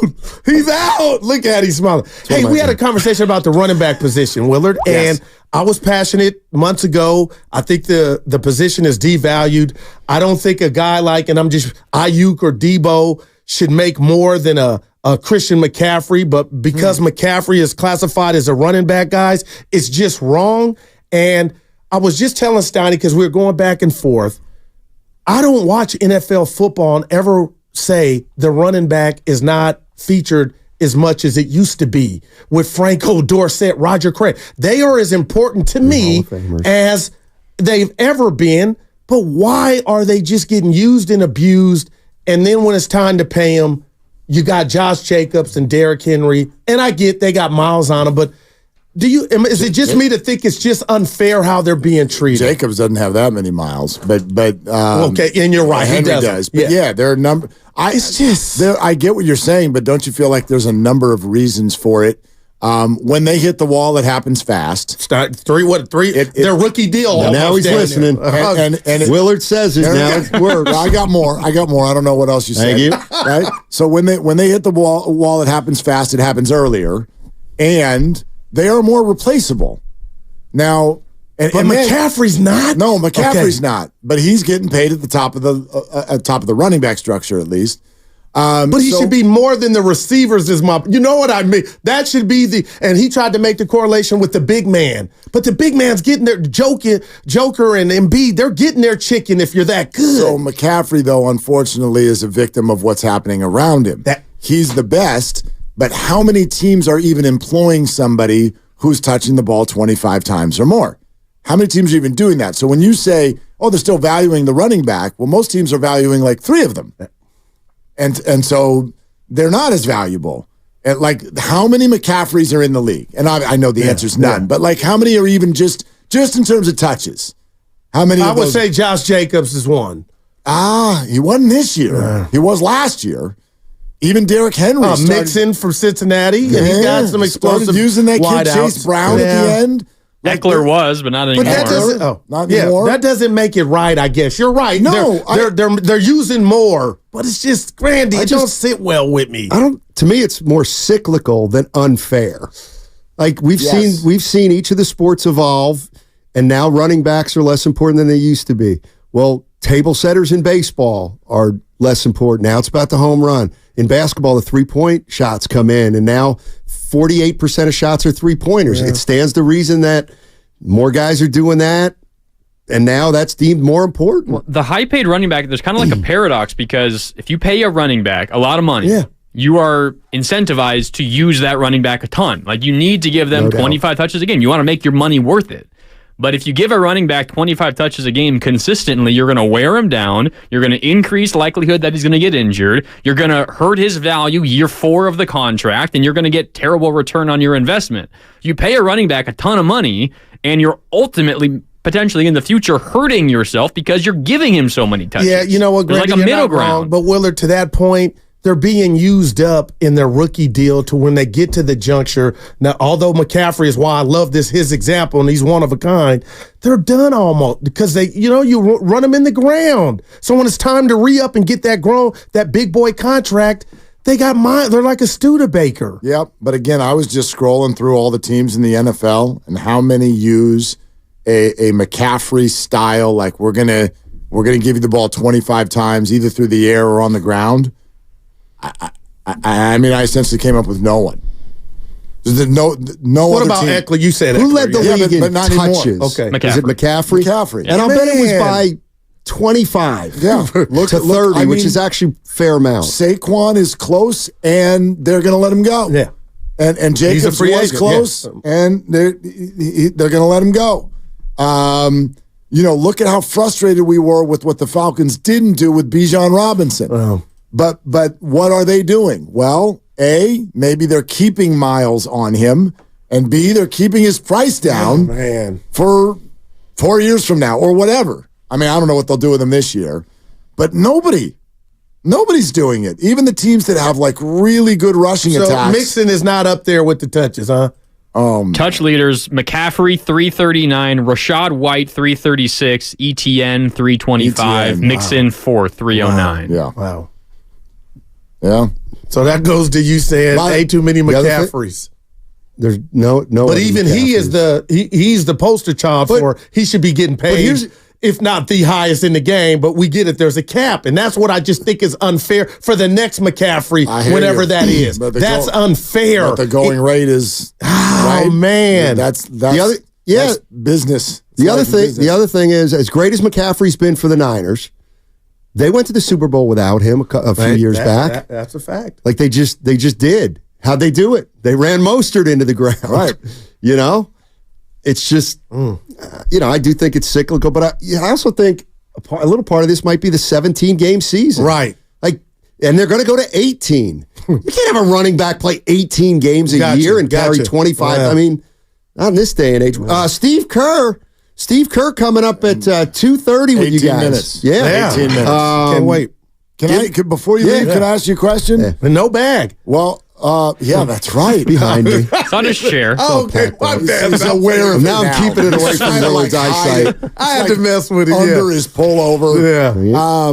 No, so, and I know Grandy wants to say some stuff about this. This is probably where we'll start our conversation. But Klay Thompson, who looks sort of, I don't know, rejuvenated? Man. Okay, so is it because he's accepted the bench role or because he's trying to prove that he shouldn't have it? I would say yes. Yeah. Can I go? I'm gonna do that's it. okay. Can I say but both? that's okay. Yeah, can it be both? Could the answer be both? Yeah, sure. All right. Sure. I think it's some of both. Yeah. I will say so. I want to say this. A couple weeks or 2 or 3 weeks ago, I think it was you, and I said, I mean, can we all acknowledge that there's no way he goes to the bench and his value increases? And I was like, yeah, that's not going to happen. Maybe it will. I mean, you play the same number of minutes. Well, you start scoring more points. You have more minutes where you're the featured and scorer. you might finish, Willard. Playing again. Who's to say that's off the table? No shade, but playing against the other team subs a little more. And getting the ball from Chris Paul right where it's supposed to be. Yeah. I'm just saying. I do think he's in a great space right now, though, mentally, and that's something we know about Klay over watching him for a dozen years. And that's what I said to Grandy, which is, I agree with you, but we also know, and this is also no shade, but Klay is somebody who spends a lot of time in his own head. No doubt. So when he's in a good space, what's your confidence level that it's going to stay there? No doubt. And that's what makes it exciting. Yeah. What's our confidence level that Draymond won't go over the edge again? All right, guys. Been he wasn't gonna let us answer. Mark Grandy. Grandy's in for dibs, yeah. On 95.7 The Game. They're longtime friends. Let me tell you something real quick about Dibs that I'm sure not everybody knows. And first-time partners. Hang in there, big guy. There'll be brighter days ahead. Now these two homegrown Bay Area boys finally come together to take over sports talk. Get the hell off of my doorstep. Major League Baseball, you stink. It's Willard and Dibs on 95.7 The Game. All right, Grandy, get on in here. Get on in here. Get in the chair. Yeah, Grandy's in for Dibs. And, yeah, the Warriors are hot. Absolutely on a heater. Did you see that last night? They beat the 9-win Wizards. They beat the Wizards. Listen, I don't know how to get off this train, and I don't actually really want to get off the train. Like, I'm here for everything. But I just think that the Golden State Warriors basketball in general has got to be kind of night by night. And I don't want, like, at least for me, I'm not going to have these swinging changes to my opinion based on simply what they did last night. I thought that was great because that was an absolute must. Can you imagine if they lost? Right. Like, then we would be having a very different conversation. Then is the time to overreact. Thank you. So, but they absolutely had to do that. They did. And the things that you're looking for as a Warrior fan, you saw. You saw Chris Paul right back into the lineup, and he did some good things. And I don't think that necessarily, the worry about, did it take away from others out there? The initial answer was no. And the other person we stare at right now and wonder from night to night what's going on is Klay Thompson. Is another night where, whether it's by anger or joy, he is accepting of the role and succeeding with it. So, good. On to the next. And even Moses Moody got a start. Yeah, he did. And he played well. And Steve Kerr said post-game, not surprised. But when Andrew Wiggins comes back, are we ever going to see Moses Moody again? When's Andrew Wiggins coming back? Yeah, we don't know that either. Steve Kerr in 15 minutes. Yeah, he addressed it last night. We're going to keep those things private, but we don't know when he'll be back. I'm sure he'll give us the same answer, but we got to ask it. Yeah, well, of course we'll ask it. That's not it's not a comforting response. No. It's not a comforting response. Because it sounds like what they said last year. Right. And that absence was a very long absence. Lengthy. It's interesting, though. Is this team or that team better equipped to do what they need to do without Andrew? Like, last year's team had a certain goal, and that was to it's the same goal that this one has in a way, but it was coming from a different spot. But to go ahead and secure that 6th seed, and they were able to do it at the end. I don't think they were necessarily playing great basketball, but they were able to do it, and then Andrew was there. And so, here we go again. And I have no idea, again, how long this is going to be. Maybe he will play tomorrow night in New York. I have no idea. But with Kaminga being who he is as opposed to who he was last year, Chris Paul is now on this team. Brandon Pajemski is on this team.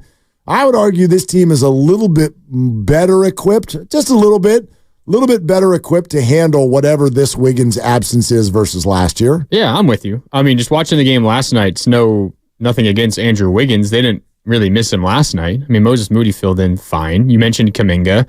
Brandon Pajemski obviously does really good things. You kind of think of him as the Dante DiVincenzo of last year's team. Like, DiVincenzo now is a Knick. The Warriors will see him tomorrow. I think this team is certainly more equipped to survive an absence without Andrew Wiggins, but we don't know how long that absence is going to be.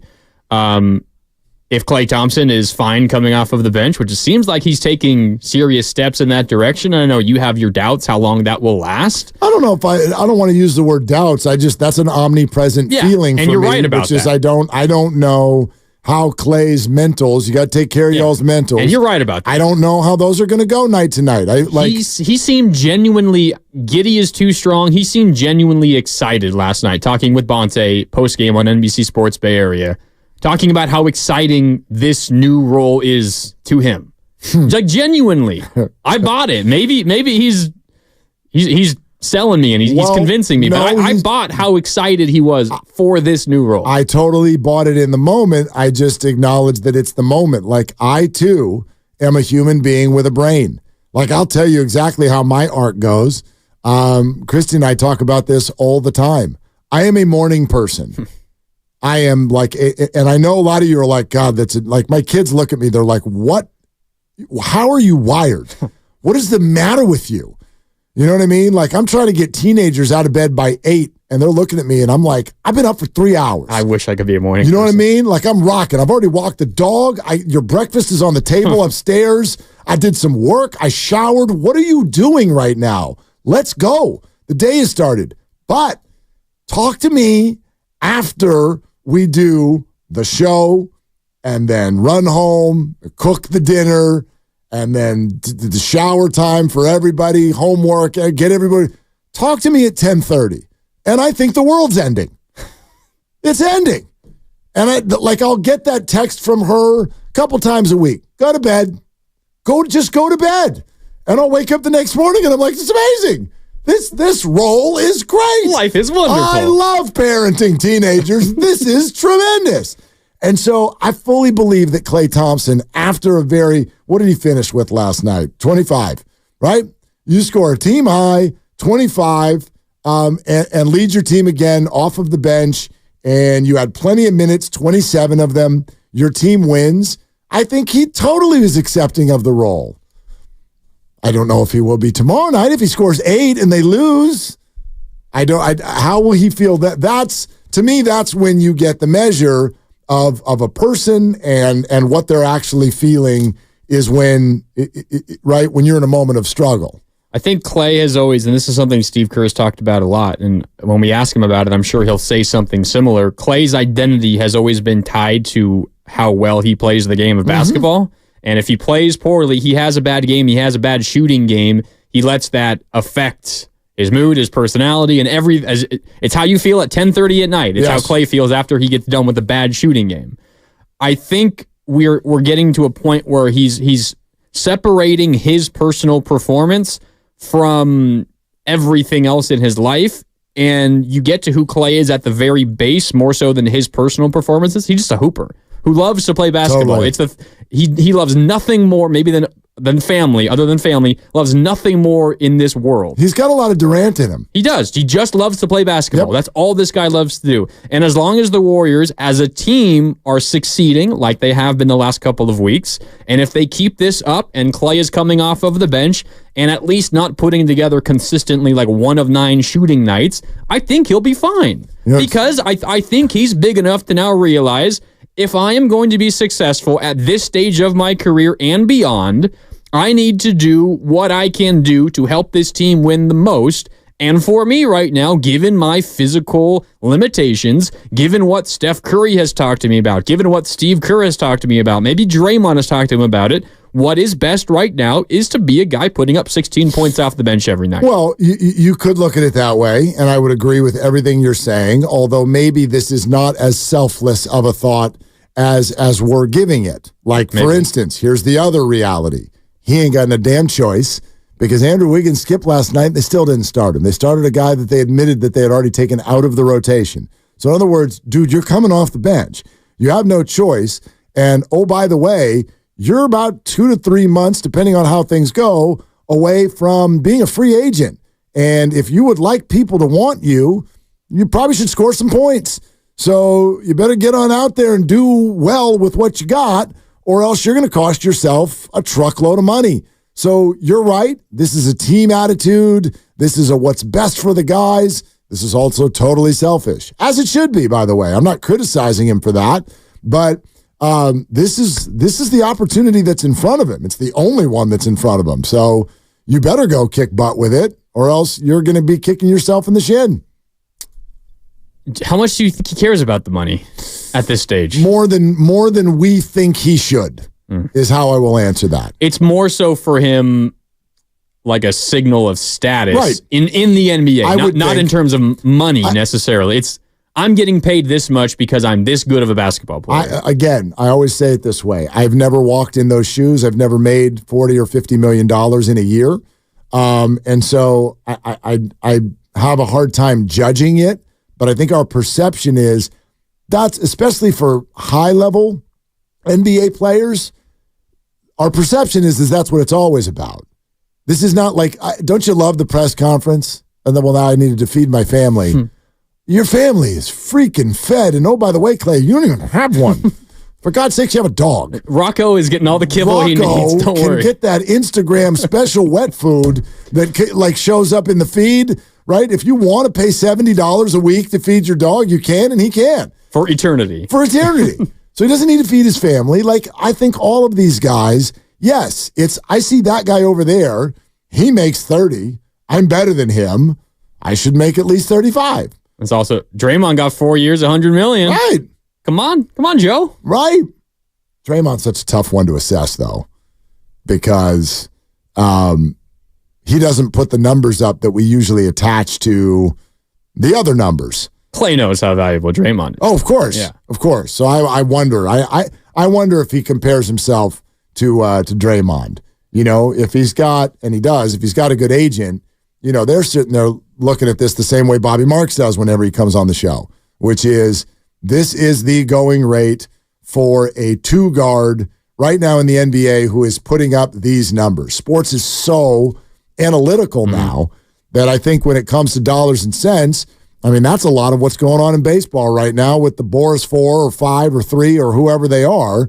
You know, it's March on Friday, and these guys are unsigned because they're like, well, these are what my comps are saying. Opening day, 4 weeks from today. Good God. Right? 4 weeks? No, 4 weeks in 1 day because there's a leap year.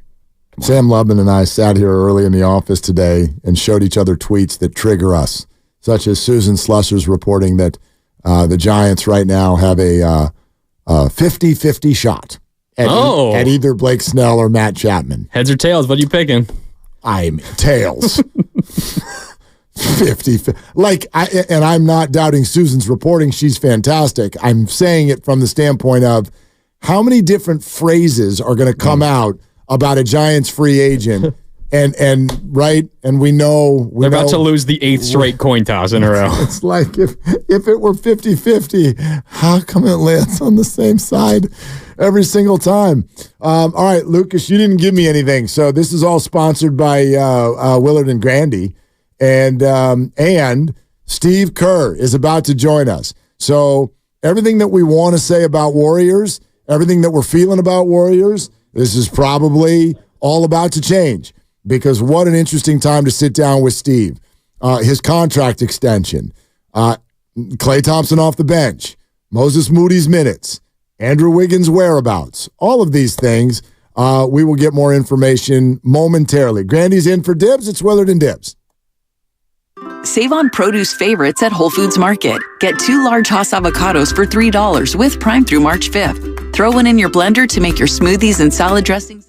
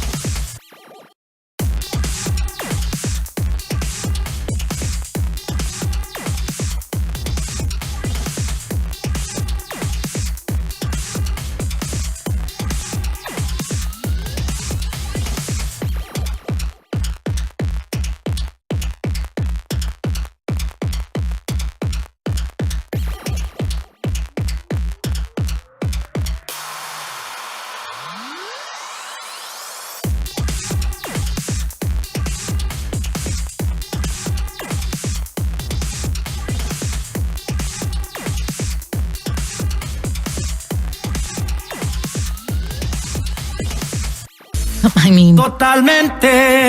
Find a store or switch suavemente at totalbyverizon.com. Monthly rate when you activate without a pay plus taxes and fees. Discount begins the month after you enroll. Additional terms apply. See website for data management practices.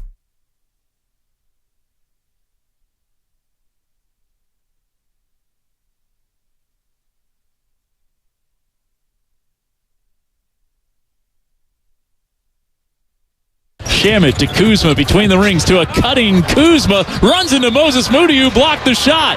Draymond the other way. Numbers for Golden State. Steph, right wing three in the air and true. He's 2 for 3 from downtown in the second half. Hey, Dub Nation, it's Steve Kerr. And you're listening to Willard and Dibs on 95.7 The Game. Indeed, but Grandy is in for Dibs, and the coach is with us. It's Warriors Wednesday, brought to you by Freedman's Appliance, trusted name since 1922. Visit freedmansappliance.com today. We're not going to waste any time. Let's get right to the coach. Steve Kerr is brought to you by Xfinity. At home or on the go, you'll get the fastest internet to all your devices, and presented by Great Clips. In sports, success is about team effort, and the same is true for your hair. Great Clips, it's going to be great. Hey, Coach, how are you? Well, Lucas, you got to bring him up now. There you are. Now we got you. Hey, Coach, how are you? I'm good, thanks. How are you guys? We're doing great, man. We're doing great. I got to say, I went to the game on Friday night when you played Charlotte, and I've told the story a couple times on the air. Like, we're just about to get in our seats. We've got all the unhealthy food and everything all surrounding us, and my phone just starts going bzz, bzz, bzz, just buzzing like crazy. And apparently someone went on Twitter and wrote something about you getting a contract extension. So hey, congratulations. Yeah, thank you very much. I couldn't be more excited. I mean, what a run we've had for the last 10 years, and obviously we got a good group that's still playing at a high level. A lot of young guys coming up, and I'm loving my job every day. So thrilled to keep doing it. Well, you've told us all year that it was just a matter of time and that things were just being worked out. And I've told you this. Like, I think a lot of fans had some Bob Myers PTSD, and so they were like, why is this not done yet? But what can you take us through? Like, was this ever even a question? What was on your mind throughout the year? No, it was never in doubt, really. I knew I wanted to come back, and Joe told me, right from the beginning that he wanted me back, and there's just a lot going on during the NBA season, and it's there's games, there's injuries, there's trades, there's it's draft there's so much stuff, and this stuff takes time, it just does, and I think ultimately it just came down to us all agreeing that 2 years sounded about right. It will give us a chance to go forward with this current group. For the next couple of years, and then we can reassess.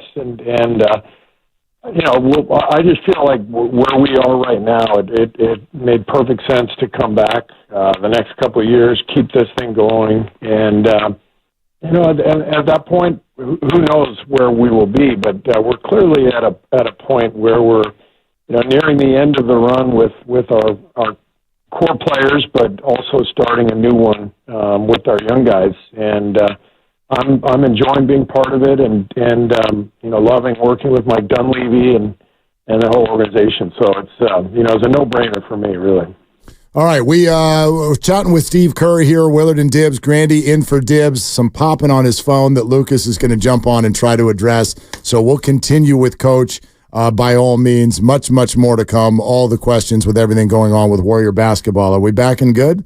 Okay. All right, Coach, you got us. You can hear us okay? Yeah, can you hear me? Yeah, we can hear you. Absolutely. All right. Listen, new availability report has just come out on tomorrow night's game that states that Andrew Wiggins is out. Is that accurate? And what can you tell us about your thoughts on how long he might be out? Yeah, it's accurate. Wiggs is dealing with a personal matter, and as you guys know, he's a very private person, and so we are going to keep everything, kind of just under wraps, and until he's back.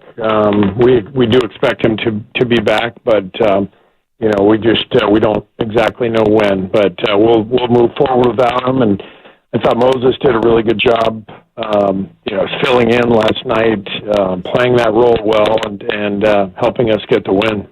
Okay, Steve Kerr joining us here on Willard and Dibs. We're going to actually, I know everybody got those answers, and so that's good, but it is crackling a little bit, and we're not making popcorn yet, so we're going to call him on a different line and continue the conversation. I did hear one thing in there. We do expect him back. He didn't use the word soon, but I think the Warriors are trying to let everybody know, at least the best they can, like, there's hope that this won't be like last year. Better not be. Well, if it's personal, it is what it is. I mean, yeah, but as a Warrior fan, it better not be. I mean, The team's finally putting it together. You just got Chris Paul back. You're feeling like you're finally going to have the full squad to go back to the David Lee era, right? Full squad Warriors team. Haven't had it really all year.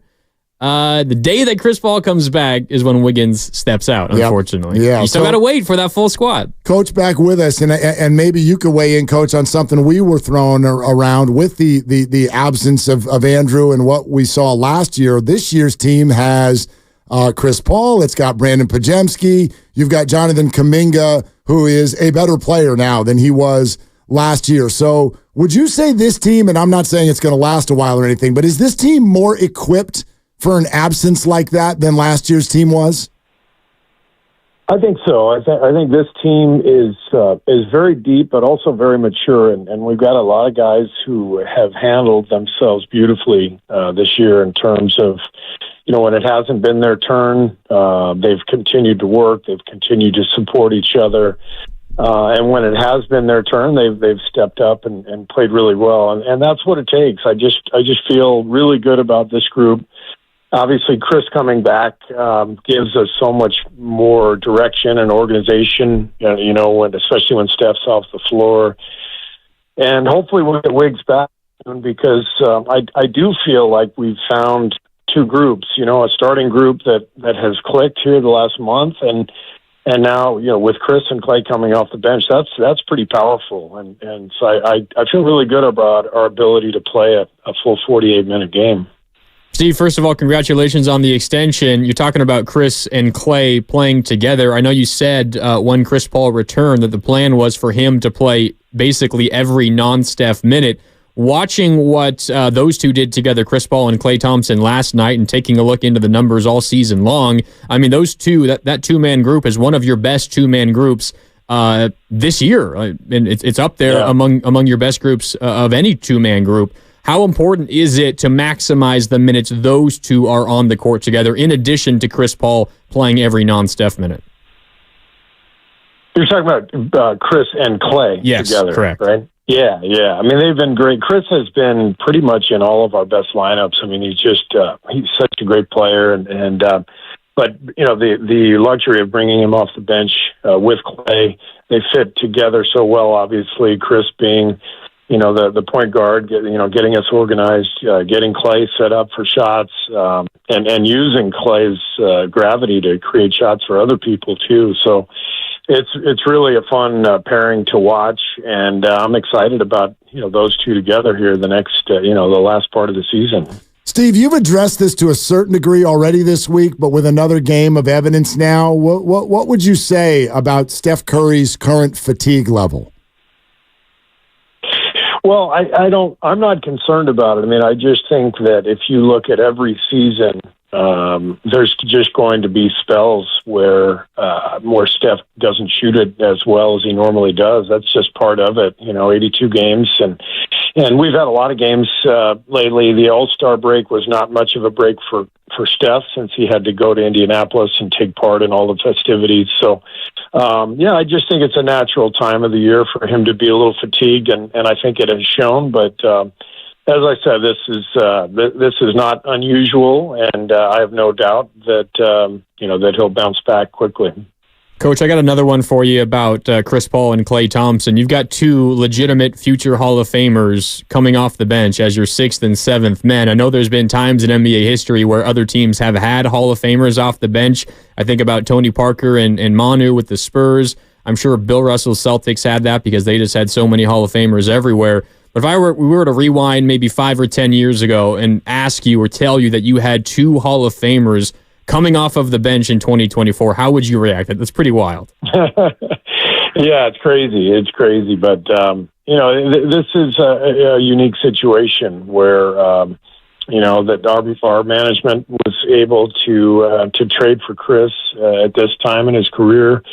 I think it's always important that you get guys who are comfortable playing the role that you ask of them, and that sometimes that just matters in terms of when you get them. If I had asked Andre Iguodala to come off the bench, in his 4th or 5th year, not his 10th year, I think it might have been much different. And so I think getting Chris now and asking Klay to come off the bench now, much different than it would have been 4 or 5 years ago. And so the timing is right now. Both guys are eager to make the team better and to help us win, and we're all on the same page. Coach, I don't need to tell you this. When the sentence includes the name Moses Moody and the word minutes, oh boy, people get all hot under their collar about Steve Kerr. But I wonder last night, a pretty good performance with him being thrown into the starting lineup. What did you see, and what does it mean for his role going forward? Well, we needed him, obviously, to fill in for Wiggs with Wiggs' absence, and I thought he played great, and it didn't surprise me. I trust Moses. He's such a professional young guy. He's got such high character, and he works hard. He stays ready for his opportunities. I know they have been, fewer than he would have liked and that a lot of our fans would have liked, but it's just the nature of the team. We have a really deep team.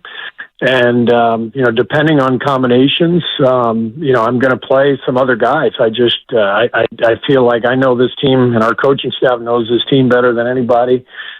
So, we're going to put the guys in the combinations that we feel are going to suit us the best. And as a young player, Moses just has to play through that stuff or keep working, if he's not getting his chance. And that's always what he does. It's why I respect him so much. And, again, I thought he was great last night, and he'll get another opportunity tomorrow. Coach, you were talking earlier about how you feel like you found 2 different groups, your starting unit and then a solid bench unit you can turn to. One of the keys to that starting unit has been playing Draymond Green at the 5.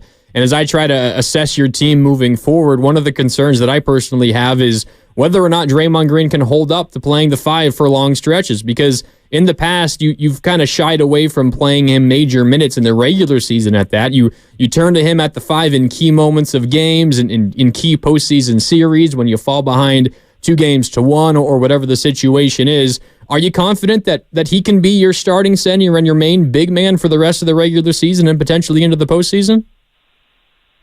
I am. Our team has changed and the league has changed. Everybody's playing smaller, faster, more spread out. There's very few big guys in the league, beyond, say, Davis and Embiid and Jokic, who are really going to be, low post dominant players down on the block.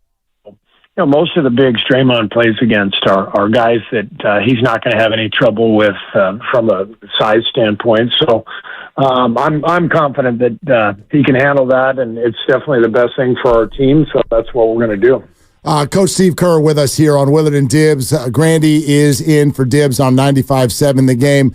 Coach, with full respect to the privacy that the situation deserves, I'm sure you can understand the fan sort of interest after what happened last year and the sentences you've used already today that you expect him back, but then in the next answer you said you kind of hope that he's back.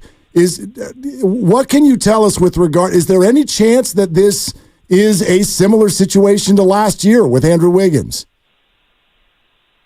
I just think that we're in a position where Wiggs is a private person, and so he's asked to keep it private, and we're going to honor that. So it doesn't help for me to sit here and try to explain any of that. The bottom line is we respect Wiggs, we need him, and we fully expect him back, but we just don't know what that will be. Okay. Yeah, fair enough, Coach.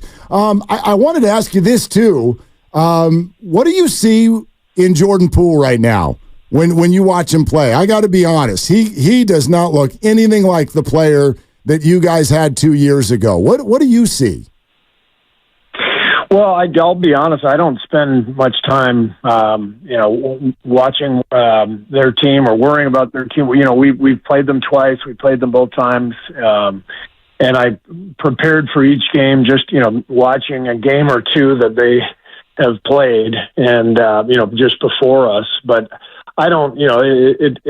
It's not something I spend a whole lot of time with. And the one thing I can tell you is that we love Jordan, and we're always pulling for him. He helped us win a championship. He was a great teammate, great young guy to coach, and I'm always pulling for him. I know last night was a tough game for him. He played really well against us at Chase. And it's, he's a young player, so he's just got to continue to work and find his way.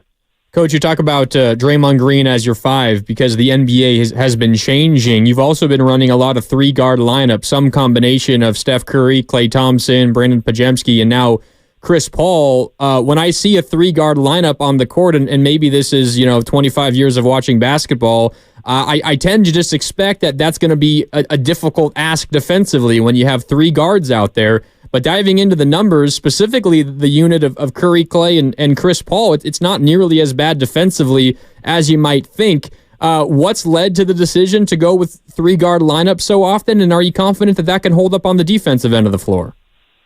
Yeah, we're always just trying to put the best lineups on the floor to win each game. And the ideal situation is, what we had 5-6 years ago where you could put a great two-way lineup on the floor for much of the game. And that's why we were winning championships. That's why we were such a dominant team.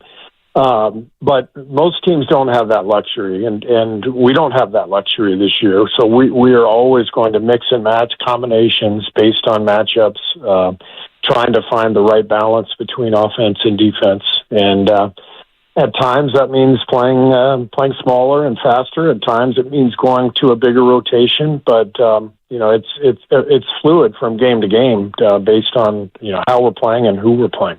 Yeah, that bigger rotation, Coach. I'll be honest. I've mentioned it on the show a lot. I think this has been one of your hardest jobs to try to figure out what you're going to get from which guy on a given night, and somehow know that ahead of time. You know how coaches use that phrase. It's a good problem to have. Is that the case with this team, or is there actually a struggle with how deep you go into the rotation and trying to figure that out? The last 3 games we've played an 11-man rotation, which is almost unheard of. But I feel it's necessary to keep everyone engaged because we're going to need everybody. At some point between Trace and Looney and Dario, we need all 3 guys. I'm going to play all 3 to keep their rhythm. But from one game to the next, it's going to just feel a little bit different based on who we're playing against and what we need. So yeah, it is tricky. It's much easier, the way it was 5 years ago, 6 years ago, where it was like, all right, we're going to go with this lineup for about half a game, and we'll mix and match the other time. But we knew exactly the 5 guys we were going to play if we were healthy. Come crunch time, it's much easier that way. But if you don't have that, what you do want is depth and options, and we have plenty of that. And that's what I like about this team. We're very deep, and we've got a lot of guys who can play. One of those guys that's maybe made your job a little bit more difficult this year is Brandon Pajemski. He's now in your starting lineup. You've talked a lot about what he brings on the court. I wanted to ask you, though, about a piece of reporting, a story that Anthony Slater of The Athletic wrote last week talking about Pajemski off the court or maybe on the court, but what he says, he was trash-talking Draymond Green in the preseason before he even played in an NBA game. How rare is it to have a rookie come in and talk trash to Hall of Famers? Is that a sign that he's going to be successful in the NBA when you see that so early? Yeah, I mean, Draymond actually kind of liked it. I mean, I think it took him aback at first, but then he realized he was sort of looking at himself in some ways. I think those two guys are a lot alike. I mean, in order to be a great player in the league, you have to have a certain amount of brashness, of confidence, but beyond that, it can't just be confidence. It's got to be this unshaken belief that you can be great, and that's what Brandon has, and it makes him fearless.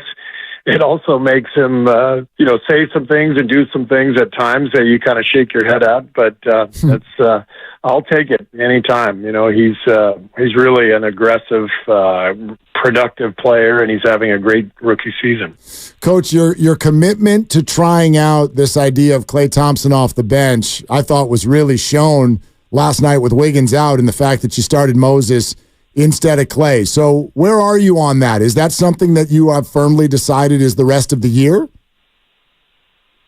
I like what I've seen so far, and the one thing I've learned in coaching is it's really hard to plan ahead because you just don't know what's going to happen. But I liked what I saw last night, so I'll start Moses again tomorrow and continue to bring Klay off the bench with Chris, and we'll go from there, and hopefully it continues to look good, and we can kind of keep things that way. But you just never know in this league. A lot can happen. Coach, I know the conversations you have with Klay about that are private, and I'm not asking for details about those conversations, but just listening to Klay talk post-game last night, it doesn't seem like he's just open to the role change, but it seemed like he was actively excited about it, talking about how it's becoming seamless for him. Have you felt and noticed maybe an attitude shift for him in that new role now?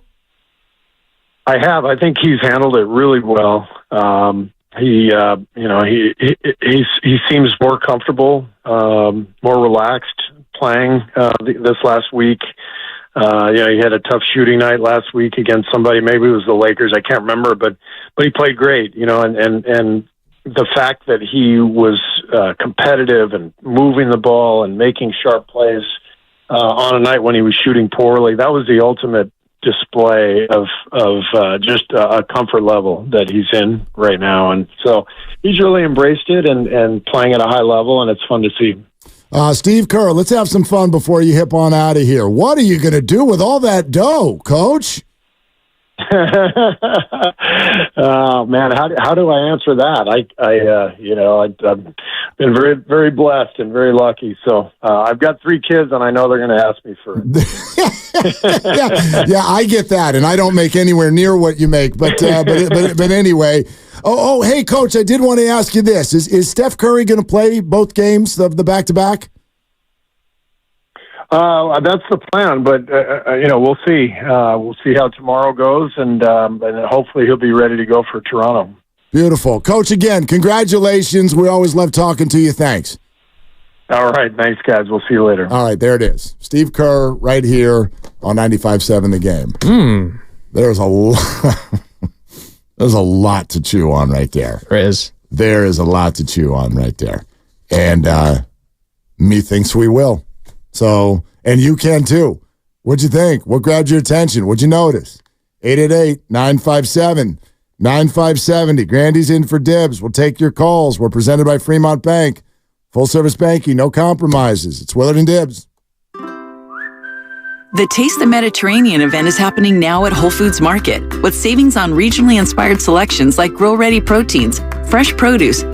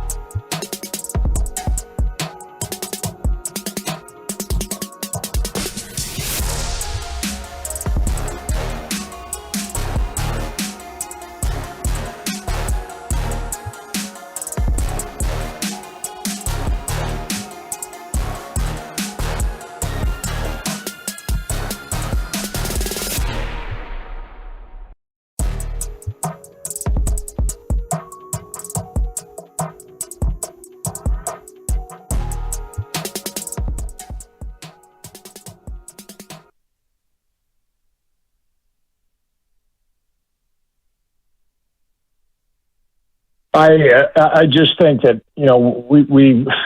we're in a position where Wiggs is a private person, and so he's asked to keep it private, and we're going to honor that. So it doesn't help for me to sit here and try to explain any of that. The bottom line is we respect Wiggs, we need him, and we fully expect him back, but we just don't know what that will be. Now, back to Willard and Dibbs on 95.7 The Game. Look, I'll be straight with y'all. I hate this. I totally hate it because it's equally not fair to Andrew for us to inject what happened last year into this. If you're just joining us, Willard and Dibbs, Grandy's in for Dibbs. That was Steve Kerr just a handful of minutes ago when I asked him if there was any chance that this Wiggins absence is like last year. And Andrew is out tomorrow night. That's official. Just tomorrow night, but that's official. He's out tomorrow night. And so we asked Steve if this might be like last year. You just heard his answer. It's not fair to Andrew to attach last year to this. It's also impossible not to. It's the first thing you think of. It's impossible not to. And it's impossible to not notice how uncomfortable Steve was answering that question. Thinking through the answer in real time. At the beginning of the answer, you could just hear it. Yeah. Exactly. Yeah. It's like Kyle Shanahan trying to figure out a way to answer the question in real time. Steve was doing the same thing. Yeah. It's very and honestly, you could play a piece of sound. I don't think we have access to it. You could play a piece of sound from a year ago. It was mid-February when Wiggins left the team originally last year. You could play a piece of sound from back then, and it would be difficult to tell it apart from what he just said now. The one thing I'm trying to remember is because twice today Steve said we do expect him back. And I think that they said that exact same phrase last year, but I don't know if they said it from the jump. I don't know if they said it from the jump. I think they did, but I remember they did start to say it at a certain point, maybe when his return became more imminent, but I don't remember to be exact. I don't remember exactly when it was. Steve said it twice today. We do expect him back. But he also, in the very next answer to something you asked him, was kind of like, yeah, hopefully we'll have Andrew back. So here we go again. He missed, Wiggins did. He left the team the final game before the All-Star break last year and did not play the rest of the regular season. I don't know if it's going to be that long, but he confirmed out tomorrow. Tomorrow, yeah. And tomorrow's not close to happening, by the way. That game is more than 24 hours away. So for them to, again, think about this from the perspective of the business that is giving you the information. Yeah. For them to already know that he is not playing tomorrow night. Like, in other words, if he just right now at 3 o'clock was like, I'm good, well, you can make it. You'd be ready to go. He wasn't with the team in D.C. last night, but if he was ready to go, then he'd be catching a plane to New York City right now. 6 hours and 5 hours, and you're there. So they already know that he's not playing 25 and a half hours from right now in Madison Square Garden, and they've got another game in Canada, his home, the very next night. And but no, it's impossible. It's not fair to Andrew, and it's not fair to us to try to act like this doesn't bring up all of those feelings and that conversation that went throughout the final 2 months of the regular season last year. Trying to find a couple of things that Steve Kerr said about it last year. So let's see. From March 11th, this is from the Bay Area News Group. Kerr said in a pregame availability, there's nothing to report on. We're giving him space, as we've talked about, as he deals with something that's way more important than the game. If he's able to come back, then that would be great. If not, that's the case. Whatever happens, we handle it accordingly. A couple of weeks later in March, he said, quote, if he comes back, great. If he doesn't, that's fine too. Okay. Similar thing there. But it got to a point last year where once the absence was long enough, I think maybe they stopped saying, like, we expect him back because it... Well, but what you're reading right there sounds different to me than what he said today. Exactly, because today he said we expect him back. We expect him back. And that was not the case. We do expect him back. This was a quick Google search, what I could find from what he said last year. But again, that was like a month into the absence. I'm trying to find what he said like the moment that it happened. I haven't been able to track it down yet, but it got to a point last year where we're just like, all right, we're going to stop speculating on when he might be back, and we're just going to not answer the question at all. We're just going to say, we don't know. We hope so, but we don't know. This is a deflator, man. And maybe he plays in Toronto on Friday. And this can all up and go away, but you're like, this is what I would say to the Warriors. This is what I would say to them. We know what they just said to us. And we do. We respect the privacy. I said this. I was steadfast with this last year, and I'll do it again. I know it sounds campy and whatever, but these are people, and this is their job, and we have no idea what's going on. Okay? Even those of you out there who think you know what happened last year, no, you don't. You don't. You think you know, but you don't know Jim Mora, and you never will. Okay? Whatever the hell's going on TikTok, good for TikTok. I'm not doing any of that stuff. I didn't do it last year, and I'm not doing it this year. However, this is what I would say to the Warriors. You can't ask fans to not go there. You cannot ask your fan base to just like, nope, tuck it away. Sorry, don't ask the questions. We don't know. I mean, it does change the story if this is to somewhat, to a certain degree, happen again. It absolutely changes the story. And we already know what people have been saying and thinking about Andrew Wiggins. It's already been a tough year. It's already been a tough year for his play and the fact that we're only 12 and a half months removed from when he left the team last time. So I'm about as compassionate as people come, I'd like to think. But that's fine. I'm not saying anybody should be critical at this juncture. He might be back Friday. But if I would tell the Warriors, you got to understand who you are and who he is, the nature of your business. You're not a Home Depot. Like, we care. We care about your outcome. We care about your people, your employees. And you can't really ask the fans to not have their mind go where we know it's going. No. Oh, you could ask it if you want, but don't be surprised when it doesn't happen. It's going to happen. Looking at the YouTube chat powered by First NorCal Credit Union, our Comcast Business text line, I mean, that's what every comment is about. Yeah. Every single one of them. All of them. And first and foremost, you hope that Andrew and his family are okay and thinking of them, and hopefully it's nothing serious. Hopefully it's nothing like last year, because whatever last year was, it obviously was serious. But you're right. It's the first place that your mind goes, and if it doesn't, then you're unfamiliar with what happened last year, because it feels very similar. It feels exactly the same.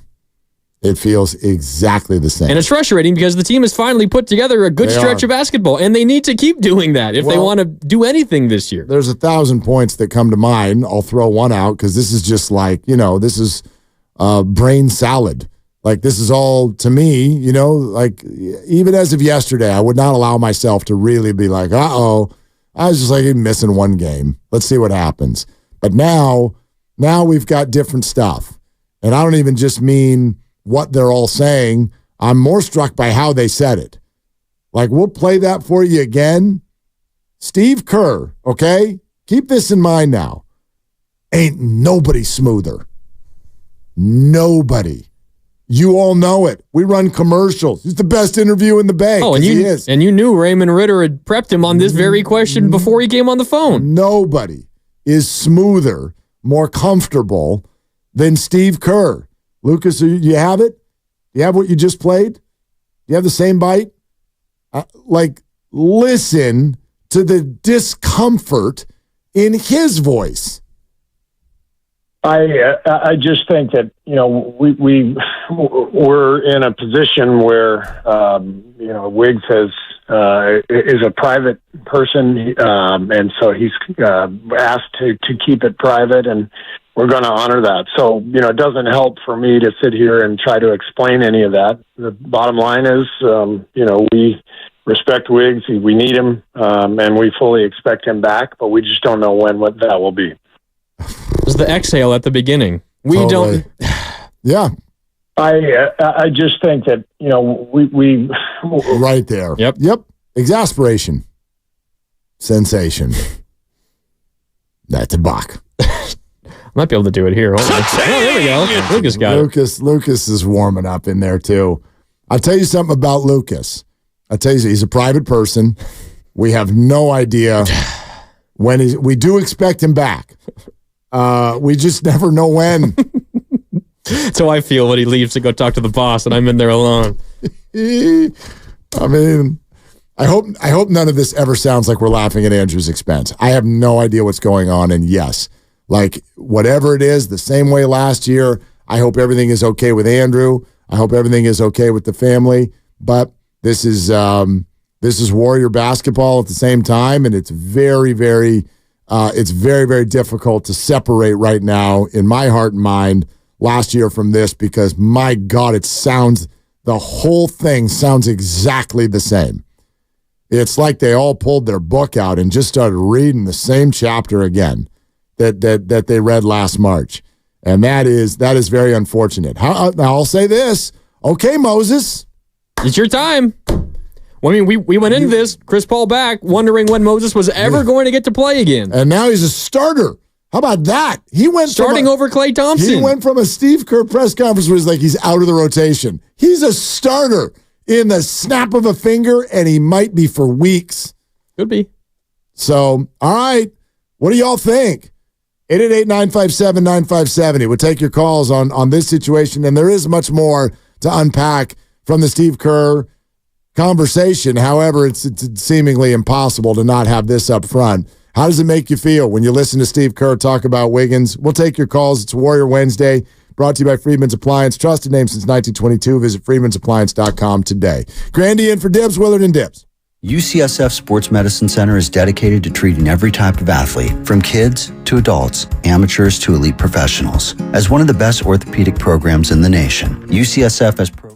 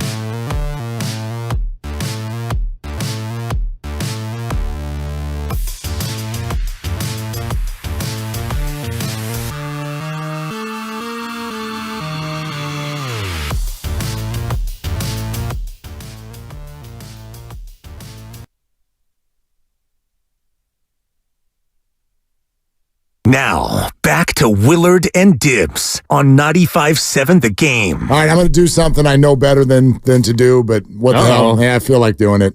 First of all, we're streaming live on Twitch and YouTube. Go to twitch.tv/957 The Game, youtube.com/957 The Game. I'm chatting it up with our YouTube crew right now. What's up? Glad you're here. Watch us live. See what Grandy actually looks like. Subscribe to the channel. 95.7 The Game content all day long, Twitch and YouTube. Powered by First NorCal Credit Union. Okay.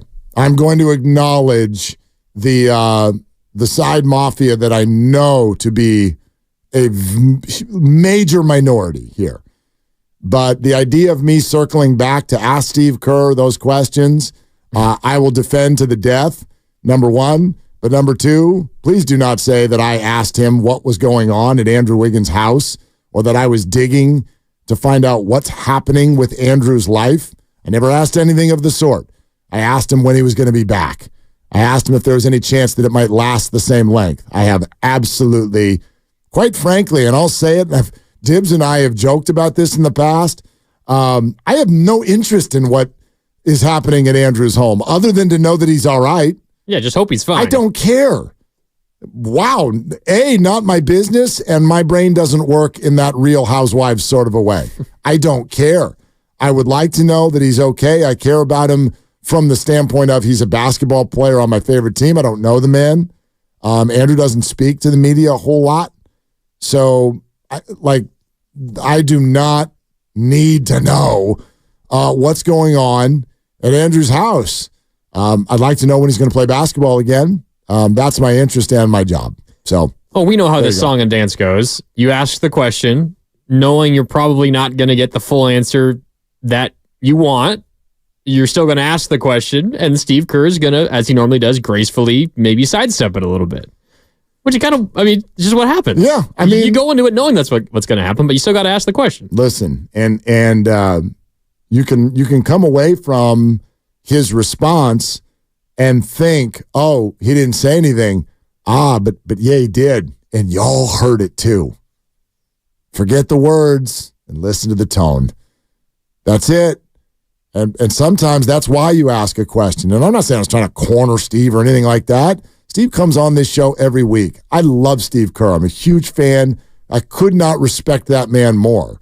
By the way, he's also a really big, mature boy who's about to make $17.5 million a year. And he not only is okay with the question, he knew it was coming. And he knew it was coming 4 times. He's not stupid. He knew it was coming last night, and he knew it was coming today, and know it's coming again next time he talks before the game tomorrow, post-game tomorrow. Raymond Ritter, as we talk about him all the time, is the absolute best in the business. And when you see these people go up for press conferences, they are prepped. Do you remember, I'll give you an example. Do you remember Lip Sync Gate with Jimmy Garoppolo and Kyle Shanahan? Yes. When it was these plays, these bleeping plays suck. Man, or whatever it was. Yeah. Okay. Do you remember Shanahan came up to the podium after this whole thing blew up on social media like the next day? And pretended he didn't know about it. Right, but then he slipped and said something. He's like, I haven't seen it. But then, like, in the next answer, he's like, yeah, when they were kind of telling me about it in the other. Oh, I'm sorry, when they were what? What are you referencing? When they were telling you about it in the other room? Do you mean to tell me that there is a pre-conference press conference? Yo, we're not dealing with the local high school. Okay? This franchise is worth $7 billion. You think they're butting themselves up before they go out and talk publicly? Maybe just a little. Y'all acting like Steve Kerr's like, what? Where'd that come from? Yeah, Steve is well aware. We could have done 20 minutes on it. Then he might have gotten a little upset. Like, okay, right? But yeah, par for the course. This is Steve's not offended. Steve's okay. And this is what, when we talk about, this is something that comes up all the time. What does the organization owe the fans? Remember that? That was a big part of it last year. The fans deserve to know. And I'm like, depends on what you mean. I don't think you deserve to know what's going on in Andrew's home.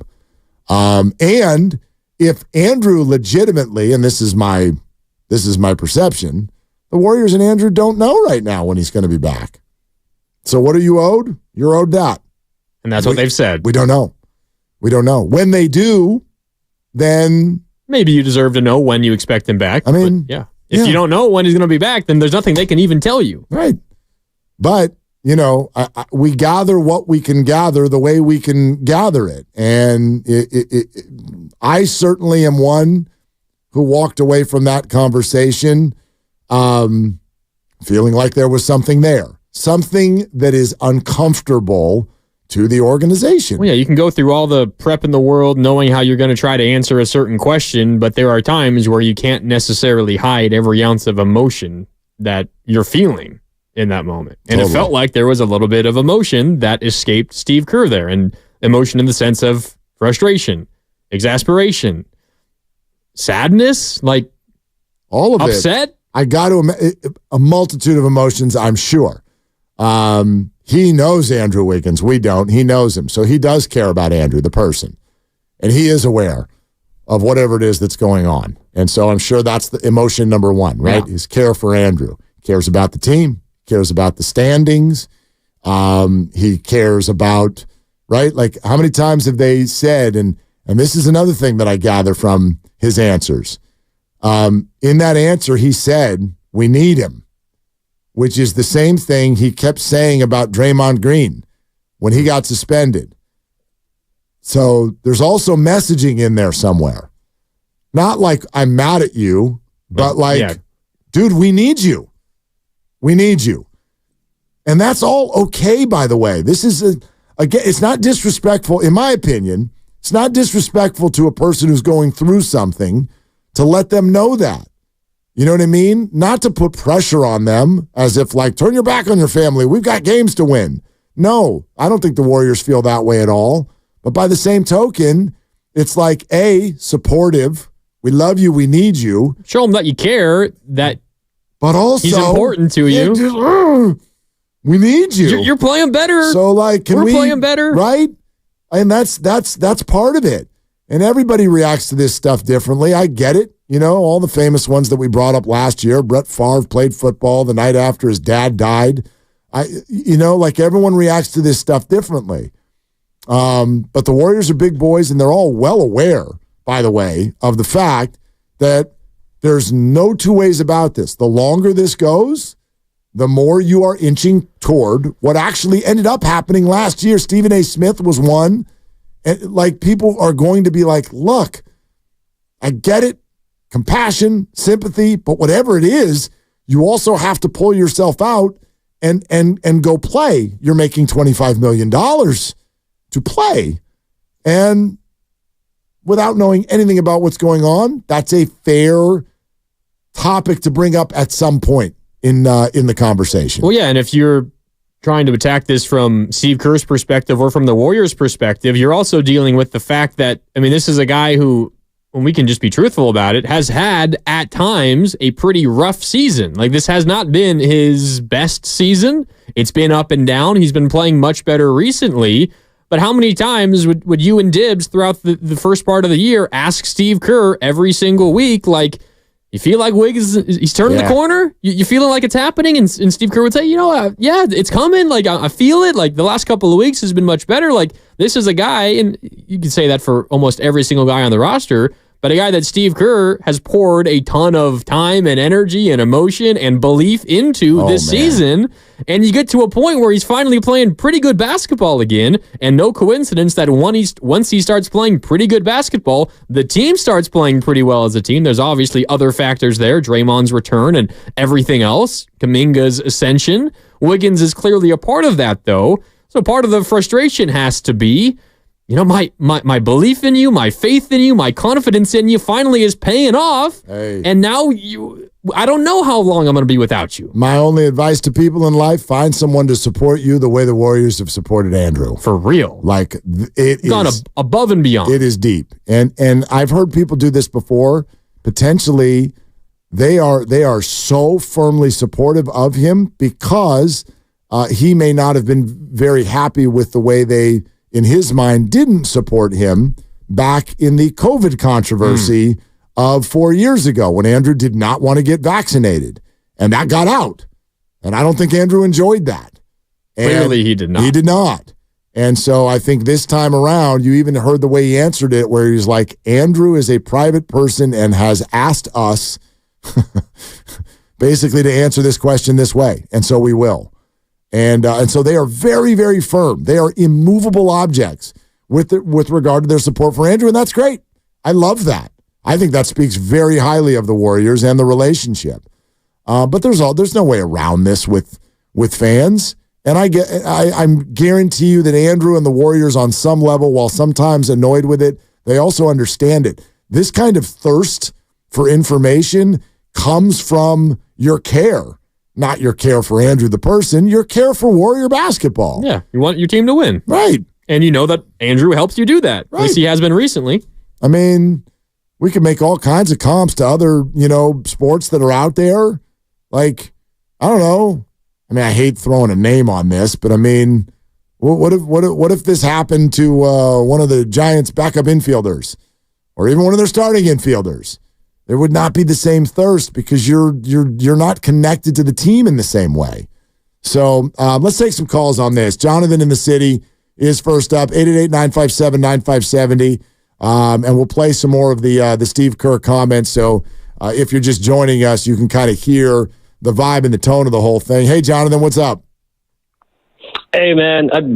Now it answers my question, because I got this big question mark in my head. When he signed that extension, I was like, wow, Wiggins is a good guy. He signed this contract extension. It was like, what, maybe $5-10 million per year cheaper than what he would have gotten, right? Because he was, de facto finals MVP. He was not for Steph Curry in Game 6 in Boston. So this is why. Because this situation, it's not under pressure. Jonathan, thank you. This is a good effort. He got to it quicker than I wasn't ready for him to do it. He got there very fast. They got there very fast. I don't know. I look at the fan base now, and I don't to me, I feel like this could go one of two ways. I think you're going to get some fans who are like, well, we're prepped for this now because we've done it. So everybody's opinions on this matter are like already well-traveled. I think others are going to be quicker to an eye roll and anger because this is now happening again. They'll hold off to see if it's actually going to be somewhat of a lengthy absence. If you're just joining us, still some mystery with regard to the return of Andrew Wiggins, and he has been announced as out for tomorrow night's game.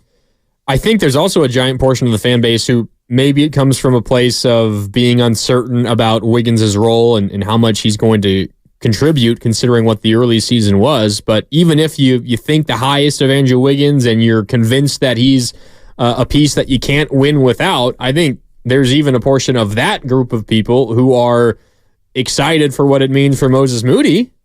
Sure. Now, obviously, you're worried about Andrew Wiggins and you hope everything's fine, but I mean, one of the biggest sources of frustration for a vast portion of this fan base all year has been Moses Moody's minutes. I know, but I sort of feel like whoever's over there on the bench, that's who people, you know what I mean? Yeah. We're going to be mad. Like, whoever's not playing, why aren't they playing? But it's one thing if it's Moody, and it's one thing if it's Lester Quinones. Well, or sure. early in the season, Yes. Corey Yes. Joseph. You get first-round draft pick. Corey Joseph was playing over Moses Moody at times. Lester Quinones just last week was playing over Moses Moody. Right. And that I understand. That's a little bit of a head scratcher, but at the same time, I also know that it's much more complex than we make it out to and be. They don't play the same position. No, I get it. and these are matchups and different pairings that go together and some don't. And they know all the analytics that we don't. So if you're just joining us, Steve Kerr was on with us last hour, and I asked him if this year's team is better equipped to handle Andrew Wiggins being out than last year's team. Listen closely to how he phrases things in this answer. I think so. I think this team is very deep, but also very mature, and we've got a lot of guys who have handled themselves beautifully this year in terms of, when it hasn't been their turn, they've continued to work, they've continued to support each other, and when it has been their turn, they've stepped up and played really well, and that's what it takes. I just feel really good about this group. Obviously, Chris coming back gives us so much more direction and organization, especially when Steph's off the floor. And hopefully we'll get Wiggs back. soon because I do feel like we've found two groups, a starting group that has clicked here the last month, and now, with Chris and Klay coming off the bench, that's pretty powerful. And so I feel really good about our ability to play a full 48-minute game. Okay, so the word is hopeful. Hopefully Wiggins comes back soon because we found something. Pretty powerful, I think is what he said. And you just brought up that Wiggins said that himself just 6 last days week. ago. He said, maybe we found something special. Yeah, Lucas, can you pull that? Andrew Wiggins just last week when he said that feels like we found something that could be pretty special. What was that, Thursday? Thursday of last week? 6 days ago, so yes, Thursday. Yeah. Thursday. Oh, it was after the who'd they play? The win night? against the Lakers. After First game out of the All-Star break. There it is. Yeah. There it is. Yeah, man. I mean, listen, I don't much know what to do with this. I don't know. Like the one thing that I'll tell you that my thought process was on the remainder of the year, and I've had this conversation with many people. We're talking about, okay, you think they can get to the 6th seed? Can they get to? I said, look, I think they're at least going to get to the 7 or 8. They're at the 9 right now, and my thought on that was the schedule. They have the easiest schedule of all those teams that they're competing against, and I see a lot of games on the schedule like last night where you're just like, you're going to win those. But there's always a qualifier. There's a caveat, and it's, are they healthy? Like, that's what you actually got to watch. Well, the only reason I can't firmly tell you what I think the Warriors are going to do as far as a final record is because, I don't know, are the guys all playing? And I literally said that to a friend on the way out the door of the building last night. And I said that knowing that Andrew was out in that one, but not thinking it might have just been a one-game thing. Yeah, not just whatever. He's got a thing that he's got to go do, and he'll be back. But I don't know. Yeah, Steve's answers last night, and furthermore, his answers today, they're a game changer. They're a complete game changer. They are. It's the doubt in his voice that you hear every time he answers the questions, and we'll play more of it as the show goes on, and we'll hear a big portion of it in the 5 o'clock hour as well. But it makes you feel that there's something obviously more than what the Warriors are willing to share, and not that the Warriors should be willing to share anything that is personal to Andrew Wiggins, but you can't listen to what Steve Kerr said and come away feeling like, I mean, I don't know how you would feel. I don't think he's playing in this 4-game road trip.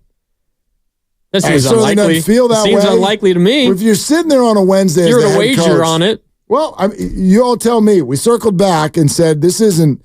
Any chance this is like last year? I just think that we're in a position where Wiggs is a private person, and so he's asked to keep it private, and we're going to honor that. So it doesn't help for me to sit here and try to explain any of that. The bottom line is, we respect Wiggs. We need him, and we fully expect him back, but we just don't know what that will be. Yeah, I mean, we don't know when that will be. And it was, you're right, just 6 days ago, Andrew Wiggins was asked what's been clicking of late for the team. I feel like I just found a good rhythm, put in work, practice, getting extra shots up, just, feeling good about myself, and the team is rolling right now. We're all playing together, playing the right way, and, we're figuring something out that could be special. We're figuring something out that could be special. Andrew feels like he's feeling good. He's rolling. And 6 days ago, he said that. Here we are. And now it's a complete feather in the wind again. It almost feels like the Warriors are in, and maybe Steve Kerr specifically, because he's the public talking head behind it all. They're, depending on what the reason is, and we don't need to speculate on what it is, that the Warriors are in a sort of a pickle. Because Andrew is a very private person, and regardless of what the thing is, he doesn't want it made publicly. And it could be a really big issue. It could be a small issue. But no matter what the issue is, Wiggins doesn't want it known publicly, and the Warriors they're going to agree with his wishes. This could be the smallest thing, and the Warriors still might answer these questions the same way. They might. Yeah. But they know that if they answer these questions that way, the assumption is going to be that it's like last year. But if it is just a small thing, I mean, maybe they could say, well, we'll be back in a week, but like, there's a real chance that even if it was not that big of a deal and he was going to miss the road trip and he'll be back after the road trip, that they would answer it the same way. Yeah, I kind of feel like that if he misses an entire road trip, that is kind of a big thing. Like when we say it's just some small thing. But when you compare it to last year, when he missed, 25 games? I know, but think of how our perception has now changed because of last year. If it's just some small thing, then he shouldn't be missing time. True. If it's just some small thing. So that's another way to look at it. I don't think this could be just some small thing. Because if it's just some small thing, then you don't miss 2 basketball games and have one of them be announced more than 24 hours before it even starts. That's not a small thing. This is a highly, highly paid international entertainer. It's not a small, this is what we've been barking about as fans for a while when we start doing load management and stuff like that. It's a big deal to miss games. And it's an even bigger deal when you're missing games and like nobody even will tell anybody why. So I'm not saying that anything is owed to fans in terms of knowledge, but I'm going to dismiss the idea that, this is no big deal. This is a big deal. It's a big deal to miss games for reasons other than injury, or even if I wanted to acknowledge this rest thing that now happens that the league's trying to get rid of. This is neither of those things. And that makes it a big damn deal.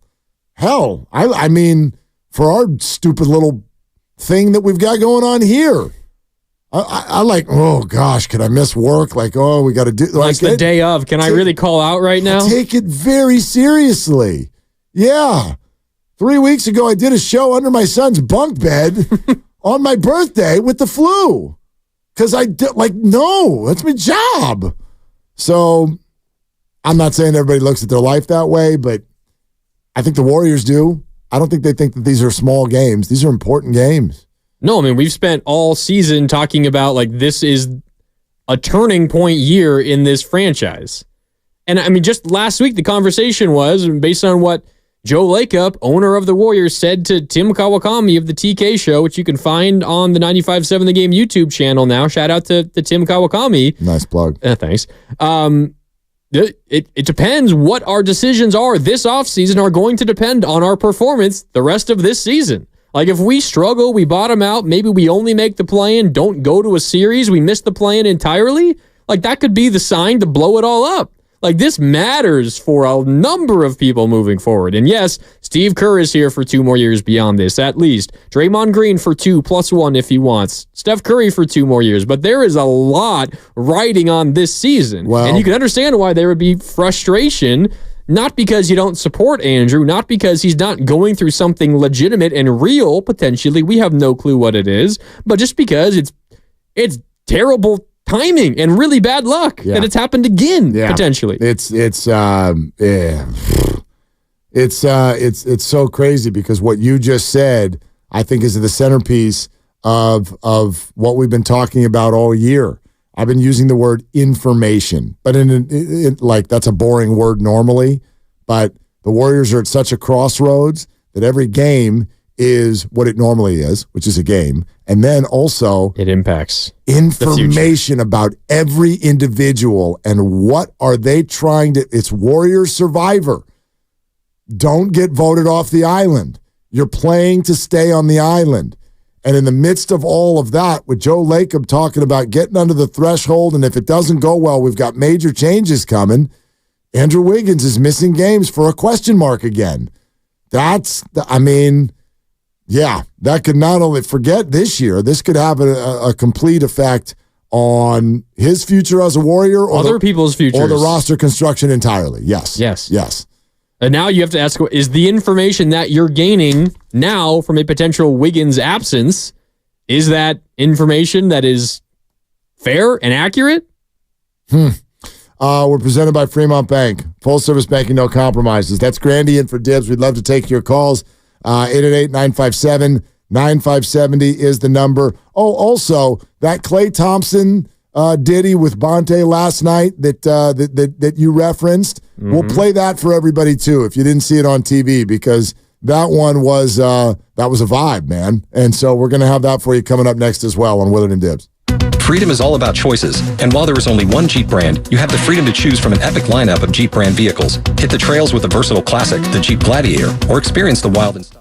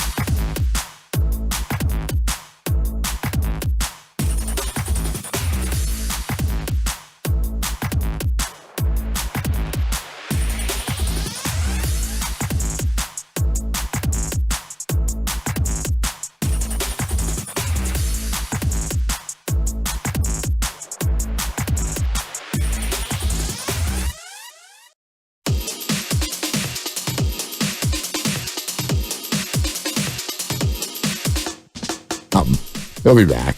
He's fine. But Steve Kerr will also kind of join us. He will later. join us again. Yes, he will.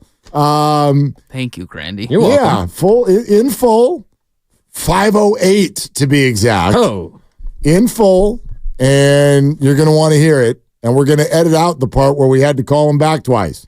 So, right? He gave us a little nugget on Wiggins, even though the phone line was a little bit sketchy. We got to leave that part in. So you'll hear a little bit of a sketchy phone line. Leave all of it in. Those were both good answers. I want the part about the contract, too.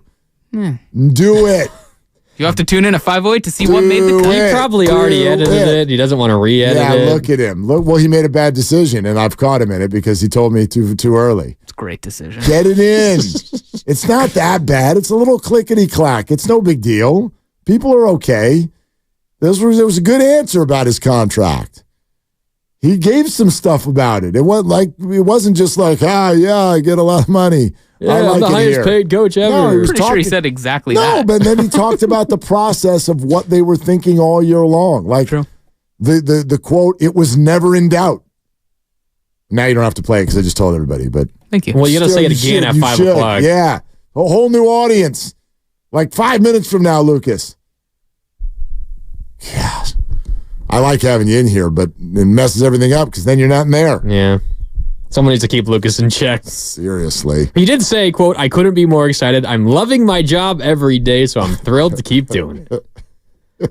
Then in the next answer. That was the cookie cutter part. And then in the next answer, it didn't sound like he loved it. Yeah, and then he was like, I'm so rich. Make sure you include that part when he said that. Let's go to Mike and San Leandro. Hi, Mike. What are you doing? Just driving on my way home from work. Want to talk about this Wiggins absence. Indeed, Mike. Go ahead.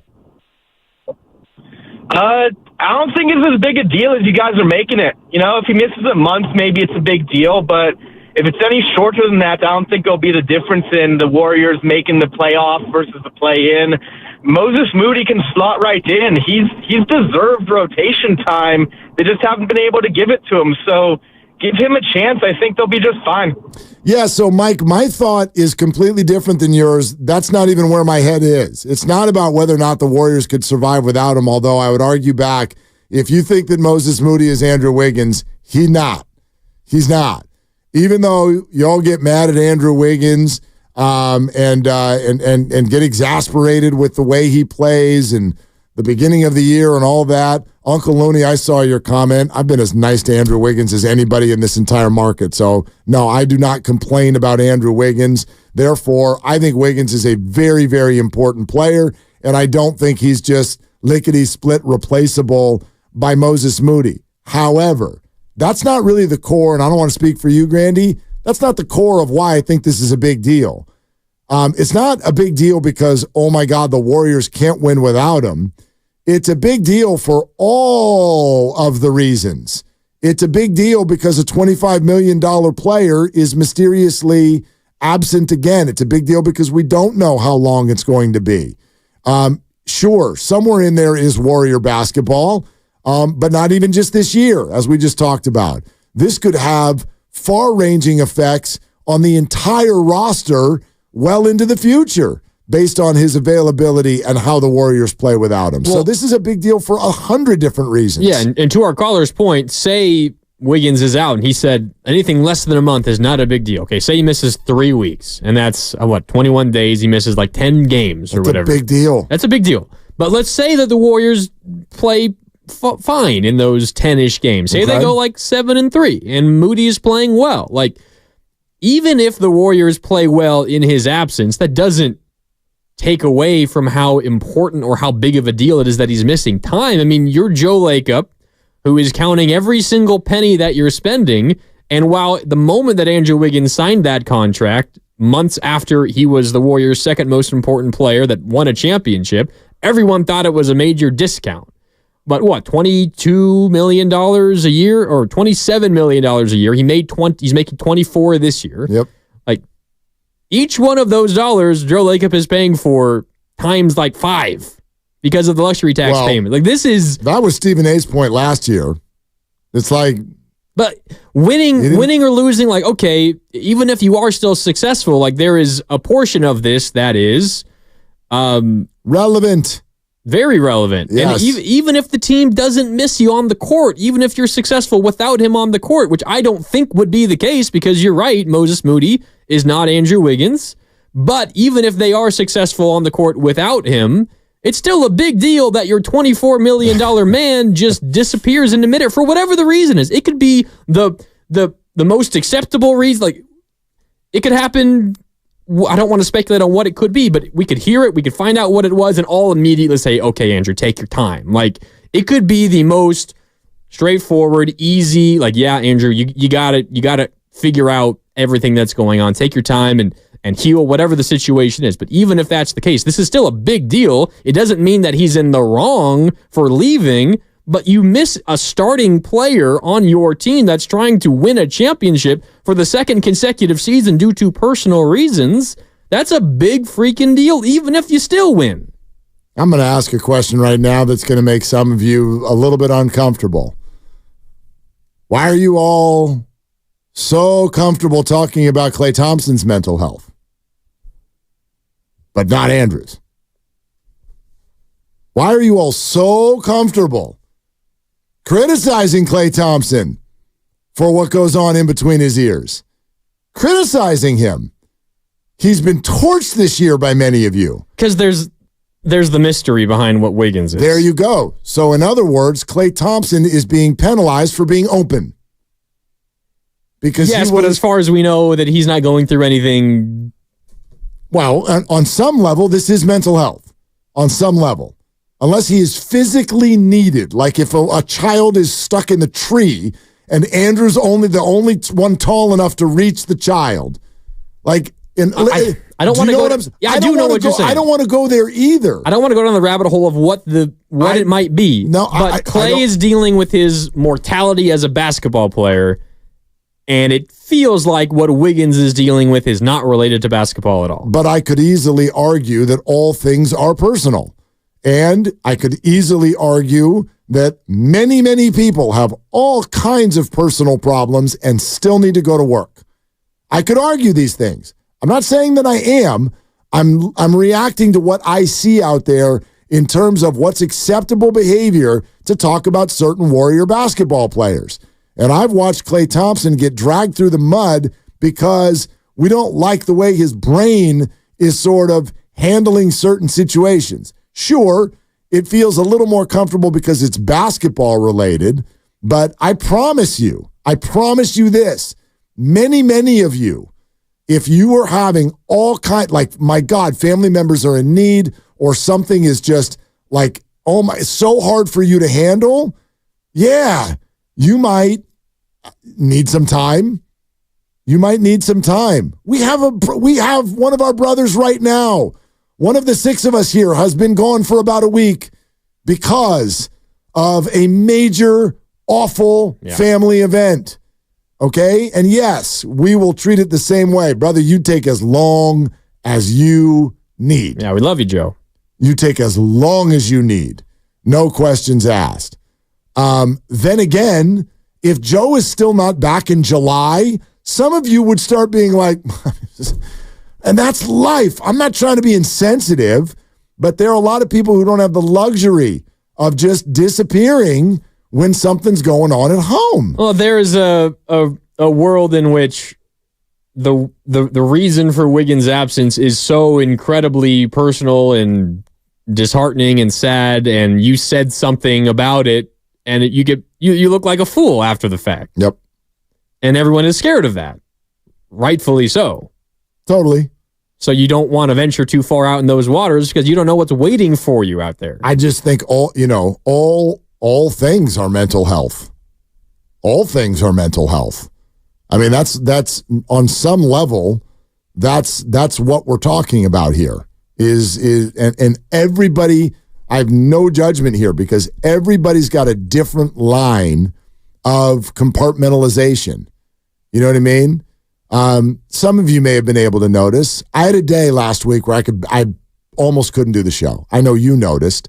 I said some things to you guys. There was a day last week I literally I pulled the car up here in the city and I called Christy and I'm like, I don't know.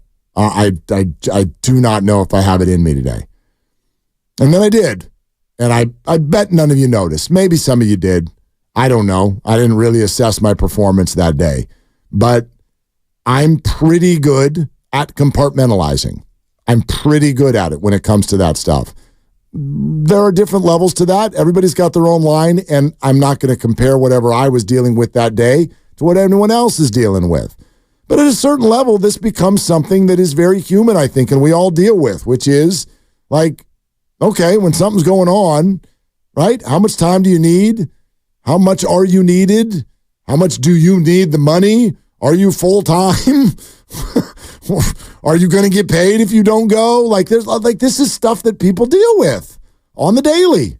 So I find this to be very relevant on a number of fronts. Who this affects, there's a lot of people. It's a lot of people. And you know, I'm sure he is, but I hope Andrew is very thankful for the support he gets from the Warriors organization. Oh, there's got to be like very few other teams in the NBA that would handle everything that the way the Warriors have handled it. I mean, we talked about it a lot last year. If this were the East Coast, he would have gotten... Well, media and fan treatment is one thing, but Totally. just from the organization itself. I mean, there was not a single leak from the organization. Yep. And they gave him all the time in the world, and who knows what the conversations were like behind closed doors. Maybe it was Andrew, like, you got to be here for the playoffs or else. I don't know. Yeah. And he made it back. First game of the playoffs, he was back. I mean, that's the other thing that is kind of interesting, right? Yeah. And who knows how it's going to play out this year. It's personal. It's overwhelming. It's too much. But hey, playoff basketball. But the playoffs are here. We're going up against the Kings. We're the 6. We got to get a win here. Feels a little cynical, but at the same time, there's a lot of facts in there. A lot of facts in there. What happens if they go 3-7 in their next 10? And Wiggins hasn't come back. You send the message to Andrew like, hey, buddy, I don't know.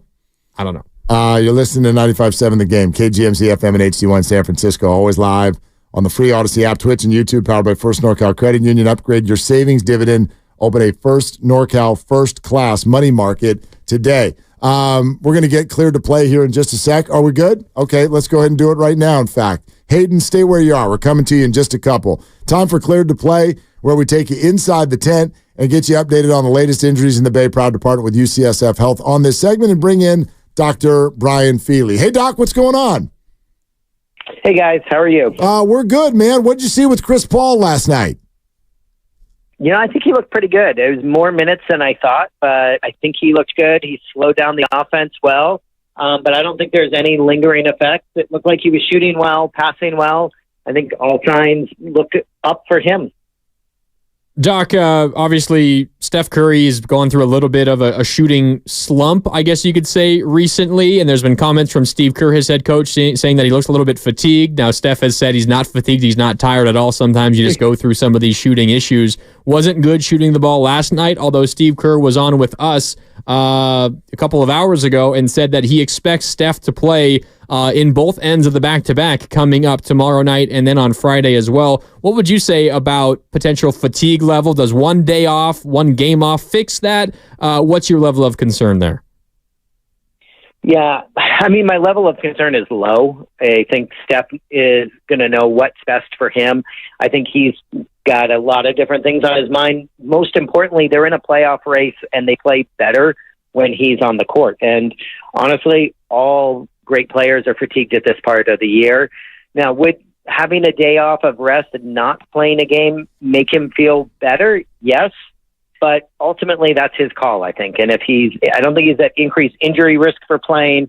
I think as much as it's great to load manage, it's also nice to be able to win games and get a little bit more of a cushion and save that rest if needed and if possible going into a playoff stretch. Doc, Guy Santos doesn't play a whole lot as it is, but he's interesting when he's out there. Some fans really love him. He's out right now with knee inflammation. What does that mean when there's just sort of like random inflammation and what's the return? Yeah, so it's a little bit variable. When we look at knee inflammation, it can be a variety of different things. It can be the lining or synovium of the joint is getting inflamed and the knee itself is swollen and there's fluid in the knee. That's going to be a little bit more concerning than inflammation around his patellar quad tendon, which is really common in jumping athletes, enough so that it's called jumper's knee. Either of them are going to slow a player down. One is a lot less concerning than the other. It's a lot less concerning to have some patellar tendonitis and inflammation in his patellar tendon, just because these jumping athletes are used to having it. They're used to the recovery process. So hopefully that's what it is for Santos.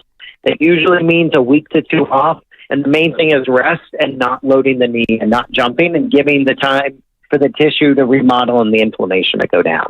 Coach, Klay Thompson's injury history is obviously very well documented with an ACL and an Achilles.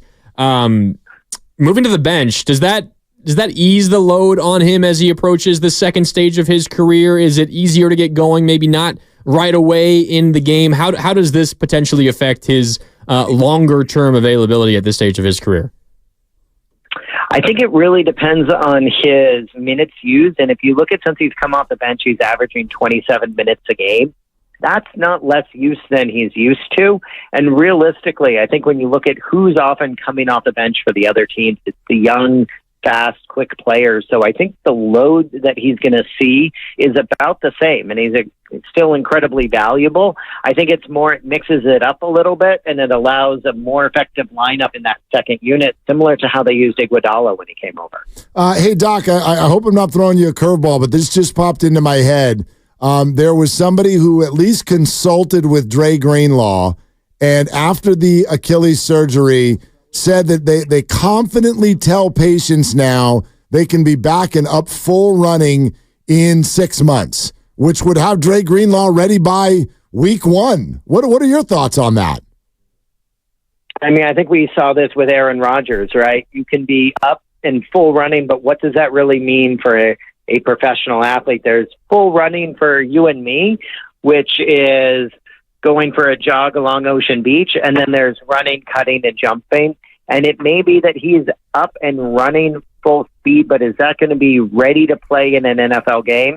That's going to be a little bit tougher. And I think the smaller incisions that the foot and ankle and sports surgeons make now is helpful. I think some of the repair techniques are helpful, and it allows the soft tissues to recover a little bit more quickly.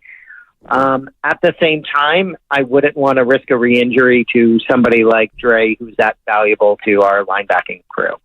Doc, last one for you. We spent a lot of time here talking about Andrew Wiggins because we had Steve Kerr on earlier, and he wasn't exactly sure when he would return from his personal absence. I'm just curious, at what point, how long of an absence does it take until you need a player to ramp back up and get ready again? So at what point should we be worried if this absence is extended that he'll need a little bit of time to get back up to full speed? I mean, I think you can estimate that if you take a couple weeks off, it's going to take about a week to get back into it. But really, I think for these guys, it really depends on what they're doing in that off time and how much his head's going to be in it when he comes back in. And I think that's really probably a personal issue for Wiggins. We saw this last year. And if it's a small family issue and he's back in a couple of days, no big deal. If it's a bigger family issue, just like the rest of us, it's going to weigh heavy on him. And that's probably more important than the physical part. Just like any of the rest of us that deal with serious family issues, that will affect his performance a little bit. And probably he deserves the leeway to kind of just manage that himself. Doc, or Coach, as Grandy calls you, thanks so much for coming on. Yeah. I think I might be the new defensive coordinator for the Niners. Well, that news is coming out soon, and so now we won't be surprised if it's you.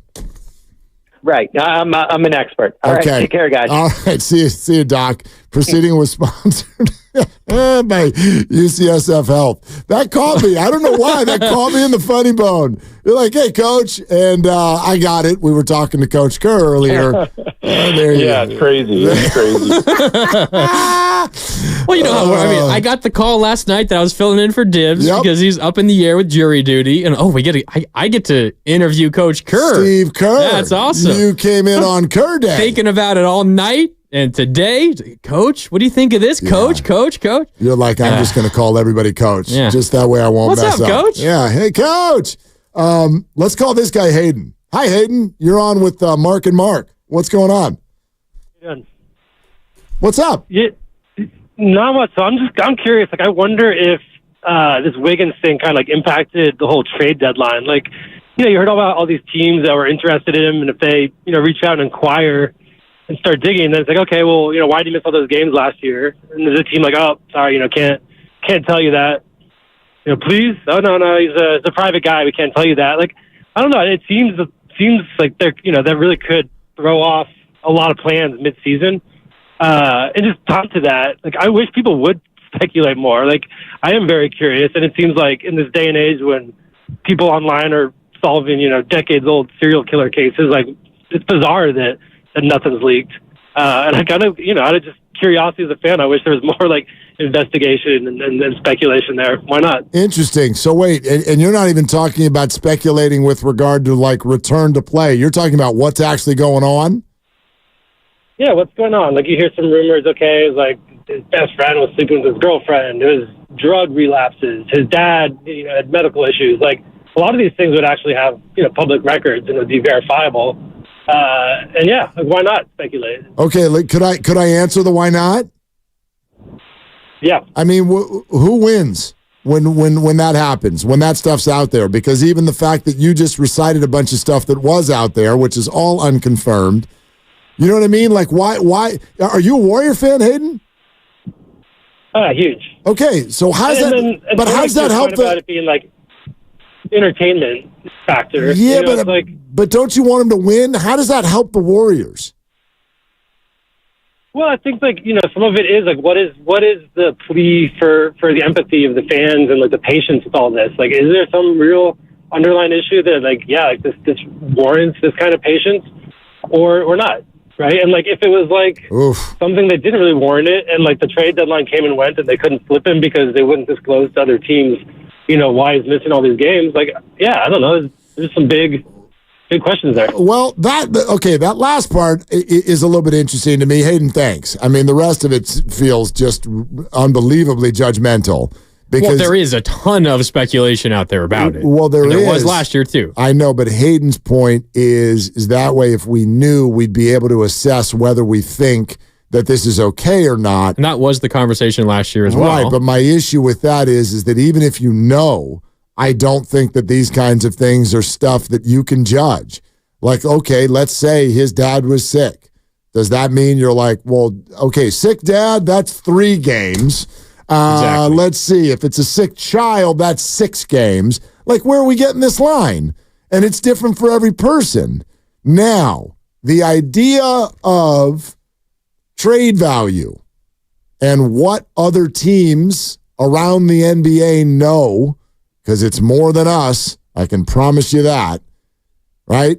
I mean, Jordan Poole was his good buddy, right? You mean know what Wiggins is going through? Or if they just flat out don't trust that this player that we would potentially acquire is going to be able to play. And that could be relevant in the offseason too. If this were to last for the rest of the year, what does that do to Andrew's situation going into the offseason, depending on how the Warriors finish? Now, we're obviously getting way ahead of ourselves with regard to the idea of this lasting the rest of the year, but I say that because this is my assessment right now. Steve's answers today sounded very familiar. They're literally using a lot of the same words that they used last year. So therefore, to me, it is fair to at least have in the back of your mind the possibility that we are looking at a similar situation, which is why I asked him. So, yeah, it could. It could. It could. I don't know. All right. We'll keep taking your calls. We promised you that Klay vibe, by the way, and then we got going on the calls. So we'll have that for you coming up next as well. Serve as a little bit of a break to the whole thing. It's a Warriors Wednesday, brought to you by Freedman's Appliance, a trusted name since 1922. Visit freedmansappliance.com today. 888-957-9570. And with Grandy in for Dibs, it's Willard and Dibs. Ever since we got Xfinity, we have Wi-Fi all over the house, even in my hiding spots. Ha! Found ya. How? That's wall-to-wall Wi-Fi from Xfinity. Now through March 21st.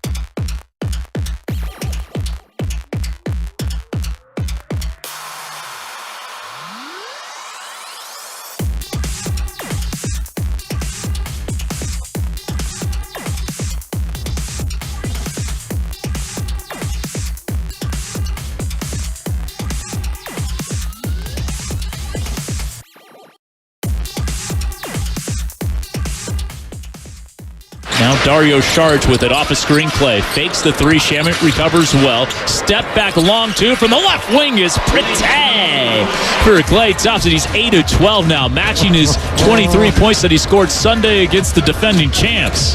I think he's handled it really well. He seems more comfortable, more relaxed playing this last week. He had a tough shooting night last week against somebody. Maybe it was the Lakers. I can't remember, but he played great. And the fact that he was competitive and moving the ball and making sharp plays on a night when he was shooting poorly, that was the ultimate display of just a comfort level that he's in right now. And so he's really embraced it and playing at a high level, and it's fun to see. Hey, Dub Nation, it's Steve Kerr, and you're listening to Willard and Dibbs on 95.7 The Game. Steve, show some respect to Mark Grandy, who asked you some very difficult questions earlier today.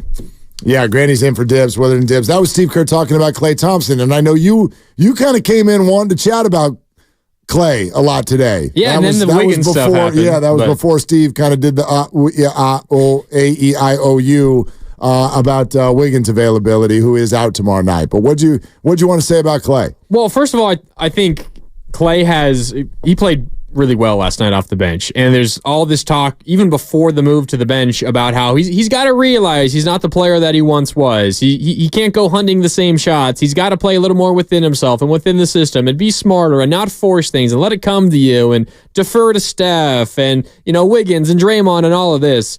And it was just very difficult for him to do that. And you can understand it. I mean, he's a Hall of Fame player. He's won 4 championships, probably the second best three-point shooter the game has ever seen. I can understand why it would be difficult. But I feel like within the last, really post-All-Star break, you've seen a concerted effort of Klay, and maybe it's easier to see because he is coming off the bench, a concerted effort for him to change his process and to be a little bit more reserved in terms of the way he goes about trying to play offensively. And it's been a little more balanced, and it hasn't been so, aggressive shooting the ball. And he's picking his spots and finding his moments a little bit better. And for me, it kind of all came together last night listening to Bonte and Molly and Festus interview him on the NBC Sports Bay Area postgame show. And it wasn't just him sounding open to the idea of coming off the bench, not the idea, but the reality of him coming off the bench as this team's 6th man, but it was that he seemed actually excited by it.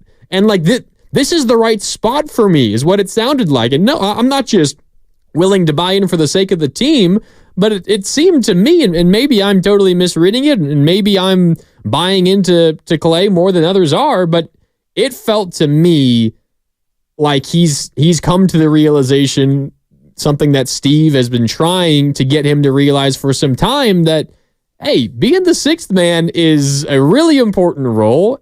We're not going to be successful if we don't have a good 6th man. We trust you to do that, and you can still get all the glory that you want being the 6th man. It seemed like to me that is clicking to him now. Well, we can all decide for ourselves. We've got it right here. This is Klay post-game with Bonte and Mully and Festus, and you can all decide for yourselves. Does he sound giddy? Tell me how you're adjusting to coming off the bench here, because it's looking good, man. Same old Klay to me. Yeah. Honestly, Bonte, it's been a pretty seamless transition. I mean, it does have its benefits as far as letting the game settle, seeing the floor before you enter, and just relaxing. I mean, the nerves, especially when you start, can be apparent when it's a big night, but when you're coming off the bench, it's a little easier to relax, and I think that my game is showing that. Hey, KC, coming into this game tonight, I was excited to see you alongside Chris Paul. How does him coming back into the game, how does that affect your game? How does that help you? Well, CP is one of the greatest to ever see the floor. His ability to read the game, especially offensively, is second to none. We have a great chemistry out there, especially when I got it going. He's looking for me. He's looking for me off pin downs, off ball screens, and he's an incredibly unselfish player. You don't get to top 5 assists all the time without being like that. So it's just a privilege to be able to play with him, and I look forward to having a great partnership the rest of the season. And Klay, playing with Chris Paul and also being the featured offensive player with that second unit, to me, as Bonte said, Klay, I've watched your entire career. when you're open, I see no difference from Klay Thompson now as it did when you started your career or 4 or 5 years ago. How do you feel as the featured player with that second? Do you feel more relaxed in that role? Well, thanks, Molly. That means a lot coming from you. And I'm embracing it. I love it. I mean, some of the greatest to play this game have been six men in their career. I mean, the first one that comes to my mind is Manu. And we all know the Spurs wouldn't be the franchise they are without him. So it was easy for me to make that transition. I'm not going to say it was easy, but it wasn't as difficult as people thought. And, I mean, I can't think of a better backcourt coming off a bench in the league between me and Chris. So we're going to take great pride in that and try to, bring this team to heights we all aspire to reach. Okay, I'm with you that Klay sounds very, very accepting. Klay sounds comfortable. There's buy-in there. There's buy-in. I get that. It's real interesting what he says there at the end, which is basically referring to him and Chris. Like, what a great backcourt, him and Chris. I wonder if that's actually what the difficulty was. And in fact, I believe it probably was. This isn't about basketball. You get the same number of minutes, the same opportunity to score your 25, sometimes 35. And you're probably going to be in the finishing lineup. So what's the big deal? Well, it's an ego hit. And he's now referring to Chris Paul as his backcourt mate. We can go through this ego hit together, Chris. As opposed to Steph Curry, with whom he has a nickname. But they're not the starting backcourt anymore. In fact, for the moment, Moses Moody is the other splash brother, if you will, alongside Steph Curry. Draymond Green in first halves. Yeah, Another exactly. Well, I mean, does anybody even have positions anymore? I don't know. But that's interesting. I got to think, because he goes, it wasn't as hard as people would think. And then he's like, yeah, it was kind of hard. But maybe not as hard as you think. It was easy. Okay, well, it wasn't easy. It wasn't easy, but maybe it wasn't as hard as you think. And so, yeah, I think the physical side of this is fine. There's ego everywhere, especially at high levels of sport. There's ego everywhere. And so when you talk about Klay Thompson's number in the offseason, I think that's what a lot of people ask. Why would you care, dude? You made $180 million. Why would you care if you make 20 or 25? Well, there's an easy answer to that. Ego. Yeah. Ego. You compare yourself to the other players and you think that you're better than this guy. And so there's a number attached to that. Same thing here. You're not a starter. That was an ego hit. You're sort of kind of not a splash brother anymore. But you can still go put up the exact same numbers, and maybe your team will be better. And in the end, that might actually make you some more money. I don't know. Those are all things that can get a guy's attention. Yeah, and there's definitely been a major shift in how he is at least openly talking about it. And when we talk about maybe Steve Kerr being unable to hide all of his emotions when talking about Andrew Wiggins, Klay Thompson wears his emotions on his sleeves. If he's upset, you know it. Maybe he doesn't come out and say I'm upset, but you can read it. Totally. You can read it immediately, whether it's by his tone or his body language. You can just tell immediately how he's feeling. Well, he'll hold up 4 fingers. That too. If he's not feeling well, he'll just hold up 4 fingers at you. Early in the season when his struggles were going on, same with Andrew. I think it was Tim Kawakami who asked him after a game, going through your struggles, you feel appreciative of Steve Kerr's trust in you? And he's like, what do you want him to do? Bench me? Mm-hmm. You want him to bench me? Or a couple of weeks ago, maybe almost a month ago now in Brooklyn, when he didn't close the game, and Anthony Slater in the locker room with him post-game asking him about not closing for the second time in 3 games, I think, because he didn't close against Memphis, if memory serves, in that game.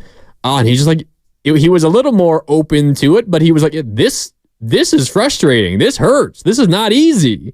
And so there's a gigantic change in how he's at least outwardly discussing it. And with Klay, how he's outwardly discussing it is how he inwardly feels about it. Right. So you're seeing very big growth from Klay Thompson. Now, to your point, how long it lasts, who knows? Who knows? But having a running mate like Chris Paul, who's bound for the Hall of Fame next to him as well, that can't hurt.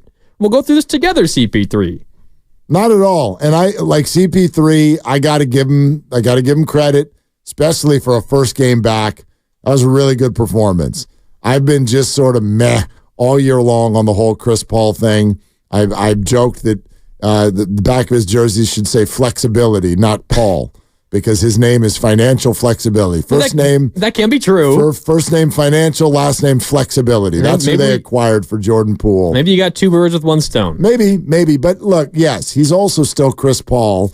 And, we're all stuck going back and forth between the whole, like, do you want to be really good now or do you want to develop your young players? And I think a lot of us have learned even a lot more over the last year and a half of Warrior basketball with this idea of winning and developing at the same time. You can't really do it. Some teams are struggling to lose and develop at the same time. Example, who they played last night. They are losing and not developing. So that's a ton of fun. But I give Chris credit, and Steve said, gave him a lot of credit, even in the conversation we had with him earlier with regard to the organization that he provides, the stability, the calm, all of those things, the lack of turnovers. And in particular, one thing that I did not think about, which maybe I should have, which again, we've only gotten one piece of an example, and it was against the Wizards. So take it with a grain of salt. But if Klay's going to be out there a lot more for those non-Steph minutes when Chris is out there, I have always acknowledged, if nothing else, one thing for Chris Paul, which is that the players around him are going to benefit from his presence if they're a scorer. He is going to help set them up.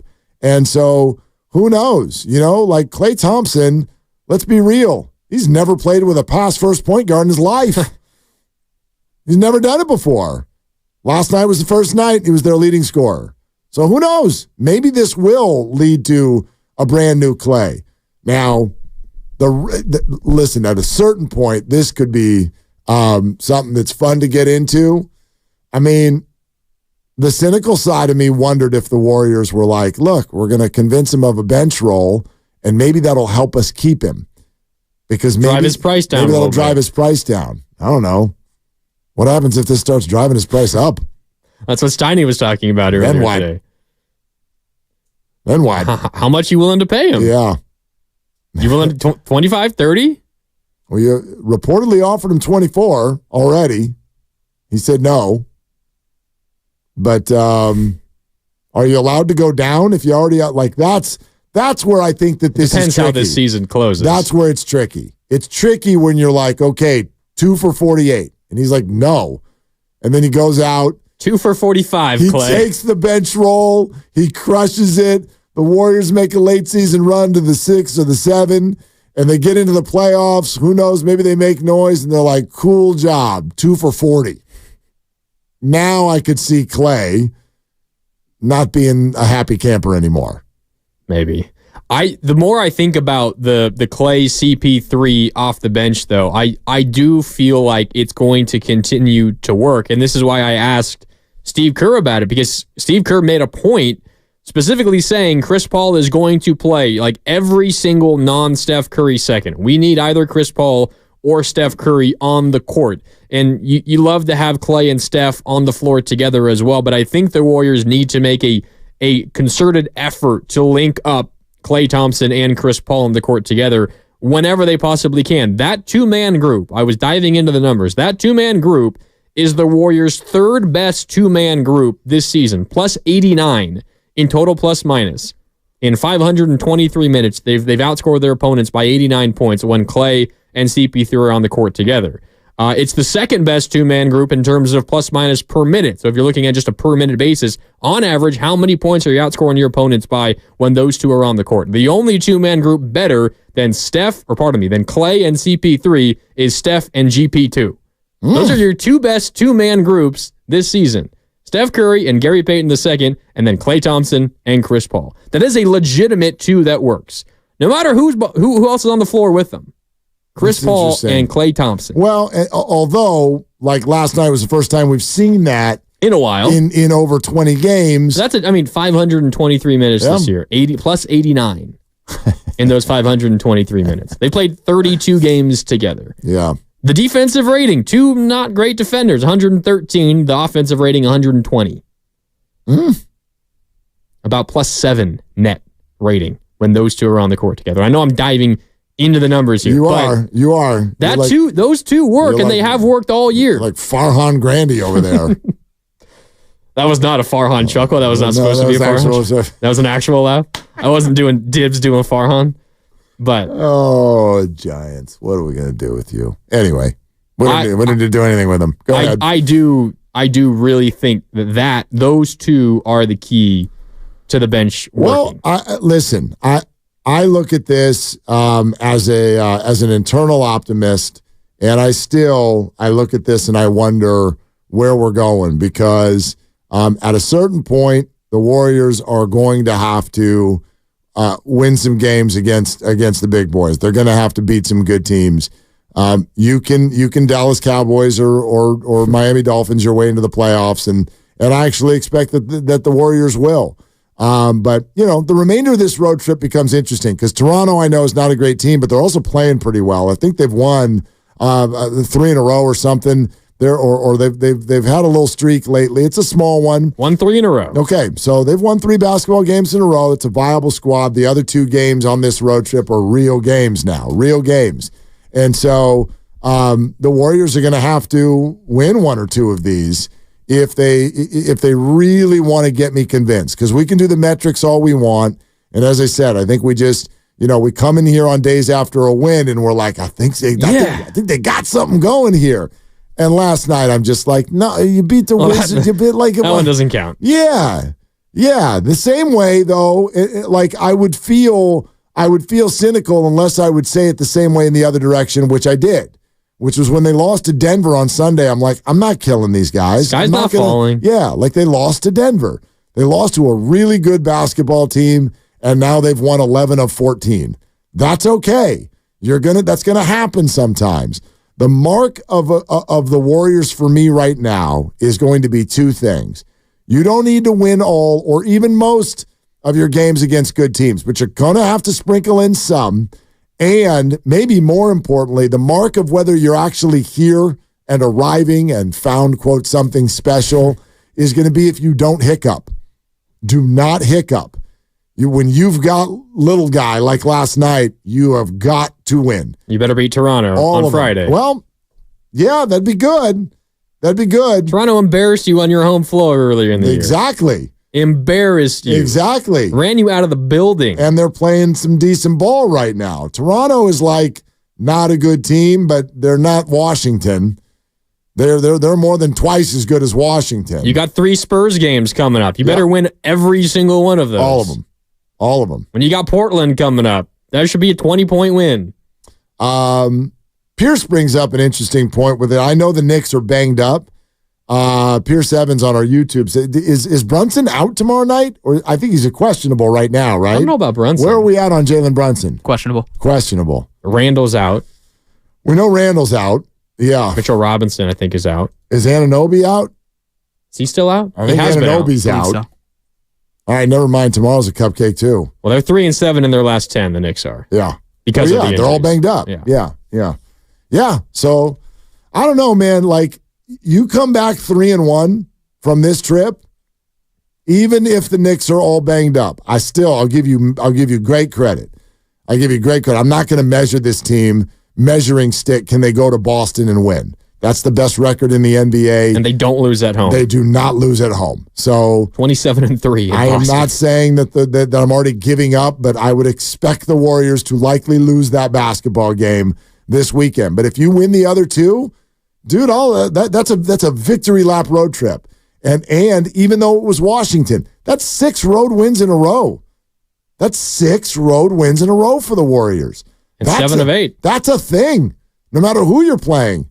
Don't forget, we're in the shadow of last year. I think they won barely 6 road games the whole season. They won 11 road games. 11 the whole year. And they have 6 in a row. 6 in a row. So I do think even though their record is not sparkly, there are some under the covers signs right now that the Warriors are ready to boogie a little bit. They're a better road team than they are home team currently. That's super weird. 14-12 on the road, 16-15 at home. What is that? They've been under 500 at home for most of the season until this recent stretch. Yeah, they've had some stretches where homestands coincided with, good God, you're playing the worst basketball I've ever seen. You just referenced it when Toronto was here. That 7-game homestand. Yes, the end of it. Remember, it was Toronto Pelicans. and the Pelicans. That also was the 18-point lead blown to the Nuggets in the final 7 minutes. Yes. Yeah. Those 2 games, if I had to, when people always talk about have they hit rock bottom? Rock bottom was that the Pelicans, and then you had 2 days off to think about it, and then you came out against Toronto and the game was over in the first 5 minutes. And you were getting booed. Yes, people were leaving. That's another Klay Thompson moment. Post game, that asked about the boo. He's like, "What? I'm supposed to care about that?" Yeah, that one's always tough for players. You know what I mean? Like, we get them emotional, we boo them. They've just lost what's obviously a frustrating game, or else you wouldn't be booing. And then we're like, and we are going to micromanage how you respond to the whole booing thing. You can't get mad at them for booing.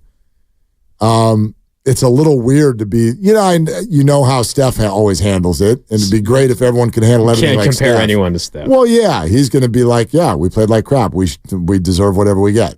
I'll boo myself. Yeah. Klay did something in the middle. I'm supposed to care. Oh, you don't care about us now? It's like, well, I don't know. To me, that feels like we're looking for something to bellyache about. There's plenty of other conversations about Klay Thompson rather than the way you responded to that. But that felt like rock bottom. You hoped it in the moment, because for me, that was the darkest, most pessimistic moment of the year. Yes, I agree. Those 4 days. So it felt like they couldn't even stay on the floor with people.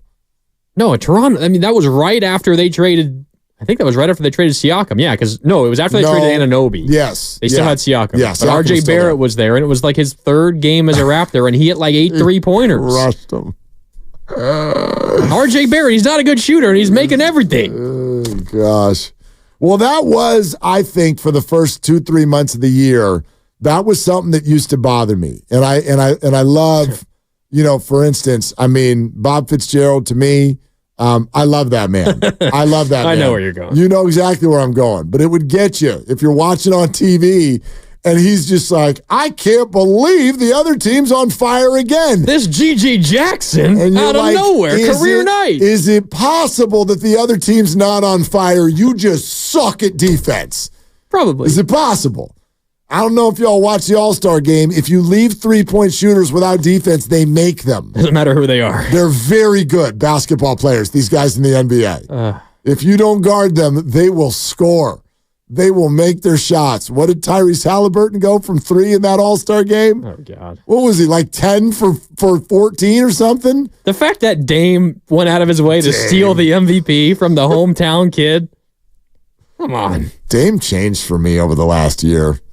And I love that guy. He's Oakland's own, man. I love Dame. That little guy's the only guy out there that could shoot the ball like Steph Curry in the NBA. And he's hitting half-court shots in the All-Star game. It's unbelievable. But I was like, man, don't take the Let MVP Tyrese do it. Come on. Halliburton. That was not good. Okay. Glad you're with us. Grandy's in for dibs. We will circle back on what has certainly been the lead situation today, and that is that Andrew Wiggins is out again tomorrow night. Steve Kerr addressed it with us a number of different ways earlier today, and it was not comfortable.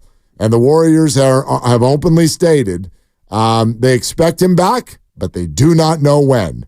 And it is bringing up all kinds of feelings that so many of us already experienced with Andrew Wiggins at the exact same time of year last year. So you can weigh in on that, 888-957-9570. Plus, Steve Kerr in its entirety is coming up if you missed any portion of it just after 5 o'clock. Grandy in for dibs. We're presented by Fremont Bank. Full-service banking. No compromises. It's Willard and Dibs. Freedom is all about choices, and while there is only one Jeep brand, you have the freedom to choose from an epic lineup of Jeep brand vehicles. Hit the trails with the versatile classic, the Jeep Gladiator, or experience the wild and style with the sophistication and comfort of the Jeep Grand Cherokee or Jeep Grand Cherokee 4xE. Looking for a more immersive experience? Let nature come to you in the open-air Jeep Wrangler or Jeep Wrangler 4xE, America's best-selling.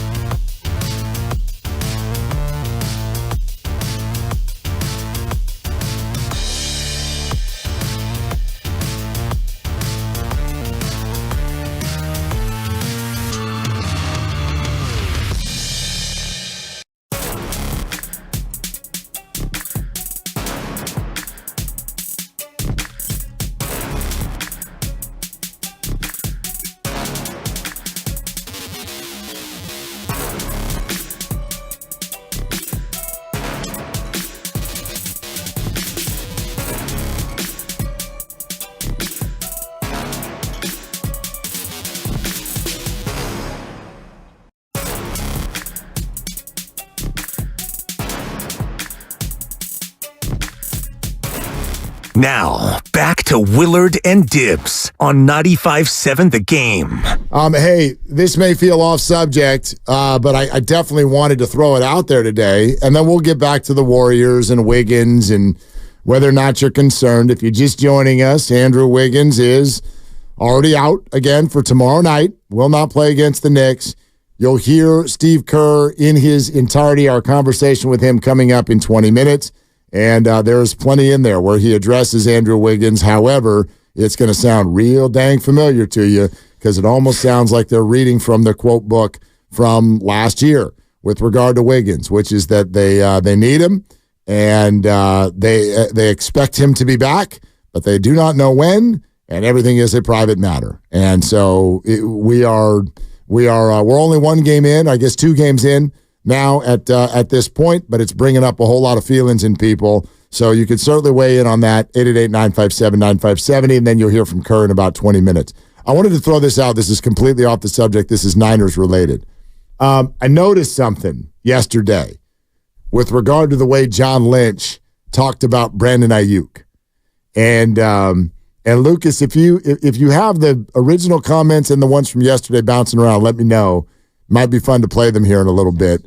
Because Lynch, right after in that exit interview day, many of you will remember, John Lynch sounded non-committal to say the least with regard to Ayuk's future with the 49ers. Sounded almost like uncomfortable. Well, there's some challenges created and the money and, we love Brandon. But of course we want him. But of course. And then Brandon's crying at his locker. His girl's on TikTok being like, well, that might be it for Levi's Stadium. And his brother was on IG literally moments after the Super Bowl. We out. Okay, so that got a whole big thing going with regard to the future of Brandon Ayuk, which we talked about a lot. So then yesterday at the Combine, because Lynch is there, Kyle's not. So Lynch is the one talking for the team right now. And yesterday at the Combine, Lynch struck a completely different chord. And he immediately started, you want to know what he said? I don't even need to tell you. Remember what he said about Debo? Remember what he said about Nick Bosa? It's the exact same line. It's, we love Brandon. Brandon's homegrown. We like to reward those guys. We want Brandon Ayuk here, capital H. And I'm like, the hell changed? So I started thinking about it. I think of 30 million things to change. Exactly my thought. I was like, you know what I think happened? I think the Niners got that salary cap figure from the league. It was a little bit bigger than what they thought it was going to be. And they went, you know what? We're keeping Brandon Ayuk. And I am now firmly in the camp. I actually was already, but now firmly in the camp of the Niners are keeping, they should and will keep Brandon Ayuk. Before the gigantic jump in the salary cap for next year, I was always of the mind, considering that this coming year is your last chance to capitalize on the extremely team-friendly contract that Brock Purdy is currently on. And given that Brandon Ayuk had one more year left on his deal, I didn't think they were going to trade him, but I thought there was a realistic chance that they said, hey, Brandon, we're not extending you. Play through this. Right. And maybe he opts out, or maybe he sits out for a couple of weeks, then ultimately decides, you know what, I got to play, otherwise I'm hurting my chances at a future contract, whatever. Sure. But I think the Niners would have gone down that road. But you're right. Now that they did get a bunch more space than they were previously planning for, I think that the thought process has probably entirely changed. Check it out. John Lynch, this is at the end of the season presser. Listen to the tone here when he's asked about Ayuk. Yeah, you have to prioritize all these things. Brandon's entering his 5th-year option. Brandon's been a fantastic player for us. Kyle calls him a warrior all the time because of the way he goes out and competes, and that shines through anybody who, whether you're a trained eye or whether you're a fan, you can see the passion he plays with. You can see the production that he's had. We're extremely prideful in what he's become, and he should be as well. And so your team is comprised of guys, veterans who've been paid very well, of guys who want to be played very well. We got one guy on our team who pretty prominent who can't be played very, real well right now because the CBA doesn't allow. So it's all one big puzzle. We've developed a good cadence over the years, Kyle and I, where he focuses on the season. We do all the planning, and then we present things to him, and we work through it.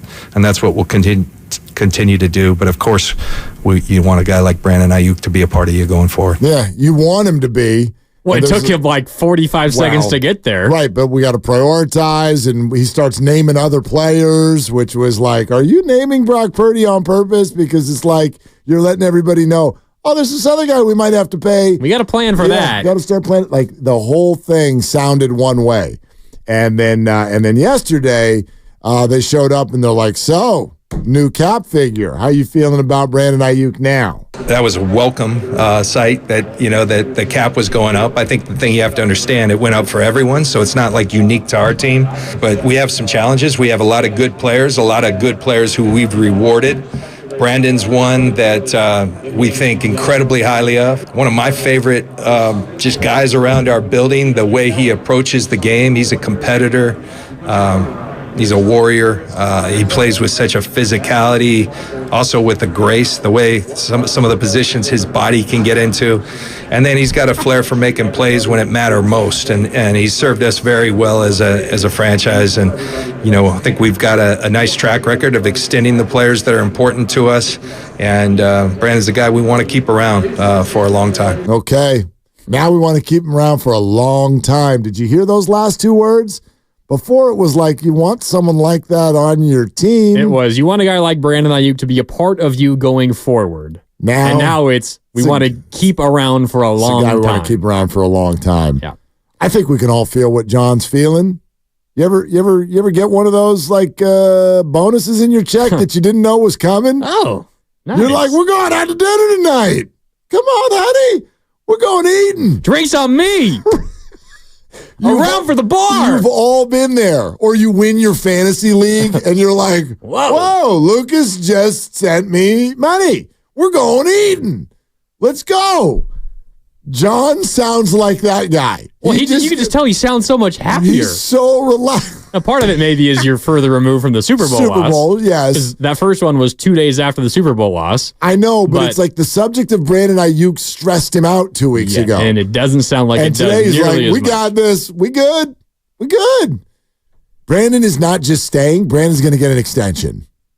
Brandon Ayuk is going to get an extension. Does seem that way. I agree. And you think back to how he talked about other players. Think back to just last year when he was asked about Nick Bosa, because it was around this time when he was asked, would you think about trading Nick Bosa if it came to pass? And he said, quote, that hotline is closed. That never opened. That's a big no how forceful dog. That answer was. Exactly. And this wasn't exactly that. They weren't talking about trading Ayuk, but it was more confident, forceful.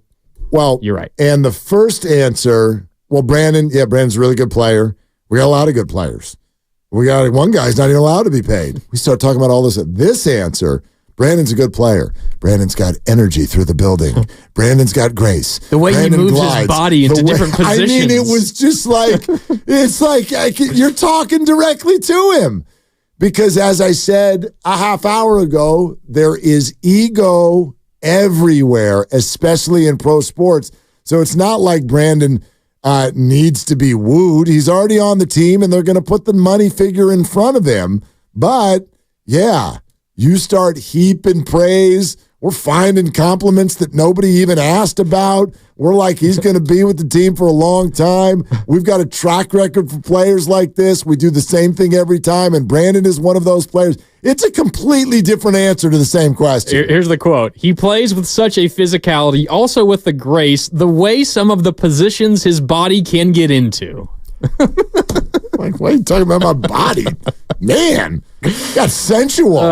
They went from uncomfortable to sensual when we're talking about Brandon Ayuk. In 2 weeks. Yeah, we got a lot of challenges. 2 weeks later, well, Brandon's body fits into all kinds of places, including this cap. Shout out to Taylor Swift for helping bump the salary cap. Amen. Without that, who knows? That's actually a crazy Thank you, Taylor. thought. That's the stupidest thought ever, but you're kind of right. On some level, she obviously helped. The ratings numbers. She didn't do that, but she didn't hurt. No. She didn't hurt. Who knows? Maybe without Taylor Swift rooting on the Chiefs, Ayuk would be a Raider. Well, maybe they're not just going to get Ayuk. Maybe they go get your boy from the Chiefs. Oh, L'Jarius Sneed. They might tag him, but they also said they're open if they can't come to terms on a long-term deal. They'll tag him and trade him. Tag him and trade him. Pair him up with Mooney Ward, a couple of former Chiefs corners. Damn. That's a pipe dream. With Lenore playing nickel. Oh, yeah. Now it's a defense. That's pretty spicy. Doesn't matter who's coaching the defense. That's the defense. No. By the way, speaking of the defense, and we are expecting a defensive coordinator to be announced by Friday. That's reportedly out there. By the end of the week, we'll have a new defensive coordinator with the San Francisco 49ers. I do keep hearing this, that they've talked so much about continuity in their style that people go, oh, well, that means they're hiring from within. But boy, this sticky Brandon Staley name won't go away. That's not hiring from within. So if the Wilkes thing blew up in your face, why would you go Staley? And I just want to create a distinction here. The idea of hiring from within. Within what? I know a lot of people go, no, that means that you're already with the organization. I've never looked at it that way. That's why I've always used the word the tree. Not the organization, the tree. You're hiring from within the tree. And yes, Brandon Staley, who has coached at his core under Vic Fangio, who has his own 49er roots, and by the way, he was the defensive coordinator for a year under Sean McVay. And they were the best defense in the league. They were the best defense in the league. And does McVay know Shanahan? Let me think. Oh, right. They've coached together everywhere. So this is all coming from the same place. And I consider Brandon Staley hiring from within. It's just not the team, it's the tree. But it's a different scheme that he likes to run than the team is used to running. But he's familiar also with, like, those schemes are much closer. I think there's more overlap.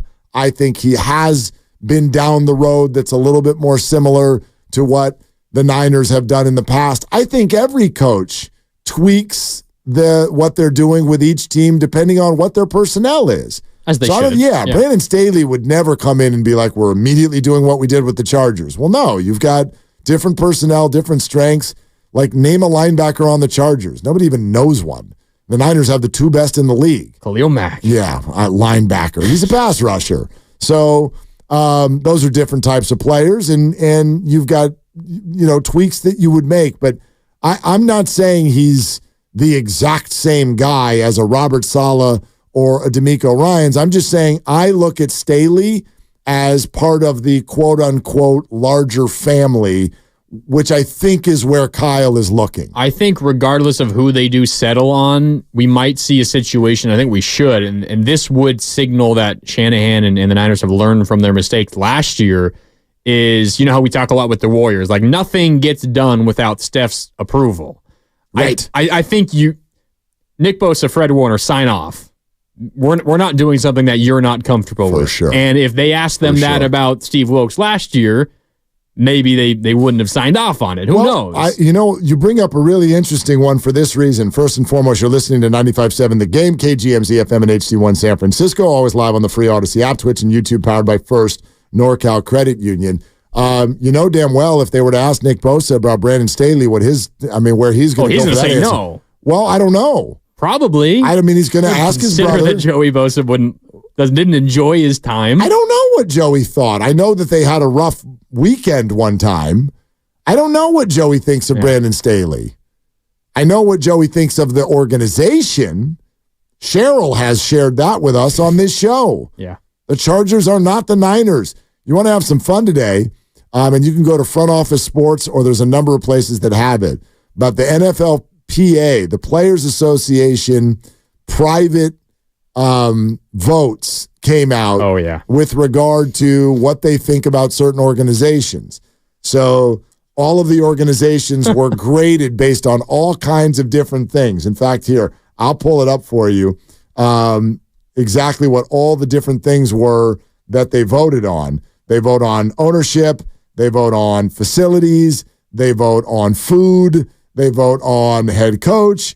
They vote on all this stuff, and each team gets a grade. And then, therefore, the composite of all the grades gets you your overall ranking as far as organizational love from the players. Well, the 49ers came in 6th. Pretty good. They came in 6th place out of the entire group. You could probably guess who dead last was.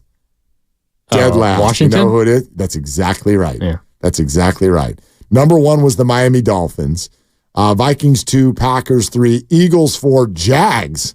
A little bit of a surprise there. Wow. Jump up to number 5. Really turned that around post-Urban Meyer. 49ers were number 6, but here's the breakdown of the Niners. The only thing that they didn't love, the players gave a C grade to the training room and a C+ grade to team travel. That one surprises me, especially considering Jed York flew the entire organization and their families out to the Super Bowl. I don't know what team travel, and it wasn't bad. It was 13th out of the league, but a C+. And they also gave a B-, ranking 21st overall to the training staff, which is interesting because before this year, that would have triggered people because of all the injuries. Team travel, one of the little bullet points is they are one of 7 teams in the league that require some of their players to have roommates the night before a game. Oh, well, that's fun. Yeah. They play the buddy system. But 94% of the players feel like they have comfortable amount of personal space during flights. Okay. There you go. The Chargers, I bring this up because the Chargers, you ready for this? The Chargers have daycare for the players, kids, and they make them pay for it. Are you kidding me? I've been trying to tell people for years after working in San Diego about the Chargers organization. They're a joke. Well, when you got Phillip Rivers and his 12 kids running around. Fair point. Fair point. They're a joke. They're a joke. It was like $70 an hour to hire the staff to watch the kids. So here it is. The team charges $75 for the first child and $50 for each additional child per family. What? What are and we the daycare doing? is not on site. So what? Like a rental car company picks the kids up and drives them 8 miles away for $75 a head? Oh, man. What's happening? Absolute joke. Y'all want to know what grade Kyle Shanahan got, don't you? Y'all want to know what grade the Niner players gave Kyle Shanahan. You ready for it? Kyle got an A. Oh. Trying to tell you all year. 7th highest rated coach in the entire league. Although I don't even know how do you rank A versus A? I don't know. I don't know. He came in 7th. Plus, I don't know how, like, some players are voting on their coach and you're voting on your coach. And so I don't know. Anyway, he got an A. Ownership got an A-. Head coach got an A. The only other things to get A or A-, treatment of families, 2nd place in the whole league. I love that. And the food and cafeteria, an A-, 3rd in the whole league. And I have dined at that one time, and I concur. Flippin' delicious. And thank you. And a wonderful variety. Wonderful variety. Was that you or was that Lucas? That was me. I can do it from over here, too. Dibbs doesn't even know that he could do that from over there. You did that over there? Yeah. Dibbs, did you know? I know you're listening, Dibbs. Did you know he not at jury duty? He didn't get called in. No, he didn't. I know he didn't. You never get called in when you do the afternoon call. You don't get anyway. So what are you doing? Going play golf or what? I'm more shushing the fact that he can do drops. Like, Grandy does enough drops as it is. Well, yeah, that's fine. Dueling drops. Oh, God. Yeah, no, we don't need Dibbs drops to become a new segment on 95.7 The Game, do we? Anyway, all told, pretty good grades there for the San Francisco 49ers. A class act. Well, we knew that. They're one of the better organizations in the NFL. We did. A little surprising Miami was number 1. I mean, not that I thought they were going to be ranked poorly. I've had a good well, I guess the Stephen Ross thing goes one way and then the other way sometimes, the owner of the Dolphins. Yeah. But with McDaniel in charge, that doesn't surprise me. I could argue that the Dolphins, and I've heard this, maybe they make things a little bit too comfortable for their team. Got to challenge the guys a little bit. You want to know some other surprising ones? You know who made the top 10? Give it to me. The Raiders. Oh. The Raiders were 9th. Doesn't that surprise you? Well, I guess you got the new facilities. That's probably going to be a big part of it. They did really well with their nutritionist, their locker room, the weight room, and the strength coaches. Their head coach got a D. What was surprising, you see the Chiefs' grades? Well, they hate their owner, apparently. F- for ownership. I didn't even know that existed. It doesn't. Also an F for training staff, an F for locker room, an F for nutritionist/dietitian, a D for team travel, a D for training room, a D+ for treatment of facilities. The Chiefs just have to thank the lucky stars that they got Mahomes. Right. My God. Right. Everything else is a Their train head wreck. coach has got an A+ and was first ranked in the league. Everything else was terrible. Everything else got a C or worse. Everything. And as a teacher, an F- does not exist. You can't fail and then fail harder. They just needed to differentiate that from the rest of the Fs. That's how bad it was. Well, if you get an F-, they're trying to send a message. They're like, an F doesn't tell the story. Ownership, F-. Locker room, F. Nutritionist, F. Training staff, F. Travel, D. Treatment of families, D+. Man. The Chiefs, I think this is bad because the other teams will look at it and go, I guess we could trade our team like crap and they still win the Super Bowl every year. That's bad news. Anyway, all right, kids and campers. Grandy's in for dibs. We're having a good time. And earlier today, we had a full, wide-ranging, and I think important conversation with Warriors head coach Steve Kerr. Lots to get to. You'll enjoy the conversation, and then we're going to have a whole lot to discuss after. We started by congratulating him for his recent contract extension.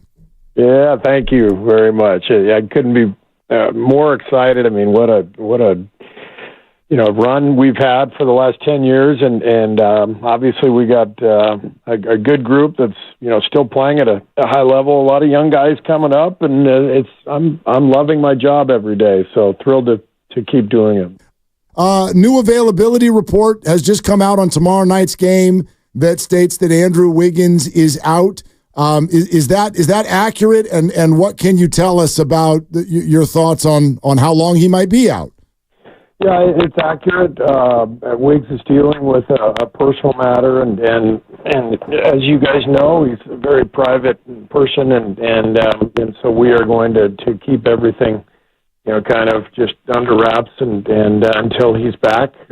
We do expect him to be back, but we don't exactly know when. But we'll move forward without him, and I thought Moses did a really good job. Filling in last night, playing that role well, and helping us get the win. Coach, back with us, and maybe you could weigh in, Coach, on something we were thrown around with the absence of Andrew and what we saw last year. This year's team has Chris Paul. It's got Brandon Pajemski. You've got Jonathan Kaminga, who is a better player now than he was last year. So would you say this team, and I'm not saying it's going to last a while or anything, but is this team more equipped for an absence like that than last year's team was? I think so. I think this team is very deep, but also very mature, and we've got a lot of guys who have handled themselves beautifully this year in terms of, when it hasn't been their turn, they've continued to work, they've continued to support each other. And when it has been their turn, they've stepped up and played really well, and that's what it takes. I just feel really good about this group. Obviously, Chris coming back gives us so much more direction and organization. Especially when Steph's off the floor, and hopefully we'll get Wiggs back soon, because I do feel like we've found two groups. A starting group that has clicked here the last month, and now, with Chris and Klay coming off the bench, that's pretty powerful. And so I feel really good about our ability to play a full 48-minute game. Steve, first of all, congratulations on the extension. You're talking about Chris and Klay playing together. I know you said when Chris Paul returned that the plan was for him to play basically every non-Steph minute. Watching what those two did together, Chris Paul and Klay Thompson, last night, and taking a look into the numbers all season long, I mean, those two, that two-man group is one of your best two-man groups this year. And it's up there among your best groups of any two-man group. How important is it to maximize the minutes those two are on the court together, in addition to Chris Paul playing every non-Steph minute? You're talking about Chris and Klay together, correct. Right? Yeah. I mean, they've been great. Chris has been pretty much in all of our best lineups. I mean, he's such a great player, but you know, the luxury of bringing him off the bench with Klay, they fit together so well. Obviously, Chris being, you know, the point guard, getting us organized, getting Klay set up for shots, and using Klay's gravity to create shots for other people too. So it's really a fun pairing to watch, and I'm excited about, you know, those two together here the next the last part of the season. Steve, you've addressed this to a certain degree already this week, but with another game of evidence now, what would you say about Steph Curry's current fatigue level? Well, I'm not concerned about it. I mean, I just think that if you look at every season, there's just going to be spells where Steph doesn't shoot it as well as he normally does. That's just part of it. 82 games, and we've had a lot of games lately. The All-Star break was not much of a break for Steph, since he had to go to Indianapolis and take part in all the festivities. So, I just think it's a natural time of the year for him to be a little fatigued, and I think it has shown. But as I said, this is not unusual, and I have no doubt that that he'll bounce back quickly. Coach, I got another one for you about Chris Paul and Klay Thompson. You've got two legitimate future Hall of Famers coming off the bench as your sixth and seventh men. I know there's been times in NBA history where other teams have had Hall of Famers off the bench. I think about Tony Parker and Manu with the Spurs.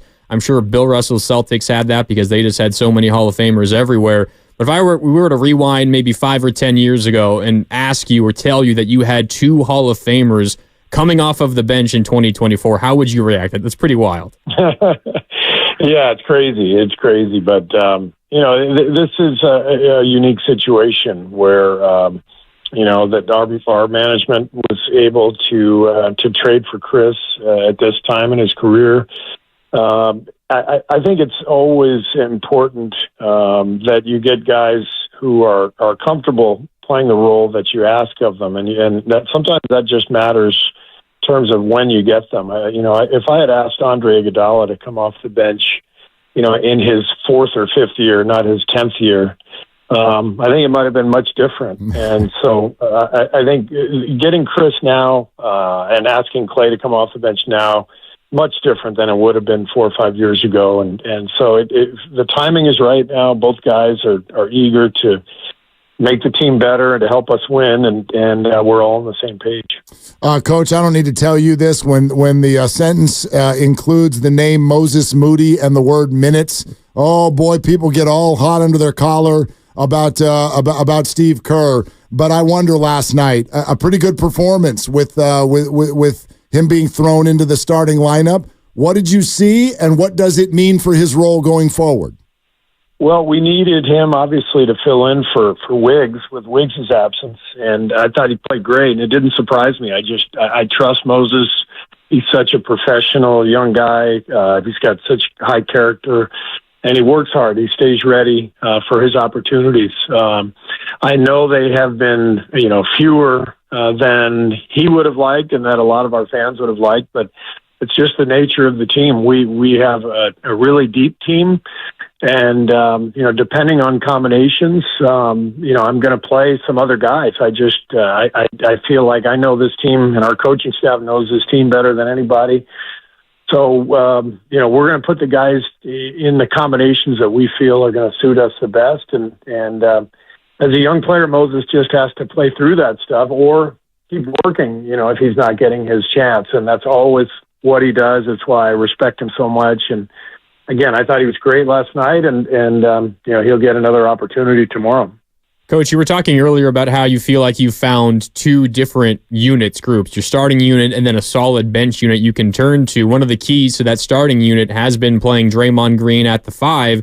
And as I try to assess your team moving forward, one of the concerns that I personally have is whether or not Draymond Green can hold up to playing the 5 for long stretches, because in the past, you've kind of shied away from playing him major minutes in the regular season at that. You turn to him at the 5 in key moments of games and in key postseason series when you fall behind 2-1 or whatever the situation is. Are you confident that he can be your starting center and your main big man for the rest of the regular season and potentially into the postseason? I am. Our team has changed and the league has changed. Everybody's playing smaller, faster, more spread out. There's very few big guys in the league, beyond, say, Davis and Embiid and Jokic, who are really going to be, low post dominant players down on the block. Most of the bigs Draymond plays against are guys that he's not going to have any trouble with from a size standpoint. So I'm confident that he can handle that, and it's definitely the best thing for our team. So that's what we're going to do. Coach Steve Kerr with us here on Willard and Dibs. Grandy is in for Dibs on 95.7 The Game. Coach, with full respect to the privacy that the situation deserves, I'm sure you can understand the fan sort of interest after what happened last year and the sentences you've used already today that you expect him back, but then in the next answer you said you kind of hope that he's back. What can you tell us with regard, is there any chance that this is a similar situation to last year with Andrew Wiggins? I just think that we're in a position where Wiggs is a private person, and so he's asked to keep it private, and we're going to honor that. So it doesn't help for me to sit here and try to explain any of that. The bottom line is we respect Wiggs, we need him, and we fully expect him back, but we just don't know what that will be. Okay. Yeah, fair enough, Coach. I wanted to ask you this, too. What do you see in Jordan Poole right now when you watch him play? I got to be honest. He does not look anything like the player that you guys had 2 years ago. What do you see? Well, I'll be honest. I don't spend much time, watching their team or worrying about their team. We've played them twice. We played them both times. And I prepared for each game, just, watching a game or two that they have played and, just before us. But I don't, it's not something I spend a whole lot of time with. And the one thing I can tell you is that we love Jordan and we're always pulling for him. He helped us win a championship. He was a great teammate, great young guy to coach. And I'm always pulling for him. I know last night was a tough game for him. He played really well against us at Chase. And it's, he's a young player, so he's just got to continue to work and find his way. Coach, you talk about Draymond Green as your 5 because the NBA has been changing. You've also been running a lot of 3-guard lineups, some combination of Steph Curry, Klay Thompson, Brandon Pajemski, and now Chris Paul. When I see a 3-guard lineup on the court, and maybe this is 25 years of watching basketball, I tend to just expect that that's going to be a difficult ask defensively when you have 3 guards out there. But diving into the numbers, specifically the unit of Curry, Klay, and Chris Paul, it's not nearly as bad defensively as you might think. What's led to the decision to go with 3-guard lineups so often, and are you confident that can hold up on the defensive end of the floor? Yeah, we're always just trying to put the best lineups on the floor to win each game. And the ideal situation is, what we had 5-6 years ago where you could put, a great 2-way lineup on the floor for much of the game. And that's why we were winning championships. That's why we were such a dominant team. But most teams don't have that luxury, and we don't have that luxury this year. So we are always going to mix and match combinations based on matchups, trying to find the right balance between offense and defense. And At times that means playing smaller and faster. At times it means going to a bigger rotation. But it's fluid from game to game based on how we're playing and who we're playing. Yeah, that bigger rotation, Coach. I'll be honest. I've mentioned it on the show a lot. I think this has been one of your hardest jobs to try to figure out what you're going to get from which guy on a given night, and somehow know that ahead of time. You know how coaches use that phrase. It's a good problem to have. Is that the case with this team, or is there actually a struggle with how deep you go into the rotation and trying to figure that out? The last 3 games we've played an 11-man rotation, which is almost unheard of. But I feel it's necessary to keep everyone engaged because we're going to need everybody. At some point between Trace and Looney and Dario, we need all 3 guys. I'm going to play all 3 to keep their rhythm. But from one game to the next, it's going to just feel a little bit different based on who we're playing against, what we need.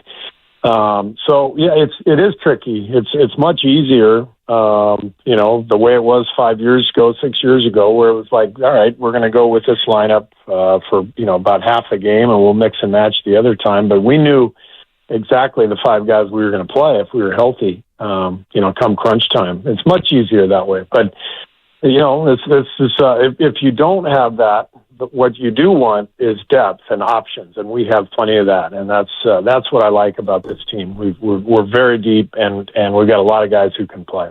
One of those guys that's maybe made your job a little bit more difficult this year is Brandon Podziemski. He's now in your starting lineup. You've talked a lot about what he brings on the court. I wanted to ask you, though, about a piece of reporting, a story that Anthony Slater of The Athletic wrote last week talking about Podziemski off the court or maybe on the court, but what he says, he was trash-talking Draymond Green in the preseason before he even played in an NBA game. How rare is it to have a rookie come in and talk trash to Hall of Famers? Is that a sign that he's going to be successful in the NBA when you see that so early? Yeah, I mean, Draymond actually kind of liked it. I mean, I think it took him aback at first, but then he realized he was sort of looking at himself in some ways. I think those 2 guys are a lot alike. I mean, in order to be a great player in the league, you have to have a certain amount of brashness, of confidence, but beyond that, it can't just be confidence. It's got to be this unshaken belief that you can be great, and that's what Brandon has, and it makes him fearless. It also makes him, say some things and do some things at times that you kind of shake your head at, but that's I'll take it anytime. He's really an aggressive, productive player, and he's having a great rookie season. Coach, your commitment to trying out this idea of Klay Thompson off the bench, I thought was really shown last night with Wiggins out, and the fact that you started Moses instead of Klay. So where are you on that? Is that something that you have firmly decided is the rest of the year? I like what I've seen so far, and the one thing I've learned in coaching is it's really hard to plan ahead because you just don't know what's going to happen. But I liked what I saw last night, so I'll start Moses again tomorrow and continue to bring Klay off the bench with Chris, and we'll go from there, and hopefully it continues to look good, and we can kind of keep things that way. But you just never know in this league. A lot can happen. Coach, I know the conversations you have with Klay about that are private, and I'm not asking for details about those conversations, but just listening to Klay talk post-game last night, it doesn't seem like he's just open to the role change, but it seemed like he was actively excited about it, talking about how it's becoming seamless for him. Have you felt and noticed maybe an attitude shift for him in that new role now? I have. I think he's handled it really well. He seems more comfortable, more relaxed playing this last week. He had a tough shooting night last week against somebody. Maybe it was the Lakers. I can't remember, but he played great. And the fact that he was competitive and moving the ball and making sharp plays on a night when he was shooting poorly, that was the ultimate display of just a comfort level that he's in right now. And so he's really embraced it and playing at a high level, and it's fun to see. Steve Kerr, let's have some fun before you hip on out of here. What are you going to do with all that dough, Coach? Oh man, how do I answer that? I've been very, very blessed and very lucky. So I've got 3 kids, and I know they're going to ask me for it. yeah, I get that, and I don't make anywhere near what you make. But anyway. Oh, hey, Coach, I did want to ask you this: Is Steph Curry going to play both games of the back-to-back? That's the plan, but we'll see. We'll see how tomorrow goes, and hopefully he'll be ready to go for Toronto. Beautiful, Coach. Again, congratulations. We always love talking to you. Thanks. All right, thanks, guys. We'll see you later. Yep, there it is. Coach Steve Kerr every single week right here on Willard and Dibs 95.7 The Game. Grandy in for Dibs today. And just to bring it right back, like this is the one that kind of has everyone's attention. And after that, we'll play this for you again, especially if you just joined us or you missed it earlier. But I'm tempted to do this, but qualify it. I'm going to read for you some of the tweets from viewers, listeners, etc. underneath, like the replies to the quote that Steve gave about Andrew Wiggins. The qualifier is it's Twitter. So Twitter is negative. You can find that under any tweet. Pretty much. That and bots. Hey, does anybody know a good place to eat in the Sunset District? Why are you going there? WTF? Like, what are you doing? So I get that.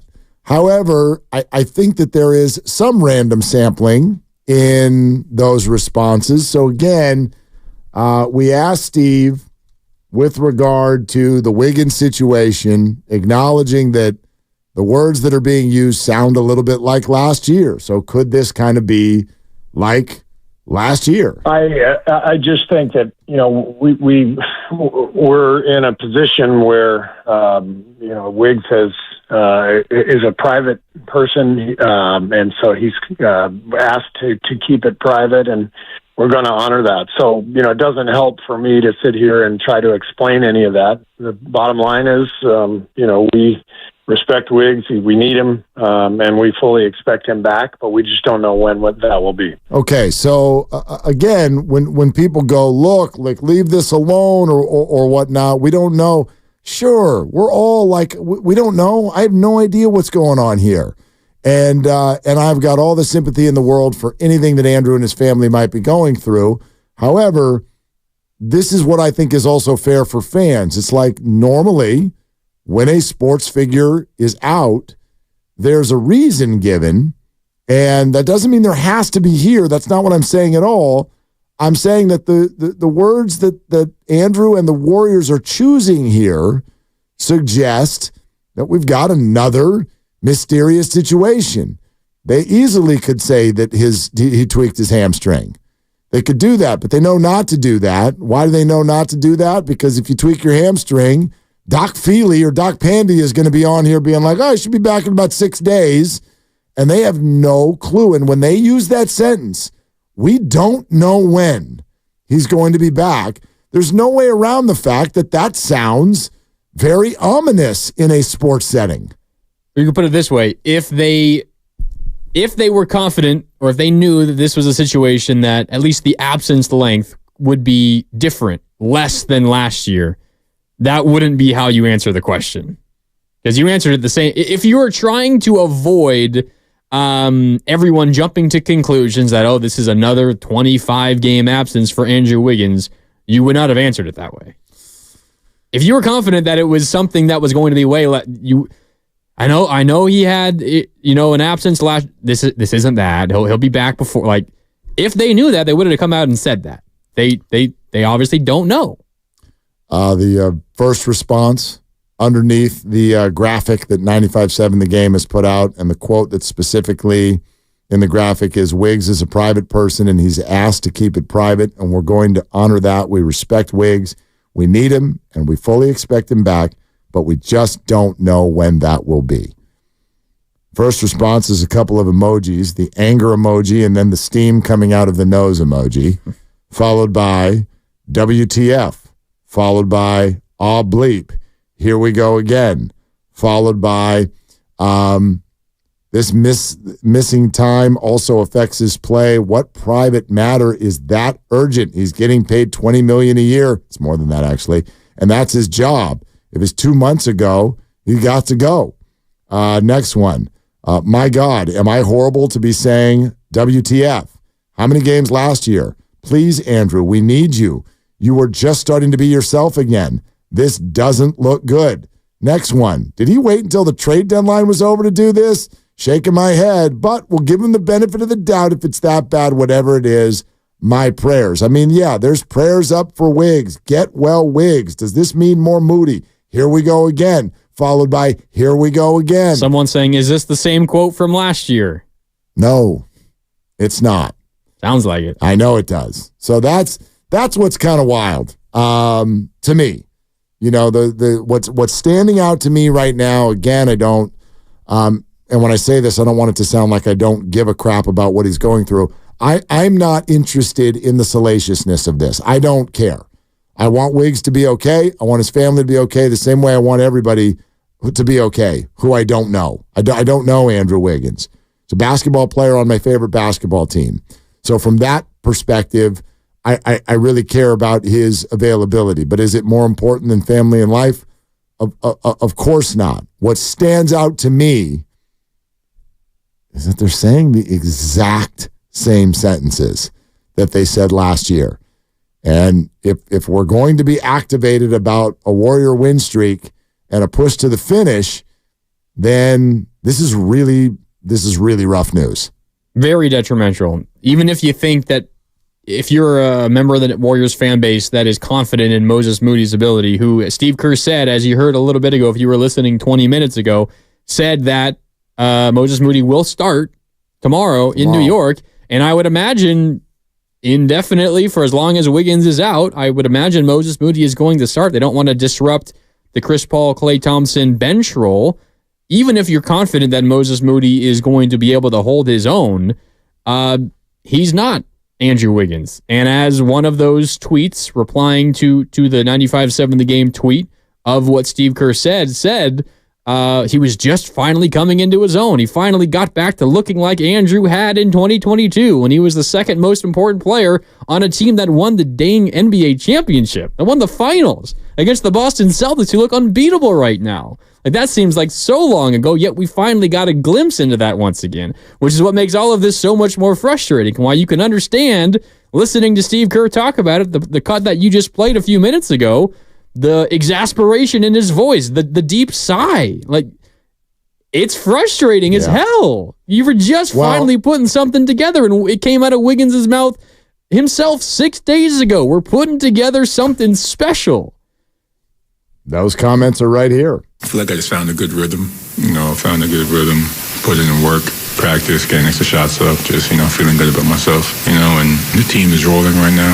We're all playing together, playing the right way, and, we're figuring something out that could be special. So the way my brain works, and there's nothing I can do about this, it's like all of us, there's nothing you can do about the way your brain works, whatever stresses you out or whatever, kind of the way you look at certain things. The way my brain works is I start to put puzzle pieces together.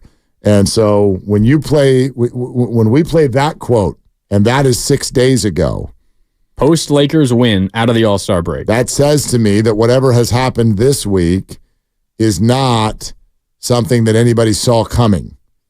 No. Right? Like, that's another piece of the puzzle. Like, this is something that no one saw coming. This is something that nobody knows when it's going to end. And therefore, in our minds, it feels a lot like last year. It could be something totally different. But at the same time, people are going to process it the same way because Andrew doesn't want anybody to know what's going on, and so we won't. And therefore, he's probably, and this is what I hate about it, I hate this for Andrew and the Warriors, is we learned this last year. If you choose not to give people even a morsel of information, they're going to go make it up themselves. Which is what I was talking about earlier. I think the Warriors are in a bit of a bind here because it could be something entirely different. You're right. And it could be nothing. It could be innocuous. Yes. It could be something totally random that I mean, it could be bad, whatever it could be. It could be something that totally unrelated to what happened last year, and Andrew Wiggins just has the worst luck in the league, and he's dealing with something totally out of his control. It's just but because he's such a private person, the Warriors don't have the ability to dispel any of those rumors, and they're just following Andrew Wiggins' wishes, as they should. I mean, they're a class organization. That's what they've built this whole era on, is being that kind of transparent and honest and classy about everything towards their players. But they're in a situation where, as long as they keep, agreeing to what he wants them to do in these personal situations, which they're not going to change now. No, nor should they. But they're in a situation where you're just, frankly, in today's world, you're going to have to live with the rampant speculation that's going to cause. And they know that. I mean, we talked about it before we had Steve Kerr on, after we had Steve Kerr on. Kerr was prepped for that exact question, knowing that this was going to be the reaction to it. Yeah. Like, they know this was coming, even if they know it's something entirely different from last year. Because they are respecting his wishes to keep it private, there's nothing they can do about it. I agree with his answer when asked, is this team capable of handling it better than last year's team? He said yes. I agree with him. So, I mean, one thing about this, and I know a lot of you, self-included, are Moses Moody fans. So now he's going to get an opportunity. He's going to get a lot more minutes. We've talked about the log jam that the whole Warrior roster, not named Steph and Draymond, seems to be. Steve even addressed that in our conversation. An 11-man rotation, that's totally unheard of, but the Warriors have been doing it. So from a perspective, one man down, I don't know, maybe there are smaller aspects, not larger ones, but smaller ones that one person out helps. I don't think this person is one of those people. I think the Warriors are better with him on the floor. Yes. That's completely obvious. But the other thing is, none of us are going to be able to erase last year from our brains. So listen, I get it. I was here last year. We remember how this whole thing went, and there are pieces of it that are really hard to talk about. There are pieces of it that people don't find sort of either fair or relevant or appropriate to talk about. So we're going to get accused of like, oh, this is clickbait stuff. I mean, let me just speak to that for a second. I hate this. I'll be straight honest with you. I hate this conversation. It makes me uncomfortable. I want to speak the same way Steve did. All the vowels. I don't want to talk because what do you say? We don't know what's going on. But we don't know what's going on with someone that you really care about, who's a key piece to a team that you really care about and we really care about. And therefore, it's kind of an obligation on one hand, and there is the mystery that gets created. I'm not suggesting Andrew should come out and say something. We already went down that road last year. He gets to do whatever he wants, and whatever's private is private, period. We move on.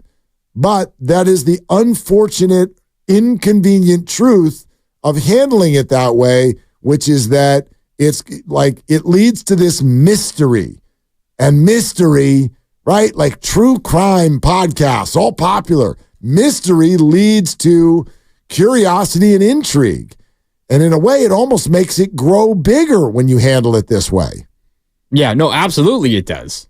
No doubt about it. Yeah. If you just came out and said what it was, not saying that he should and he won't, because that's who Andrew Wiggins is, and I'm not judging him for it, I'd probably be the same way. I have no idea what it's like to live a life in the public's eye to the extent that Andrew Wiggins does.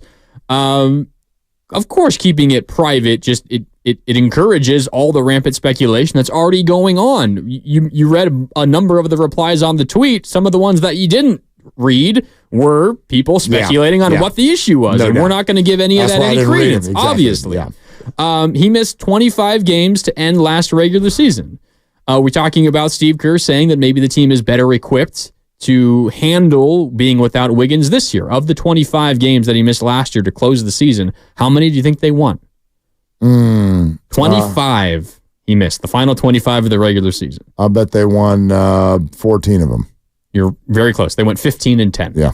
15-10 without Andrew Wiggins. Yeah, but that was with like the last 3 or 4 games they won because the other team wasn't even trying. Yeah, they won the last 2. The Kings did not try. Kings didn't play anyone. And they beat Portland by 56 to close the regular season. Chill out, Lucas. They won, 8 of their final 10 to close the regular season to get that 6th seed. Warriors Wednesday brought to you by Freeman's Appliance. Trusted name since 1922. Visit freemansappliance.com today. Hey, Drew Downs on the line. Stay right where you are, my man. We'll get to you in a sec. Grandy in for Dibs, Willard and Dibs. Hi, I'm Brian Bakhtiari, Executive Manager of Stevens Creek Subaru. It's a brand new year, and there's much to love about the Bay Area with some of the best.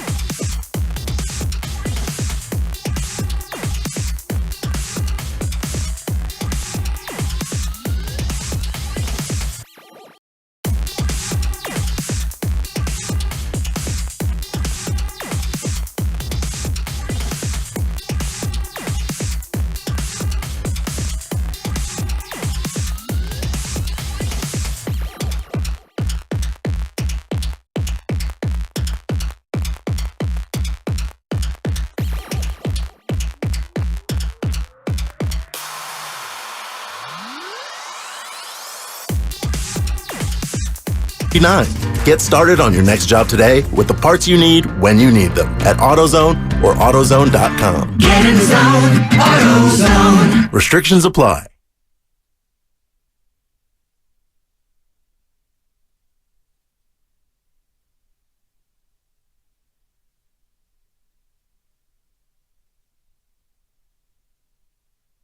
Now back to Willard.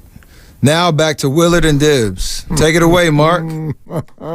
That's my favorite one. He's going to say Lillard. I know. He wanted to call me Lillard. He wanted to call me that. Well, I would never do Tyrese Halliburton that way, though. So I'm not Lillard. I'm Willard. And Grandy is here as well, in for Dibbs, who we do expect back tomorrow. We expect him back, but we just don't know when. Sorry. If you haven't already, make sure that you subscribe to Willard and Dibbs on the free Odyssey app or wherever you find your favorite podcast. While you're there, check out Warriors assistant Bruce Frazier. Q was on the morning roast earlier today with Bonte and FP. You can always check out everything, right, from all the shows, Steiny and Goo as well. And if you missed any portion of Steve Kerr, you're going to want to check that out. Odyssey app, YouTube, those are all possibilities. Grandy in for Dibbs. Yep, let's talk it out. Big finish. Here we go. Drew Down, one of our favorites, staple on the YouTube chat. Now he's actually on the phone. Hello, Drew. What's up? Hey, what's going on, Willard? What's going on, Grandy? I was hoping Dibbs would be in today so I could wish him a Happy New Year. It's been a while, but, you know. That would have been really good. Grandy, my man, you've been doing some good work on the whatever, Lucas. Been doing some good work on the post game, Grandy. I appreciate you taking my calls on there. You and Evan been killing it, and don't be so modest about you not being in the public eye, man.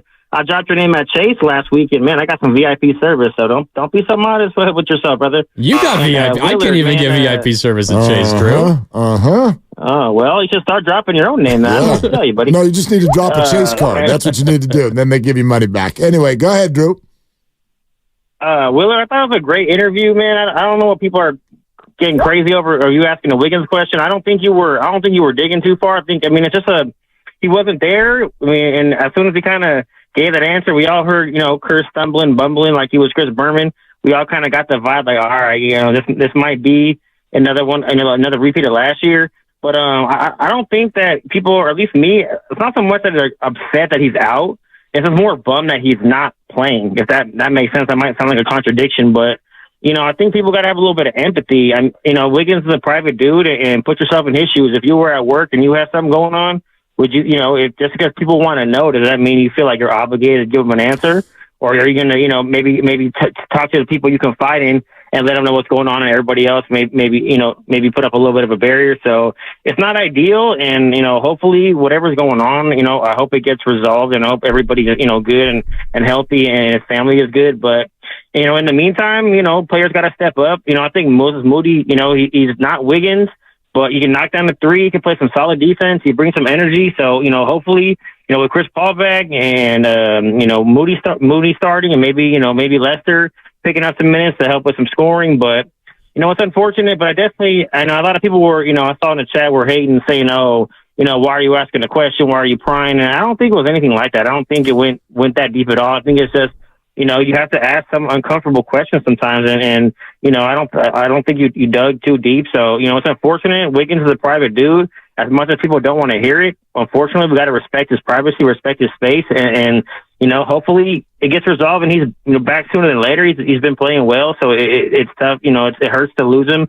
especially on a big road trip like this. But we got to roll with the pieces we got, and let's see if this team can win some games without him, and hopefully he gets back soon. Yeah, Drew, thank you, man. Appreciate it so much. There's another differentiation I want to make. There's an important thing, especially for people who don't even know what question Drew is referring to.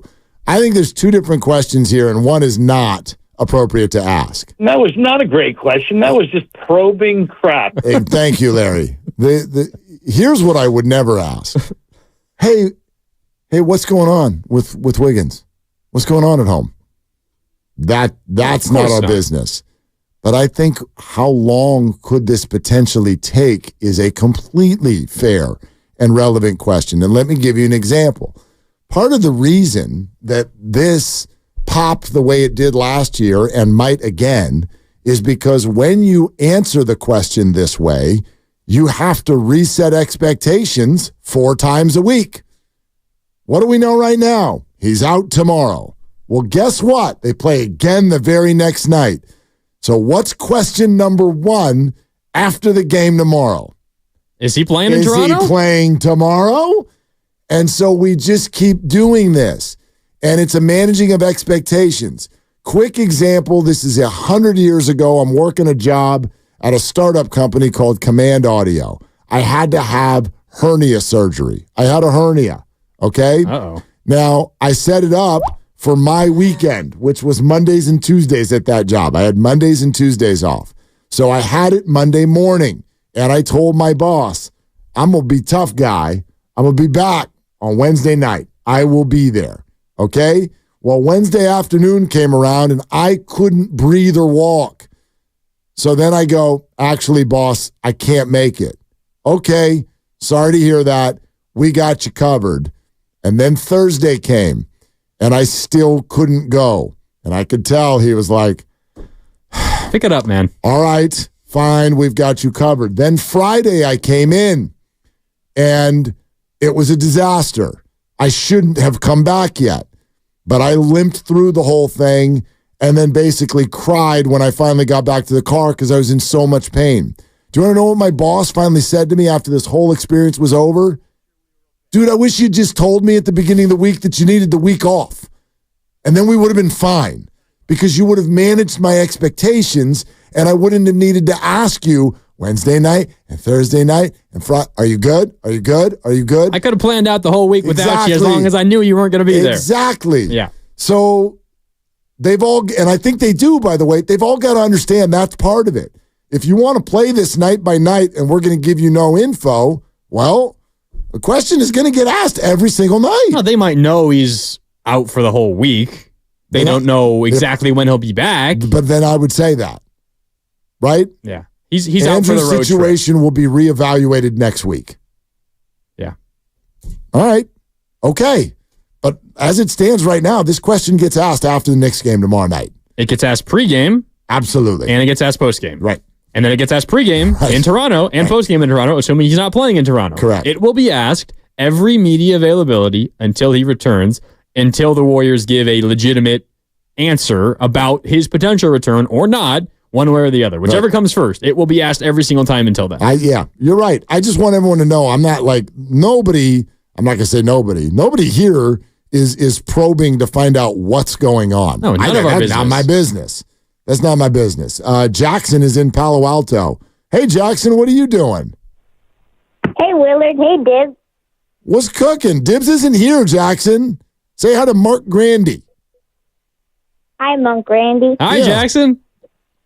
Hi. So I want to talk about the Warriors and how impactful Chris Paul has been playing for the Warriors. And you can see, like, he's making great passes. He's been shooting great from three and overall just helping the team. I mean, you saw the pass to Moses Moody last night, and you saw they left him open from three, and he just drained it in. So I think he's really helping the team. And I think the rest of the season is looking good because we have a pretty good schedule, and I can't wait. Jackson, that's a really good call. I mean, good start for Chris Paul. Can we ask how old you are? 11. I just got home from soccer practice. Yeah, you got home from soccer.